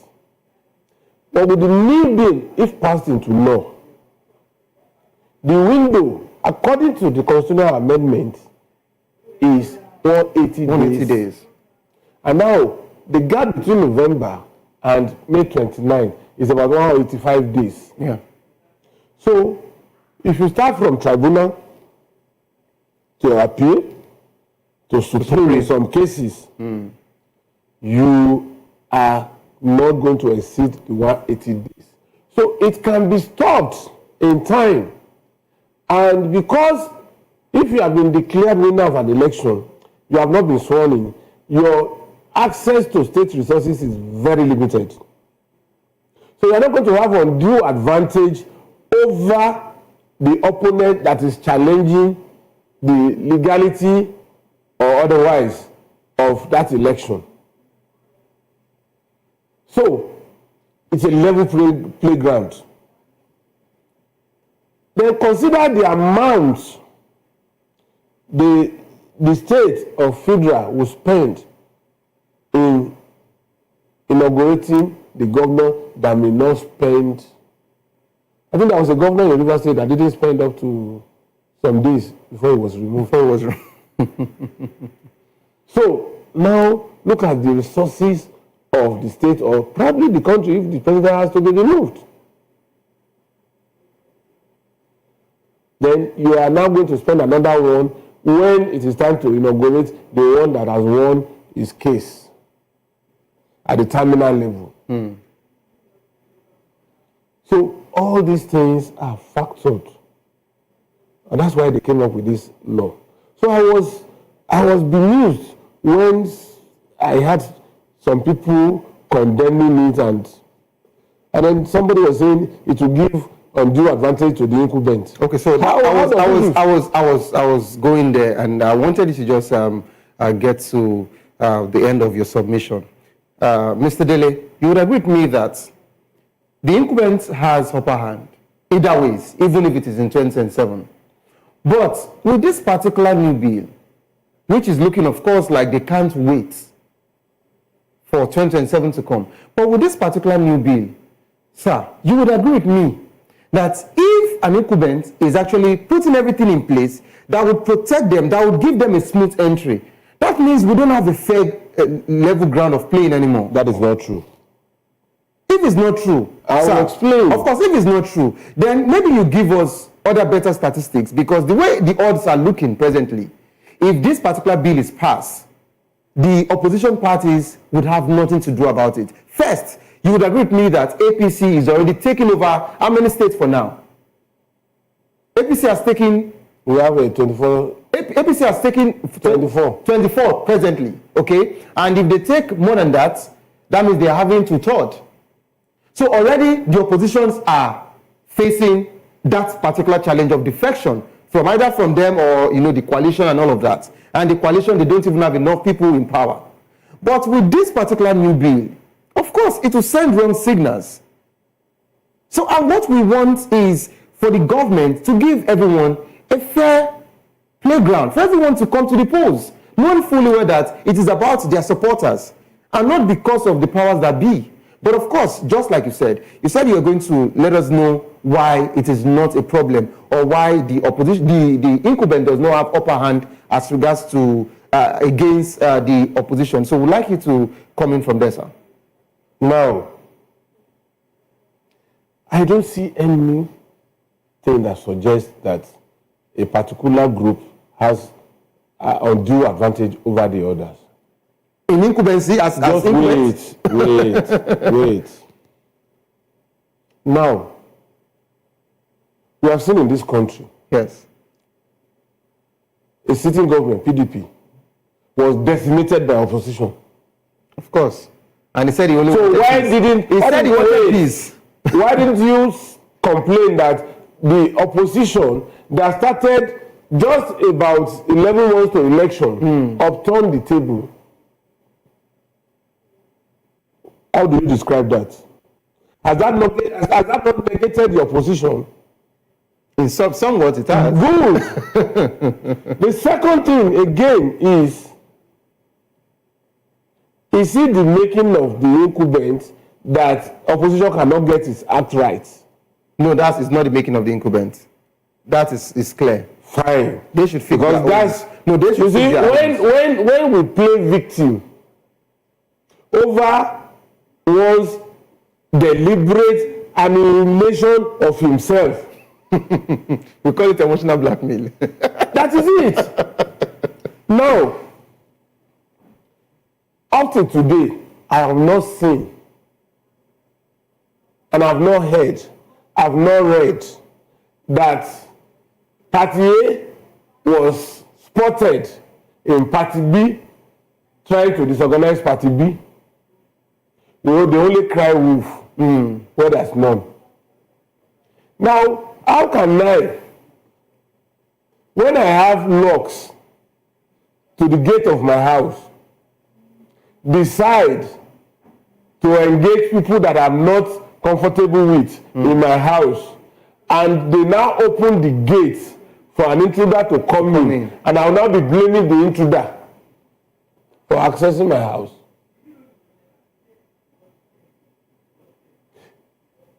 How can opposition, particularly the coalition, be blaming APC for their own annihilation?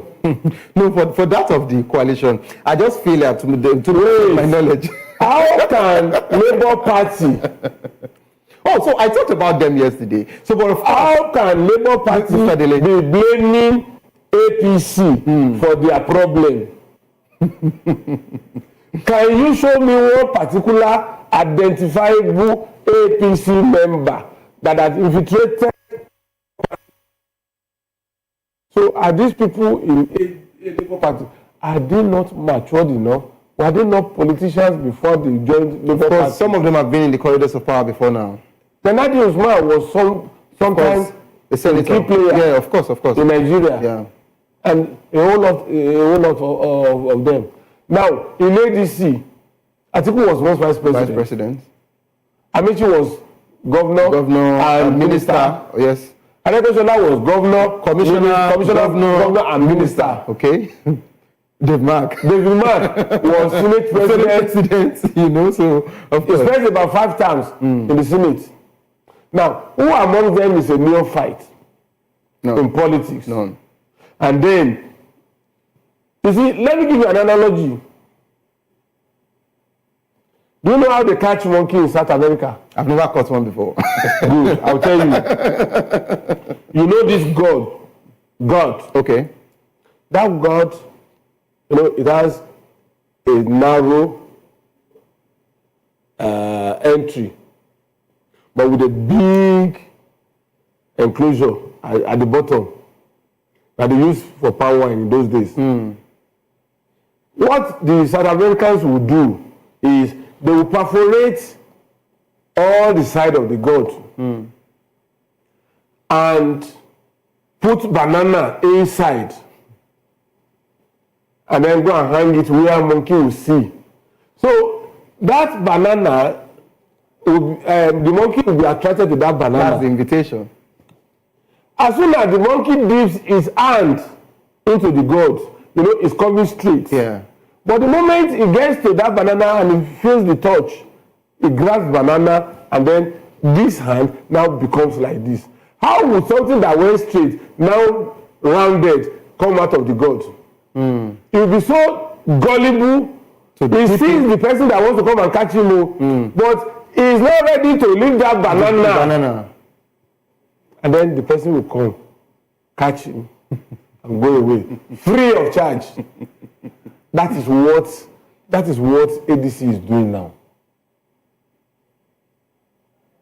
How can 4 captains be in a ship, and you think that ship will not be leaderless? That's, we're talking about Amechi, Atiku Abubakar, Peter Obi, and Jonathan. right? Jonathan has not declared for APC. But of course, he went to... He went is different. He discussed with Dave Mark, and Dave Mark told him to no. Peter Obi is not even in AGC. Of course, he said after November 8th, from the Anambra election, that he was going to make his declaration. No. So, how can you count him? I'm talking about Aregbesola, Amechi, David Mark, and Atiku. Atiku is not even there yet. Yeah, he has not, but of course he has left PDP officially. So, okay, sir. So you've tried to, will I say, take us to that particular point where you're trying to let us know that APC is not the reason why every other opposition is having their internal crisis. Yes. Okay. But, sir, you would agree with me that this particular bill that we're talking about here is quite intimidating to opposition parties. It is not. Sir. I said it is not. It is. It is not. It is. Okay, show me why it is so. Now, let me ask you, moving on, what are the potential challenges and benefits of introducing early voting for certain categories of Nigerians? So that they don't get disenfranchised. You and I, we are in the business of media. Okay. When last did you vote? If on the day of election you are posted on Lagos Island to go and monitor election, I don't even know where I will be posted this time. You don't even know. Anambra is coming. We don't even know. You don't know. So how we would not have been disenfranchised on the day of election, national election? Soldiers are taken away from their barracks to other locations, far-flung locations. Well, how would they vote? It was done in Ghana in the last election, and there was no problem. Let these people also have that sense of belonging that, you know how it feels when you sit back and say, oh, I made a mistake of voting this person. Or, I'm happy I voted this person. But when people are discussing, you cannot say, I contributed to the emergence of this person. Or I made sure that this person didn't come to power. Okay, sir. Because that is the only power you hold. And it is your choice to surrender that of sovereignty temporarily to somebody. It is because of votes that all these leaders are there today. What makes you think that? And in some elections, I've conducted elections where only one vote became the decider. Definitely. As of today, there are 310,000 police officers and men in Nigeria.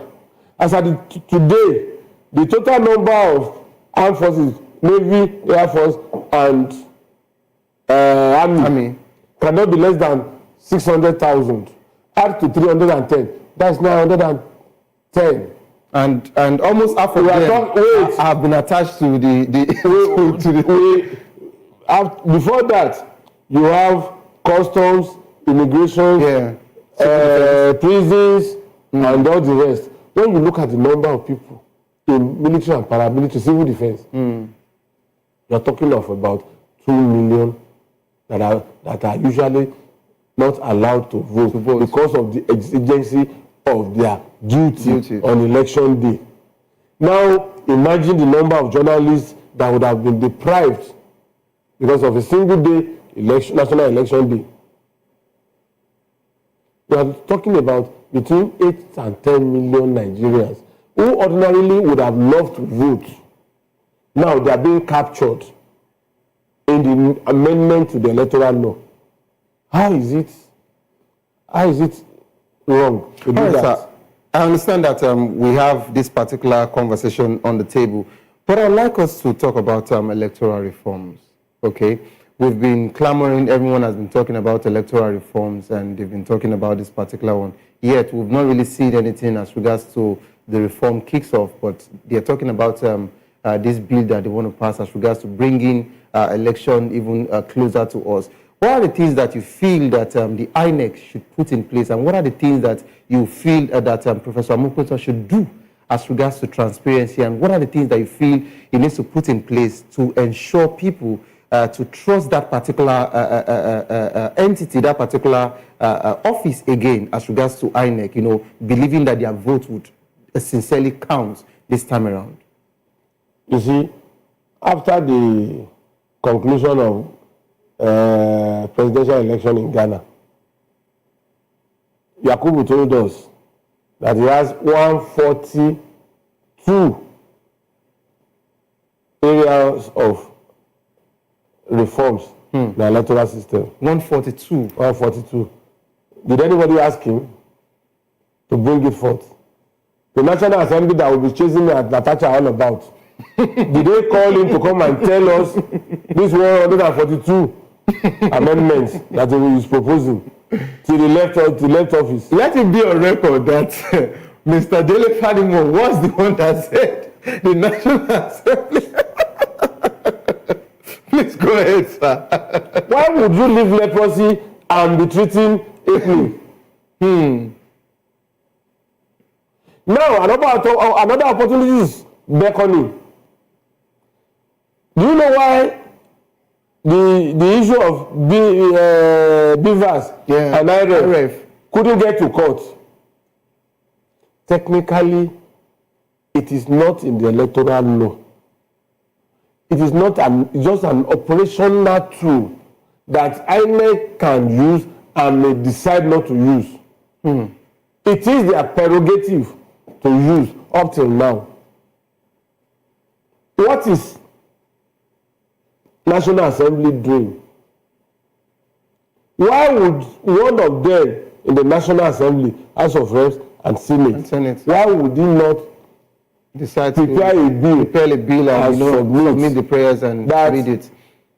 Remove IRF and beavers from operational tool to be enshrined in the electoral law and make it compulsory where there is absence of the use of beavers and IRF. Election is not concluded. But they will not do it now. They will wait until after election.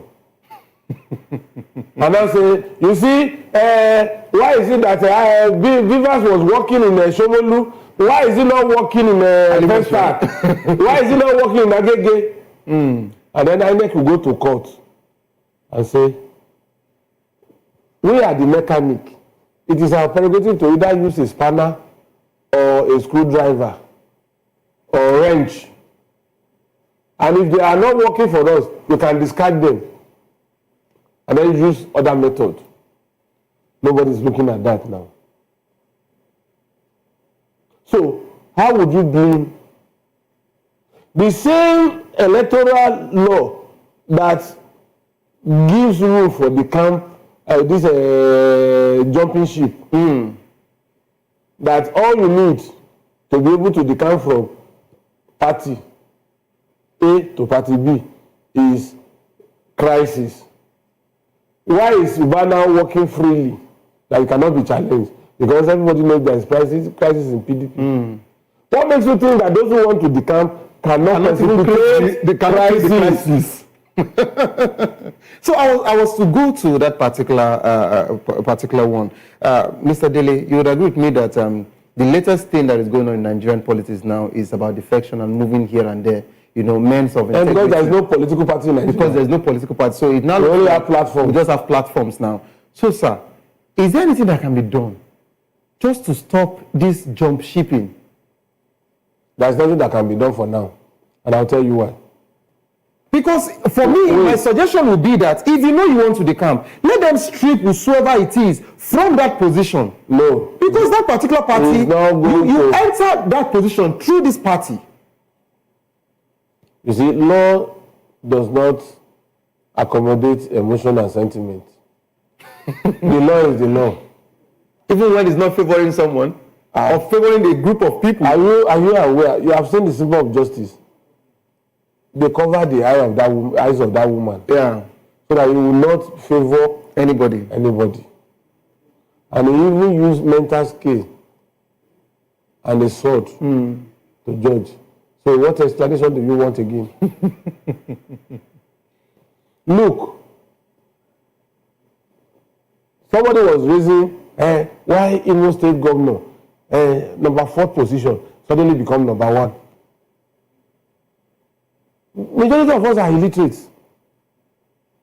Even lawyers. you are condemning that judgment. When I took time to read that judgment, I knew that some lawyers can prepare you for jail. What that judge stated was that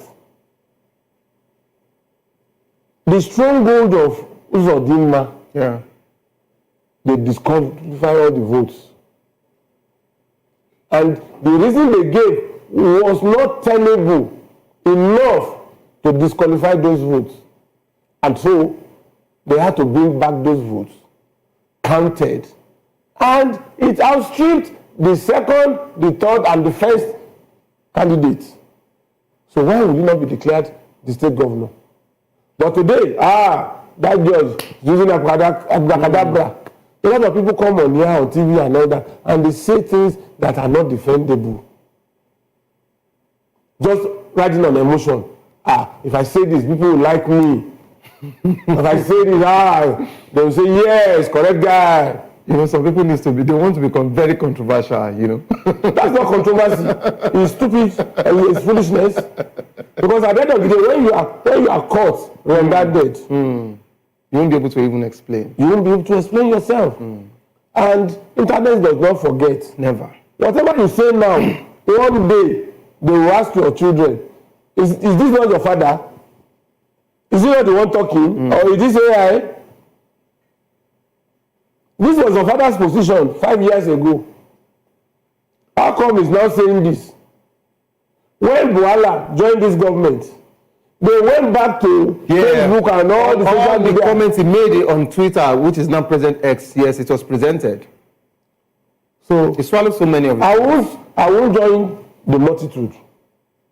I will say it the way I see it. You keep your consistency. I will say it the way I see it. Okay, sir, Mr. Dele, since you're talking about the judiciary, let me take you there. What are the potential implications of the National Assembly's proposal on the independence of the judiciary in handling election disputes? I do not be independent. Sir? They've always been independent. You would agree with me that everything that has to do with independence in this country has, is not standing properly. You see, in my communication school years, there's something they call censorship. Yeah. There is self-censorship. There is ownership censorship. And I can't remember, it's been over like 40-something years now. But the truth about it is, as you are seated, you will decide to censor yourself, and you'll still be complaining.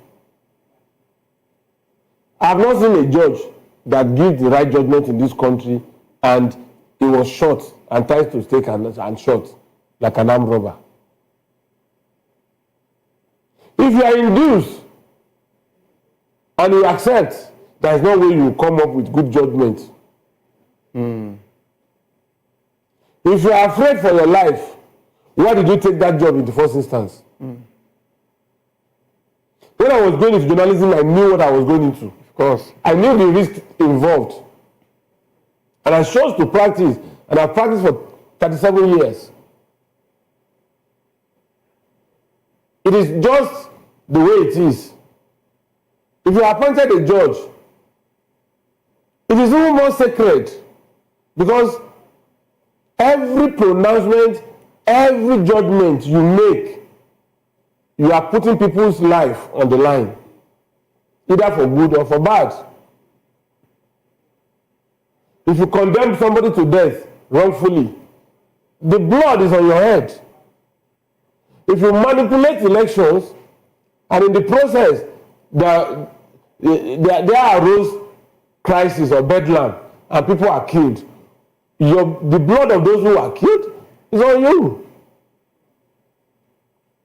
If you manipulate election and you give victory to somebody that does not merit, and that person decides to steal that particular state or country blind, it's on your head.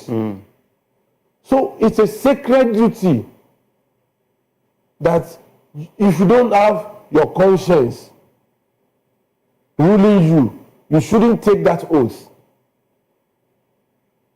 So it's not a question of because I love it. It's not a question of I love it. All right, sir. Mr. Dele, you've actually taken us to a point of conscience, integrity as regards to the judiciary system. So let me quickly get your thoughts as regards to this situation. What do you think about the executive arm of government giving favors to the judiciary?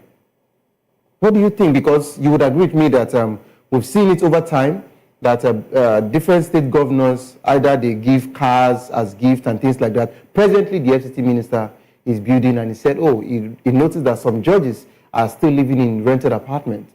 So he decides to give them houses in Katankwe, building for them. Okay, and we've seen it over time. What is your take as regards to executive arm always giving favors to the judiciary? Will they still be able to do their job?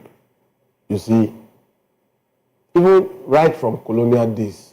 Because every arm was meant to be independent. Listen, even in the colonial days, I'm not too young not to know some, they call those places rest houses, or what we now call government reserved area. Okay. The moment you are appointed a judge, you must be taken care of comfortably to the extent that you will not be induced in any form. You have that strength to ward off any inducement. And those who are appointed to the bench, if you know that you cannot uphold that integrity, some people decline. Some lawyers will say, I want to go into private practice because I want to make more money. Some people will say, I want to go into academics, and they become professors. You know how many professors that are SAN today? But the moment you decide, it's just like somebody, a Catholic, saying he wants to embrace celibacy. Nobody forced you to go that route. And then you go to seminary and you begin to mess up. But the optics was that you wanted to join. So at the point of being appointed a magistrate or a judge, high court judge, or customary court of appeal judge, or any of these courts, you should know that you are automatically reclining to secluded environment. You are almost going to live almost like a recluse. Those days, when we are going to government reserve area, it's called GRA today. If you want to visit a judge, there is always a police orderly in front of his gate. If you don't have prior appointment with that judge, you can't go in. And if the judge knows that you have a pending suit before him, he will not entertain you in his house. Judges at that time were not attending parties, social engagements. In fact, the way they carried themselves, it was like they were behaving like a big masquerade that nobody comes near. But it's almost the reverse these days.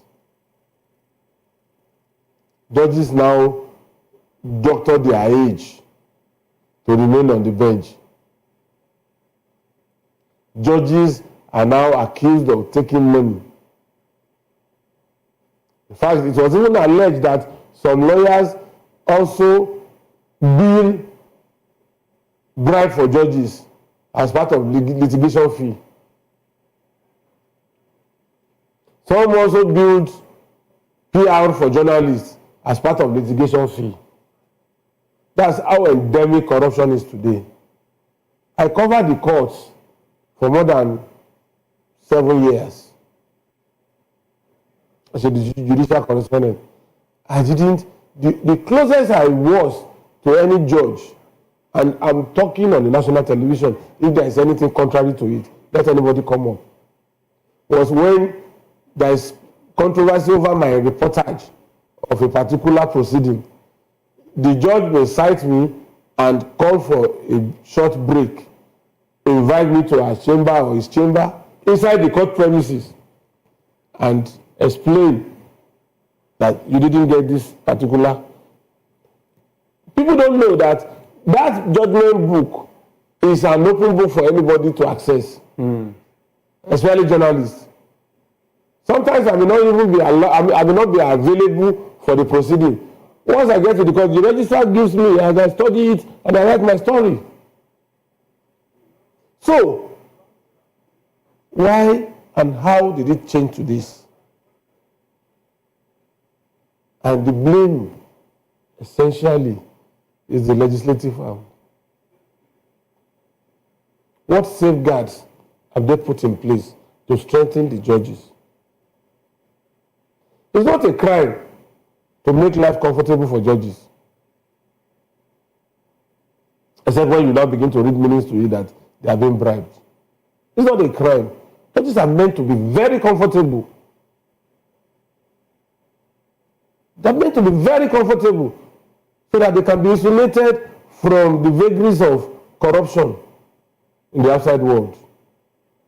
They buy from the open market too.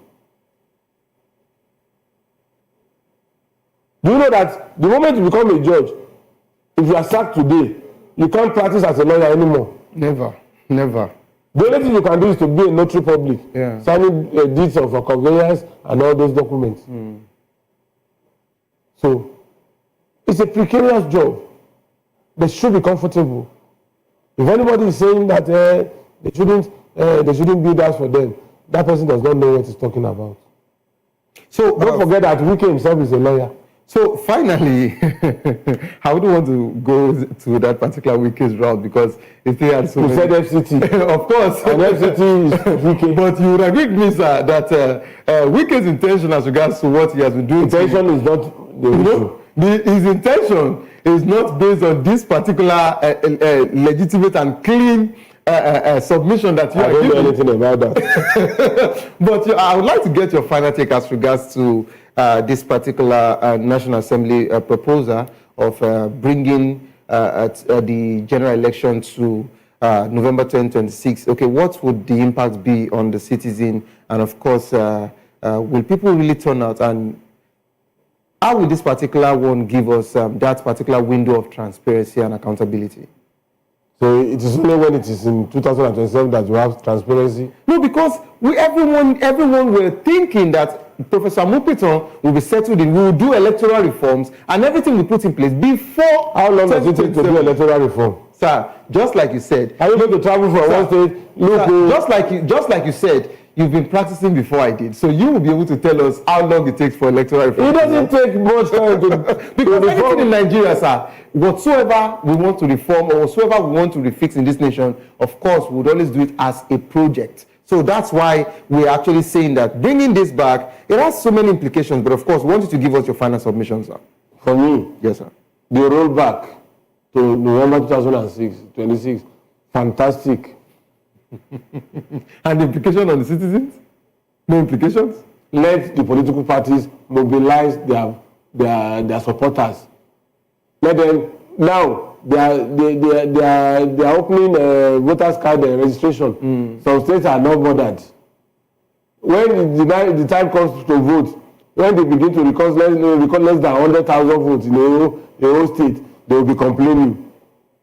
Now, some states, even Borno, they are forcing people, inducing them to come and get their voters card. You sat back. And without voters card, you cannot vote.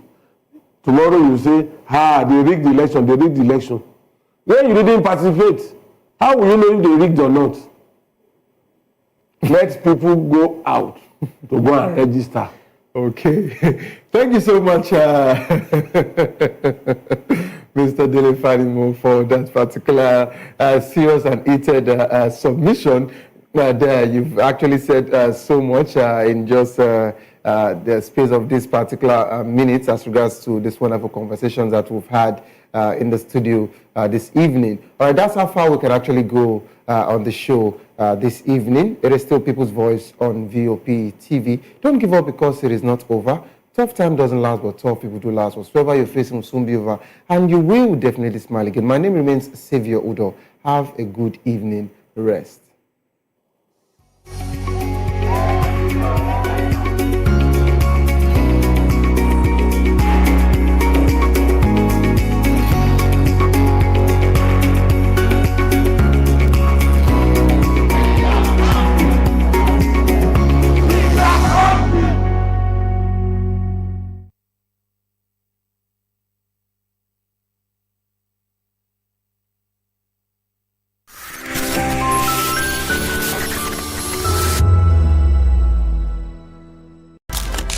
In a world where power shifts with every headline. In a nation full of questions.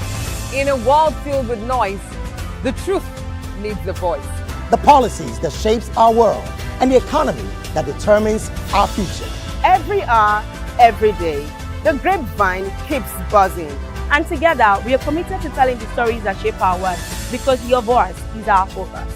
Don't forget, our voice matters the most. Let us come together and share our concerns.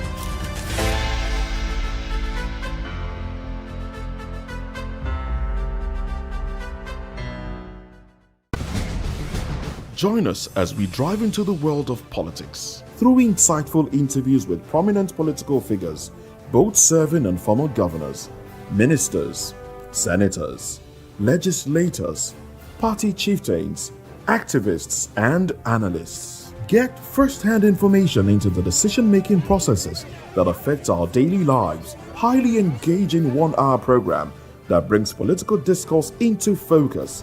I am Chukwuma Okoro. Political Lens, Monday through Friday, 6 to 7 p.m. Join us. Behind every broken deck lies a broken promise. Education shapes the nations, but who is asking the right questions? Introducing Edu Dialogue, the show that goes beyond the surface, exposes the cracks, the corruption, and the silence in Nigeria's education system. Edu Dialogue, Saturdays, 3 p.m., only on VOP TV. We break the biggest stories, from missing funds to policy failures. We ask the tough questions and demand real answers. Edu Dialogue, this Saturday, 3 p.m. on Voice of the People Television. Are you ready for the extraordinary? Something big is happening on your screen. Introducing VOP TV. Now streaming on SLTV channel 264. From breaking news to captivating conversations, news analysis, giving you all sides to the story. We break in-depth discussions on the issues that matter, from politics to sports, entertainment, and lifestyle. VOP TV on SLTV channel 264. Join us as we redefine what television means to you. Voice of the People Television, VOP TV. Now you have more than a voice.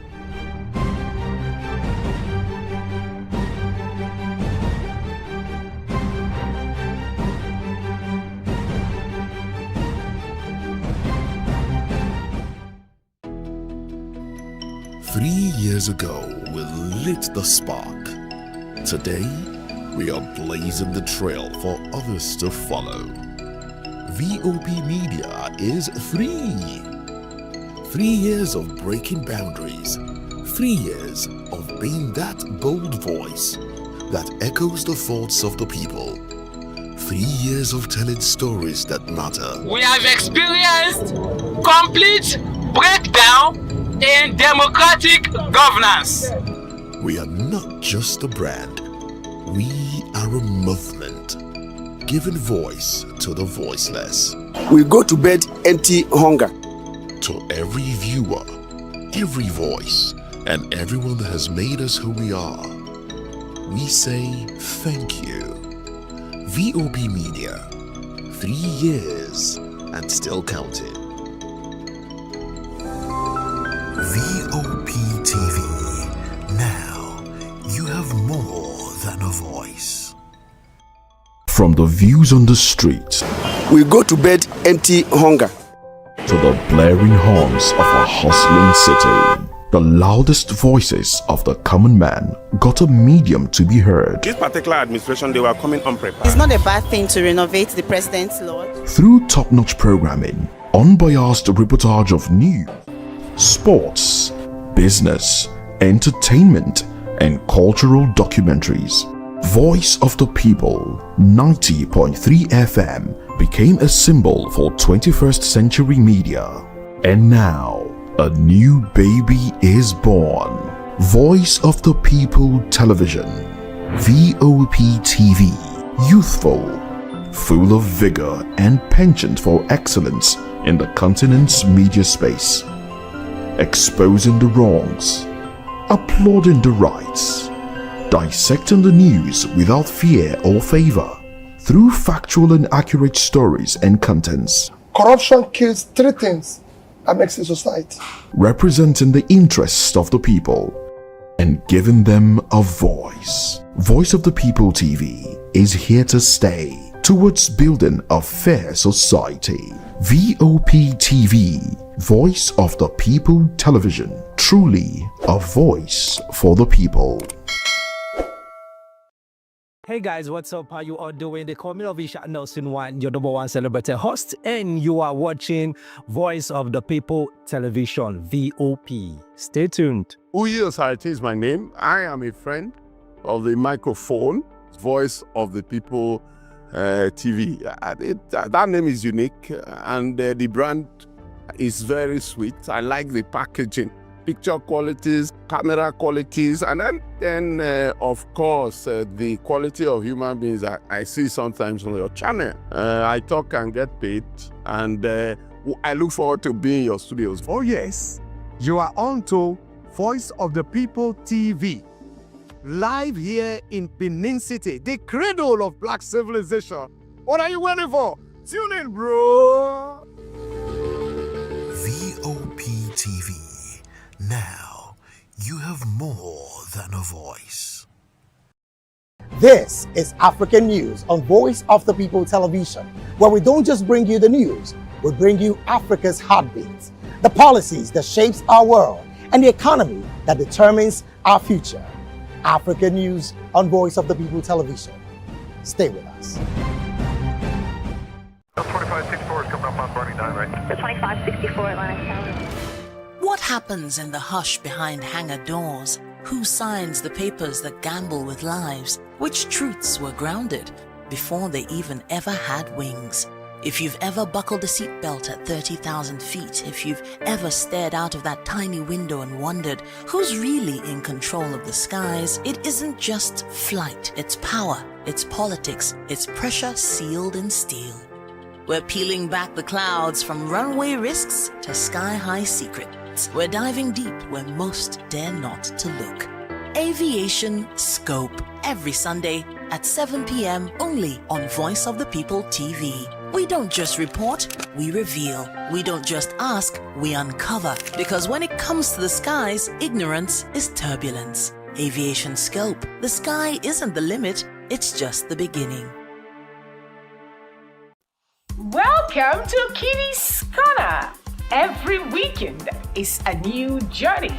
Join Auntie Oni as she embarks on thrilling adventures. Each episode takes the young explorers to a different fantastical world filled with exciting challenges, making new friends and learning valuable life lessons. The show begins with lots of excitement in a cozy storytelling mood. Fairies teach the importance of kindness, honesty, bravery, teamwork, or curiosity. Kitty's Corner is a delightful blend of fun, education, and imagination with catchy songs, interactive games, and heartwarming stories. Join Auntie Oni every Saturday, 10 a.m. to 10:30 a.m. on Voice of the People Television. Kitty's Corner, perfect destination for curious minds.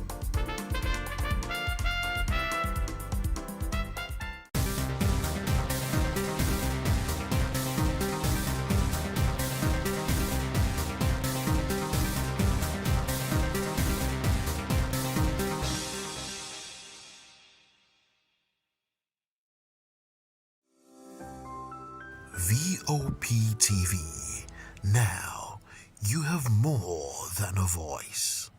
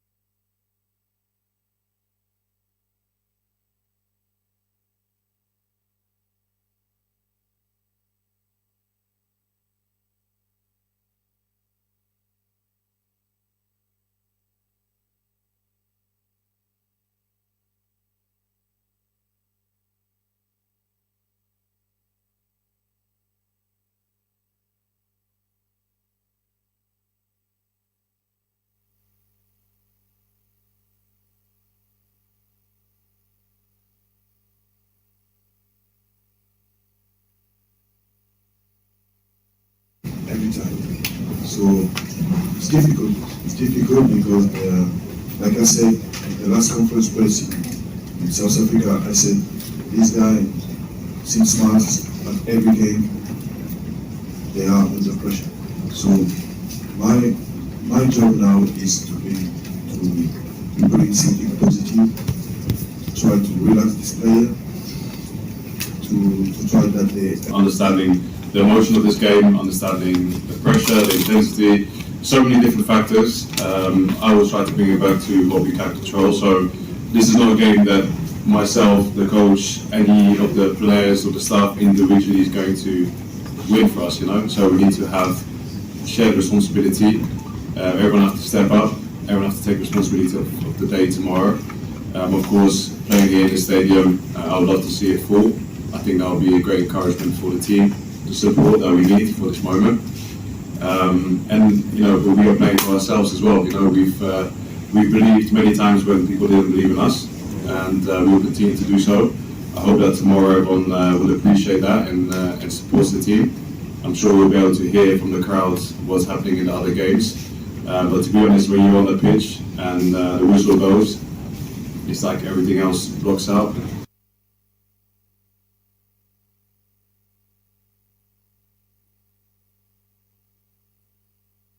It's the football. Everything can happen during a game because of the weather, because of the referee, because of anything, because of the injury. So we need to stay focused about what we want for this game, what we want for to have this victory, and after there will another game. So for sure, at 100%, stay focused on this game tomorrow against Lesotho, a great team with a good coach, and we need to be very focused to start well this game with a lot of intensity, a lot of aggressivity to score and to win this game. Yeah, we're approaching this the same way we approached the game for South Africa. It's important for us to go for all 3 points. We have to show Lesotho respect. They've done well in the group. They've picked up points against us also. So yeah, it's going to be an important game for both of us. And yeah, we've just been focused on our preparation now. Like the coach said, 2 very good training sessions. Today, the 3rd one here. And yeah, we look forward to the game tomorrow.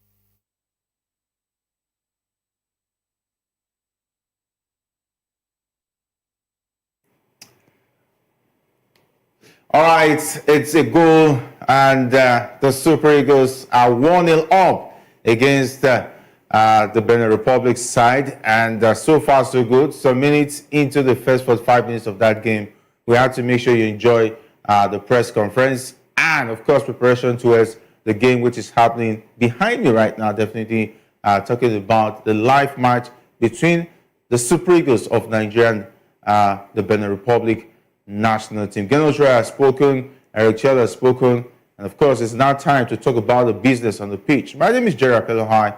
Locker Room is the program, and coincidentally, we're live from Uyo talking about the game between the Super Eagles of Nigeria and Benin Republic, which is a very crucial World Cup qualifier for the Super Eagles.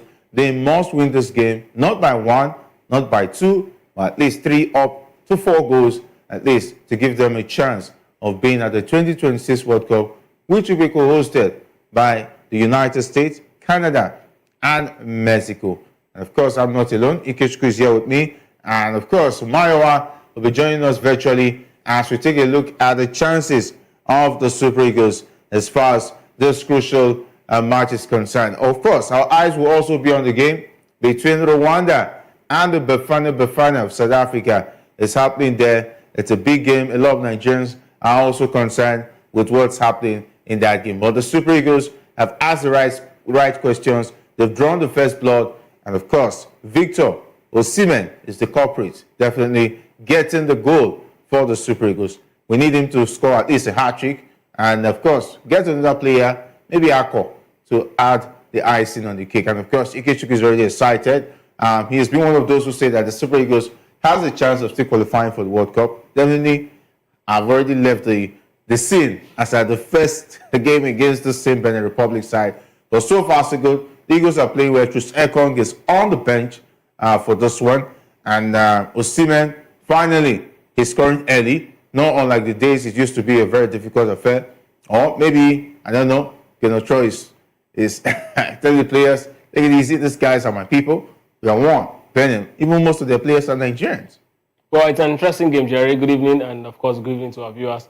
It's so good to be here. I mean, reports coming from South Africa. South Africa has also got one behind Rwanda, so it means South Africa is at the top of the log as we speak. Wow. But then Eric Chelle has showed intent to actually go for goals. Of course, they're looking at the quality of players he actually paraded in attack. Tells you a lot about how he wants to actually turn up for this game. The likes of Samuel Chukwueze, who a lot of us have been, clamoring and crying. Why wouldn't we seen him since the last time Eric Chelle talked about him playing the number 10 role? Perhaps today is the day, or should we say he actually saving the best for the last? And I just hope at the end of the day, Super Eagles actually able to actually get that number of goals so that we can definitely cement our space as, even if it's one of the top 4 best second place teams in this particular qualifying season. And then let's look at what happened, what's going to happen from there on. And of course, that's Benjamin Frederick, very impressive fullback.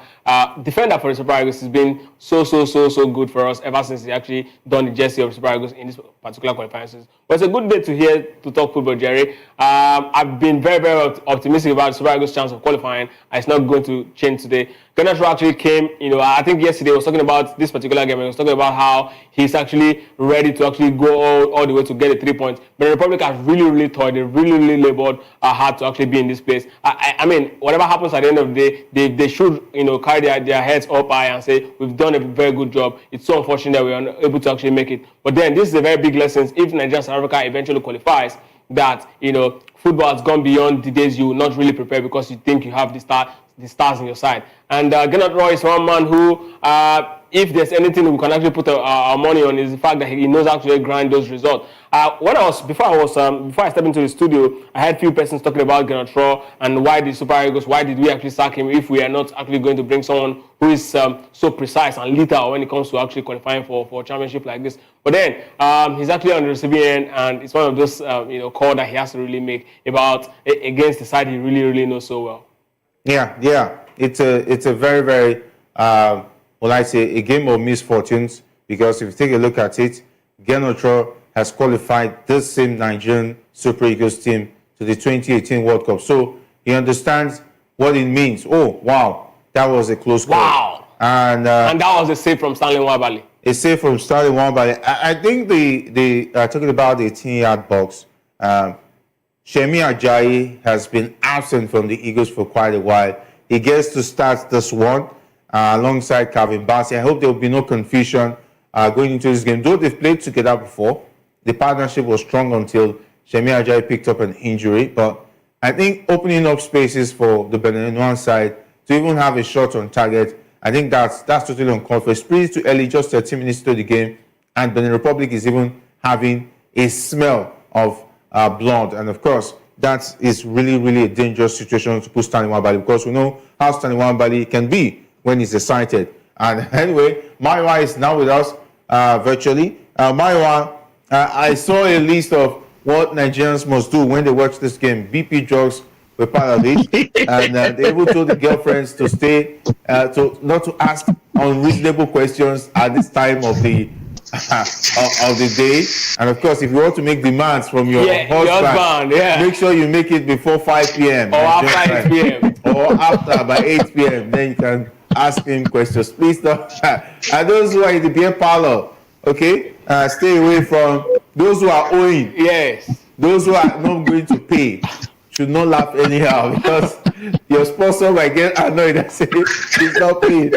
The beer parlor owners should also collect their money before halftime, because you might not get your money back after 90 minutes. It's a really interesting one. Nigerians are even finding humor out of this situation, but it's a very tense one for the Eagles. Well, it's always amazing to be here. Like I promised yesterday, this is my medication. I have my medication here. Wow. Is here. It's right beside me. So that's going to trend right now. Yeah, definitely. I have my medications beside me, and I'm hoping that I don't get to take them, but I think we might get to take the medications. But in any case, I think the Super Eagles are doing the right thing. Scoring that goal very early, shows intent. And if you look at the lineup, it shows what Eric Chelle is actually thinking. Unfortunately, Mbata for South Africa was able to fire one pass to Rwandans, and currently South Africa is ahead. And if it ends this way, South Africa gets the World Cup qualification. However, there are a lot of permutation and combinations that have been done. I think we still stand, a slim chance of qualifying. We need at least to score 4 goals, and we should hope that a DR Congo drops valuable point today. Probably maybe we'll get to end up as the 4th best team in Africa for us to be able to qualify. Those that know how to pray, those that know who to consult, they should start praying. Rwanda needs to step up and actually score. I'm following the Rwandan game right now, and I think South Africans, I think they have the momentum. The goal they score, they want to get one more goal. They don't want to leave it late. And if they score another goal right now, it might just be over. But in any case, it's a good game so far. Our boys are doing what they need to do, but we need to score more goals because the goals might be what would give us the opportunity to have a chance, a shot at being one of the best or ending our World Cup dreams. In as much as there's a lot that has gone into this, we cannot be discussing the failures of our NFF putting us in this situation right now. All we need to focus on is we should just continue praying and hoping that Rwanda step up and do the magic for us. All right, of course, it's really a dicey situation to put your faith and hopes on another man to do the job for you. Just like my comedian friend who said that a woman who is interested in getting pregnant does not go to bed all tied up. It is what it is. Yeah, a very, very funny comedian of mine. So we are leaving the fate of Nigeria in the hands of Rwanda, which is pretty difficult situation to put the Rwanda team because definitely they have nothing to lose, just pride to play for. And the stakes are more higher for the Super Eagles. And of course, for the South Africans, they're at home. They'll be very comfortable. And knowing with what happened in the game against Zimbabwe, they'll be looking forward to making sure there's no repeat of what happened in that Zimbabwe game. But let's take a look at the starting 11 for the Super Eagles of Nigeria. A lot of changes have been made in that starting 11. We have Stanley Nwabali, the usual suspect, still in goal. And there's Benjamin Frederick, Calvin Bassey, Shemi Ajayi, Zaidu Sanusi makes a return. We saw him make some cameo appearances in the other game against Lesotho. And of course, Wilfred Ndidi has become a rock in the midfield, which definitely looks like his testimonial days are coming closer.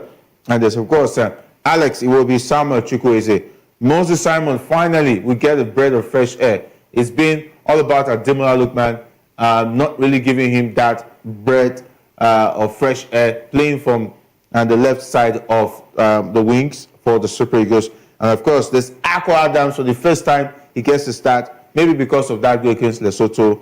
And of course, the talisman himself, Victor Osimhen, he has already got a goal for the Super Eagles. Ikechukwu, this starting 11. Akko Adams, were you surprised? Shemi Ajayi, were you also surprised? Well, I mean, for Shemi Ajayi, I will not really say I'm very, very surprised because I want to say I actually saw it coming, even though I wasn't really expecting him to actually, play part of this. I mean, as much as I really am not a fan of Trustekong because of his, most recent performance, I think at this point there's been a little bit of understanding in that backline with Trustekong in it. But then that's a way for it now. But for Akko Adams, I think there seems to be something with Eric Shell. This is exactly how he actually did against for Tolu Arokodare after he scored, from the bench. He just, I don't think you do things like that. And now you've disrupted the flow of the attack again. You bring in a new set of player. No issues against Akko Adams, but this is not how you actually move a team. Every single player take a while to actually synergize with the closest man and to him, and this is going to be a huge problem. Now, looking at the midfield, I was hoping that the Super Eagles will really consolidate. I understand that yes, we really need to actually get a lot of goals in this particular game, but then if you must get goals, you also need to also control the midfield, or at least be able to win a lot of balls. If you look at the way this game is going so far, you know that in the middle of the park, the Super Eagles is actually trailing behind the Republic of Benin. And it's not a way to actually play football. It's not a way to actually show that you are really at home and in command of this game. And it's going to be difficult because as time goes on, I asked this same question on Friday. If you actually have to start, Arokodare and Victor Osimhen up front, what happens when you really want to manage, the game, or when you start looking for more goals? Are you going to bring in more attackers and then take out midfielders? You don't start games like this, crucial games like this. I want to believe that you take all of the time, all of your energy, put it in the midfield and ensure that you control the game. And if you're able to really control the game, then when you start, needing more goals, you can start, because then the opponents would have, way out. They also will start looking for opportunity to either, protect the narrow win you have, or when they also, perhaps if they also a side who are really ambitious looking for a goal, they will definitely pull out certain midfielders to beautiful leg work from Alex will be there. Fantastic. That's what we want to see. But if that doesn't happen, then it's going to be a problem for you. And this is exactly what I'm saying. It's not the place we really want to be. But I just hope that at the end of the day, we are able to actually score more than 2 goals, in this particular game. And, I just hope also that Stanley Nwabali, is in a very good frame of mind not to cause us the same trouble he did in the last game. Yeah, definitely. Okay. Talking about the build-up play, so far so good. Victor Osimhen, another chance to give us another goal, but definitely that did not happen. And of course, Benjamin Frederick, I'm really impressed with his composure, his strength, his build-up play, his agility. That's a hallmark of a defender who wants to play top-flight football. Marwa, were you impressed when you saw the starting lineup? Akko Adams and Shemi Ajayi makes it into the starting 11? Well, I think definitely for Akko, I think we want to score more goals. Akko came in, he came in the last game and he scored a goal. Remember when Tolu Arokodare made the cameo appearance and he scored in that particular game, a lot of us clamored for him to play. And he started a couple of games for us, and we saw the result. Yes, the last game he couldn't really get the goals. However, he was very instrumental, playing behind a Victor Osimhen in the last game. He didn't get the goal. We needed the goal. Definitely, Akko came in and delivered and scored for us. So I'm not faulting the coach for playing an Akko. However, where I want to fault him is this. If you look at how our central defense is at the moment, there's an opportunity that came the way of the Benenua when we were talking the other time, and Nwabali had to make that particular save. I think Shemi Ajayi is a bit slow, and that might that might cost us a bit.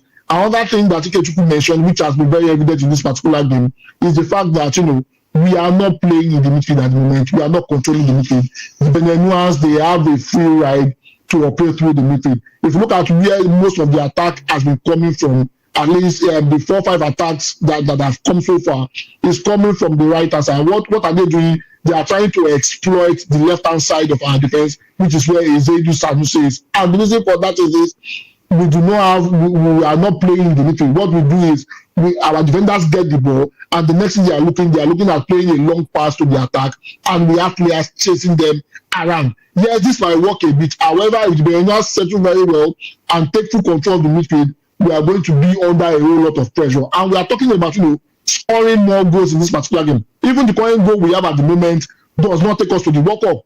Let's assume South Africa mess up and the Rwandans get back into the game. The one goal we have at the moment does not take us to the World Cup. We need to score more goals. And for us to be able to do that, we need to be able to control the midfield. For us to be able to control the pace of the game. At the moment, we are not controlling the pace of the game. And I think that will probably work against us. The reason why it will work against us is this: we get to, our players get tired out. And before you know it, that builds the momentum for the Benenuans. And then I take an advantage of this and probably, do some damage. Also remember that our goalkeeper at the moment, is having confidence issue. I hope that has been sorted. He has not been tested too much so far for us to be able to assess if he has confidence issue in this game or not. But I don't think, Shemi Ajayi should have started. If you look at his movement, I think his pace is a bit slow, and the Benenuans might take advantage of that. All right. Talking about controlling games, I think it's been a long time we saw the Super Eagles control games. They always do catch up. What is really happening? What has taken the shine of the Eagles always playing catch up in each game they play? And that is why it's difficult for them to convincingly win games. Because if you need to win games, you need to dictate play. You need to be in control, not being the man who is trying to catch up with the other team, who is playing to the strength of the other team. And I find that the Super Eagles is more like a team who don't read games, who don't read their opponents, who don't study their opponents and prepare. They prepare based on their strength, not based on what they can offer. And at the end of the day, if you continue to play this way, you continue to lag behind. And is it coaching that is really our problem? Because we've changed successive coaches, and of course we've had one, Finidi Ball, who said you don't need a pattern, vibes and inshallah, and so on and so forth. We've had Pesero, who more or less negative football was the main thing, just go and win. And we're having Eric Shaw, who I'm pretty not convinced he's still that coach, who's going to give us that pattern that we're looking for. Academics, all right, truly making effort there. And of course, I will give it to Victor Osimhen, of course, trying to pile on the pressure on the talking about the Benin Republic side. And let's not forget, this Benin Republic side, more or less, some of those players are Nigerians playing for the Benin side. So, like for like, you're going to see players of the same mentality. And of course, players who know they've beaten the Super Eagles in the first leg of this World Cup qualifier. They will surely not be afraid of the Eagles. Let's talk about dictating play. What is really wrong? Why can't the Super Eagles no longer dictate play? What's wrong? Is it the coaching? First, yes, we have to say it's first the coach, because it's the coach. It's a coach pattern that's definitely going to be reflective of what you see on the pitch. But then again, the quality of players that you also have will also be very instrumental if you must also keep possession of if you're talking about quality, does Benin Republic have better quality than the Eagles? So again, they're holding on play. Again, that's exactly why I said the coach first. But again, another thing we really need to look out for is that when we talk about controlling games, sometimes you don't even have to hold the ball, right? You can dictate the way a game is going to be without even being and having more possession of the ball. A classic example is Jose Mourinho in his prime. The Italian, the Azzurris in the late 90s, most times they don't even keep possession, but they decide and they dictate how the game will be. They don't have to keep possession. So yes, it's one thing for you to keep possession and still dictate play. It's another thing for you to be off the ball and still dictate play. And one of the things that make the Barcelona side under Pep Guardiola in the between 2009 and 2012 very thick was the fact that off ball they were very awesome side, and that's exactly what makes them very good. Jose Mourinho also in his prime, off the ball is also amazing. He knows how to decide. In fact, he's going to force you to play a certain way, even though you're a possessive side. So that exactly. Now the big question is, we are not even possessive at this point. We don't keep possession and we don't also dictate play. And this is exactly why it's very worrisome. If you remember the Super Eagles under Genocide, we don't even keep possession as well. But one thing is certain, we control and we dictate how the outcome of the game is going to be at the end of the day. And that's one thing I'm also going to give to Jose Pacero, even though I really do not like his style. Like he played similar football to what we see in Atletico Madrid do. He will definitely dictate the pace of the game without also having good chunk of the possession. But now talking about possessing the style of play, because that's exactly what we are known for. We like to actually play the Dutch way. Of course, after the legendary Clemens Wessel, who actually rebranded the Nigerian football, we also want to keep to that tempo. What we need to actually do is to ensure that this is why we always talk about a proper project. Players will definitely go through a system. If you see a La Masia product, right, you definitely know, even if the person leaves Barcelona and come back, it's going to be easy for the person to actually, integrate and, find himself very comfortable in that particular thing. That's exactly how it works across the world. So the big problem here is not just, the quality of the players now. It's the fact that we don't even have, a project that we're actually working on. Two, we don't even have the right kind of managers that can actually change the course of, a history for us. And that was a very huge miss from the Republic of Benin. I don't know if it's offside, but then the Super Eagles defense is once again telling us that it is very porous and this is very dangerous time. 28 minutes on the clock, and we're having the Cheetahs of Benin running through our defensive line the way they are running. It's going to be a long day, for the Super Eagles. All right, of course, not really business-like on the part of the Eagles, but news coming from South Africa at the Mbombela Stadium is that South Africa has added a goal, and it's now 2-0 in favor of Bafana against Rwanda. It means that Rwanda has no business with us. They are not even playing the script. They are doing it against the Eagles. And of course, that's really an interesting news for the Eagles, who are even really trying to contain the Benin Republic side. This is what we've been seeing.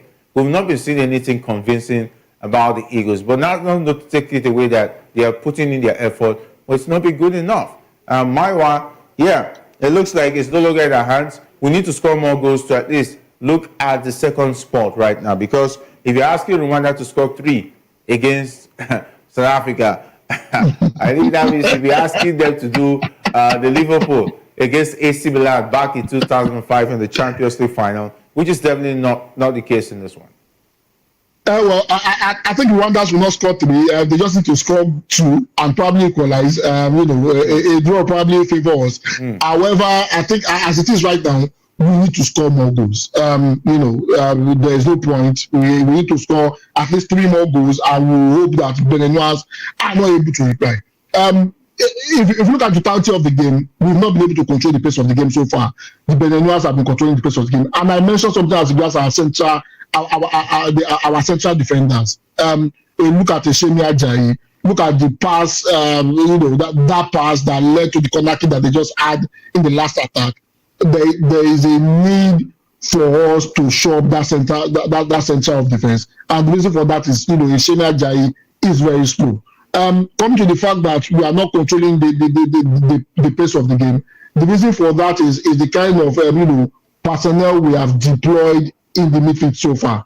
We need ball playing midfielders that will support the likes of Aniwobi and Anididi. Definitely Anididi will not do that job for you, and Iwobi alone cannot do that alone. Remember the Moses Simon and Chukwueze, they are more focused going forward. So we need somebody that can do the playmaking in the midfield, and we don't have that at the moment. I would have expected a Chrysanthos Uche to be in this particular game, and the reason for that is if you look at how Chrysanthos Uche, yes, a lot of people might say he has not been able to break into his current EPL side. However, if you look at how he played for Gaitafe, you can see how important he is in the middle of the park, and these are the kind of people that we need in this kind of game to control the tempo of the game. Everything goes through him, where we have, that breakout play in case of any attack, and just where every of our attack goes through him, and it also relieves and Iwobi creates more space for Iwobi, whereby Iwobi gets into a pocket of spaces and is able to, to also hold up play and free up our attackers. That we don't see at the moment. Our midfield is practically empty, and the Benin they are controlling the pace of the game. You get to say something that is very, very important. There is a need for us to build a project that we have not been able to do. Another attack again from the center of defense, and this is coming from the fact that we are not playing anything in the midfield. We are giving the Benin a free ride in the midfield. What we are doing practically is our defenders get the ball, and the next thing they are looking at is probably get the ball to a Moses Simon or a Chukwueze, a long ball to them, and that's what we are doing. And we cannot sustain this kind of pattern throughout the next 60, 65 odd minutes. If we are not careful, the Benin are going to score. They are controlling the midfield at the moment, and they are beginning to play just back.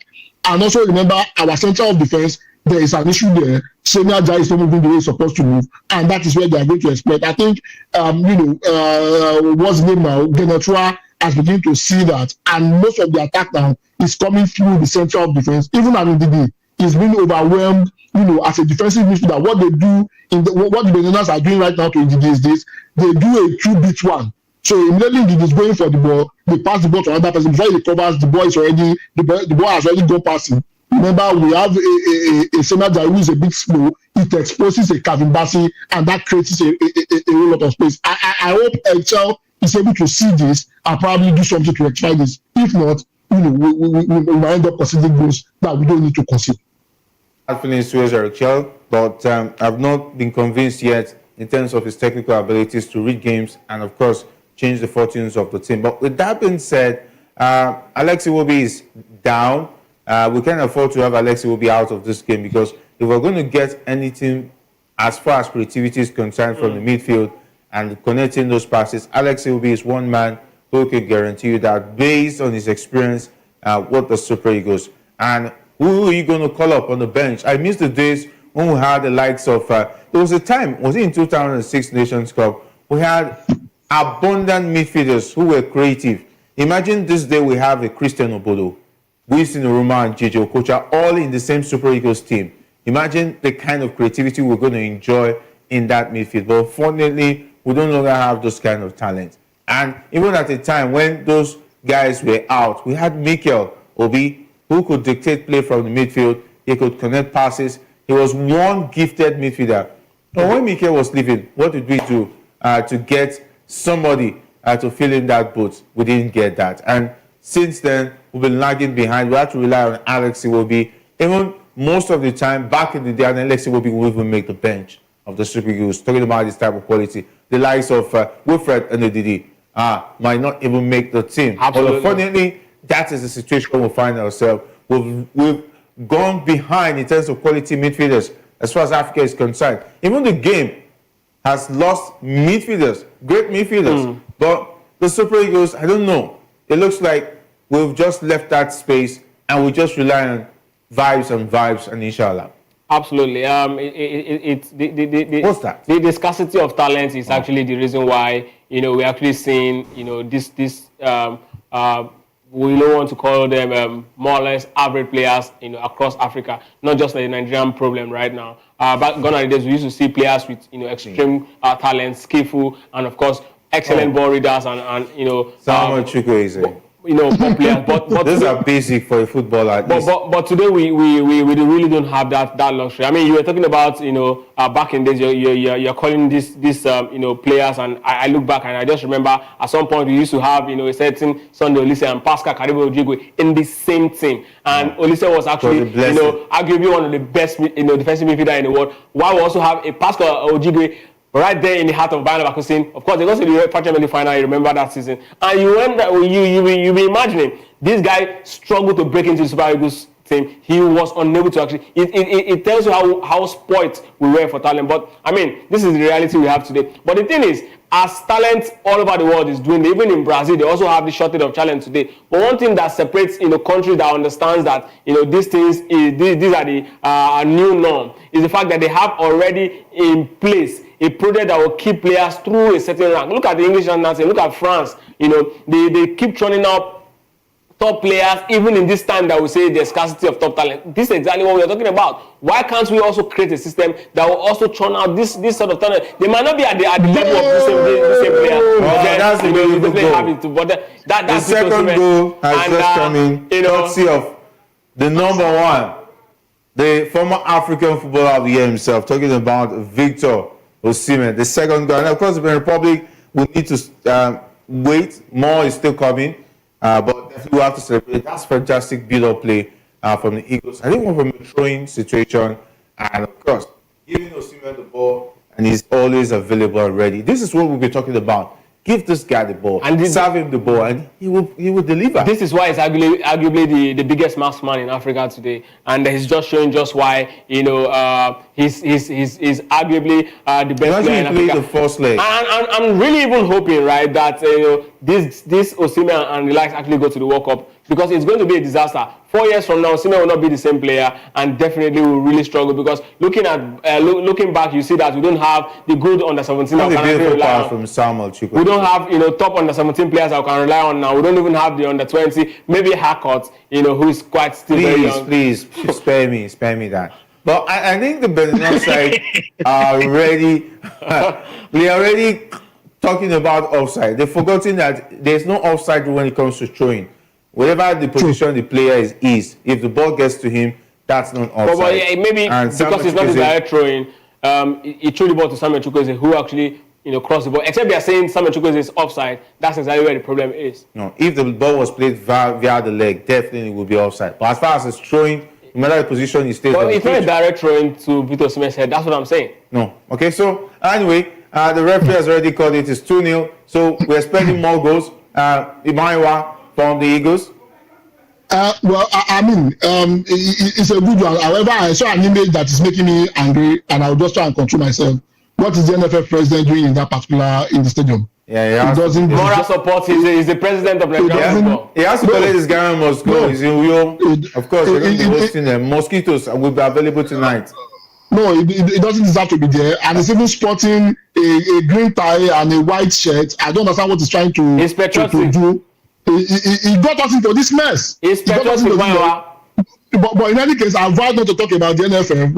When this qualifier conclude, we'll discuss the NFF maybe tomorrow or whatever it is. However, I think it's a good one. The hallmark of Chukwueze in terms of his crossing, come to bear again. The cross was a pinpoint cross, and Osimhen very dogged, and this is and that's the reason why it's so sad that Osimhen is playing in Turkey right now. But I mean, he's delivering for Nigeria, and this is what we want to see. However, yes, we've been scoring. We've scored 2 goals. That's good. We still need to control the pace of the game. The Beninois, they are beating us in the midfield, and we need to stop that. Now we are scoring, we need to score 2 more goals, but we still need to ensure that, we keep our defense tight and we block this pocket of spaces. Maybe the goals will demoralize the Benin, for them to give up on time, or better still, maybe it gives us an opportunity to be able to score more. But the way the Benin are moving right now, we need to be very careful and ensure that we don't give the momentum to them. They score 1 goal and we will be under a whole lot of pressure. Good job, Victor Osimhen, and good job, Chukwueze. All right, of course, the goal difference as it stands right now favors the Super Eagles. The goal difference of 5, and Benin Republic has a goal difference of 3. And though on the same point, which is 17 apiece for Benin and Nigeria, Nigeria is occupying the 2nd position. Of course, more goals is never too much. At least all the goals we failed to score in the qualifiers, which has been 1, 1, 1, 1, 1. I've not been impressed with the fact that we've not been scoring goals. That's been a major problem, and I think we'll have to call out the names now. Finidi George, thank you very much. Pesero, thank you very much for making sure the Eagles were lacking goals at the initial stage of the qualifiers. Victor Osimhen, though you're scoring 2 today, he also needs to be talked about. Yeah, he was most virtually out of a lot of World Cup qualifier games. Imagine he played the first leg against Benin Republic, though injury was the issue, but the first 3 games that were played draws against Lesotho and Co. Imagine we had a Victor Osimhen firing in those games. We will not be in this situation. And remember this game, Tanimu, we need to talk about him. He was the man in the first leg in Cote d'Ivoire. He was falling under the pitch. Paul Onuachu, thank you very much, Maiwa. God bless you. Onuachu was playing as if he didn't understand football in the first leg. And we also saw a situation, Victor Boniface. He was given lots of chances. He failed to deliver. And the list is endless. So, anyway, we're here today in a very precarious and difficult situation. Scoring goals has been the issue. Without Victor Osimhen, there's no goals. What can we do to forestall that, Maiwa?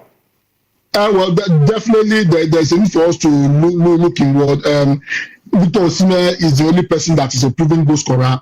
Take Victor Osimhen away from that team and we struggle. Yes, and Aroko Dari and Akoda Adams, they are coming up, but they are not as prolific at the moment as a Victor Osimhen. And it's because of the kind of structure we have built so far that we are over reliant on individual players. Sometimes some of the results we get are the result of the individual brilliance of the players, and that's the reason why we have been solely relying on Victor Osimhen. Look at all the qualifiers that we play.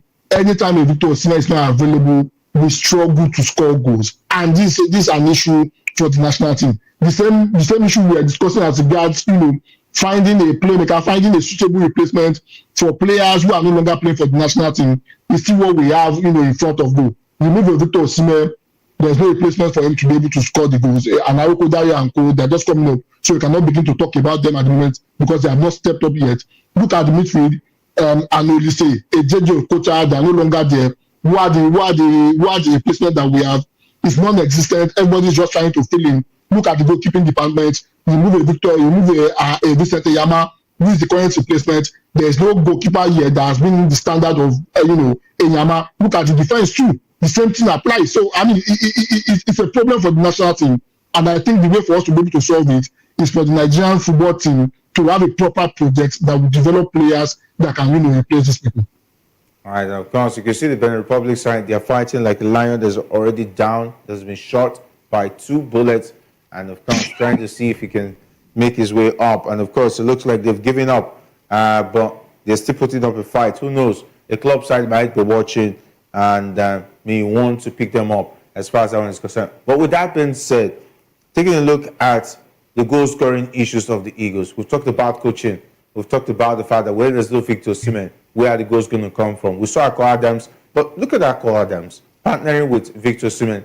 It's more or less like he's watching, he's ball watching. He's not been active. He's not giving anything. Absolutely. Yeah. So what's now this problem? Because he's relying on Victor Osimhen to do everything. Look at Victor Osimhen is even tracking back, making effort to add up to the performance of the Eagles. Well, Akko Adams is more or less like he's watching the football match more like we are doing. So exactly what I was saying about his inclusion in this team. I was saying, you know what, we need more men in the middle. And I mean, I would have loved to see a certain Uche Crisantos, who is actually very energetic going forward. He would have also add more body in the middle of the park and also help to detect the game and also move forward with the ball. But I really don't know why he actually decided to actually go this way. But then he's done it already. And talking about goal scoring problem, I look at this, the lineup we have in Super Eagles, talking about the attack and the attack back in the days. There's really no difference in terms of number of goals that these guys actually scored. The difference between the Super Eagles now and then is quality creative midfielders that actually help those ones to come to light. I mean, the likes of Yakubu Agbeni will really struggle in this team because he had all of the best legs supporting him in the Super Eagles. He also said it himself, and so it tells you about if this Victor Osimhen was part of the Eagles of the old, you understand that he's going to really enjoy good services. So it's something else. So it's not really about us having the lack of talent going forward. It's about people who are supposed to actually help them come to life in the final third, and that's exactly where our problem is. Talking about creative players. I mean, it's so sad looking at the Super Eagles and then you see the most creative players in the middle of the park is Alex Iwobi. I just look back sometimes, I just shake my head and say, no, this is not what we should be having for a nation of over 250 million people, over 200 million people. I beg your pardon. And it's so sad to have ourselves in this particular situation. But now it's 2-0. Hopefully, if the Super Eagles can really hold on to this one and in the second half put another additional 2, and then we are good to go. Yeah, additional 2, then we are good to go. And of course, it looks like South Africans have decided to go the route of being dirty. And they have 2 yellow cards in that one already. So meaning that they are putting all effort to make sure that they frustrate the Rwanda side. But let's not forget, they also got a red card in the last game against Zimbabwe. They should keep up the pressure, baby. 1 red card is not too much for the Bafana side. But talking about the Super Eagles, they've been all fair and square. They've stayed away from suspension, meaning that they're also looking at the situation.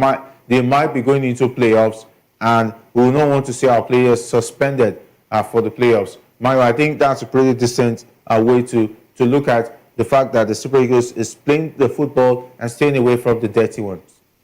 Well, definitely, I think there's a possibility that we might make the playoff, and all these players, even though we complain, even though their quality is not what we want, but I mean, they've gotten us to this place.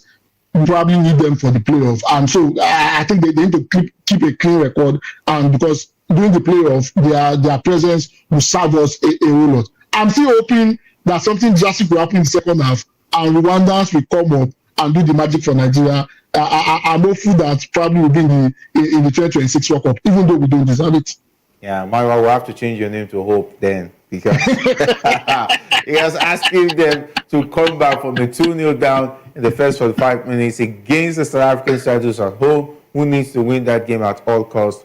Definitely it's a big ask from this Rwanda side that couldn't even hold their own against the Benin Republic in their last fixture. And of course, it's time for us to start wrapping up the first 45 minutes of that game. And if the time check is 3 minutes into the 5 minutes of extra time added for this game, it's 2-0. Victor Osimhen got the brace for the Super Eagles. What are we going to be expecting as this game ends and going into the second 45 minutes? I think the best thing now for Rochelle is to just keep his head cool and then tell the players, you know what, you've done half of the job. We need to go for the kill in the second half. In the second half, the Beniners will come out full throttle, they'll throw in more attackers, and that's exactly where we can, our direct style of approach that Eric actually adopted is really going to work. We need to soak in the pressure and hit them on a fast break and then get as much goals as possible in the second half. And that's exactly what we need to do.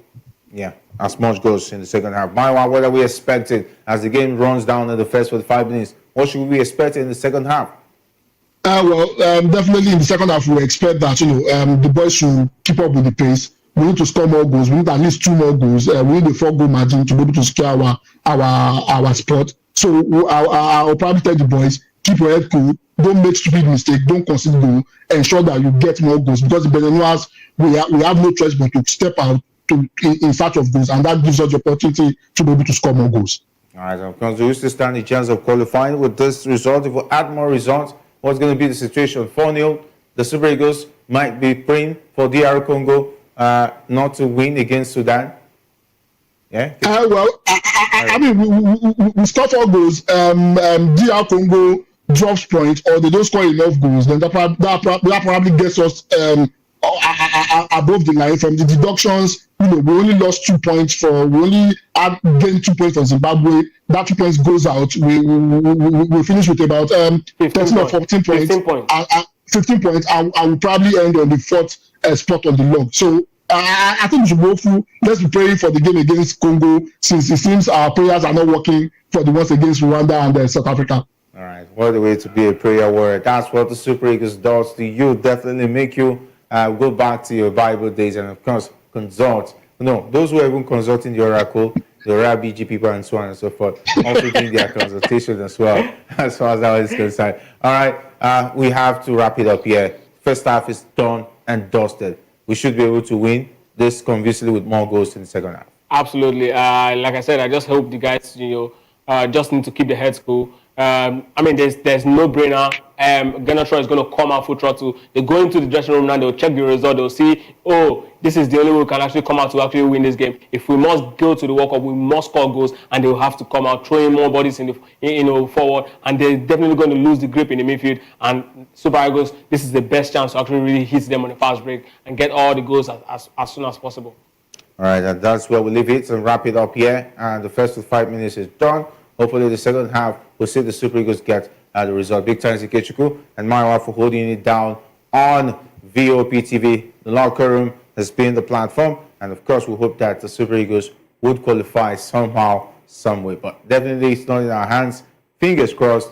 And, of course, hope, according to Maiwa. I don't know. Ikechukwu is not the prayer option, but he's just still maybe hopeful, too. And, of course, he has kept the hope from the beginning. And definitely, for me, I just want to see football doing the talk at the end of the day. Big thanks to the guys for being awesome, talking about the likes of Shegun and, of course, Sam, Jeremiah, and Hassan. My name is Jerry Apello. I say thanks for being with us on the locker room, on the live analysis for the game between the Super Eagles of Nigeria and the Benin Republic side. It's 2-0 Victor Osimhen, and, of course, South Africa is also 2-0 up against Rwanda. To meet again, stay safe, and if not waiting at all, do it the sports way, as Chukwuma Okoro joins you with Political Lens.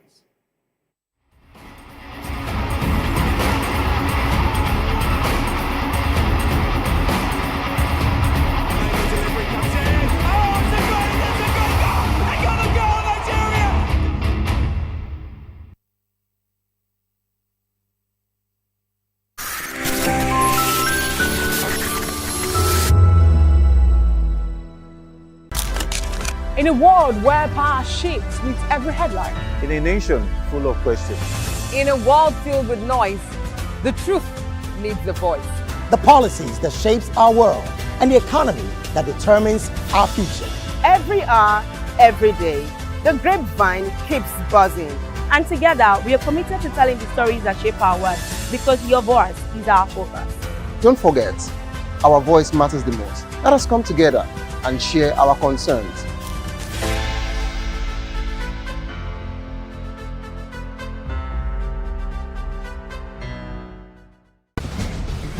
Join us as we drive into the world of politics through insightful interviews with prominent political figures, both serving and former governors, ministers, senators, legislators, party chieftains, activists, and analysts. Get first-hand information into the decision-making processes that affect our daily lives. Highly engaging one-hour program that brings political discourse into focus. I am Chukwuma Okoro.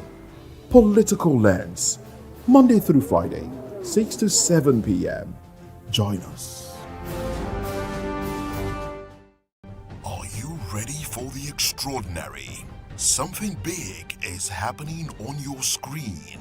Introducing VOP TV. Now streaming on SLTV channel 264. From breaking news to captivating conversations, news analysis, giving you all sides to the story. We break in-depth discussions on the issues that matter, from politics to sports, entertainment, and lifestyle. VOP TV on SLTV channel 264. Join us as we redefine what television means to you.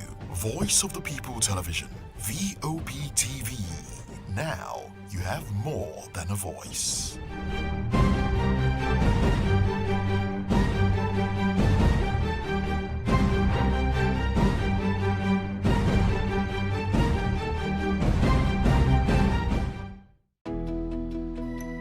3 years ago, we lit the spark. Today, we are blazing the trail for others to follow. VOP Media is 3 years of breaking boundaries. 3 years of being that bold voice that echoes the thoughts of the people. 3 years of telling stories that matter. We have experienced complete breakdown in democratic governance. We are not just a brand. We are a movement, giving voice to the voiceless. We go to bed anti-hunger. To every viewer, every voice, and everyone that has made us who we are, we say thank you. VOP Media, 3 years and still counting. VOP TV, now you have more than a voice. Hey guys, what's up? How you all doing? They call me Ovisha Nelson One, your number one celebrity host, and you are watching Voice of the People Television, VOP. Stay tuned. Uyi Osarite is my name. I am a friend of the microphone, Voice of the People TV. That name is unique, and the brand is very sweet. I like the packaging, picture qualities, camera qualities, and then of course, the quality of human beings that I see sometimes on your channel. I talk and get paid, and I look forward to being in your studios. Oh yes, you are on to Voice of the People TV. Live here in Benin City, the cradle of black civilization. What are you waiting for? Tune in, bro. VOP TV. Now, you have more than a voice. This is African News on Voice of the People Television, where we don't just bring you the news, we bring you Africa's heartbeat, the policies that shapes our world, and the economy that determines our future. African News on Voice of the People Television. Stay with us. This is Health Check, your weekly guide to better living, smarter choices, and trusted answers. From everyday wellness to urgent health issues, we've got you covered. Health Check, only on Voice of the People Television, where your health has a voice.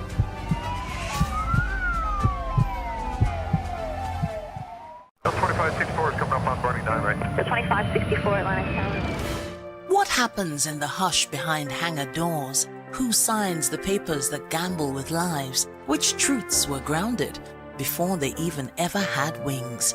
If you've ever buckled a seatbelt at 30,000 feet, if you've ever stared out of that tiny window and wondered who's really in control of the skies, it isn't just flight, it's power, it's politics, it's pressure sealed in steel.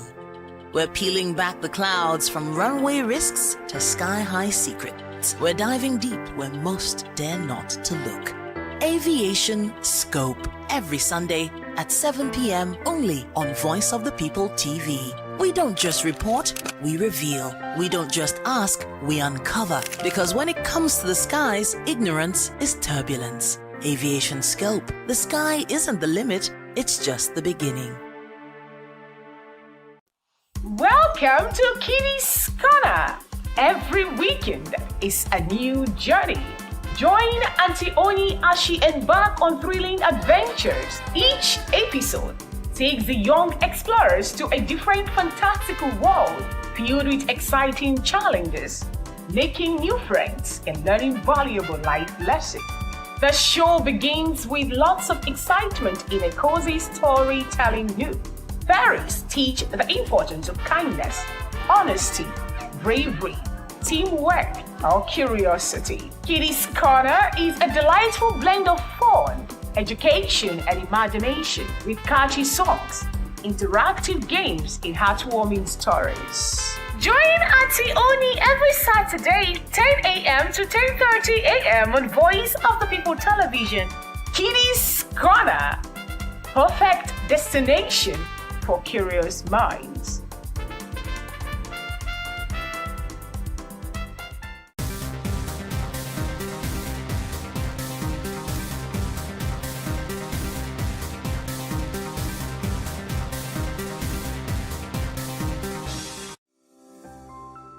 VOP TV. Now, you have more than a voice. Awards, the razzmatazz, music, fashion, interviews, and more. Spotlight on Voice of the People Television. Let's feed you with all the juicy stories in the global entertainment space, bringing you the glitz and glamour as it is hot. Stay tuned to Spotlight, 1 p.m. Monday to Friday. Spotlight on VOP TV. Entertainment like never before.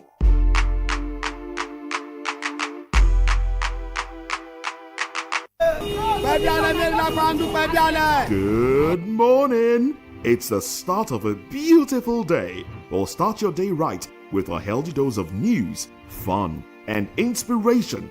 Join us on VOP this morning for the latest news, trending topics, and uplifting stories to set your day on the right vibe. From news and current events to lifestyle and entertainment, you are covered. VOP This Morning, 8 a.m., Monday through Friday.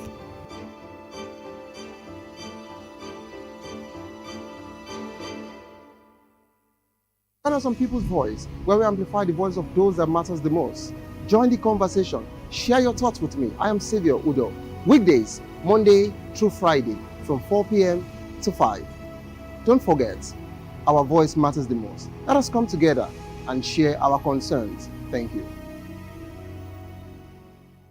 2564 is coming up on Bunny 9 right. The 2564 Atlantic Tower. What happens in the hush behind hangar doors? Who signs the papers that gamble with lives? Which truths were grounded before they even ever had wings?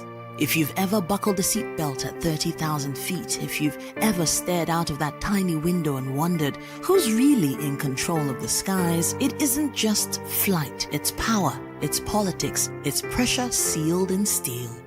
We're peeling back the clouds from runway risks to sky-high secrets. We're diving deep where most dare not to look.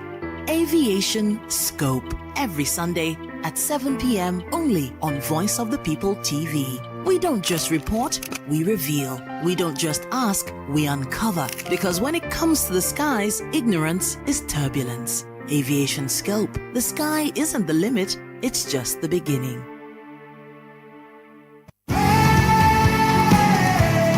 Ever wonder what inspires your favorite gospel artists?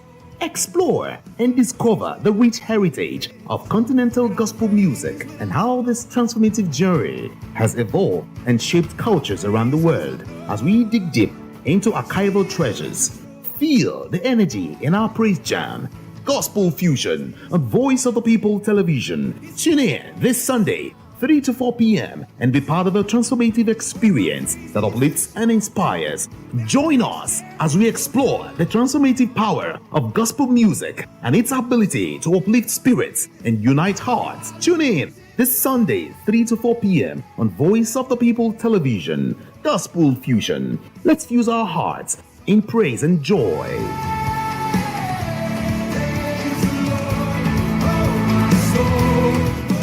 Hey guys, what's up? How you all doing? They call me Ovisha Nelson One, your number one celebrity host, and you are watching Voice of the People Television, VOP. Stay tuned. Uyi Osarite is my name. I am a friend of the microphone, Voice of the People TV.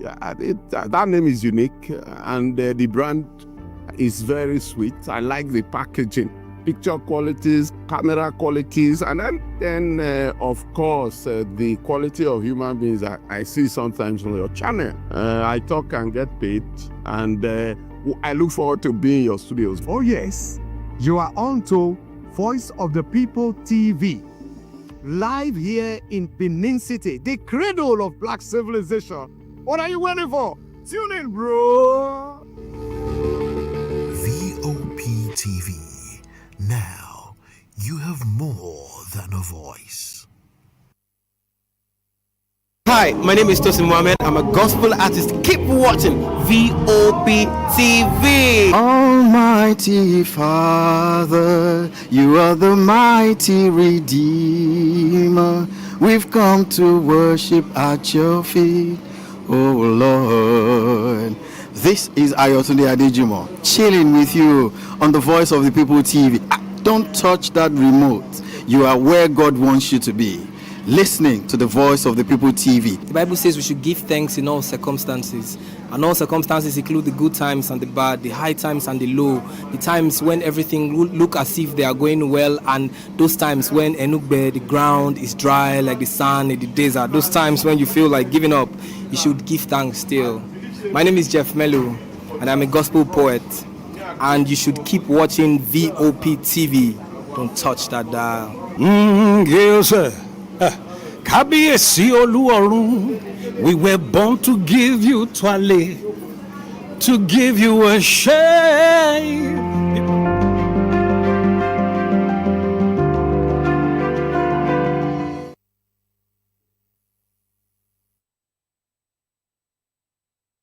Hello there, good evening and welcome to Political Lens on Voice of the People Television. I am Chukwuma Okoro. We are broadcasting on Metro SLTV channel 264. On YouTube and other social media platforms, we are at VOP TV Live. On the show today, ASU strike enters day 2, denies receiving 50 billion naira from federal government. Well, we will be joined by Professor Christopher Piwuna. He is the National President, Academic Staff Union of Nigerian Universities. We'll go for a short break, and when we return, let's establish contact with Professor Piwuna. Please join us again.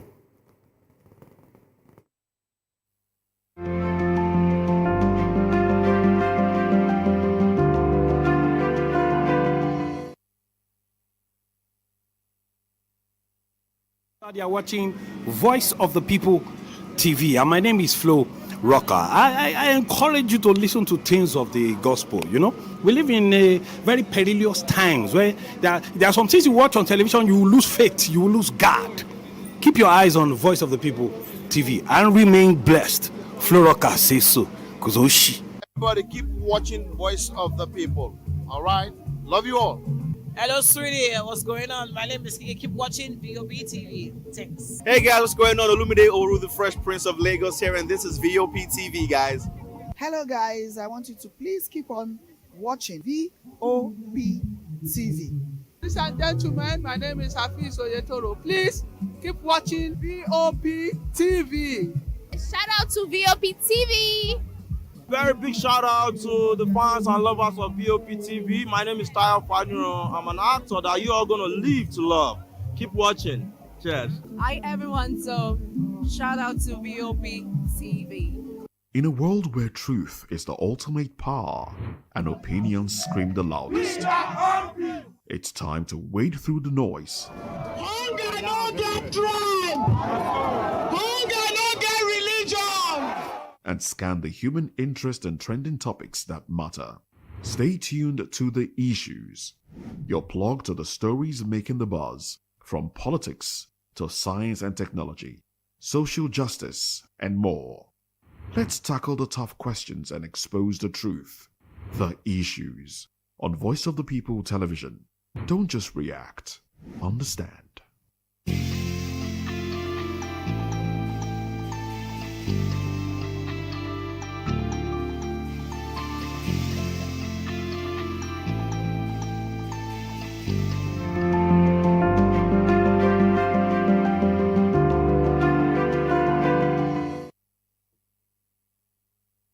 All right, welcome back and thanks for staying with us. And if you are just joining us, this is Political Lens on Voice of the People Television.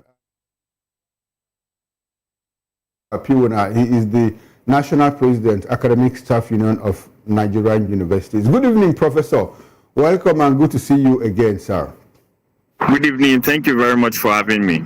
All right, sir. How is it tough, sir?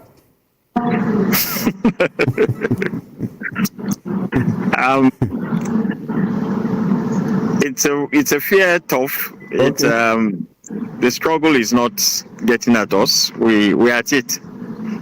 All right. Now let's get right into the conversation of today.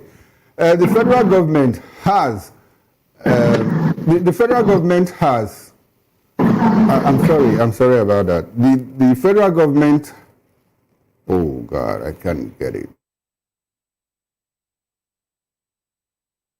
Reaffirmed its decision to enforce the no work, no pay policy as the Academic Staff Union of Universities began its 2-week nationwide strike on October 13, 2025.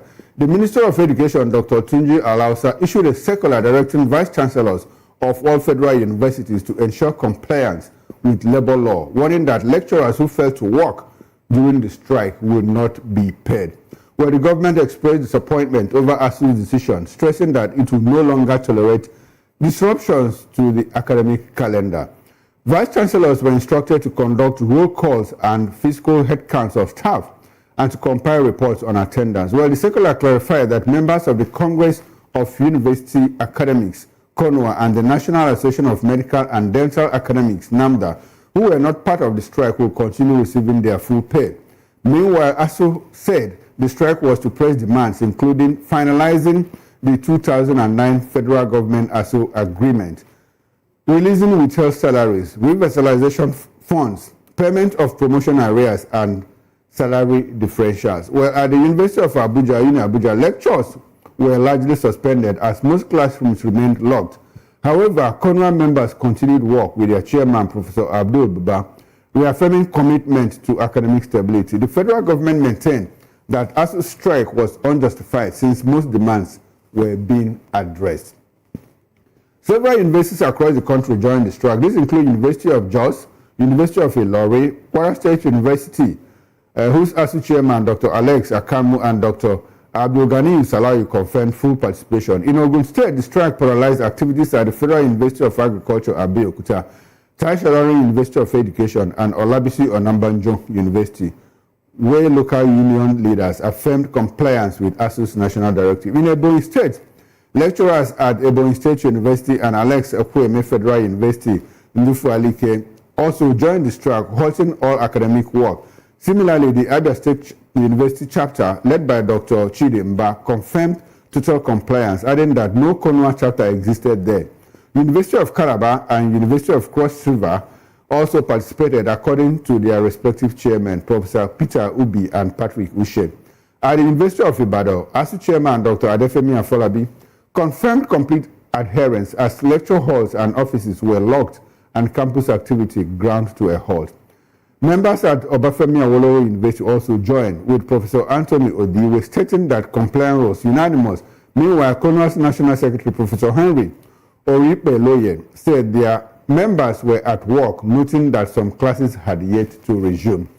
In Bayero University, Kano, the strike was partial as some students were allowed to finish examinations before full suspension of academic work.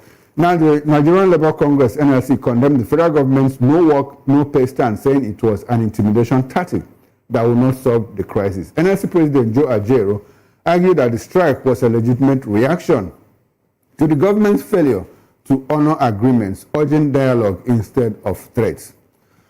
Professor Piwuna, good evening once again. Please give us an update on the state of things between ASU and the federal government on the issue of the strike at the moment. What is the situation now? What is the state of play at the moment? We've seen that some universities comply, but I want you to give us a national overview of the state of things between the federal government and ASU regarding the strike at the moment. Well, thank you very much. As you just read out, there's full compliance with our directive that branches should withdraw their services across all universities, and that is commendable. We're happy that our members are able to, carry out this national struggle. On the part of how we're relating with government, I won't say that the discussions have broken down. We've taken their proposal to study. We're studying it, and we're rounding up. And we've had an invitation by the Yahya Ahmed Committee to meet with them on Thursday this week. And so we will be meeting with them to present our own position to the demands that we've made. All right then, Prof. Well, it is interesting to know. It's interesting to know all of this. But let's talk about the no work, no pay policy of the federal government. I understand it's one of the issues that you are also talking about in the previous agreement. I think at a point, 8 months of their salaries, were withheld. And it is one of the issues in contention now. So how come we hear the federal government say again, at this moment, going forward, no work, no pay policy? What is the reaction of ASU in all of this? Well, the reaction of ASU in all of this is to the effect that our members are unhappy. We feel that we are being threatened by this action of government, and because we are being threatened by government, we're not certainly happy about it. But I think that more importantly, the vice chancellors are the ones that can say something about this instruction of the federal government to stop our salaries. I say the vice chancellors should be concerned about it, because one of the key demands of ASU in this struggle is the revitalization of public universities. Once the money is released, it goes to the universities, and vice chancellors will use it to develop the universities. Without it, their work will be seriously hampered. So we are watching vice chancellors to see whether, knowing why we are on strike and how their institutions are going to benefit from this strike action, whether they will go ahead to punish us for going on an action that would bring funds into their universities. So all eyes are on vice chancellors.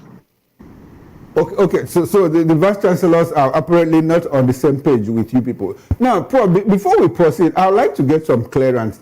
Is there some kind of infiltration within ASU? Because as at the night that we rolled out a circular, talking about calling the union members to go on strike, later in the evening, between 12 and 1 o'clock, there was another circular. And at that point, I spoke with my child, who is in the university. She told me that, look, the strike has been called off. And in the morning, I came on TV and said that the strike has been suspended. And someone corrected, like, look, the strike is ongoing. Prof, what happened? And that same circular was also signed by you. Do you suspect some infiltration within the ranks of ASU, or was it the work of faith columnists? I would like you to clear that, because a lot of people up until this moment still don't believe that the strike is on. If they have listened to you at the beginning of this program, they will know that strike is on, and our members are fully participating in this strike action. That was not written by me, for sure. I don't know the source of that information. It was not my signature that was on that document, and so I cannot say who wrote that document. Okay. So effectively, it will have been the work of failed columnists, who want to infiltrate, Yes. Okay, beautiful. Now, Prof, I would like for us to talk about, is there divisions within the ASU, or within the, let me not say within ASU, within the academic circle? Because we also have the CONUA, Congress of Nigerian Universities Association. What is it all about? What is it all about?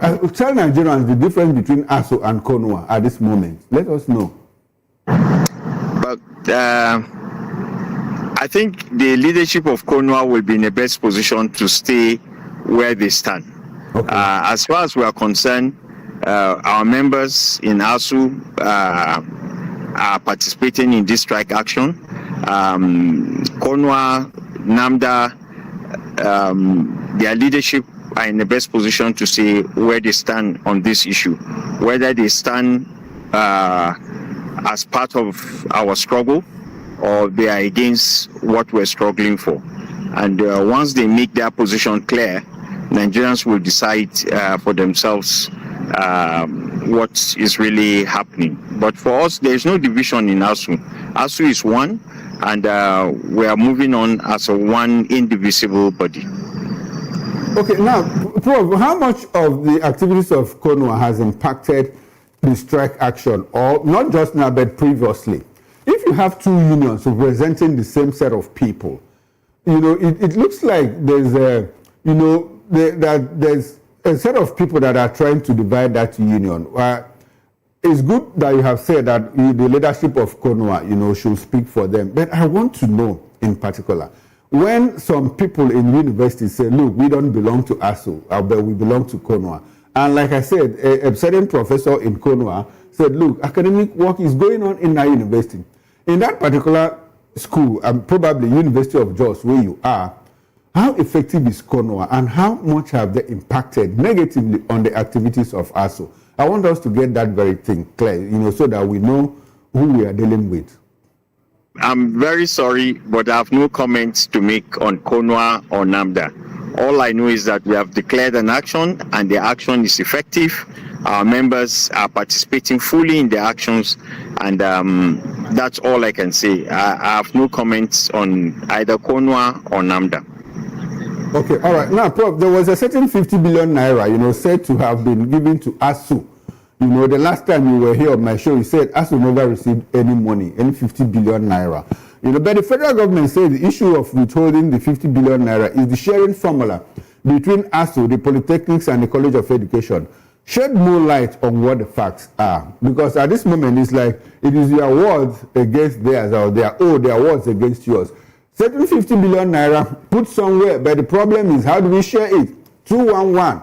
That is according to the federal government. What is the position of ASU in all of that? Its assessment came as a result of the struggles of ASU. And once we had needs assessment, money was released. The first tranche was released under Goodluck Jonathan administration, 220 billion naira. Since then, the money has continued to trickle down to universities through a committee that is called the Implementation Monitoring Committee, IMC.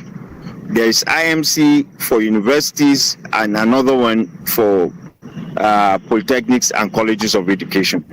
That of universities have gone out to visit, and we're ready to get our money back. And so that is where we are. The government is talking about 211 and whatever ratio they want to give. All we know is that the 50 billion naira is meant for Nigerian public universities. There is money for polytechnics, there is money for colleges of education, and we are insisting that everybody should get the money the way it has always been shared among this different set of institutions. And that's where we are. Why they have not decided to disburse the money, they are in a better position to say, but we've made our position very clear in a letter written to the Minister of Education that the money, 50 billion naira, is meant for public universities. Okay, now Prof, when you say to share the money, are you certain, are you telling us that the money has been warehoused somewhere, but the problem is how to share it? Has it been warehoused somewhere? The money is with the Federal Ministry of Education right now. Okay. And where all we need to do is to find out when they intend to share the money. That is what is left. That is where we are. The money is with the Federal Ministry of Education. Okay, the money is with the Federal Ministry of Education. Now, I want us to discuss the value of strikes in all of this. Strike seems to be the last weapon, the last resort, by unions. How much of negotiations? I mean, I understand, Nigerians understand that since 2009, these things have been going back and forth. But this particular strike, how much negotiations have you had, with the federal government? Especially given the fact that you have been going on strike, and anytime you go on strike and come back, after like 1 year or so, we go back to the same issue. And the other time the president spoke about his achievement, he said one of his achievements is the fact that for 2 years, ASU has not gone on strike. Now, if for 2 years ASU has not gone on strike, what necessitated this particular strike? So for the past 2 years, have you been in discussions with government? At what point did the discussion fail that you had to resort to strike again? How much of the problems have been solved in the past 2 years that made you not go on strike? Did you get my question? Well, I did get your question. Okay, beautiful. Why are we on strike now? It's because we've run out of patience. How come for the past 2.5 years there hasn't been strike in Nigerian universities? Because we have been patient with the government. It's not because the government has done anything spectacular to guarantee stability. what has happened is that we have just demonstrated patience, and we have exercised that with government for 2.5 years. And it got to a point that despite our discussions with them, engagements with government agents, they have not been forthcoming. And so we felt it was time for us to take an action. So we took an action just to let them know that we are aware of the challenges that they are presenting to us, and we think they can do better than what they are doing. Okay, now since you called the strike, has the federal government reached out to you to say, okay, come back, come to the negotiation table? Or did they just keep quiet and roll out that no work, no pay policy? Have they reached out to you at the moment? To us, and we're having a meeting with them on Thursday this week. Okay, that's next tomorrow. Okay, now, yes, now next tomorrow. Prof, how much support do you get from other power centers, civil society organizations, like parents and interest groups anytime you go on strike? Do they reach out to you to say, look, we are solidly behind you, what are the issues? Is there anything we can do to support you and all of that? Because Nigerian parents are really worried. They are gravely worried that, look, we have come back to what we thought, was a foregone issue. Why are we coming back to it? How much support do you get from parents and all of that? We have excellent support from all sectors in the country, particularly the Nigerian Labour Congress. The Comrade President has written and he has stepped in, and we believe that his presence in the matter now will hasten the quick resolution of the matter. We are very grateful to President of the NLC, Comrade Joe Ajero, for stepping in, at the right time and without hesitation, in a very emphatic manner. And we believe that will help in the quick resolution of this crisis. Okay, now Prof, how soon do we expect this strike to last? 2-3 weeks or what? Parents are concerned. I'm concerned because I have my children in the university. One of them already lost 1 year because of strike and is about writing her final exams, and all of a sudden there is strike. A lot of parents are concerned. So how long do we expect this to last? Tell your daughter that the ASU president said it's a warning strike and it will be over, and she will write her exams and complete her studies. Okay, so the warning strike is going to last for 2 weeks. 2 weeks, and we hope it doesn't even last that long if government responds positively. Okay. Now, Prof, I want us to talk about something. I want us to go back to the issue of strike again. For the past that ASU has been on strike, how much have you achieved with going on strike? I ask this question in the light of the fact that the last time I spoke with you, you told me that 85% of the demands you are making has nothing to do with staff welfare, but rebuilding infrastructure in the universities. A lot of people have also said, look, ASU doesn't have staying power. The moment they call for a strike, within 2-3 months, highest 4 months, they are back to school without solving the problems. How much has that affected, not just academic excellence in Nigeria, but also the value of strike as a last resort? I want us to discuss it effectively. Do you think that going on strike has helped you achieve your demands in the past 10 years? I know that you have been in the academics in the past 10 years. I want us to go back. How much has strike helped you in the past 10 years to achieve your demands, the demands you make from government? Just go into any university today, check the hostels in any university, public university, state or federal, and look at what is written on the hostel. Is it needs assessment or TET fund? That is the struggle of ASU. Ask our students whether they have more spaces now to study, in terms of lecture halls. Do they still stand the way they used to stand? They will tell you that certainly that is not the case. Ask them again, what they are going through in terms of their bosses to move them from one spot to another and other things like that. They will tell you that certainly, ASU has helped in that. Struggles of ASU has helped. Talk to the vice chancellors. Without ASU, how would they have been able to run the universities, they will tell you that ASU has been there. When you talk about staying power, we ask ourselves, is it, you know, yeah, we just ask whether we have staying power or not. You know.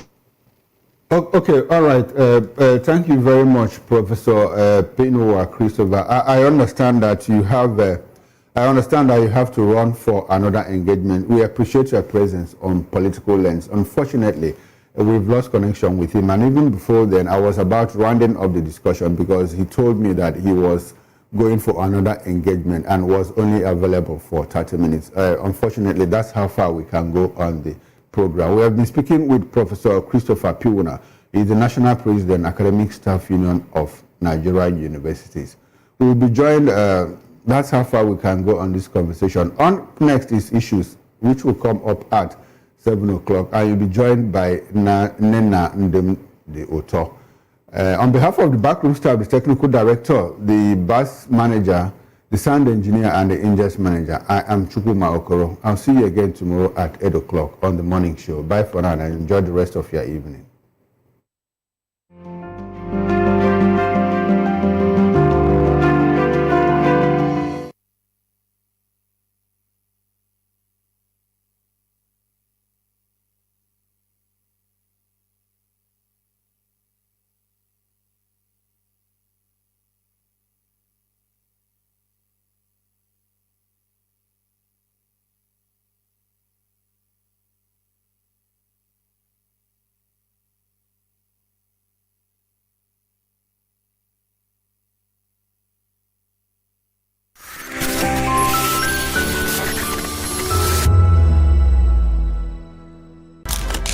In a world where power shifts with every headline.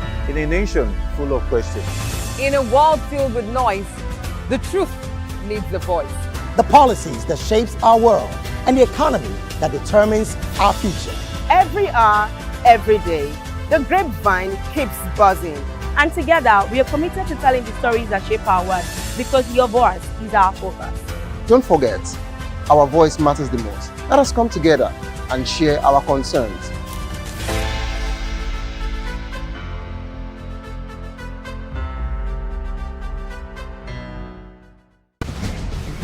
Join us as we drive into the world of politics through insightful interviews with prominent political figures, both serving and former governors, ministers, senators, legislators, party chieftains, activists, and analysts. Get first-hand information into the decision-making processes that affect our daily lives. Highly engaging one-hour program that brings political discourse into focus.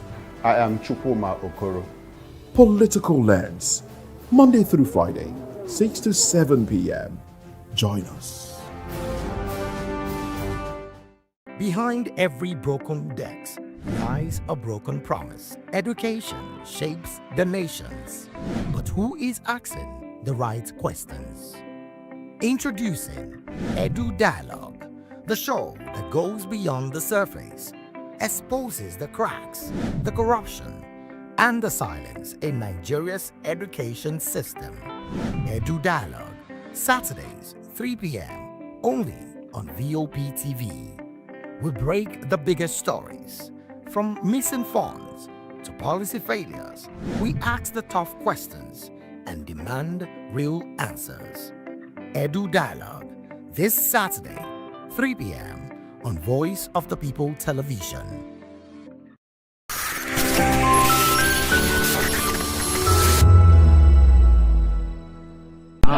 Nigeria, we hail thee, our own dear native land. The country which I have the honor to represent, the Federation of Nigeria, became independent and assumed the rights and the responsibilities of a sovereign state. On October 1, 1960, Nigeria took its first step as an independent nation, a land of promise, rich in culture and diversity, ready to chart its own course in history.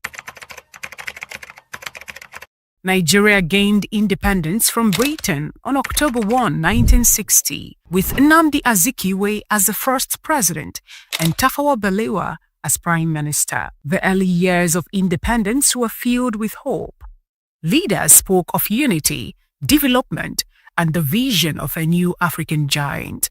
The country adopted a parliamentary system of government with a ceremonial president and a powerful prime minister. In the 60s, Nigeria was the fastest growing economy in the world in the 60s. So what set us back was the military intervention in 1966. And since then till today, we have not recovered because of the progress that was made between 1966, 1960, and 1966. We've not made that progress since then till now. We started on a very good footing in 1960 when we became an independent nation. And by 1963, we became a republic. That is, you are absolutely a sovereign that can decide the direction you want to go. And at that point, we had our minor political issues that were quickly resolved because we had patriots who, during the colonial days, fought for independence. And so there was that unity of purpose. But within 6 years, that dream was shaken. Coups, counter-coups, and the Civil War of 1967 to 1970 left scars that still shape Nigeria's politics today. A military coup on 15 January 1966, led by Major Chukwuma Kaduna Nzogo, overthrew the civilian government. Major General Johnson Agui Ironsi later came to power as the most senior officer at the time and restored order to the chaotic situation resulting from the power vacuum of that military coup of 1966. Ironsi's assassination in July 1966 paved the way for General Yakubu Gowon to take power. The Nigerian Civil War broke out in 1967, pitting the federal government against the secessionist state of Biafra. The war ended in 1970 with General Gowon's no victor, no vanquished principle, which promoted reconciliation and rebuilding. Gowon's administration focused on reconstruction, reintegration, and rehabilitation to rebuild the nation after the war. The military became both arbiter and ruler, stepping in whenever democracy seemed weak, but often leaving deeper cracks in the system. I, Sheikh Usman Aliyu Shagari, do solemnly swear that I will be faithful and bear true allegiance to the Federal Republic of Nigeria, that as President of the Federal Republic of Nigeria, I will discharge my duties to the best of my ability, faithfully, and in accordance with the Constitution. 1979 marked the advent of a second republic in Nigeria. But that republic lasted just 4 years. Shehu Shagari won the presidential election in 1979, marking the beginning of the Second Republic. However, his administration was plagued by corruption and mismanagement, leading to another military coup in 1983.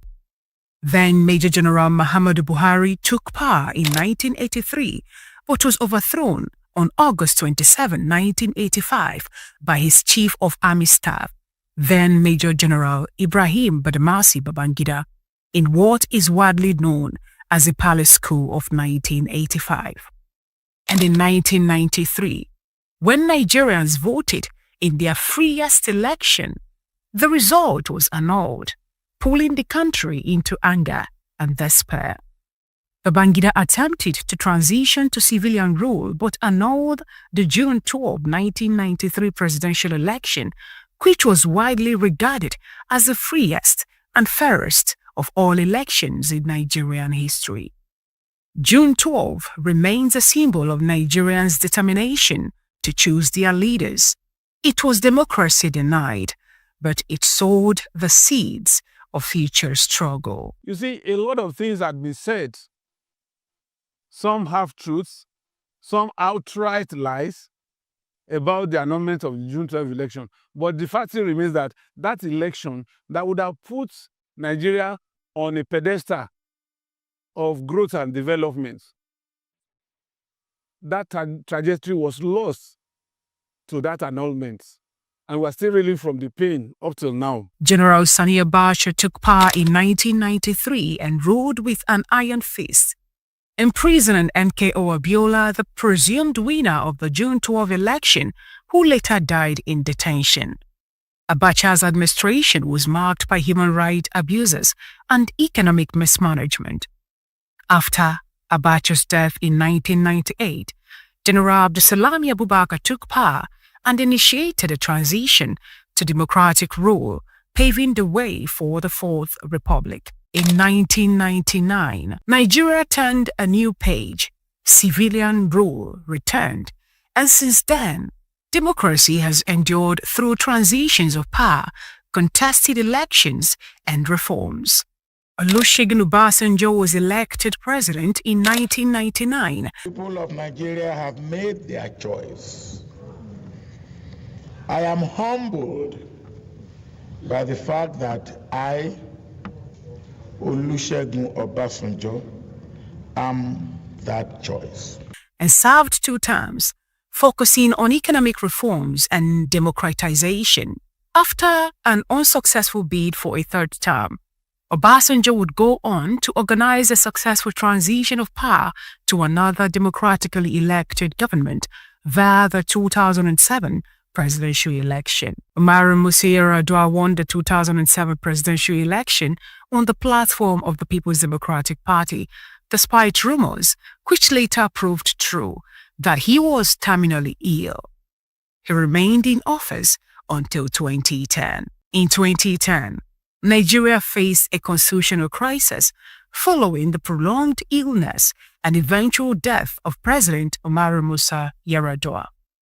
Yar'Adua's absence created a power vacuum and has failed to transmit a letter to the National Assembly to authorize Vice President Jonathan to act as president. The National Assembly invoked the doctrine of necessity, a constitutional provision that allowed the National Assembly to empower Jonathan to act as president and prevent further instability. Senate President David Mark and former Chief Justice of Nigeria, Justice Alpha Bolgore, were instrumental in applying the doctrine of necessity to enable Jonathan's ascension as the president, and Jonathan assumed the role of acting president on February 9, 2010, and later became the substantive president after Yar'Adua's death on May 5th, 2010. It's enshrined in the Constitution that in the event of incapacitation or death of a governor or a president, the vice, because they run a joint ticket, the vice or the deputy will come in. And so it was a kind of a game of brigandage that happened. And that incident also laid the foundation for the polarization of this country along ethnic and religious lines. That's the doctrine of necessity was due to the Constitution, understand? But it has to be invented so that that's a number 1 seat. So it now supersedes transition of power. So that doctrine of necessity transferred power to him. But Jonathan was afraid of going to sit on Yar'Adua's seat until Babangida told him, if you go for the next FEC meeting, go and sit on that seat. So, because he doesn't want to give the impression that he's ambitious, because the worst position that to serve anywhere is that of the vice or the deputy. You are always being watched. It was an era many describe as the watershed in Nigeria's politics. The doctrine of necessity is a principle that allows for action that might otherwise be unconstitutional in order to maintain stability and order in times of crisis. After his assumption of office as substantive president through the doctrine of necessity, Jonathan's administration focused on rebuilding the economy and promoting democratic reforms. Presidential elections were held in Nigeria on 16th of April 2011, postponed from 9th April 2011. The election followed controversy as to whether a Northerner or Southerner should be allowed to become president, given the tradition of rotating the top office between the North and the South after the death of Umaru Musa Yar'Adua, a Northerner, when Goodluck Jonathan, another Southerner, assumed the interim presidency. Jonathan was elected president on the platform of the People's Democratic Party, PDP, in the 2011 presidential election, defeating Muhammadu Buhari of the Congress for Progressive Change, CPC. Immediately after the election, widespread violence erupted in the northern part of the country.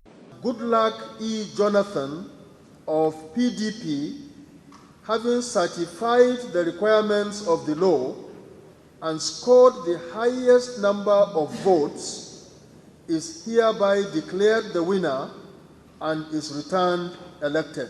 Jonathan was declared the winner on 19th of April 2011. International observers declared the election to be orderly, free and fair in the entire southern part of the country. Jonathan's administration was marked by controversy and instability. Jonathan lost to Muhammadu Buhari, who had contested on the platform of the APC at the 2015 election. Jonathan's defeat at the 2015 election marked the first time an incumbent would lose to an opposition in Nigeria's democratic history.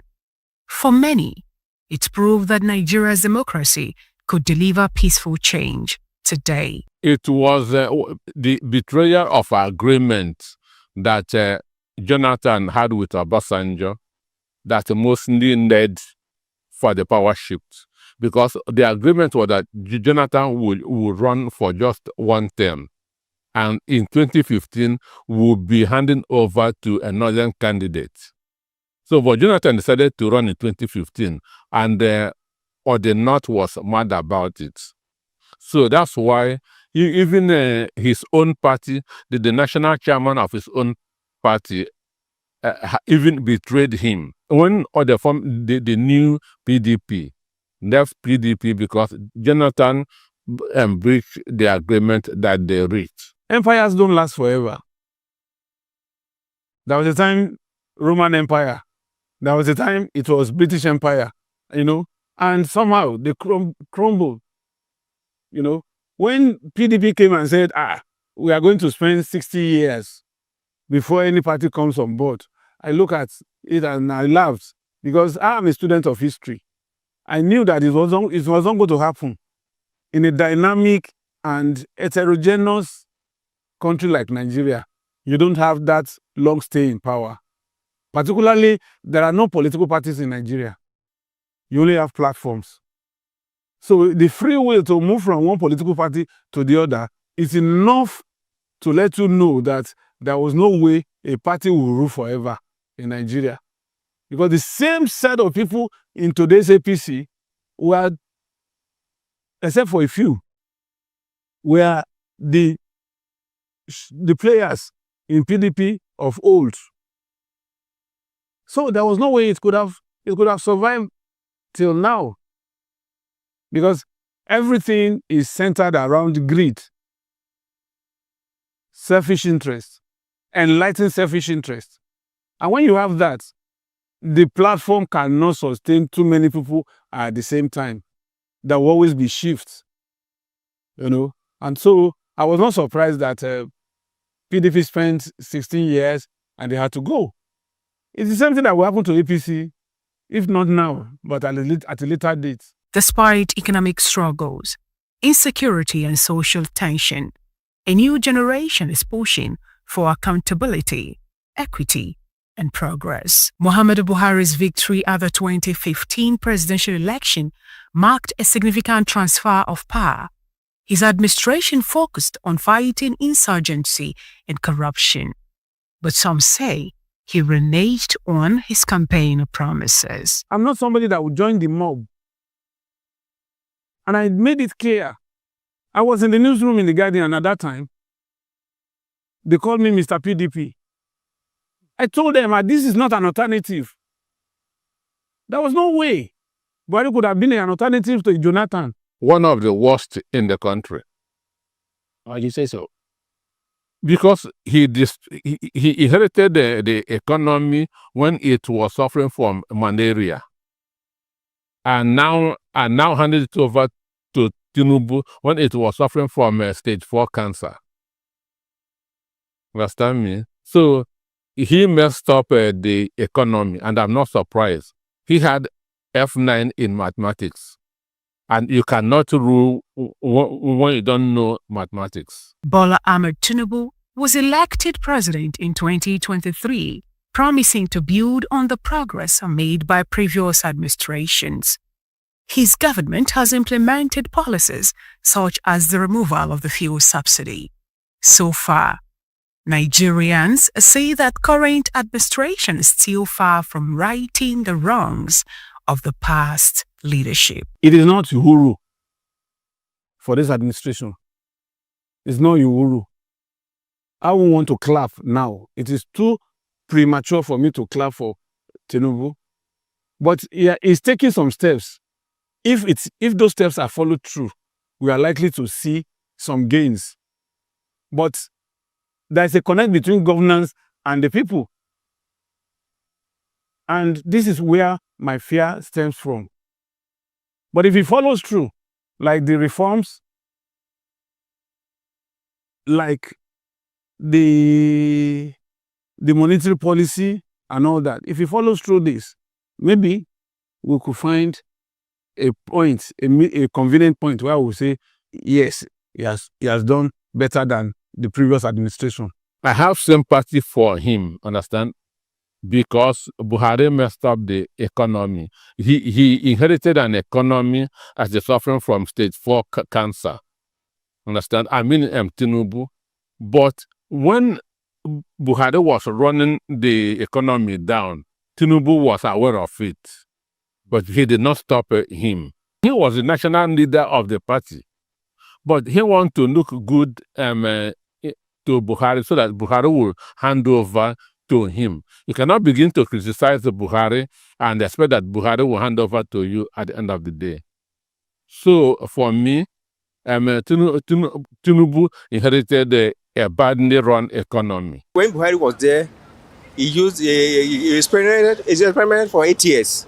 And this new admission of Tinubu is still the same thing. I've not seen anything tangible from them. From independence to coups, from annulled elections to democratic victories, Nigeria's political journey is a story of resilience.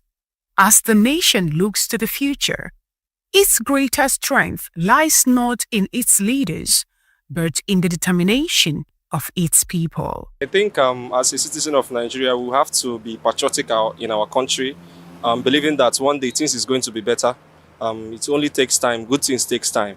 So we should be, patriotic and believe in our country. That is how other nations, great nations, does. We have to be patriotic about our country first. Then every other thing can come in. For the leaders as well, I believe that they can do better. They're already doing what they can.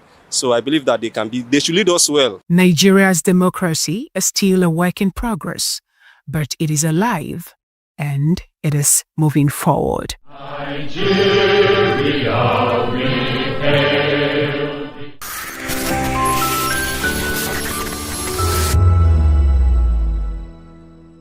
Are you ready for the extraordinary?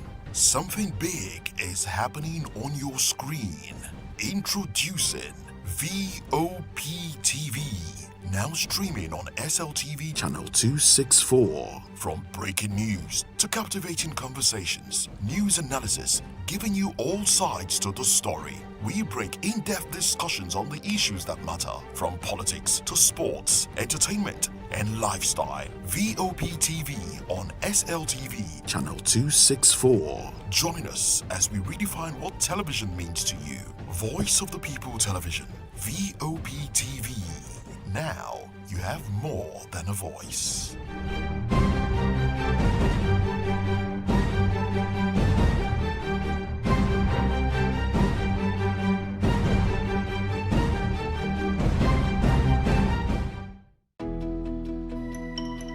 Years ago, we lit the spark. Today, we are blazing the trail for others to follow. VOP Media is 3. 3 years of breaking boundaries. 3 years of being that bold voice that echoes the thoughts of the people. 3 years of telling stories that matter. We have experienced complete breakdown in democratic governance. We are not just a brand, we are a movement, giving voice to the voiceless. We go to bed anti-hunger. To every viewer, every voice, and everyone that has made us who we are, we say thank you. VOP Media, 3 years and still counting. VOP TV. Now you have more than a voice. Hey guys, what's up? How you all doing? They call me Lovisha Nelson One, your number one celebrity host, and you are watching Voice of the People Television, VOP. Stay tuned. Uyi Osarate is my name. I am a friend of the microphone, Voice of the People TV. That name is unique, and the brand is very sweet. I like the packaging, picture qualities, camera qualities, and then of course, the quality of human beings that I see sometimes on your channel. I talk and get paid, and I look forward to being in your studios. Oh yes, you are on to Voice of the People TV, live here in Benin City, the cradle of black civilization. What are you waiting for? Tune in, bro. VOP TV. Now you have more than a voice. This is African News on Voice of the People Television, where we don't just bring you the news, we bring you Africa's heartbeat, the policies that shapes our world, and the economy that determines our future. African News on Voice of the People Television. Stay with us. This is Health Check, your weekly guide to better living, smarter choices, and trusted answers. From everyday wellness to urgent health issues, we've got you covered. Health Check, only on Voice of the People Television, where your health has a voice.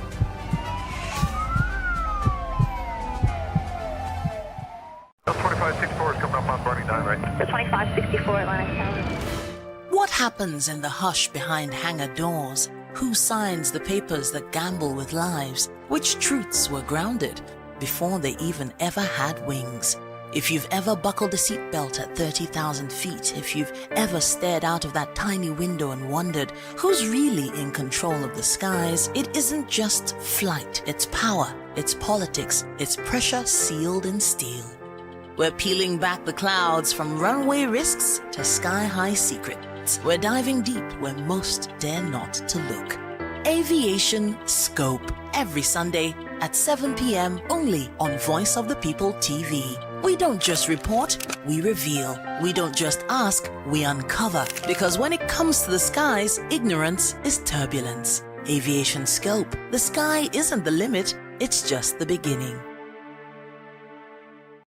Welcome to Kitty's Corner.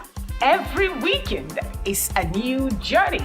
Join Auntie Oni as she embarks on thrilling adventures. Each episode takes the young explorers to a different fantastical world filled with exciting challenges, making new friends and learning valuable life lessons. The show begins with lots of excitement in a cozy storytelling mood.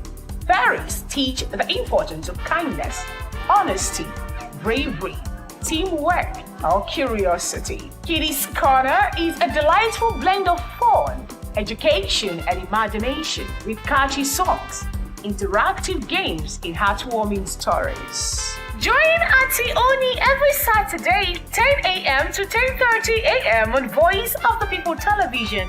Kiddies Corner, perfect destination for curious minds.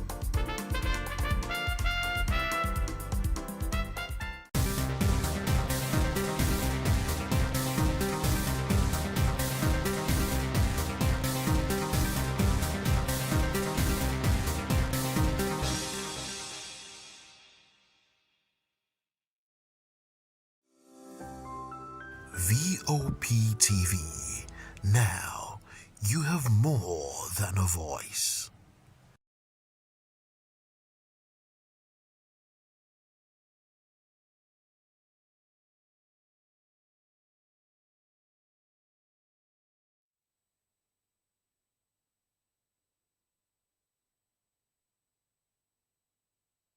Morning, 8 a.m. Monday through Friday.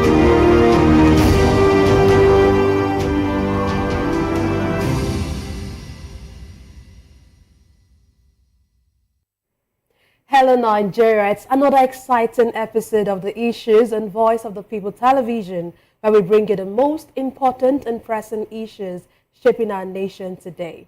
I'm your host, Nenna Ndomdioto. Today on the Issues, we're examining the complexities of Nigeria's politics and governance, from Nigeria's economic recovery, real progress, or just political talk, to NLC condemning federal government stance on ASU strike. We're also looking at ADC slamming NAS over early election move, once against endless campaigns in Nigeria. We'll delve into the implications of these stories on Nigeria's political landscape and more. Join us as we break down the facts and provide context to help you stay informed. After this short break, we'll dig deeper into these topics. So stay with us.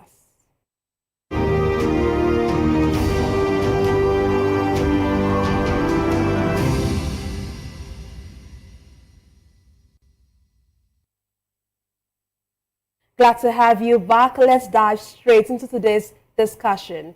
Economist Bismarck Riwani says Nigeria's economic recovery is real and not rhetoric.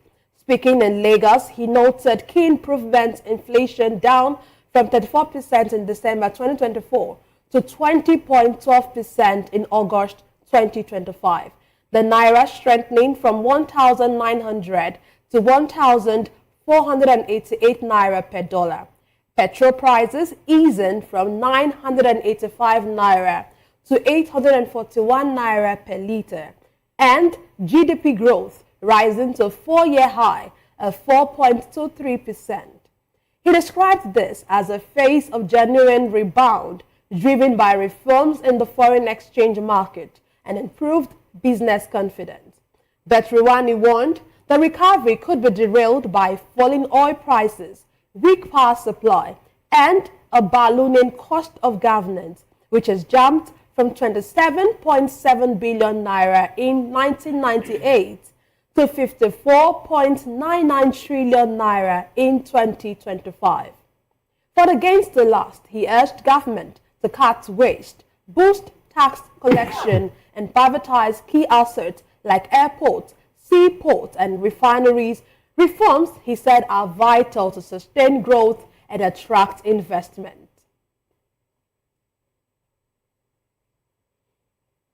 Today, I'm delighted to be joined by two esteemed guests. Here in the studio, we have Dr. Peter Anosike. Dr. Anosike is a philosopher, development economist, and best-selling author. He's also an erudite commentator on economy, finance, politics, and power. He's also the author of the most talked about book titled Abuse of Power, How Democracy Turned into Tyranny of the Few. Thank you very much for joining us, sir. Thank you for having me. Joining us virtually, we have Emperor Jackson Ojo, who is a public affairs analyst, a security expert, and executive protection specialist. Thank you very much for joining us, Emperor. Thank you. Good evening. Yeah, Thank you're you for having welcome. me. Yeah. Okay, well, let's start with you, Dr. Anosike. Rwanda says Nigeria's economic recovery is real. But what economic indicators can truly validate this claim? Did he mention anything in his analysis that concerns the common man? Or the answer is no. The economy is recovering. Recovering for who? For the purpose or for the people? He should have mentioned the cost of everyday needs. Understand? What is the cost of transport? What's the cost of food in the market? What is the cost of electricity? What is the per capita income of an average Nigerian? Because government is about the people, not about theories, not about rhetoric. For me, to know that the government, that the economy is recovering, is to look at the man on the street and see if his life is changing. If it's not changing, nothing is happening. So for me, he is talking like an IMF agent. So for me, I have not seen anything. He mentioned about bloated government or high cost of government. In my book, Abuse of Power, How Democracy Turned into Tyranny of the Few, I said the only way for a government to recover is through small government ideology. Small government ideology. This is the only thing that will enable any government that is in recession, that is struggling to recover. And this is what the president of Argentina did. When he came in, Argentina was in recession, but he cut down the cost of his cabinet by 50%. So their presidential jets, understand? This is what John Mahama of Ghana did. Dissolve 7 ministries. So when you dissolve 7 ministries, 7 ministers has gone. Their PAs, SAs has gone. This is the only way to save money for the country. If you don't do that, you'll be using money for capital projects on servicing human beings in government. You know, let me come in there. You know, of course, we understand that what we have in Nigeria today is repetition of offices. But Nigeria isn't looking like it wants to cut governance costs. What do you think about that? Because one, the president is thinking of next election instead of the people. Our constitution said 36 ministers each from one of the states. Tinubu is running 47 ministers. Have 47 ministers for what? Why your country is struggling financially? His concern is how many votes will this minister give me, and not the service to the people. So for me, Arwan is talking like an IMF agent, trying to build a false hope, false confidence. For me, nothing is changing until I hear that a bag of rice is now selling at 40,000 naira. Understand? So government is about the welfare of the people, and the welfare of the people has not started improving under Tinubu's administration. And they cannot begin to improve until we cut down on the cost of government, reduce insecurity, and start a production. Okay, and let's go to our virtual guest, Emperor Jackson Ojo. Of course, you've heard Dr. Peter Anosike here in the studio, and you've also heard what Bismarck Rwanya talked about. How do we reconcile this optimistic statement that we get to hear? Of course, we knew that the president already talked about the economic recovery during his October 1 speech. And how do we reconcile this with the lived reality of Nigerians still struggling with food inflation and unemployment? Well, somebody like Bismarck Rwanda is one of those economists I used to respect a lot in this country, and a host of others. But presently, we have discovered that most of these economists now, they are political economists. Everything they say is politically motivated. There is nothing, they are not being realistic. I was monitoring a TV station about a few days ago, and an economist who called himself a member of APC, he was talking. I almost turned my TV. I switched my TV off immediately. So somebody like Bismarck, they want it just like what doctor is saying there.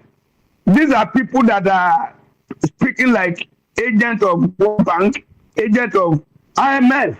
You saw what the most respected lady said some times ago. That's a Konjo Iweala. He came to Nigeria. She came to Nigeria, and she started talking kind of political hailings of Mr. President. How do you hail failure? That is it. So to me, all the economies of this world will come to Nigeria and gather in Aso Rock and begin to tell us that the economy is okay. I want to know if the economy is okay, if transportation by air from Port Harcourt to Lagos or from Lagos to Abuja, if it turn back to be around 30,000, economy is getting better. So anybody here freighting, any product you freight, will definitely the price will reduce, because adding cost of transportation is part of the reason why most of these things are becoming too expensive. By road, Lagos to Abuja, by the time it turns to 15,000, I know the economy is bouncing back. Economy is bouncing back. Sometimes ago, we bought a liter of fuel for 85,000, 86,000 in Port Harcourt. Now, NNPC are jacking it up to like 99 naira a liter, and 900 naira a liter. I mean, so what are the indices? These people, a lot of people, they eat today in their own low protein. The only sort of protein for some persons before, because they cannot afford fish, they cannot afford meat. The only sort of protein is beans. Beans is no longer affordable. So a lot of homes are eating day in, day out, no single protein. And that is why you see a lot of other diseases everywhere. So there is nothing today that is reflecting. This economic growth they are talking about is reflecting in the life of few politicians that are now up to 2 million in a country of about 230 million. So the economic growth, they are the only one, because they could buy car at any cost. They could fly jet at any cost. They could buy cement at any cost. Their children are not even schooling in Nigeria. They go overseas for health and medical tourism. So they don't actually feel what we are feeling here. After we go to strike for 10 years, it's not their business. Their children are not in any of these universities. So why won't they come out to begin to hail Mr. President? Renew hope that has turned to renew hopelessness. It is a pity that deceiving ourselves. This is deceptocracy. Okay, Emperor, how does this rise in GDP, does it have any impact on the country's revenue generation? I don't want to talk about revenue generation again. Mr. President sometimes ago said, even non-oil revenue, that the target for the year 2025, they've even met it since August. How does that one reflect in anything? How? There is no reflection, because corruption is the order of the day. So they are making it, they are sharing it. That is it. They will share some, the other one, they are keeping it for 2027 election, because nobody is thinking of governance. since I became an adult and I know things about election, there is no government that have a political party that have flouted the electoral commission's rule concerning electionary campaign. 2 years, just a fraction, about 2 years, a campaign has started everywhere. Adoption has started everywhere. Governors are decamping everywhere. So what they are thinking is, they are not thinking of anything again. They are in full gear electionary period I want now. you to talk about that So thing whatever that is the GDP, their GDP, they are the one that design it, they are the one that announce it, they are the one that spend it. That is it.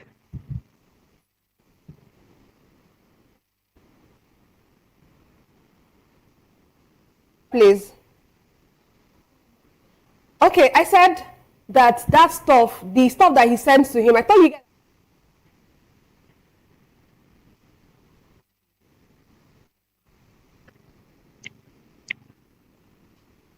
Hello?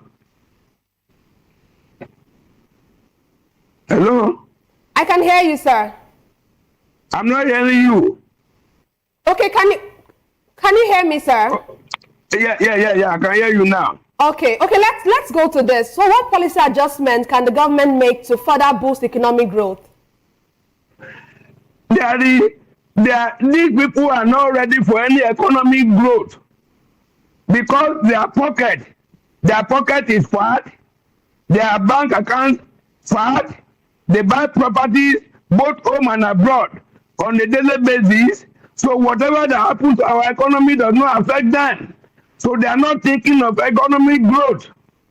It's just for them to come and deceive us. That is why they come once in a month or send one economist to say our economy is improving. How is economy improving? So there is nothing. They are not planning for that. It is not in their agenda. The business of the populace is not their business. The pain of the populace is never their pain. They sit down, you listen to a Senate president sometimes ago. Let them go and be doing whatever they are doing outside there. We'll be here eating, dining, and whining. That same Senate president later said, go wherever you see free food, go and grab it. And those are the leadership, top echelon of Nigerian leadership, uttering that one to the populace. These people, they are not sympathetic to the cause of the common man. They are only and they are co-travelers. How are they going to buy the next estate? How are they going to buy the next car? How are their children going to study in another university? Maybe very soon they will be passing through going to the space for their children to go school. So anytime they talk about economic policy, it is just a deceptive something. They are not planning to improve the economy at all because they know that weaponization of poverty is what will make people jump at their 5,000 naira for both buying during election. Thank you for your submission there. Okay, but before we go to the next issue on ground, Dr. Peter Nosike, there's a report on domestic debt for Q2 2025, and it says that quarter-on-quarter change in geopolitical zones domestic debt: Southwest 9.3%, South-South 1.0%, North Central 0.5%, Northeast 0.5%, and of course Northwest 4.3%. And then Southeast 9.1%. This is like the domestic debt report for these zones. You know, when you look at this, Dr. Peter Nosike, in light with what Dr. Bismarck Rewan is talking about, how do you really put this side by side? And how would you say that Nigeria is really growing when you're seeing things like this and then someone is out there saying that we are actually growing or we're actually recovering? Well, for me, these people don't understand basic economics, or they are just being wicked. growth does not concern me and you. There is a very big difference between economic growth and economic development. Economic development is what concerns other people. Understand? Economic development is what concerns other people, not economic growth. But when you listen to them every day, they're talking about growth, growth, growth. Economic growth includes your foreign reserve. Understand? Your GDP. All these things does not put food on your table. All these things does not reduce the cost of things in the market. All these things does not reduce the cost of transport. What impacts on the people is development, not growth. And we have also seen that the easiest way of winning votes is to weaponize poverty. Understand? So that the people will be struggling, their mind will be focused on how to survive, and not so that they will not be able to ask questions. What is government doing? So, and that's why Tinubu said that he's going to reduce the purchasing power of the people. Understand? By expanding the tax net, which is what he has been doing for the past 2 years, which means Nigerians are becoming poorer by the day. Mind you, last week, World Bank said we now have 137 million poor people in Nigeria, which the government kicked against. But we have more than 180 million poor people in Nigeria. So they are kicking against 137, which is even a help to them. We are far more than 137 who are very poor in Nigeria. So, and okay, imagine what happened in Ebonyi. That is one of the reasons why government is not creating employment. That's why government is not creating an enabling environment. Because if those youths are busy, you cannot just bring them out to come to the road and begin to protest for Omahi, who have never in any way impacted positively on them. So they deliberately don't create employment so that there will always be such youths that they can use at any time because they are not meaningfully engaged. Understand? Yeah. Yeah. Okay, thank you very much. Let's move on away from economic to ASU's strike, the ongoing ASU strike. The Nigeria Labour Congress has faulted the federal government's no work, no pay policy against the striking ASU members. NLC President Joe Ajaero said the lecturers' 2-week morning strike resulted from the government's failure to honor the 2009 agreement and address withheld salaries. He described the government's response as unfair and urged it to resolve the crisis in good faith. Ajaero said the government's attitude is weakening public investors and deepening inequality in education.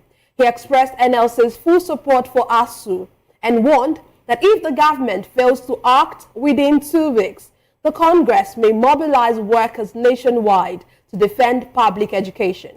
Meanwhile, the House of Representatives has announced plans to mediate between ASU and the federal government to resolve the strike.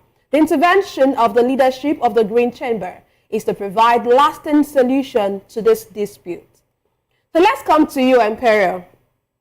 Of course, you already heard that NLC President Joe Ajaero is saying that the ASU warning strike is a direct consequence of the government's refusal to honor collectively bargained agreements. Do you agree with this? Yes, I agree with that. You know, some of the defenders of this kakistocratic system we are practicing today in Nigeria, some of that defenders will continue to blame us for that.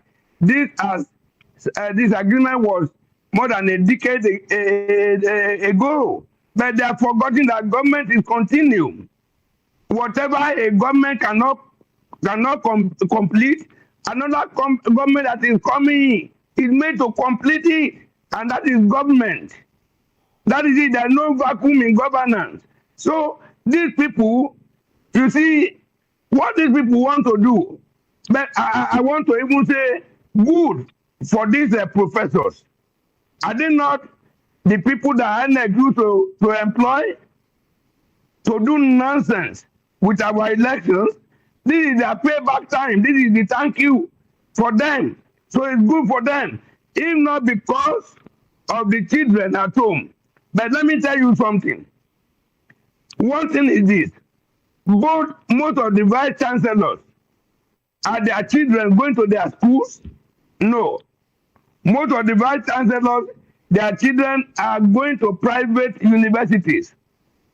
I doubt if 2% of Nigerian politicians, I doubt if their children are going to these public universities. And when they don't have anything adversely that will affect them and affect their children, why do you think they should even look into the plight of the ASU? Why do you think they should consider if mosquitoes are killing the children in the hostel? Why do you think that they should consider if reptiles are living in the same bedroom with the children in the school? So look at it. The situation is that the government, with most of these government officials today, the politicians today, almost all of them, is either they have share in one private university or the other. So they want to demarket the federal universities so that people can go and patronize their own universities. That is it. So they are never serious at all, particularly this administration. You heard the way the Minister of Education was talking yesterday before the ASU president, before he responded. A 14-day notice had been given. The minister did not attend to them, did not say anything. But the night where these people are going to start the strike was when he started talking to them. Is that seriousness? These people are never serious. Whatever that only them and their cronies are not going to benefit, it is not their business. I sympathize with us anyway, but this administration, I doubt if there's anything meaningful. And the best thing to begin to demarket, if this administration are trying to demarket the public universities, the ASU, the Nigerian Labour Congress, should begin to demarket the government so that this government will fade away before the next election, so that possibly we can have a new breath of fresh air. Emperor, okay, Emperor. The air we are breathing now is toxic. Okay, I will come back to you, but first, Dr. Peter Nosike, in your opinion, is that, of course, we already know that there's a no work, no pay rule, no pay rule that is being set by the government that has to be meted out. Wait, it is not in the ILO rule. Okay.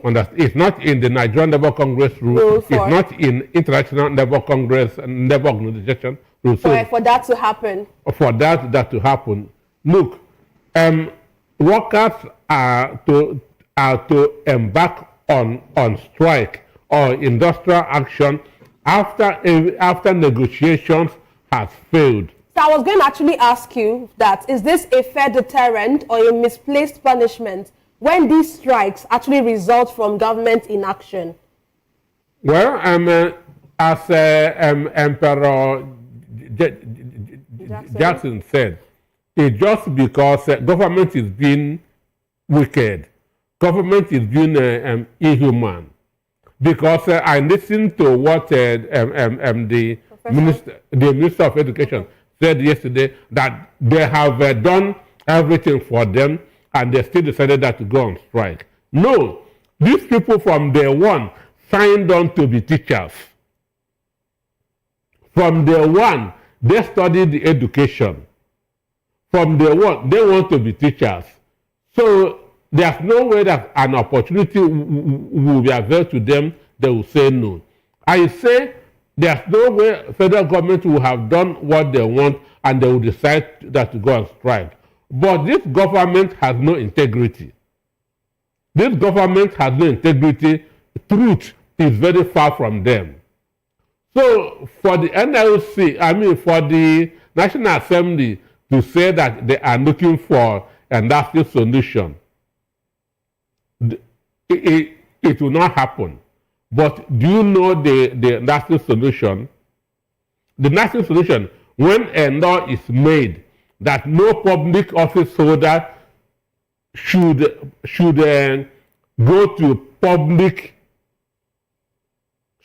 private hospital, and no public office holder will his son or daughter go to private school. It is only this that will stop this nonsense. When their children are in the public schools and they strike, their children will go back to them. But yesterday, the Minister of Education said children might be in UK. They might be in America. Nobody is disturbing them. So what is happening does not concern them. Their children will finish, if they are doing 4 years, they'll finish 4 years. If they are doing 5 years, they'll finish 5 years, understand me? But if a law is made that if you are a public officer, you must use public facilities. Your children must use public facilities. You will see our schools will start to be well funded. Our hospital will start to be well funded. Okay, if those policies are made, do you actually see Nigeria getting to that point? Because it is still these same public office holders that would enact those kind of laws. Do you really see our Nigerian lawmakers making those kind of laws and bringing them into play? I say that is what will bring the lasting solution. When those laws are made, if they are not following it, you now have reasons to go to court. But now the laws are not there, you cannot go to court. So that's the only thing that will bring a lasting solution. Let every public office holder in Nigeria be using public facilities. Let every public office holder in Nigeria be using public facilities. Because you cannot be Minister of Education in Nigeria and your children are schooling abroad. Then what are you supervising in the country? Okay. Okay, now that the NLC has decided to come into play in this dispute, do you think the NLC that we know, do you think they stand a chance to be able to resolve this dispute between the federal government and ASU? ASU is a branch of NLC. ASU is a branch of TUC. Then, understand me, then NASU is a branch of NLC. So, which means they have every right to do solidarity support, solidarity strike. Understand me? So, whatever they do, those people or the children are at home. I know of a boy that left to Nsukka on Saturday. 15-year-old boy that gained admission from Lagos. His parents is in Lagos. He left that to Nsukka on Saturday. Yesterday, he came back. Imagine the risk he took on. I'm not even talking about the cost of transport, but the risk a 15-year-old boy, understand me, is taking. And this can only happen because those public office holders, their children are not in public schools. And it is wrong that you be a public office holder and you are not making use of public facilities. Okay, let's come to you, Emperor. So you know that the House of Representatives has said they want to intervene in this situation. Do you really see anything happening from this stance of the House of Representatives? Do you think they have the political will to do anything about this particular issue on ground? It is part of the deception. Which House of Representatives? House of Representatives, the 10th House of Representatives, the worst in the political history of the Federal Republic of Nigeria, the 10th House of Representatives, that decision can never be taken in the House except they get the nod of the villa. Which type of no, whatever the executive of Nigeria today do not want, the National Assembly of Nigeria today will never do it. It's just for them to play the house left and right and center. At the end of the day, that is it. So they are using that one to buy time. They will engage the house now for like 2 weeks. They will be meeting every night. That is it. At the end of the day, it will end on a deadlock. Then the Senate will say, they are using this thing to buy time. That is it. I've lost confidence in the National Assembly, particularly the 10th National Assembly. Who are the people there? How far are they gone? Are they taking care of their constituents? How many of them have visited their constituency for a very long time? How effective are they? How have they been able to scrutinize the bill from the executive on behalf of the proxy? They are just our proxy representing us. How many of them have come back home to say this is what we are trying to do? How do you feel? These are all one. These are one. There is no difference between the present day executive and the legislative arms. Today, National Assembly is just like a presidential annex. So they are one. They are just like a department. They are just trying to buy time. That is it. Nothing meaningful will come out of it. Okay, thank you very much for your submission there. Let's now move on to the third issue. In a strongly worded reaction, the African Democratic Congress, ADC, has criticized the National Assembly's proposal to shift Nigeria's 2027 general elections forward to November 2026, describing it as a move that could plunge the nation into a cycle of continuous politicking at the expense of governance.